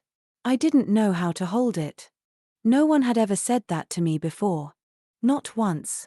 Not in my childhood. Not in my training. Not in all the years I spent trying to be strong enough for everyone else. But Ruby said it like it was obvious. Like it was true. Like I deserved to hear it. When she pulled back, her eyes were soft and steady, the same way she looks at Jake when she's trying to help him believe something good about himself. And it hit me. She wasn't just healing. She was helping me heal too. I took a slow breath. Ruby, I said quietly. She tilted her head. Yeah. I swallowed. Because this mattered. Because she needed to hear it. Because she deserved it. I'm proud of you too. Her eyes widened. Like she hadn't expected that. Like she didn't think she'd earned it. Like she didn't realize how much she'd grown. Me, she whispered. I nodded. Yes. You. She blinked, confused. But, why? I stepped closer, placing a gentle hand on her shoulder. Because you've become someone who loves fiercely, I said softly. Someone who protects the younger kids. Someone who comforts Jake when he's scared. Someone who tells the truth even when it's hard. Her breath caught. And because, I continued, you let yourself love me too. She looked down, cheeks warm. I always did, she murmured. I just didn't know if you'd let yourself feel it. I smiled, small, soft, real. I'm learning, I said. And you're helping me. The moment she realizes it. Ruby looked up at me again, eyes shining. You really mean it? She asked. I nodded. Ruby, I'm proud of the person you're becoming. I'm proud of how you care. I'm proud of how you've grown. I'm proud of how you love this family. Her lip trembled. And I'm proud, I added gently, that you're letting yourself be loved too. She stepped forward and hugged me again, tighter this time, like she was holding on to something she'd needed for a long time. Thank you, Dad, she whispered. My chest warmed. Because she meant it. Because she trusted it. Because she trusted me. I wrapped my arms around her. I'm proud of you, I said again, softer. And I always will be. Jake POV, seeing Ruby hug Dad and feeling happy. I walked into the living room expecting the usual morning chaos, Hope drawing on the floor, George building something unstable, Eli trying to climb furniture he definitely shouldn't. But instead, I saw something else. Ruby was hugging Dad. Not a quick hug. Not a polite hug. A real one, tight, warm, full of emotion. Dad had his arms around her too, his eyes closed like he was holding something precious. And for a second, I just stood there. Watching. Feeling something I didn't expect. Not jealousy. Not fear. Not that old twist in my stomach that used to show up whenever someone else got affection I didn't think I deserved. No. This time. I felt happy. Really, genuinely happy. For both of them. The way Ruby looked. She pulled back a little, smiling up at him, that soft smile she only uses when she feels safe. I'd seen Ruby be strong. I'd seen her be fierce. I'd seen her be protective. But this was different. She looked lighter. Like she'd just put down a weight she'd been carrying for years. And Dad looked the same. Two people who had spent their whole lives trying to be strong finally letting themselves be loved. It made my chest feel warm. The moment Dad notices me. Dad opened his eyes and saw me standing there. He didn't pull away from Ruby like he used to when he got embarrassed. He didn't look guilty or awkward. He just smiled. A real, soft, Dad smile. Hey, Jake, he said gently. Ruby turned too, her eyes bright. Morning, I said, stepping closer. And I meant it. I wasn't left out. I wasn't forgotten. I wasn't pushed aside. I was part of this. Part of them. Part of this family. The feeling I didn't expect. I sat down on the sofa, watching them both. Ruby looked happy. Dad looked happy. And instead of feeling like I was losing something, I felt like we were all gaining something. Like this wasn't just Dad and Ruby. It was us. A family. A real one. I smiled without even meaning to. I'm glad, I said quietly. Dad tilted his head. Glad about what? I shrugged, but my voice was steady. That you two have each other. Ruby's eyes softened. Dad's did too. And for the first time, I realized something. Love doesn't run out. It grows. And I was part of it. Jake POV, hugging Dad because I want to be part of the moment. Ruby was still hugging Dad when I walked into the room. They looked happy. Not the loud kind of happy. The soft kind. The kind that fills a room without making a sound. Dad had one hand on Ruby's back, the other resting gently on her shoulder. Ruby's eyes were closed, her face relaxed in a way I didn't see often. And for a second, I just stood there. Watching them. Feeling something warm spread through my chest. I wasn't jealous. I wasn't scared. I wasn't waiting for the moment to end so I could slip in quietly. I just felt glad. Glad they had each other. Glad Dad had someone else who loved him. Glad Ruby felt safe enough to hug him like that. But then something else happened. Something new. Something brave. I wanted to be part of it. Not because I felt left out. Not because I was scared he'd forget me. Not because I needed reassurance. But because I wanted to. Because this was my family too. The moment I move, I took a step forward. Then another. Dad noticed me first. His eyes softened instantly, that warm, gentle look he only ever gives us. Hey, Jake, he said quietly. Ruby turned too, smiling. And that was all the invitation I needed. I walked right up to them. My heart was thumping, but not in a bad way, in that excited, full-chested way that happens when you know you're doing something right. I reached out and wrapped my arms around Dad's waist. He didn't hesitate. He didn't shift or adjust or make space. He just pulled me in. Like I belonged there. Like he'd been waiting for me. Ruby laughed softly and wrapped one arm around me too, turning the hug into a warm, tangled, perfect mess of limbs and love. The feeling that hits me. Being in the middle of them, Dad's arm around my shoulders, Ruby's hand on my back, felt like stepping into sunlight. Warm. Safe. Right. I closed my eyes and let myself sink into it. No fear. No doubt. No voice in my head telling me I didn't deserve this. Just family. My family. Dad rested his chin lightly on my head. I'm glad you're here, Jake, he murmured. Ruby squeezed my arm. Me too. And I smiled. Because for the first time in my life, I didn't feel like I was trying to fit into a moment. I felt like I was part of it. Exactly where I was meant to be. Jake POV, telling the others I called Wolf Dad on purpose. I didn't plan to say anything. I really didn't. I thought I'd keep it to myself, the moment last night, the way he tucked me in, the way I said Dad on purpose, the way he said son back like it was the most natural thing in the world. But then I walked into the living room. Ruby was on the sofa. George was building a cushion tower.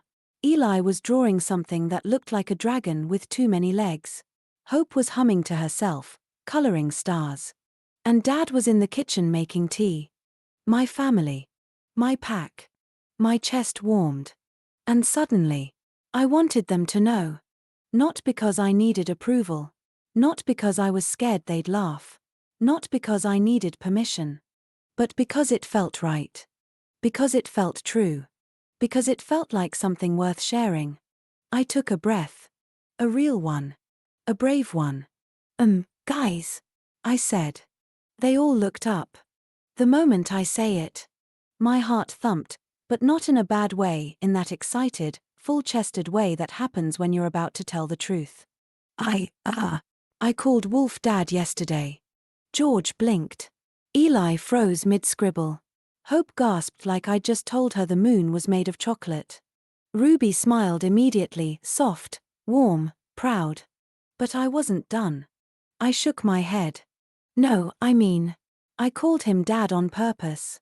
Ruby's eyes widened. Jake. Not by accident, I said, voice steadier now. Not because I was scared. Not because it slipped out. I swallowed.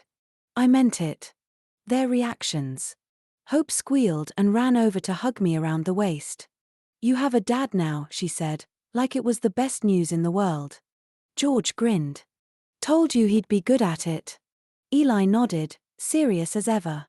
He already is. Ruby stood up and walked over to me slowly, not rushing, not overwhelming, just there. She put a hand on my shoulder. I'm proud of you, she said softly. For choosing it. For letting yourself have it. My chest tightened in the best way. Because they weren't teasing me. They weren't shocked. They weren't weird about it. They were happy. For me. With me. The moment Dad hears. I felt him before I saw him, that quiet presence he has when he enters a room. I turned. He was standing in the doorway, tea mug in hand, eyes soft and shining. You told them? He asked gently. I nodded. Yeah. And, you meant it? I stepped closer. Yeah, I said again, firmer this time. I meant it. His breath caught. And then he smiled, that warm, full, Dad smile that makes my chest feel like sunlight. I'm honored, Jake, he said softly. And I believed him. With my whole heart. Dr. Wolf POV, hearing Jake tell the others and feeling overwhelmed. I was only half listening at first. I was in the kitchen, pouring hot water into my mug, letting the steam warm my face. The kids were in the living room, talking, laughing, building something that would almost certainly collapse in 10 minutes. Normal. Safe. Home. Then I heard Jake's voice. Guys. Something in his tone made me pause. Not fear. Not anger. Something braver. I stepped closer to the doorway, mug still in my hand. And then I heard it. Clear. Steady. True. I called Wolf Dad yesterday. My breath caught. The room went quiet. Ruby's soft gasp. George's grin. Hope's squeal. Eli's quiet nod. But Jake wasn't finished. He shook his head, voice stronger now. No, I mean, I called him Dad on purpose. My heart stopped. Actually stopped. The moment it hits me, I stood frozen in the doorway, unable to move, unable to breathe. He meant it. He meant it. He wasn't scared. He wasn't confused. He wasn't slipping. He wasn't testing the word. He chose it. He chose me. I felt something warm and sharp rise in my chest, something like joy, something like disbelief, something like love so strong it almost hurt. Jake kept talking, voice soft but sure. I meant it. I wanted to say it. Ruby stepped forward, proud. Hope hugged him. George nodded like he'd known all along. And I just stood there, overwhelmed. Because I'd spent my whole life believing I wasn't meant to be a father. That I wasn't safe to love. That I wasn't worthy of being loved back. But Jake, this boy who had every reason to fear adults, had chosen me. On purpose. He turns and sees me. Jake turned toward the doorway. His eyes met mine. And everything inside me softened. You told them? I asked, my voice barely above a whisper. He nodded. Yeah. And, you meant it? He stepped closer. Yeah, he said again, firmer this time. I meant it. Something in me broke open. Not painfully. Beautifully. Like a door I'd kept locked for years finally swung wide. The overwhelming truth. I set my mug down because my hands were shaking. Not from fear. From emotion. From love. From the weight of what he'd just given me. I walked toward him slowly, like I was afraid the moment might disappear if I moved too fast. Jake. I whispered. He looked up at me, steady, brave, proud. And I felt it. All of it. The trust. The love. The belonging. The family. My family. I placed a hand gently on the back of his head. I'm honored, I said softly. More than you know. His smile warmed something deep inside me. And for the first time in my life, I felt overwhelmed in the best possible way. Because I wasn't just caring for these children. I wasn't just protecting them. I wasn't just guiding them. I was theirs. And they were mine. Jake POV, going to Dad for another hug. Dad was still standing in the doorway, looking at me like he didn't know whether to smile or cry or both. His eyes were shining, not in a scary way, not in his upset way, but in that soft, overwhelmed way he gets when something touches him deeper than he expected. I'd just told everyone I called him Dad on purpose. And he'd heard it. And he'd believed it. And now he was looking at me like I'd given him the whole world. My chest felt warm. Full. Bright. I didn't feel nervous. I didn't feel shy. I didn't feel like I had to wait for permission. I just wanted a hug. So I walked toward him. Not slowly. Not hesitantly. Just, honestly. Like a kid going to his dad. The moment I reach him, he opened his arms before I even got there. Not wide and dramatic, just enough. Just right. Just for me. I stepped into the hug and wrapped my arms around him, pressing my face into his jumper. He let out a breath, a soft, shaky one, and held me close. Not tight. Not careful. Not like I might break. Just warm. Safe. Real. Jake. He murmured, voice thick with emotion. I smiled against his chest. I wanted another hug, I said quietly. He rested his chin lightly on my head. You can have as many as you want. And I believed him. The feeling that hits me. Being in his arms didn't feel strange anymore. It didn't feel like something I had to earn. It didn't feel like something that might disappear if I wasn't perfect. It felt like home. Like belonging. Like safety. Like love. I held on to him a little tighter. I meant it, I whispered. Calling you Dad. I meant it. His arms tightened around me. I know, he said softly. And I'm honored every time you say it. My chest felt warm and bright and full all at once. I didn't want to let go. And he didn't make me. Jake POV, telling the others Dad promised he'll never leave. Everyone was still in the living room, Ruby on the sofa, George on the floor with his cushions, Eli drawing dragons, Hope coloring stars. Dad had gone back to the kitchen, probably pretending to tidy something so he didn't get emotional in front of us. I sat down on the rug, knees pulled up, heart still warm from the hug. Ruby nudged me gently. "You okay?" she asked. I nodded. "More than okay. Better than okay. Safe." I looked around at all of them, my family, and suddenly I wanted to tell them. Not because I needed reassurance. Not because I was scared. But because it felt like something worth sharing. Something true. Something big. I took a breath. "Guys, there's something else." They all looked up. Hope's eyes were huge. George paused mid-construction. Eli put his pencil down. Ruby leaned in. My chest thumped, not with fear, but with excitement. "I told Dad something last night," I said quietly. Ruby tilted her head. "What did you tell him?" I shook my head. "It's not what I told him," I said. "It's what he told me." The moment I say it out loud. I swallowed, then said it clearly. "He promised he'll never leave." The room went still. Not shocked. Not confused. Just soft. Hope gasped and covered her mouth with both hands. "He promised," she whispered. I nodded. "Yeah." He looked me right in the eyes and said it. And he meant it. Ruby's eyes softened instantly. "Oh, Jake."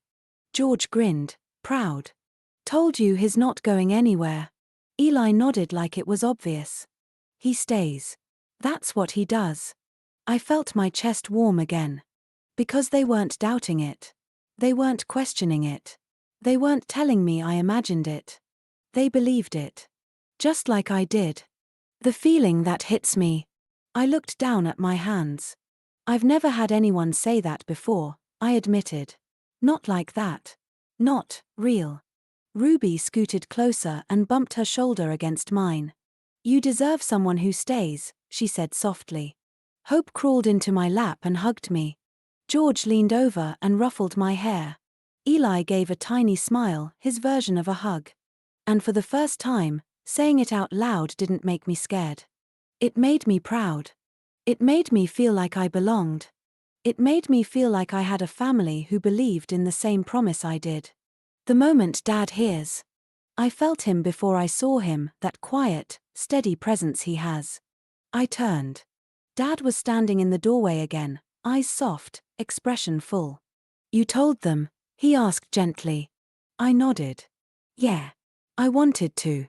"And, you believe me?" he asked, voice warm and careful. I stepped toward him. "I do," I said simply. "Because you've never left. Not once." His breath shook, just a little. And he smiled. The kind of smile that makes my chest feel like sunlight. Dr. Wolf POV, getting the tattoo of his pack. The next morning, I called Ruby before I left the house. She answered on the second ring. "Dad, everything okay?" I smiled at the sound of that word, Dad, still new, still warm, still something I treasured every time I heard it. "Everything's fine," I said softly. "I'll be in later. I just need to do something. Something I should have done a long time ago." Ruby didn't question it. She never pushed when she knew I wasn't ready to explain. "That's okay," she said gently. "Come in when you're ready." "Okay," I whispered. "See you soon." I hung up. And then I walked straight to the tattoo shop. The tattoo. The artist looked at me with raised eyebrows when I told him what I wanted. "A wolf pack," I said. "With names." He nodded slowly. "Your kids." I felt my chest warm. "Yes," I said. "My kids." He sketched it first, a wolf standing strong, surrounded by smaller wolves, all connected, all facing the same direction. Then he added the names. Ruby at the top, the first child I ever helped. Then Hope, bright and brave. Then Jake, my son by choice and by heart. Then George, steady and loyal. Then Eli, quiet but fierce. And finally Liam, the newest cub in our pack. When he pressed the needle to my skin, I didn't flinch. The pain didn't bother me. It felt right. Like every line was a promise. Every letter was a vow. Every stroke was a piece of my heart made permanent. When it was done, I stared at it, my arm now marked with the names of the children who saved me as much as I saved them. My family. My pack. My everything. Telling the kids. When I walked into the center later, they all looked up. Ruby smiled. Hope ran over. George waved. Eli peeked from behind a book. Jake stood up, eyes bright. Dad. Hope shouted. You're here. I knelt down so they were all in front of me. There's something I want to show you, I said. They gathered close. I rolled up my sleeve. Their names, their real names, inked into my skin forever. Hope gasped. Ruby covered her mouth. George's eyes went wide. Eli whispered, "Wow." Jake froze completely. I went to a tattoo shop, I said softly. And I got a tattoo of all my beautiful kids' names. The room went silent. Then Jake stepped forward, voice trembling. You put us on your arm?" I nodded. "You're my pack," I said. "And I want the world to know it." Ruby hugged me first. Then Hope. Then George. Then Eli. Jake came last, slow, emotional, overwhelmed, and wrapped his arms around me tightly. "You really love us," he whispered. I held him close. "With everything I am." Dr. Wolf POV, explaining the Wolfpack tattoo. The kids were still gathered around me, staring at my arm like it was something magical. Their names, their real names, inked into my skin forever. Ruby touched the top of the tattoo gently. "Dad, why a Wolfpack?" I took a slow breath. Because this mattered. Because this wasn't just art. It was a story. A promise. A truth. I sat down so they were all at eye level. And I told them. Because wolves protect their pack. They all leaned in. Wolves don't leave each other behind, I said softly. They stay together. They fight together. They survive together. Jake's eyes softened. "Like us," he whispered. I nodded. "Exactly like us. Because you saved me." Ruby blinked. "Saved you?" I smiled, small, warm, honest. "When I met you all, I didn't think I deserved a family. I didn't think I could be a dad. I didn't think I was someone worth loving." Hope's face fell. "But you are," she said fiercely. I touched her cheek gently. "I know that now. Because of you." Their eyes widened, all of them. "You didn't just become my pack," I said quietly. "You made me believe I could belong somewhere. Because I want the world to know you're mine." Jake swallowed hard. You want people to know we're your kids?" I nodded. "With every part of me." I held out my arm so they could see the tattoo again, the wolf pack, the names, the meaning. "Ruby at the top," I said, because she was the first cub I ever protected. Ruby's eyes filled instantly. "Then Hope," I continued, because she brought light into every dark place.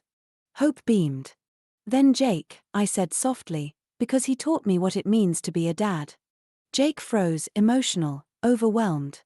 "Then George," I said, because he's steady and loyal. George smiled proudly. "Then Eli," I added, because he's quiet but fierce. Eli's cheeks went pink. "And Liam," I finished, because every pack grows. Because you're my family. I looked at all of them, really looked. "You're not just kids I care for," I said. "You're my family. My pack. My heart." Jake stepped forward first and hugged me. Ruby followed. Then Hope. Then George. Then Eli. A full pack hug. Warm. Tangled. Perfect. And I held them all close. Because the tattoo wasn't just ink. It was truth. It was love. It was forever. Dr. Wolf POV, telling them the tattoo means they are mine forever. The kids were still gathered around me, staring at my arm like it was something sacred. Their names, every single one, wrapped around the Wolfpack design, each one part of the whole. Ruby touched her name gently. Jake was still frozen, eyes wide. Hope kept whispering wow under her breath. George looked proud. Eli looked like he was trying not to smile too big. I rolled my sleeve up a little more so they could see the whole thing. And then I said the part that mattered most. Do you know what this means? They all looked up at me. I took a slow breath. Because this wasn't just a tattoo. It was a truth. A promise. A forever. It means you're mine forever. Hope gasped. Ruby's eyes filled instantly. Jake's breath caught. George straightened. Eli blinked hard. I smiled softly. This tattoo, it's not just names. It's not just a wolf pack. It's not just art. I placed my hand over the ink. It means you're my family. Forever. No matter what. Jake swallowed. Forever, he whispered. I nodded. Yes. Forever. It means I'm not going anywhere. I looked at each of them, really looked. I wanted something permanent, I said quietly. Something that can't fade. Something that can't be taken away. Something that stays with me for the rest of my life. Ruby wiped her eyes. You chose us, she whispered. I nodded. I did. And I'll keep choosing you. Every day. It means you're part of me now. I tapped the tattoo gently. This is my arm, I said. My skin. My body. My life. And your names are on it. Hope whispered, because we're your pack. Yes, I said softly. My pack. My cubs. My kids. Jake stepped closer, voice trembling. So, even when we're older? Even when we move out? Even when we're grown up?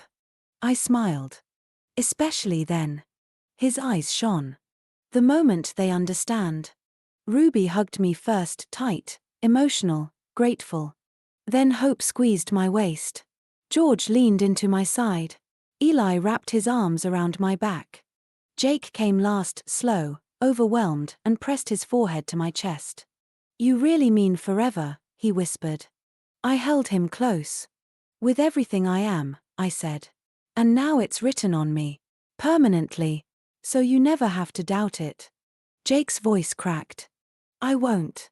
And for the first time, they all understood. The tattoo wasn't just ink. It was a promise. A vow. A forever. Dr. Wolf POV, telling each child why they are part of my pack.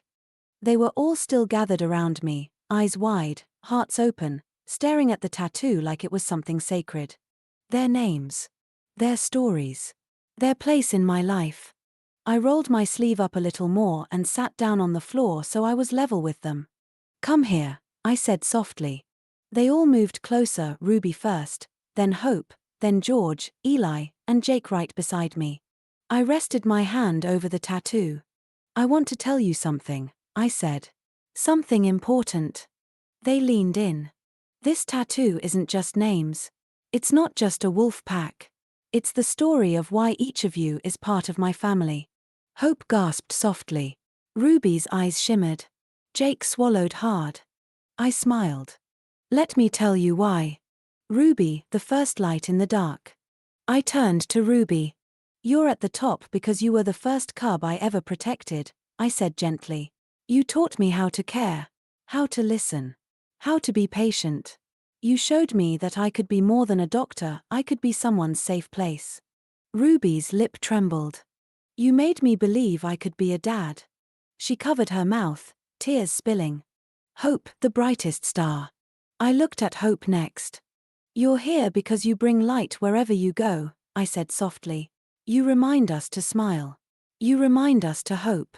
You remind us that even on the hardest days, there is something worth holding on to. Hope beamed, eyes shining like her name. You make our pack brighter. Jake, the heart that changed mine. I turned to Jake, slowly, gently. You're here because you taught me what love really is, I said quietly. You taught me how to be a father. You taught me how to stay. You taught me that I'm allowed to be loved back. Jake froze, breath catching. You didn't just join my pack, I whispered. You changed it. He blinked hard, trying not to cry. George, the steady strength. I looked at George. You're here because you're loyal, I said. You're steady. You're brave in quiet ways. You hold this pack together more than you realize. George straightened proudly. You remind me that strength doesn't have to be loud. Eli, the quiet fire. I turned to Eli. You're here because you're fierce, I said softly. Not with shouting. Not with anger. But with heart. With courage. With the way you protect the people you love. Eli looked down, cheeks pink. You're quiet, I added, but your heart is loud. Liam, the newest cub. Finally, I touched the bottom of the tattoo. And Liam, I said, you're here because every pack grows. Because there is always room for one more heart. One more story. One more child who needs a family. The truth that ties it all together. I looked at all of them, really looked. You're part of my pack because you're part of me, I said softly. Because you changed my life. Because you made me better. Because you made me a dad. Jake leaned into my side. Ruby wiped her cheeks. Hope hugged my arm. George nodded proudly. Eli smiled, small but real.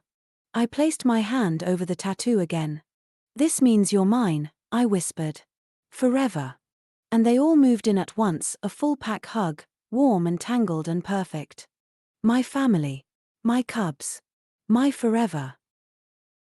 Jake POV, reacting to hearing I changed dad. I didn't expect him to say it.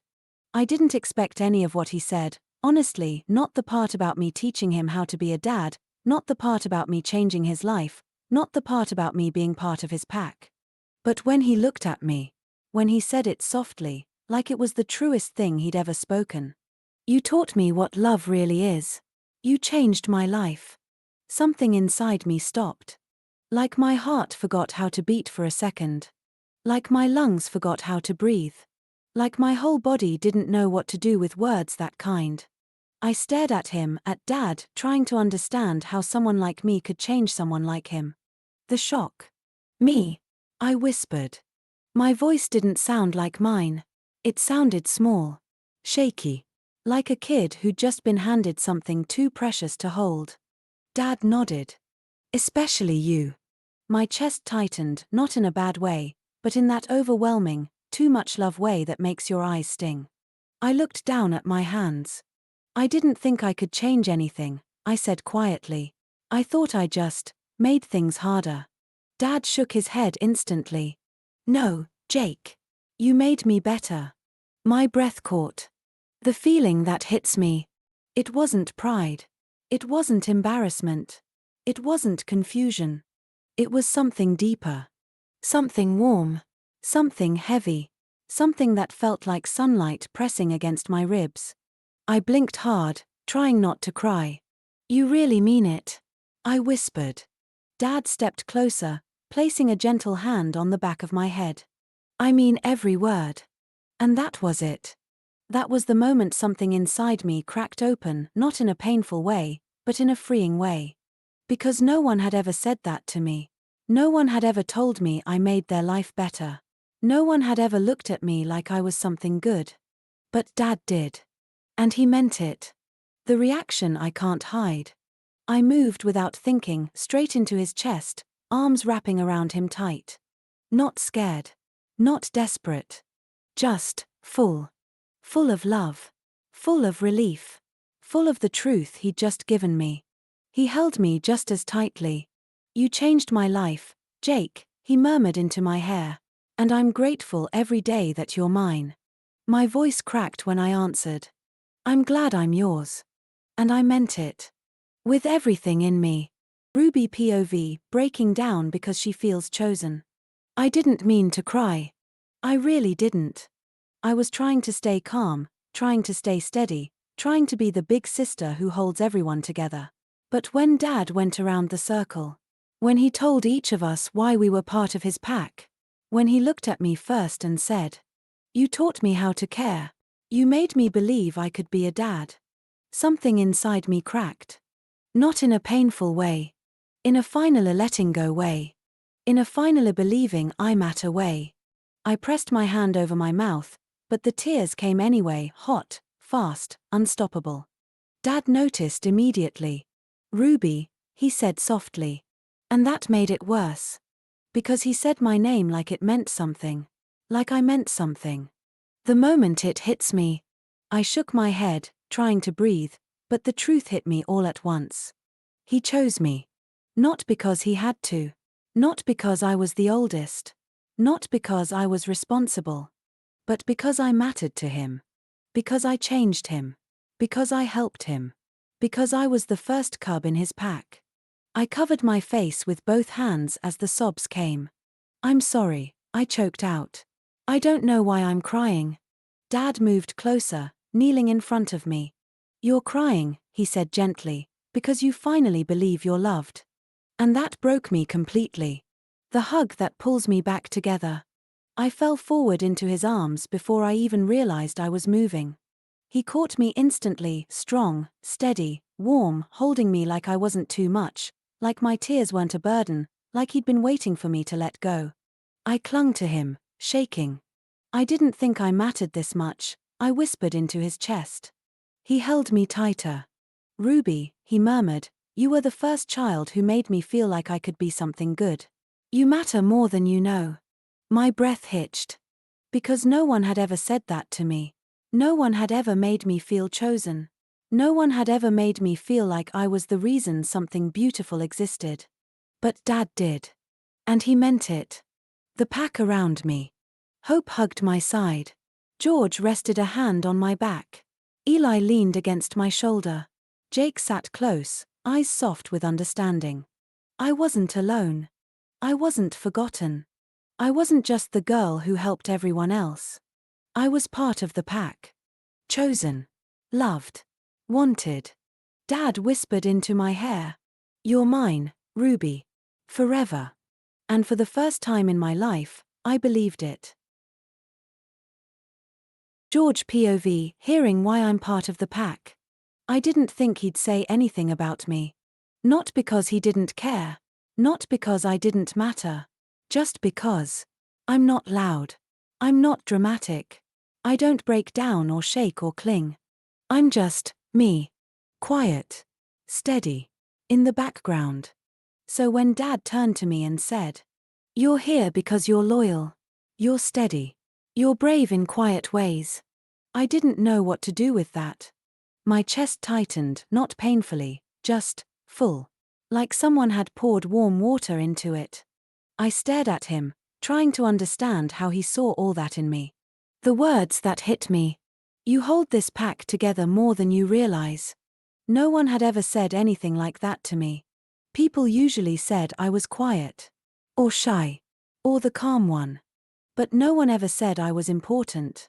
No one ever said I was strong in a way that mattered. No one ever said I helped hold anything together. I swallowed hard. "Really?" I asked, my voice barely above a whisper. Dad nodded. "Really. The feeling I don't show."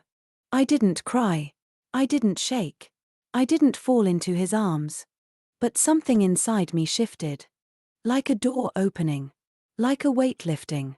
Like a truth settling into place. I mattered. Not because I was loud. Not because I was dramatic. Not because I needed saving. But because I was steady. Because I stayed. Because I cared quietly. And Dad saw that. He saw me. The moment I move. I stepped closer, not rushing, not dramatic, just enough so he knew I heard him. So he knew I believed him. I placed my hand on his arm, right over the tattoo where my name sat with the others. "You put me here," I said softly. Dad smiled. "Of course I did. Because I'm part of the pack," I said. "Because you're part of me," he answered. My chest warmed again. I didn't hug him, not yet, but I stayed close. Close enough for him to know I was grateful. Close enough for him to know I understood. Close enough for him to know I wasn't going anywhere. Because that's who I am. Quiet. Steady. Loyal. A wolf who stays. George POV, hugging Dad for the first time. I don't hug people much. Not because I don't want to. Just because. I never know if it's okay. If it's wanted. If it's allowed.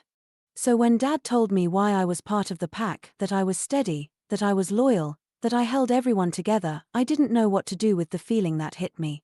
It wasn't loud. It wasn't overwhelming. It was warm. Deep. Quiet. Like a fire that had been burning low suddenly glowing brighter. I stood there for a moment, staring at him, trying to decide if I should move or stay still. He didn't push. He didn't reach for me. He just waited, calm, patient, gentle. Like he knew I needed a second. And that was what made me move. The moment I stepped forward. I took one step. Then another. Dad's eyes softened, but he didn't say anything. He didn't open his arms wide like he might scare me. He didn't crouch down or make a big deal out of it. He just stayed still. Letting me choose. Letting me come to him. I stopped right in front of him. My heart was beating fast, not scared, just full. I looked up at him. And then I wrapped my arms around him. Slow. Careful. But real. A real hug. My first one in a long time. The way Dad responds. He didn't gasp. He didn't freeze. He didn't act surprised. He just hugged me back. Warm. Steady. Safe. His hand rested gently on the back of my head, not pushing, not holding me in place, just letting me know he was there. "I'm glad you came to me," he said quietly. My chest tightened. "I wanted to," I whispered. And I did. Not because I needed comfort. But because I wanted him to know I heard him. I believed him. I trusted him. Because I'm part of the pack. Because I matter. Because he said I help hold us together. And maybe he helps hold me together too. The feeling I don't say out loud. I didn't cry. I didn't shake. I didn't cling. But inside, something settled. Something healed. Something finally felt right. Dad hugged me a little tighter, just for a second, and whispered, "I'm proud of you, George." And for the first time, I let myself believe it. Hope POV, feeling proud to be part of the pack. When Dad finished talking to everyone, I couldn't stop staring at his arm. My name was there. Hope. Right under Ruby's. Right above Jake's. Right in the middle of the pack. I traced the letters with my finger, not touching his skin, just hovering over it like it was something magical. Because it was. Dad smiled at me, that soft smile he only uses when he's trying not to cry. "You're part of my pack, Hope," he said. And my whole chest felt warm, like someone lit a little sun inside it. The feeling that fills me up. I didn't cry like Ruby. I didn't freeze like Jake. I didn't stand still like George. I didn't blush like Eli. I just felt happy. Really, really happy. Like I could float. Like I could run around the room shouting I'm in the pack, but I didn't, because Dad was talking and I didn't want to interrupt. But inside I was glowing. Because Dad didn't just say I was part of the pack. He said I made it brighter. No one had ever said that before. People say I'm loud. People say I'm silly. People say I talk too much. But Dad said I bring light. And that made me feel like a star. The moment I move. I walked right up to him and wrapped my arms around his waist. Not shy. Not scared. Just full of love. "Thank you, Dad," I said into his jumper. He stroked my hair gently. "For what, little star?" "For putting me on your arm," I said. "For wanting me forever." He knelt down so we were eye level.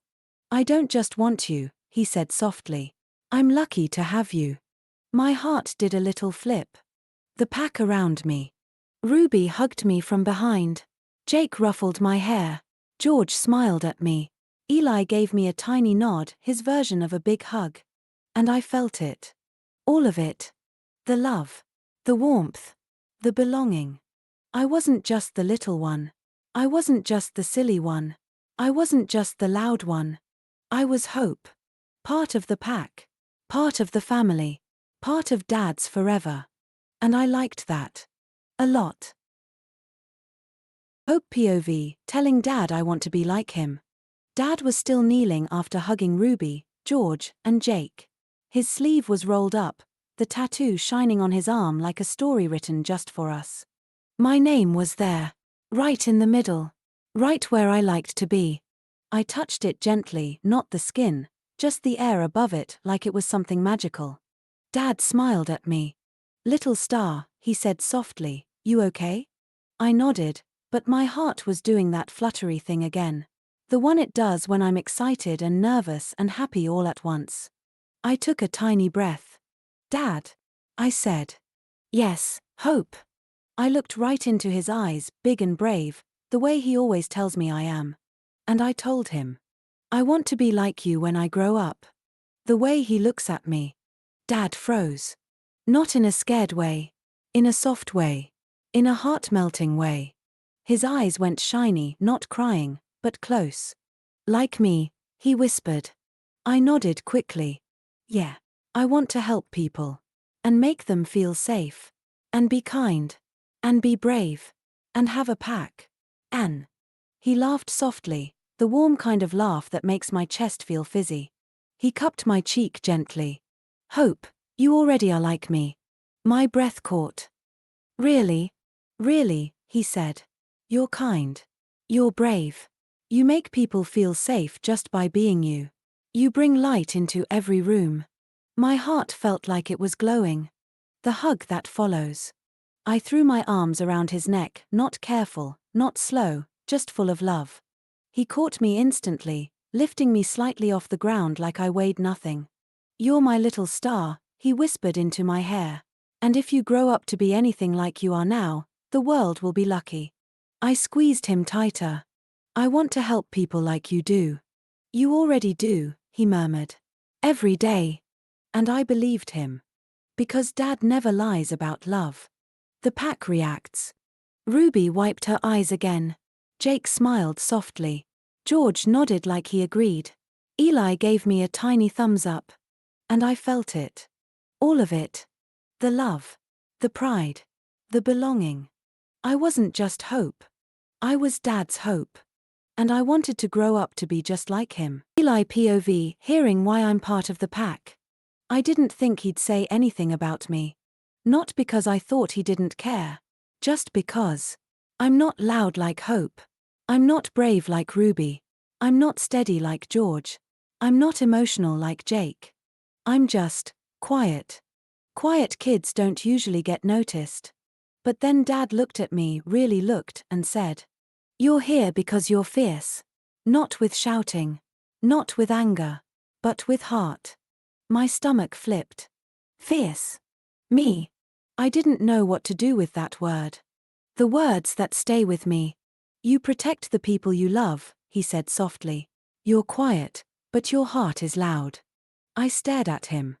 No one had ever said anything like that to me. People usually said I was shy. Or silent.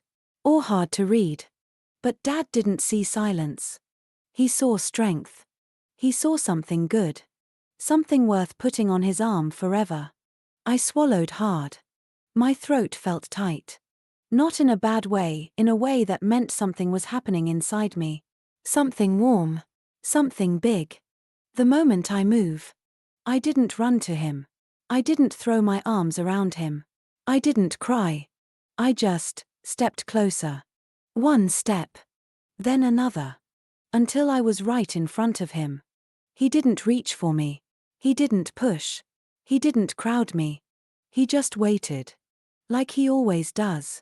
Like he knows I need space to choose. I looked up at him. "You really think I'm fierce?" I whispered. He nodded. "With all my heart." Something in my chest loosened. The hug I didn't expect to give. I didn't plan to hug him. But my body moved before my brain did.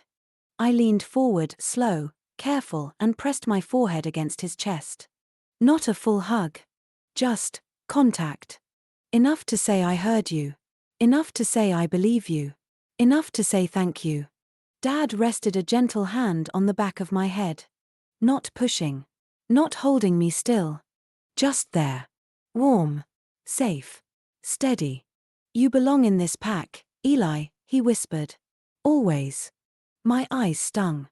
I didn't cry. But I could have. The truth I finally believe. I'm not loud. I'm not big. I'm not the center of the room. But I'm part of the pack.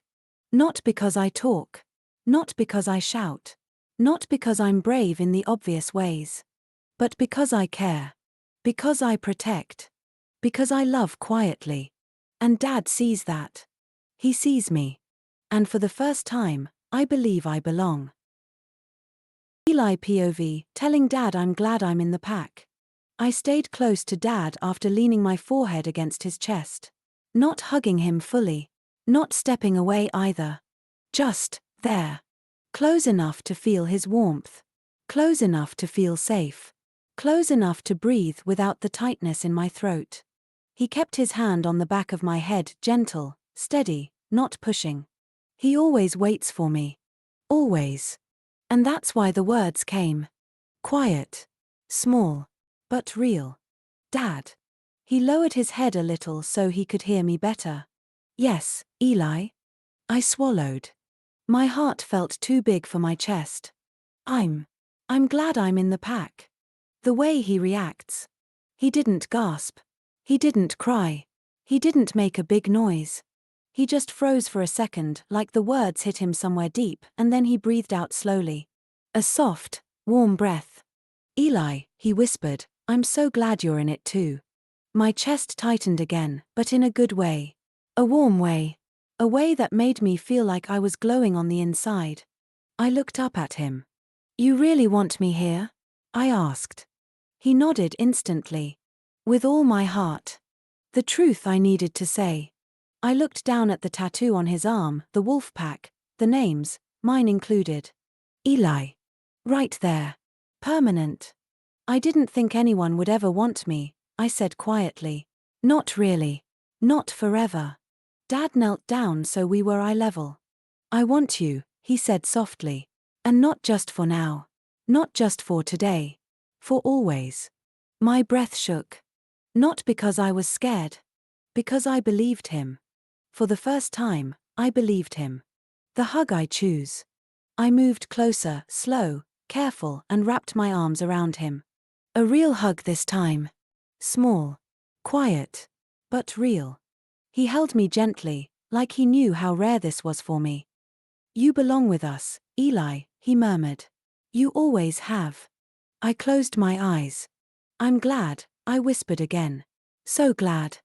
And I meant it. With my whole quiet, fierce heart. Liam POV, realizing I'm really part of the pack. I didn't say anything at first. Everyone else had already had their moment, Ruby crying, Hope glowing, George hugging, Eli whispering, Jake holding on to Dad like he never wanted to let go. I just stood there. Small. Quiet. Trying to make myself invisible out of habit. But Dad didn't forget me. He never forgets me. He looked down at the tattoo on his arm and touched the last name. Liam. My name. On his skin. Forever. He smiled at me, not the big smile he gives Hope, not the soft one he gives Jake, not the proud one he gives Ruby. A different one. A gentle one. A come here, you're safe one. Liam, he said softly, you're part of my pack too. My chest tightened. I didn't know what to do with that. The words that hit me. You're here, he said, because every pack grows. Because there's always room for one more heart. One more story. One more child who needs a family. I swallowed hard. A family. I'd never had one that felt like this. Not one that stayed. Not one that was gentle. Not one that didn't hurt. I looked at the tattoo again. My name wasn't smaller. It wasn't hidden. It wasn't squeezed in like an afterthought. It was the same size as everyone else's. Like I belonged. Like I mattered. Like I wasn't a mistake. The feeling I don't know how to hold. My throat felt tight. My eyes stung. My hands shook a little. Not from fear. From something else. Something warm. Something heavy. Something I didn't have a name for yet. Dad knelt down so we were eye level. You're safe here, Liam, he said quietly. You're wanted. You're loved. You're part of us. I blinked fast. Even though I'm new, I whispered. He shook his head. No. Not even though. Because you're you. My breath caught. The moment I move. I didn't run to him. I didn't jump. I didn't throw my arms around him. I just stepped forward. One small step. Then another. Until I was close enough to touch him. I reached out, slow, careful, and put my hand on his arm, right over my name. My voice came out tiny. I'm glad I'm in the pack. Dad's eyes softened instantly. I'm glad you're here too, he whispered. More than you know. And for the first time in a long time, I believed someone meant it. Liam POV. Hugging Dad for the first time. Dad was still kneeling, his arm rolled up so I could see the tattoo again. My name was there. Liam. Not small. Not hidden. Not squeezed in like an afterthought. Just there. Like I belonged. Like I mattered. Like I wasn't something someone would regret keeping. My chest felt tight, not the bad kind, not the panic kind, but the warm kind. The kind that made my eyes sting and my hands shake a little. Dad looked at me gently. Liam, he said softly, you're safe here. Safe. I didn't know what to do with that word. Not really. But I wanted to. I wanted to feel it. I wanted to believe it. The moment I move. I took a tiny step forward. Then another. Dad didn't move. He didn't reach out. He didn't rush me. He just waited. Like he always does. Like he knows I need time. I stopped right in front of him. My voice came out small. Dad. His eyes softened instantly. Yes, Liam. I swallowed. My heart felt too big. Can I hug you? His breath caught, just a little, like the question hit him somewhere deep. Then he opened his arms. Not wide. Not overwhelming. Just enough. Just right. Just for me. The first hug. I stepped into his arms slowly. Carefully. Like I was afraid I might break something. But when his arms wrapped around me, warm, steady, gentle, something inside me loosened. Something that had been tight for a long, long time. I pressed my face into his chest. He smelled like soap and coffee and safety. Real safety. Not pretend. Not temporary. Not the kind that disappears when someone gets angry. His hand rested on the back of my head. You're okay, he whispered. I've got you. My breath shook. I'm glad I'm in the pack, I whispered into his jumper. He held me a little tighter. And I'm glad you're here, he murmured. More than you know. The feeling I can't hide. I didn't cry loudly. Just a few quiet tears. Soft ones. The kind that fall when something finally feels right. Dad didn't say anything else. He didn't need to. He just held me. And for the first time in my life, I let someone hold me without being scared. I let myself believe I was wanted. I let myself belong. Dr. Wolf POV, feeling Liam hug him for the first time. When Liam stepped toward me, I didn't move. I didn't breathe. I didn't dare. Because I knew how much courage it took for him to take even one step in my direction. This wasn't Hope running into my arms. This wasn't Jake clinging to me. This wasn't Ruby collapsing into me. This was Liam. Small. Quiet. Careful. A boy who had learned to flinch before he learned to trust. A boy who had learned to hide before he learned to speak. A boy who had learned to survive before he ever learned to feel safe. So when he whispered, Can I hug you? My heart broke and healed in the same breath. I opened my arms, not wide, not overwhelming, just enough. Just for him. The moment he steps in. He moved slowly. So slowly. Like he was afraid the moment might disappear if he rushed. And then, he was in my arms. Small. Shaking. Warm. His face pressed into my chest, his fingers curling into my shirt like he wasn't sure if he was allowed to hold on. I wrapped my arms around him gently, steady, warm, safe. Not tight. Not trapping. Just there. Exactly the way he needed. And the moment I felt him relax, just a little, something inside me cracked open. The weight of what it means. This wasn't just a hug. This was trust. This was bravery. This was a child choosing me. Choosing me. After everything he'd been through. After everything he'd survived. After every reason he had not to trust anyone. He chose me. My throat tightened. I rested a hand on the back of his head, slow and gentle. "I've got you," I whispered. "You're safe." His breath shook against my chest. And I felt it, the tiniest shift. The moment he believed me. Even if only a little. The quiet tears. I felt them before I heard them. Tiny, warm drops soaking into my shirt. Not loud sobs. Not shaking cries. Just soft, quiet tears. The kind that come when a child finally feels something they've never felt before. Safety. Belonging. Love. I closed my eyes. "Liam," I murmured, "I'm so proud of you." His fingers tightened in my shirt. "I'm glad I'm in the pack," he whispered. My heart almost stopped. I held him a little closer, still gentle, still careful. "I'm glad you're here too," I said softly. "More than you know." And I meant it. With everything in me. Dr. Wolf POV, promising Liam he will never be hurt again. Liam was still in my arms. Small. Warm. Shaking just a little. Not from fear this time. From trust. From choosing me. His fingers curled into my shirt like he was afraid I might disappear if he let go. And that alone told me everything I needed to know about his past. About the hands that should have protected him. About the voices that should have comforted him.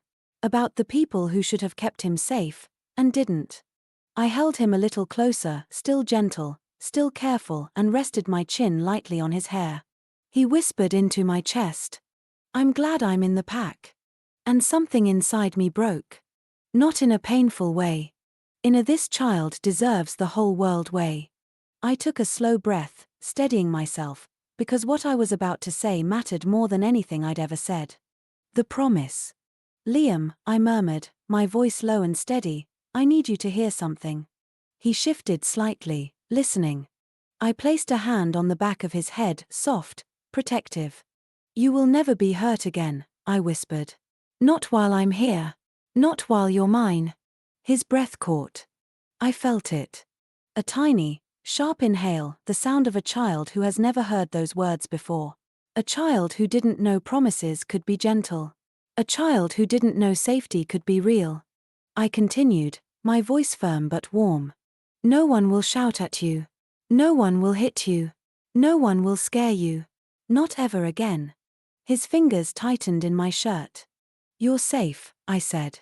"You're protected. You're loved. And I will never let anyone hurt you." The reaction that breaks me. Liam didn't sob. He didn't shake. He didn't fall apart. He just melted.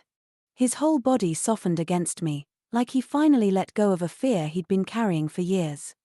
A fear he shouldn't have had to carry at all. He whispered, barely audible.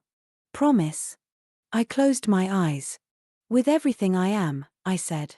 "And with everything I'll ever be." The pack around us. Ruby wiped her eyes. Jake looked like he wanted to protect Liam forever. Hope hugged Liam's side gently. George stood close, steady as always. Eli nodded, quiet, fierce, loyal. My pack. His pack. Our pack. And Liam, for the first time, believed he belonged in it. Liam POV, telling the others I never had a family like this. Everyone was still close after Dad hugged me, Ruby wiping her eyes, Hope smiling like sunshine, George standing steady, Eli quiet but warm, Jake watching me like he wanted to make sure I was okay. I stepped back a little, not out of fear, just to breathe. Dad kept a gentle hand on my shoulder. Not holding me in place. Just letting me know he was there. The others looked at me, not staring, not judging, just waiting. Like they actually cared what I had to say. My throat felt tight again. But this time, I didn't swallow it down. I took a tiny breath. My voice shook. I tried again. I never had a family like this. The silence that follows. No one laughed. No one looked confused. No one brushed it off. They just listened. Really listened. Ruby stepped closer first. What kind of family did you have before? She asked softly. I looked down at my hands. I don't know, I whispered. Not a real one. Not like this. Hope's face fell, her eyes big and sad. Jake moved closer, slow and gentle, like he didn't want to scare me. What do you mean, Liam? He asked quietly. I swallowed. I mean, no one ever wanted me like this. No one ever made me feel safe. No one ever said I belonged. My voice cracked. No one ever put my name anywhere. The pack reacts. Ruby hugged me first, careful, gentle, like she knew I might break. You belong here, she whispered. Hope wrapped her arms around my waist. We want you, she said. Lots. George put a hand on my back, steady, warm. You're part of us now, he said. Eli nodded, his voice soft but fierce. Your pack. Jake stepped forward last, his eyes shining. You're my brother now, he said quietly. If you want to be. My breath caught. Brother. No one had ever called me that before. The moment I let myself believe it. I looked at all of them, really looked. Ruby's kindness. Hope's light. George's steadiness. Eli's quiet strength. Jake's fierce loyalty. And Dad behind them all, watching me with that soft, proud, protective look that made my chest feel warm. I want to be, I whispered. Jake smiled, small, real, emotional. Good, he said. Because you are. And for the first time in my life, I didn't feel like the extra kid. Or the mistake. Or the one who didn't fit. I felt like part of something. Part of them. Part of the pack. Part of a family. A real one. Chapter 72, The Phone Call. The phone rang in my office, sharp, urgent, the kind of ring that never brings simple news. I answered immediately. Dr. Wolf speaking. A strained voice replied, distant and tired. Doctor, we need you. It's a little girl. We don't know what's wrong. No one can reach her. We were told you're the one who can help. My heart tightened. A child. Alone. Hurting. What town? I asked. London. 8 hours away. I closed my eyes for a moment, steadying myself. Send me everything you have, I said. Every report. Every detail. I'll leave tonight. When the call ended, I opened the office door. Calling Ruby in. Ruby, I said softly, come into the office. She stepped inside, eyes alert. What's wrong? There's a little girl, I said. She needs help. They've asked me to go to London. Ruby's eyes widened. London? That's 8 hours away. I know, I said. And while I'm gone, I need you to take charge here. Ruby straightened, shoulders lifting with responsibility. I can do that, she said. I know you can. Telling the pack. We walked into the living room together. Hope was curled on the sofa. Jake sat on the floor with Eli. George leaned against the wall. Liam sat close to Jake, small and quiet. They all looked up at me. I took a breath. I have to go away for a little while, I said gently. There's a little girl who needs help. Jake's face tightened. What's wrong with her? I don't know yet, I said. That's why they called me. Hope stood up quickly. Tell her she's safe, she said. Tell her she's loved. George nodded. Eli whispered, tell her she's not alone. Ruby added, tell her she has a pack now.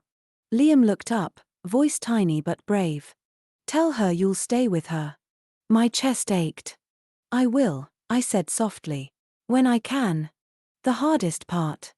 Jake swallowed. How long will you be gone? I exhaled slowly. It could be a week, or 6 months. I don't know. Hope's eyes widened. But, my birthday. I knelt in front of her. I will try to be back before your birthday, I said. I promise. Hope took a breath, then surprised me. If the girl still needs you, she said softly, you stay with her. It's okay. My heart nearly broke. She smiled, small, brave, proud. You help kids everywhere, she said. Even in other countries. I pulled her into a hug. I'll call when I can, I said. Every chance I get. Jake nodded. We'll look after each other. And Ruby's in charge. Ruby smirked. Hope giggled. George nodded. Eli smiled. Liam whispered, we'll be okay. And for the first time, I believed them. Chapter 73, Packing the Bag. The house was quieter than usual. The kids were still in the living room, talking softly, trying to be brave for each other. Ruby was already stepping into her role, Hope clinging to her side, Jake pacing, George steady, Eli watching everything, Liam sitting close to whoever made him feel safest. And I was in my room, packing a bag. A bag I didn't want to pack. I placed it on the bed and stared at it for a moment, feeling the weight of what it meant. 8 hours away. A little girl alone. A child who needed me. And my pack here, needing me too. I took a slow breath and started folding clothes. One shirt. Another. A jumper Hope liked because she said it smelled like safety. A scarf Ruby always teased me about. A notebook Jake had given me last Christmas. Every item felt heavier than it should. The weight of leaving. I sat on the edge of the bed for a moment, elbows on my knees, hands clasped. Leaving them wasn't the hard part. Not knowing when I'd be back, that was the part that hurt. 1 week. 6 months. Maybe longer. I didn't know. And I hated not knowing. I hated the idea of missing Hope's birthday. Missing Jake's progress. Missing Ruby stepping into leadership. Missing George's quiet strength. Missing Eli's small victories. Missing Liam learning what safety feels like. I rubbed my face with both hands. I'll come back, I whispered to myself. I have to. But promises feel different when you're packing a bag. The little things I take with me. I opened the drawer beside my bed. Inside were small things the kids had given me. A drawing Hope made of the pack. A folded paper wolf Jake crafted. A bracelet Ruby braided. A smooth stone George found on a walk. A tiny wooden wolf Eli carved. A little blue bead Liam had given me for luck. I placed them all gently into the side pocket of my bag. Not because I needed them. But because I couldn't leave without them. They were pieces of home. Pieces of my pack. Pieces of the life I never thought I'd have. The moment I stopped packing. I zipped the bag halfway, then stopped. My hands froze. The room felt too quiet. Too still. Too empty. I sat back on the bed again, staring at the half-packed bag. The weight of it wasn't the clothes. It wasn't the distance. It wasn't the unknown. It was the fear. The fear of leaving them. The fear of not being here if they needed me. The fear of being gone too long. I closed my eyes. I'll come back, I whispered again. I promise. But promises feel different when you're the one walking away. A knock at the door. A soft knock broke the silence. Dad. Ruby's voice. I took a breath. Come in. She stepped inside, Hope peeking from behind her, Jake hovering in the hall, the others close behind. They all looked at the bag. Then at me. Ruby spoke first. You don't have to pack alone. And just like that. The weight felt a little lighter. Chapter 74, Helping Dad Pack. Ruby's POV. Dad's room felt different tonight. Not scary. Not sad. Just heavy. His bag was open on the bed, half-packed, clothes folded too neatly, the way he does when he's trying not to think about something. He looked tired. Not the kind of tired sleep fixes. The kind that comes from caring too much. I stepped inside quietly. Dad.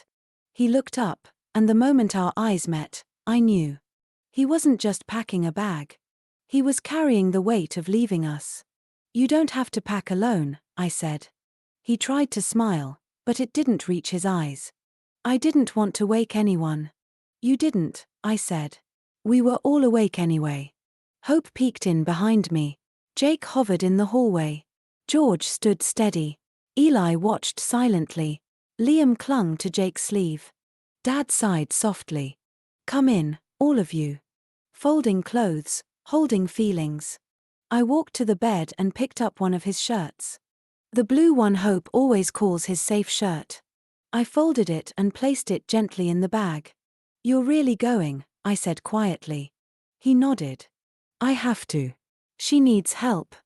I swallowed. "I know." But knowing didn't make it easier. Hope climbed onto the bed and hugged one of his jumpers. Jake sat on the floor, pretending not to watch Dad's every move. George stood by the wardrobe, handing Dad things without being asked. Eli placed a small carved wolf into the side pocket. Liam whispered, "For luck," and tucked a bead beside it. We weren't just helping him pack. We were holding him together. The moment I step up, Dad paused, looking at the bag like it was heavier than it should be. "Ruby," he said softly, "while I'm gone, you're in charge." I felt it hit me, the responsibility, the trust, the weight. But I didn't flinch. "I won't let you down," I said. He shook his head gently. "You never have." My chest tightened. I wasn't scared of leading. I was scared of him leaving. But I didn't show it.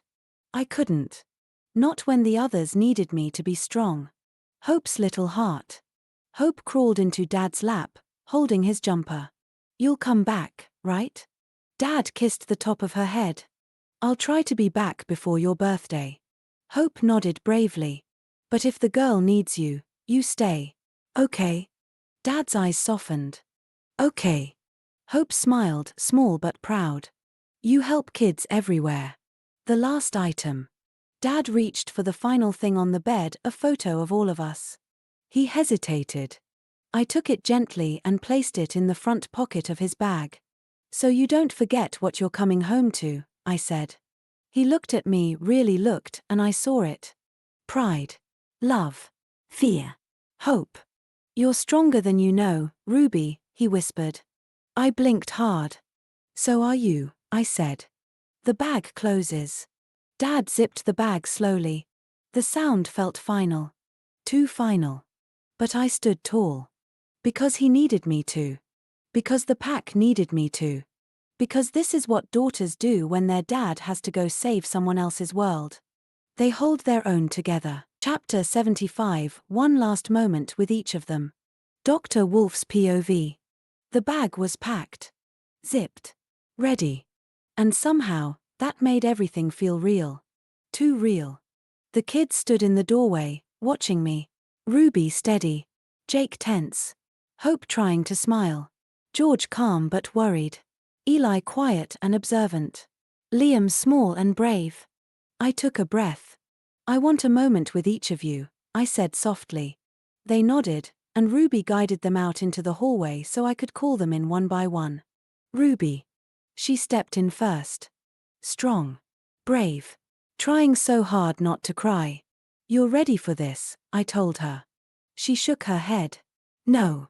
But I'll do it anyway." I smiled. "That's what makes you ready." Her eyes softened. "I'll look after them. I promise." "I know you will," I said. "You're the heart of this house." She hugged me tight, fierce, full of responsibility, then stepped out. Jake. Jake walked in next, shoulders stiff, jaw tight. Trying to be strong. Trying not to break. He didn't speak at first. He just stood there. So I opened my arms. He stepped into them instantly. "Dad." He whispered, voice cracking. "I'll come back," I murmured into his hair. He nodded against my chest. "I'll look after Liam," he said.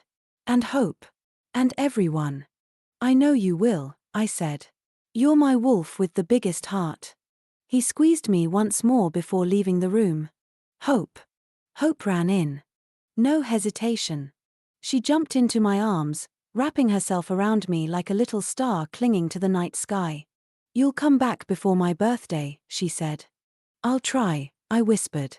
She pulled back, eyes shining. "If the girl needs you, you stay." "I don't mind." My heart nearly broke. "You're the kindest little star I've ever known," I said. She kissed my cheek, then skipped out, brave in her own bright way. George. George entered quietly. He didn't cry. He didn't speak. He just walked up to me and placed a hand on my arm. "I'll keep everyone steady," he said. "I know," I replied. "You're the backbone of this pack." He nodded once, firm, confident, then left the room.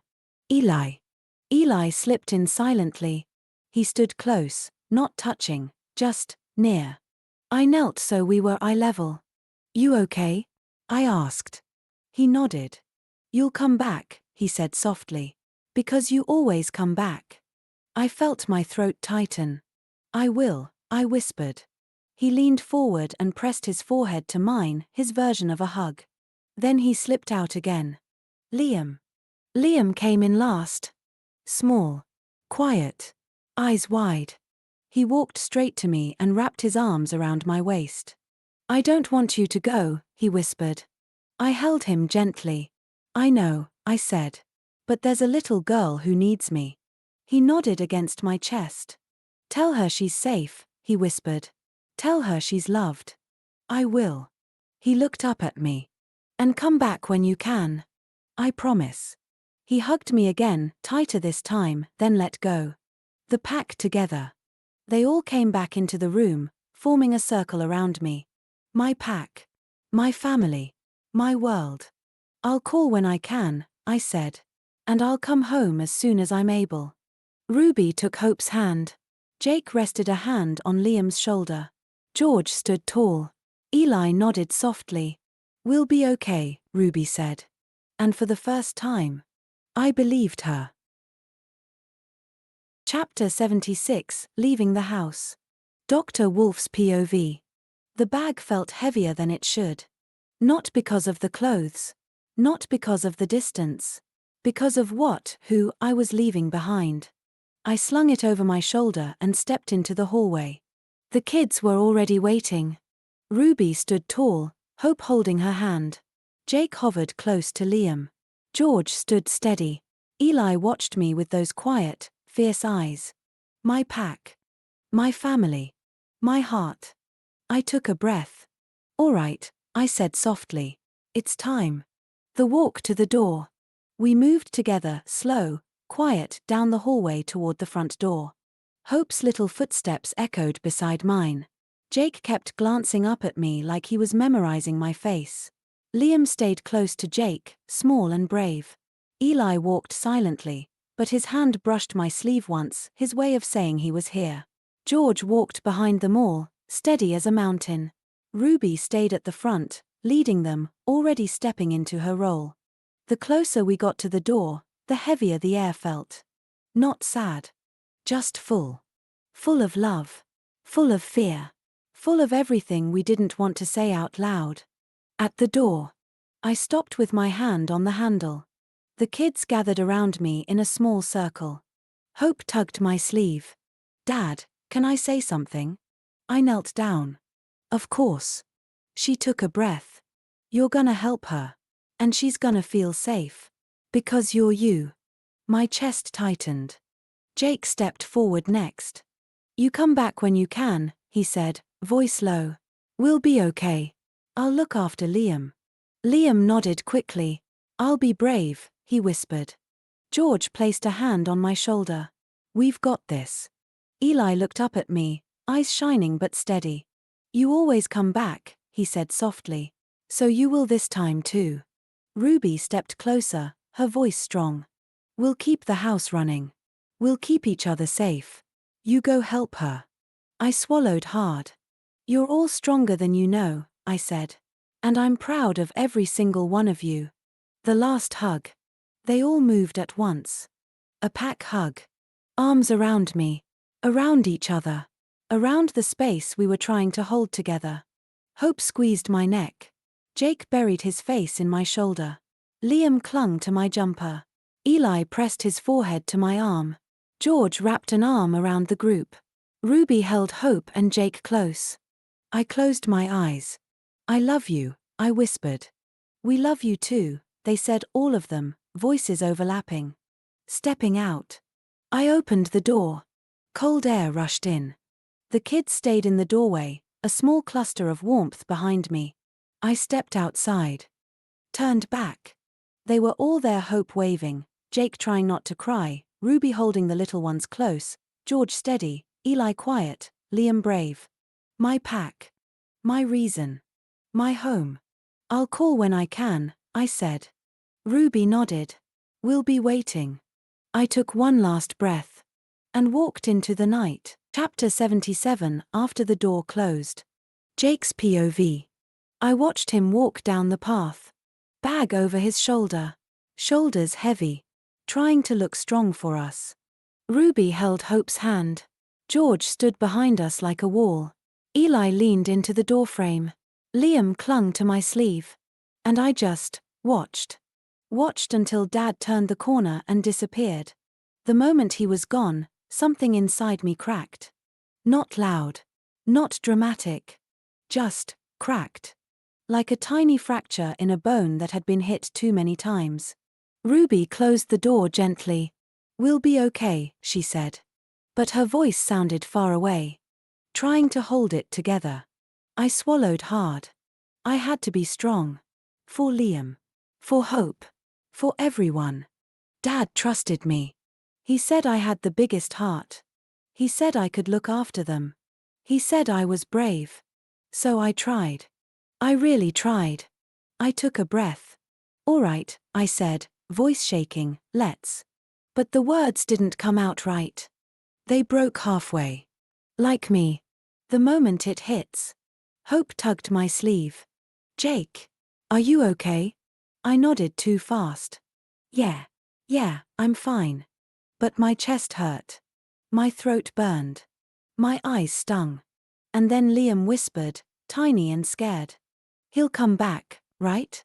Something inside me snapped. Not in anger. In pain. In fear. In love. I turned away from them, pressing my hand over my mouth. But it didn't stop it. The tears came anyway. Quiet at first. Then harder.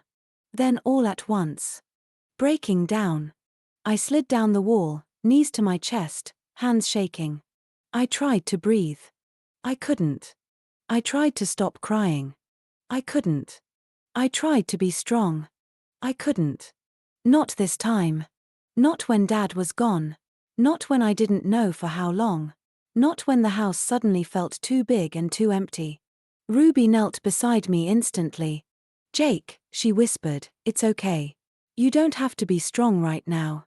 Hope crawled into my lap, hugging me tight. George sat on my other side, solid and steady. Eli leaned his head against my shoulder. Liam wrapped his arms around my waist, shaking too. And I cried. Really cried. For the first time in a long time. The pack holds me. Ruby stroked my hair. Hope whispered, it's okay, Jake. He'll call. George said, we've got you. Eli murmured, you're not alone. Liam whispered, I'm scared too. And slowly. My breathing eased. My chest loosened. The tears slowed. Because even though Dad was gone, I wasn't alone. Not really. Not ever. Chapter 78. Holding the pack together. Ruby's POV. Jake didn't cry often. Not like this. Not the kind of crying that comes from deep inside, the kind that shakes your whole chest and makes you feel like the world is too big and too empty. When he slid down the wall and broke, it felt like the whole house broke with him. Hope climbed into his lap. Liam wrapped his arms around him. Eli leaned against his shoulder. George sat beside him like a shield. And I knelt in front of him, my hand on his back. It's okay, I whispered. You don't have to be strong right now. But I did. Dad trusted me. The pack needed me. And Jake, especially Jake, needed someone to hold the world steady while his heart cracked open. So I took a breath and stepped into the role Dad gave me. Getting everyone moving again. When Jake's breathing finally slowed, I wiped Hope's cheeks and stood up.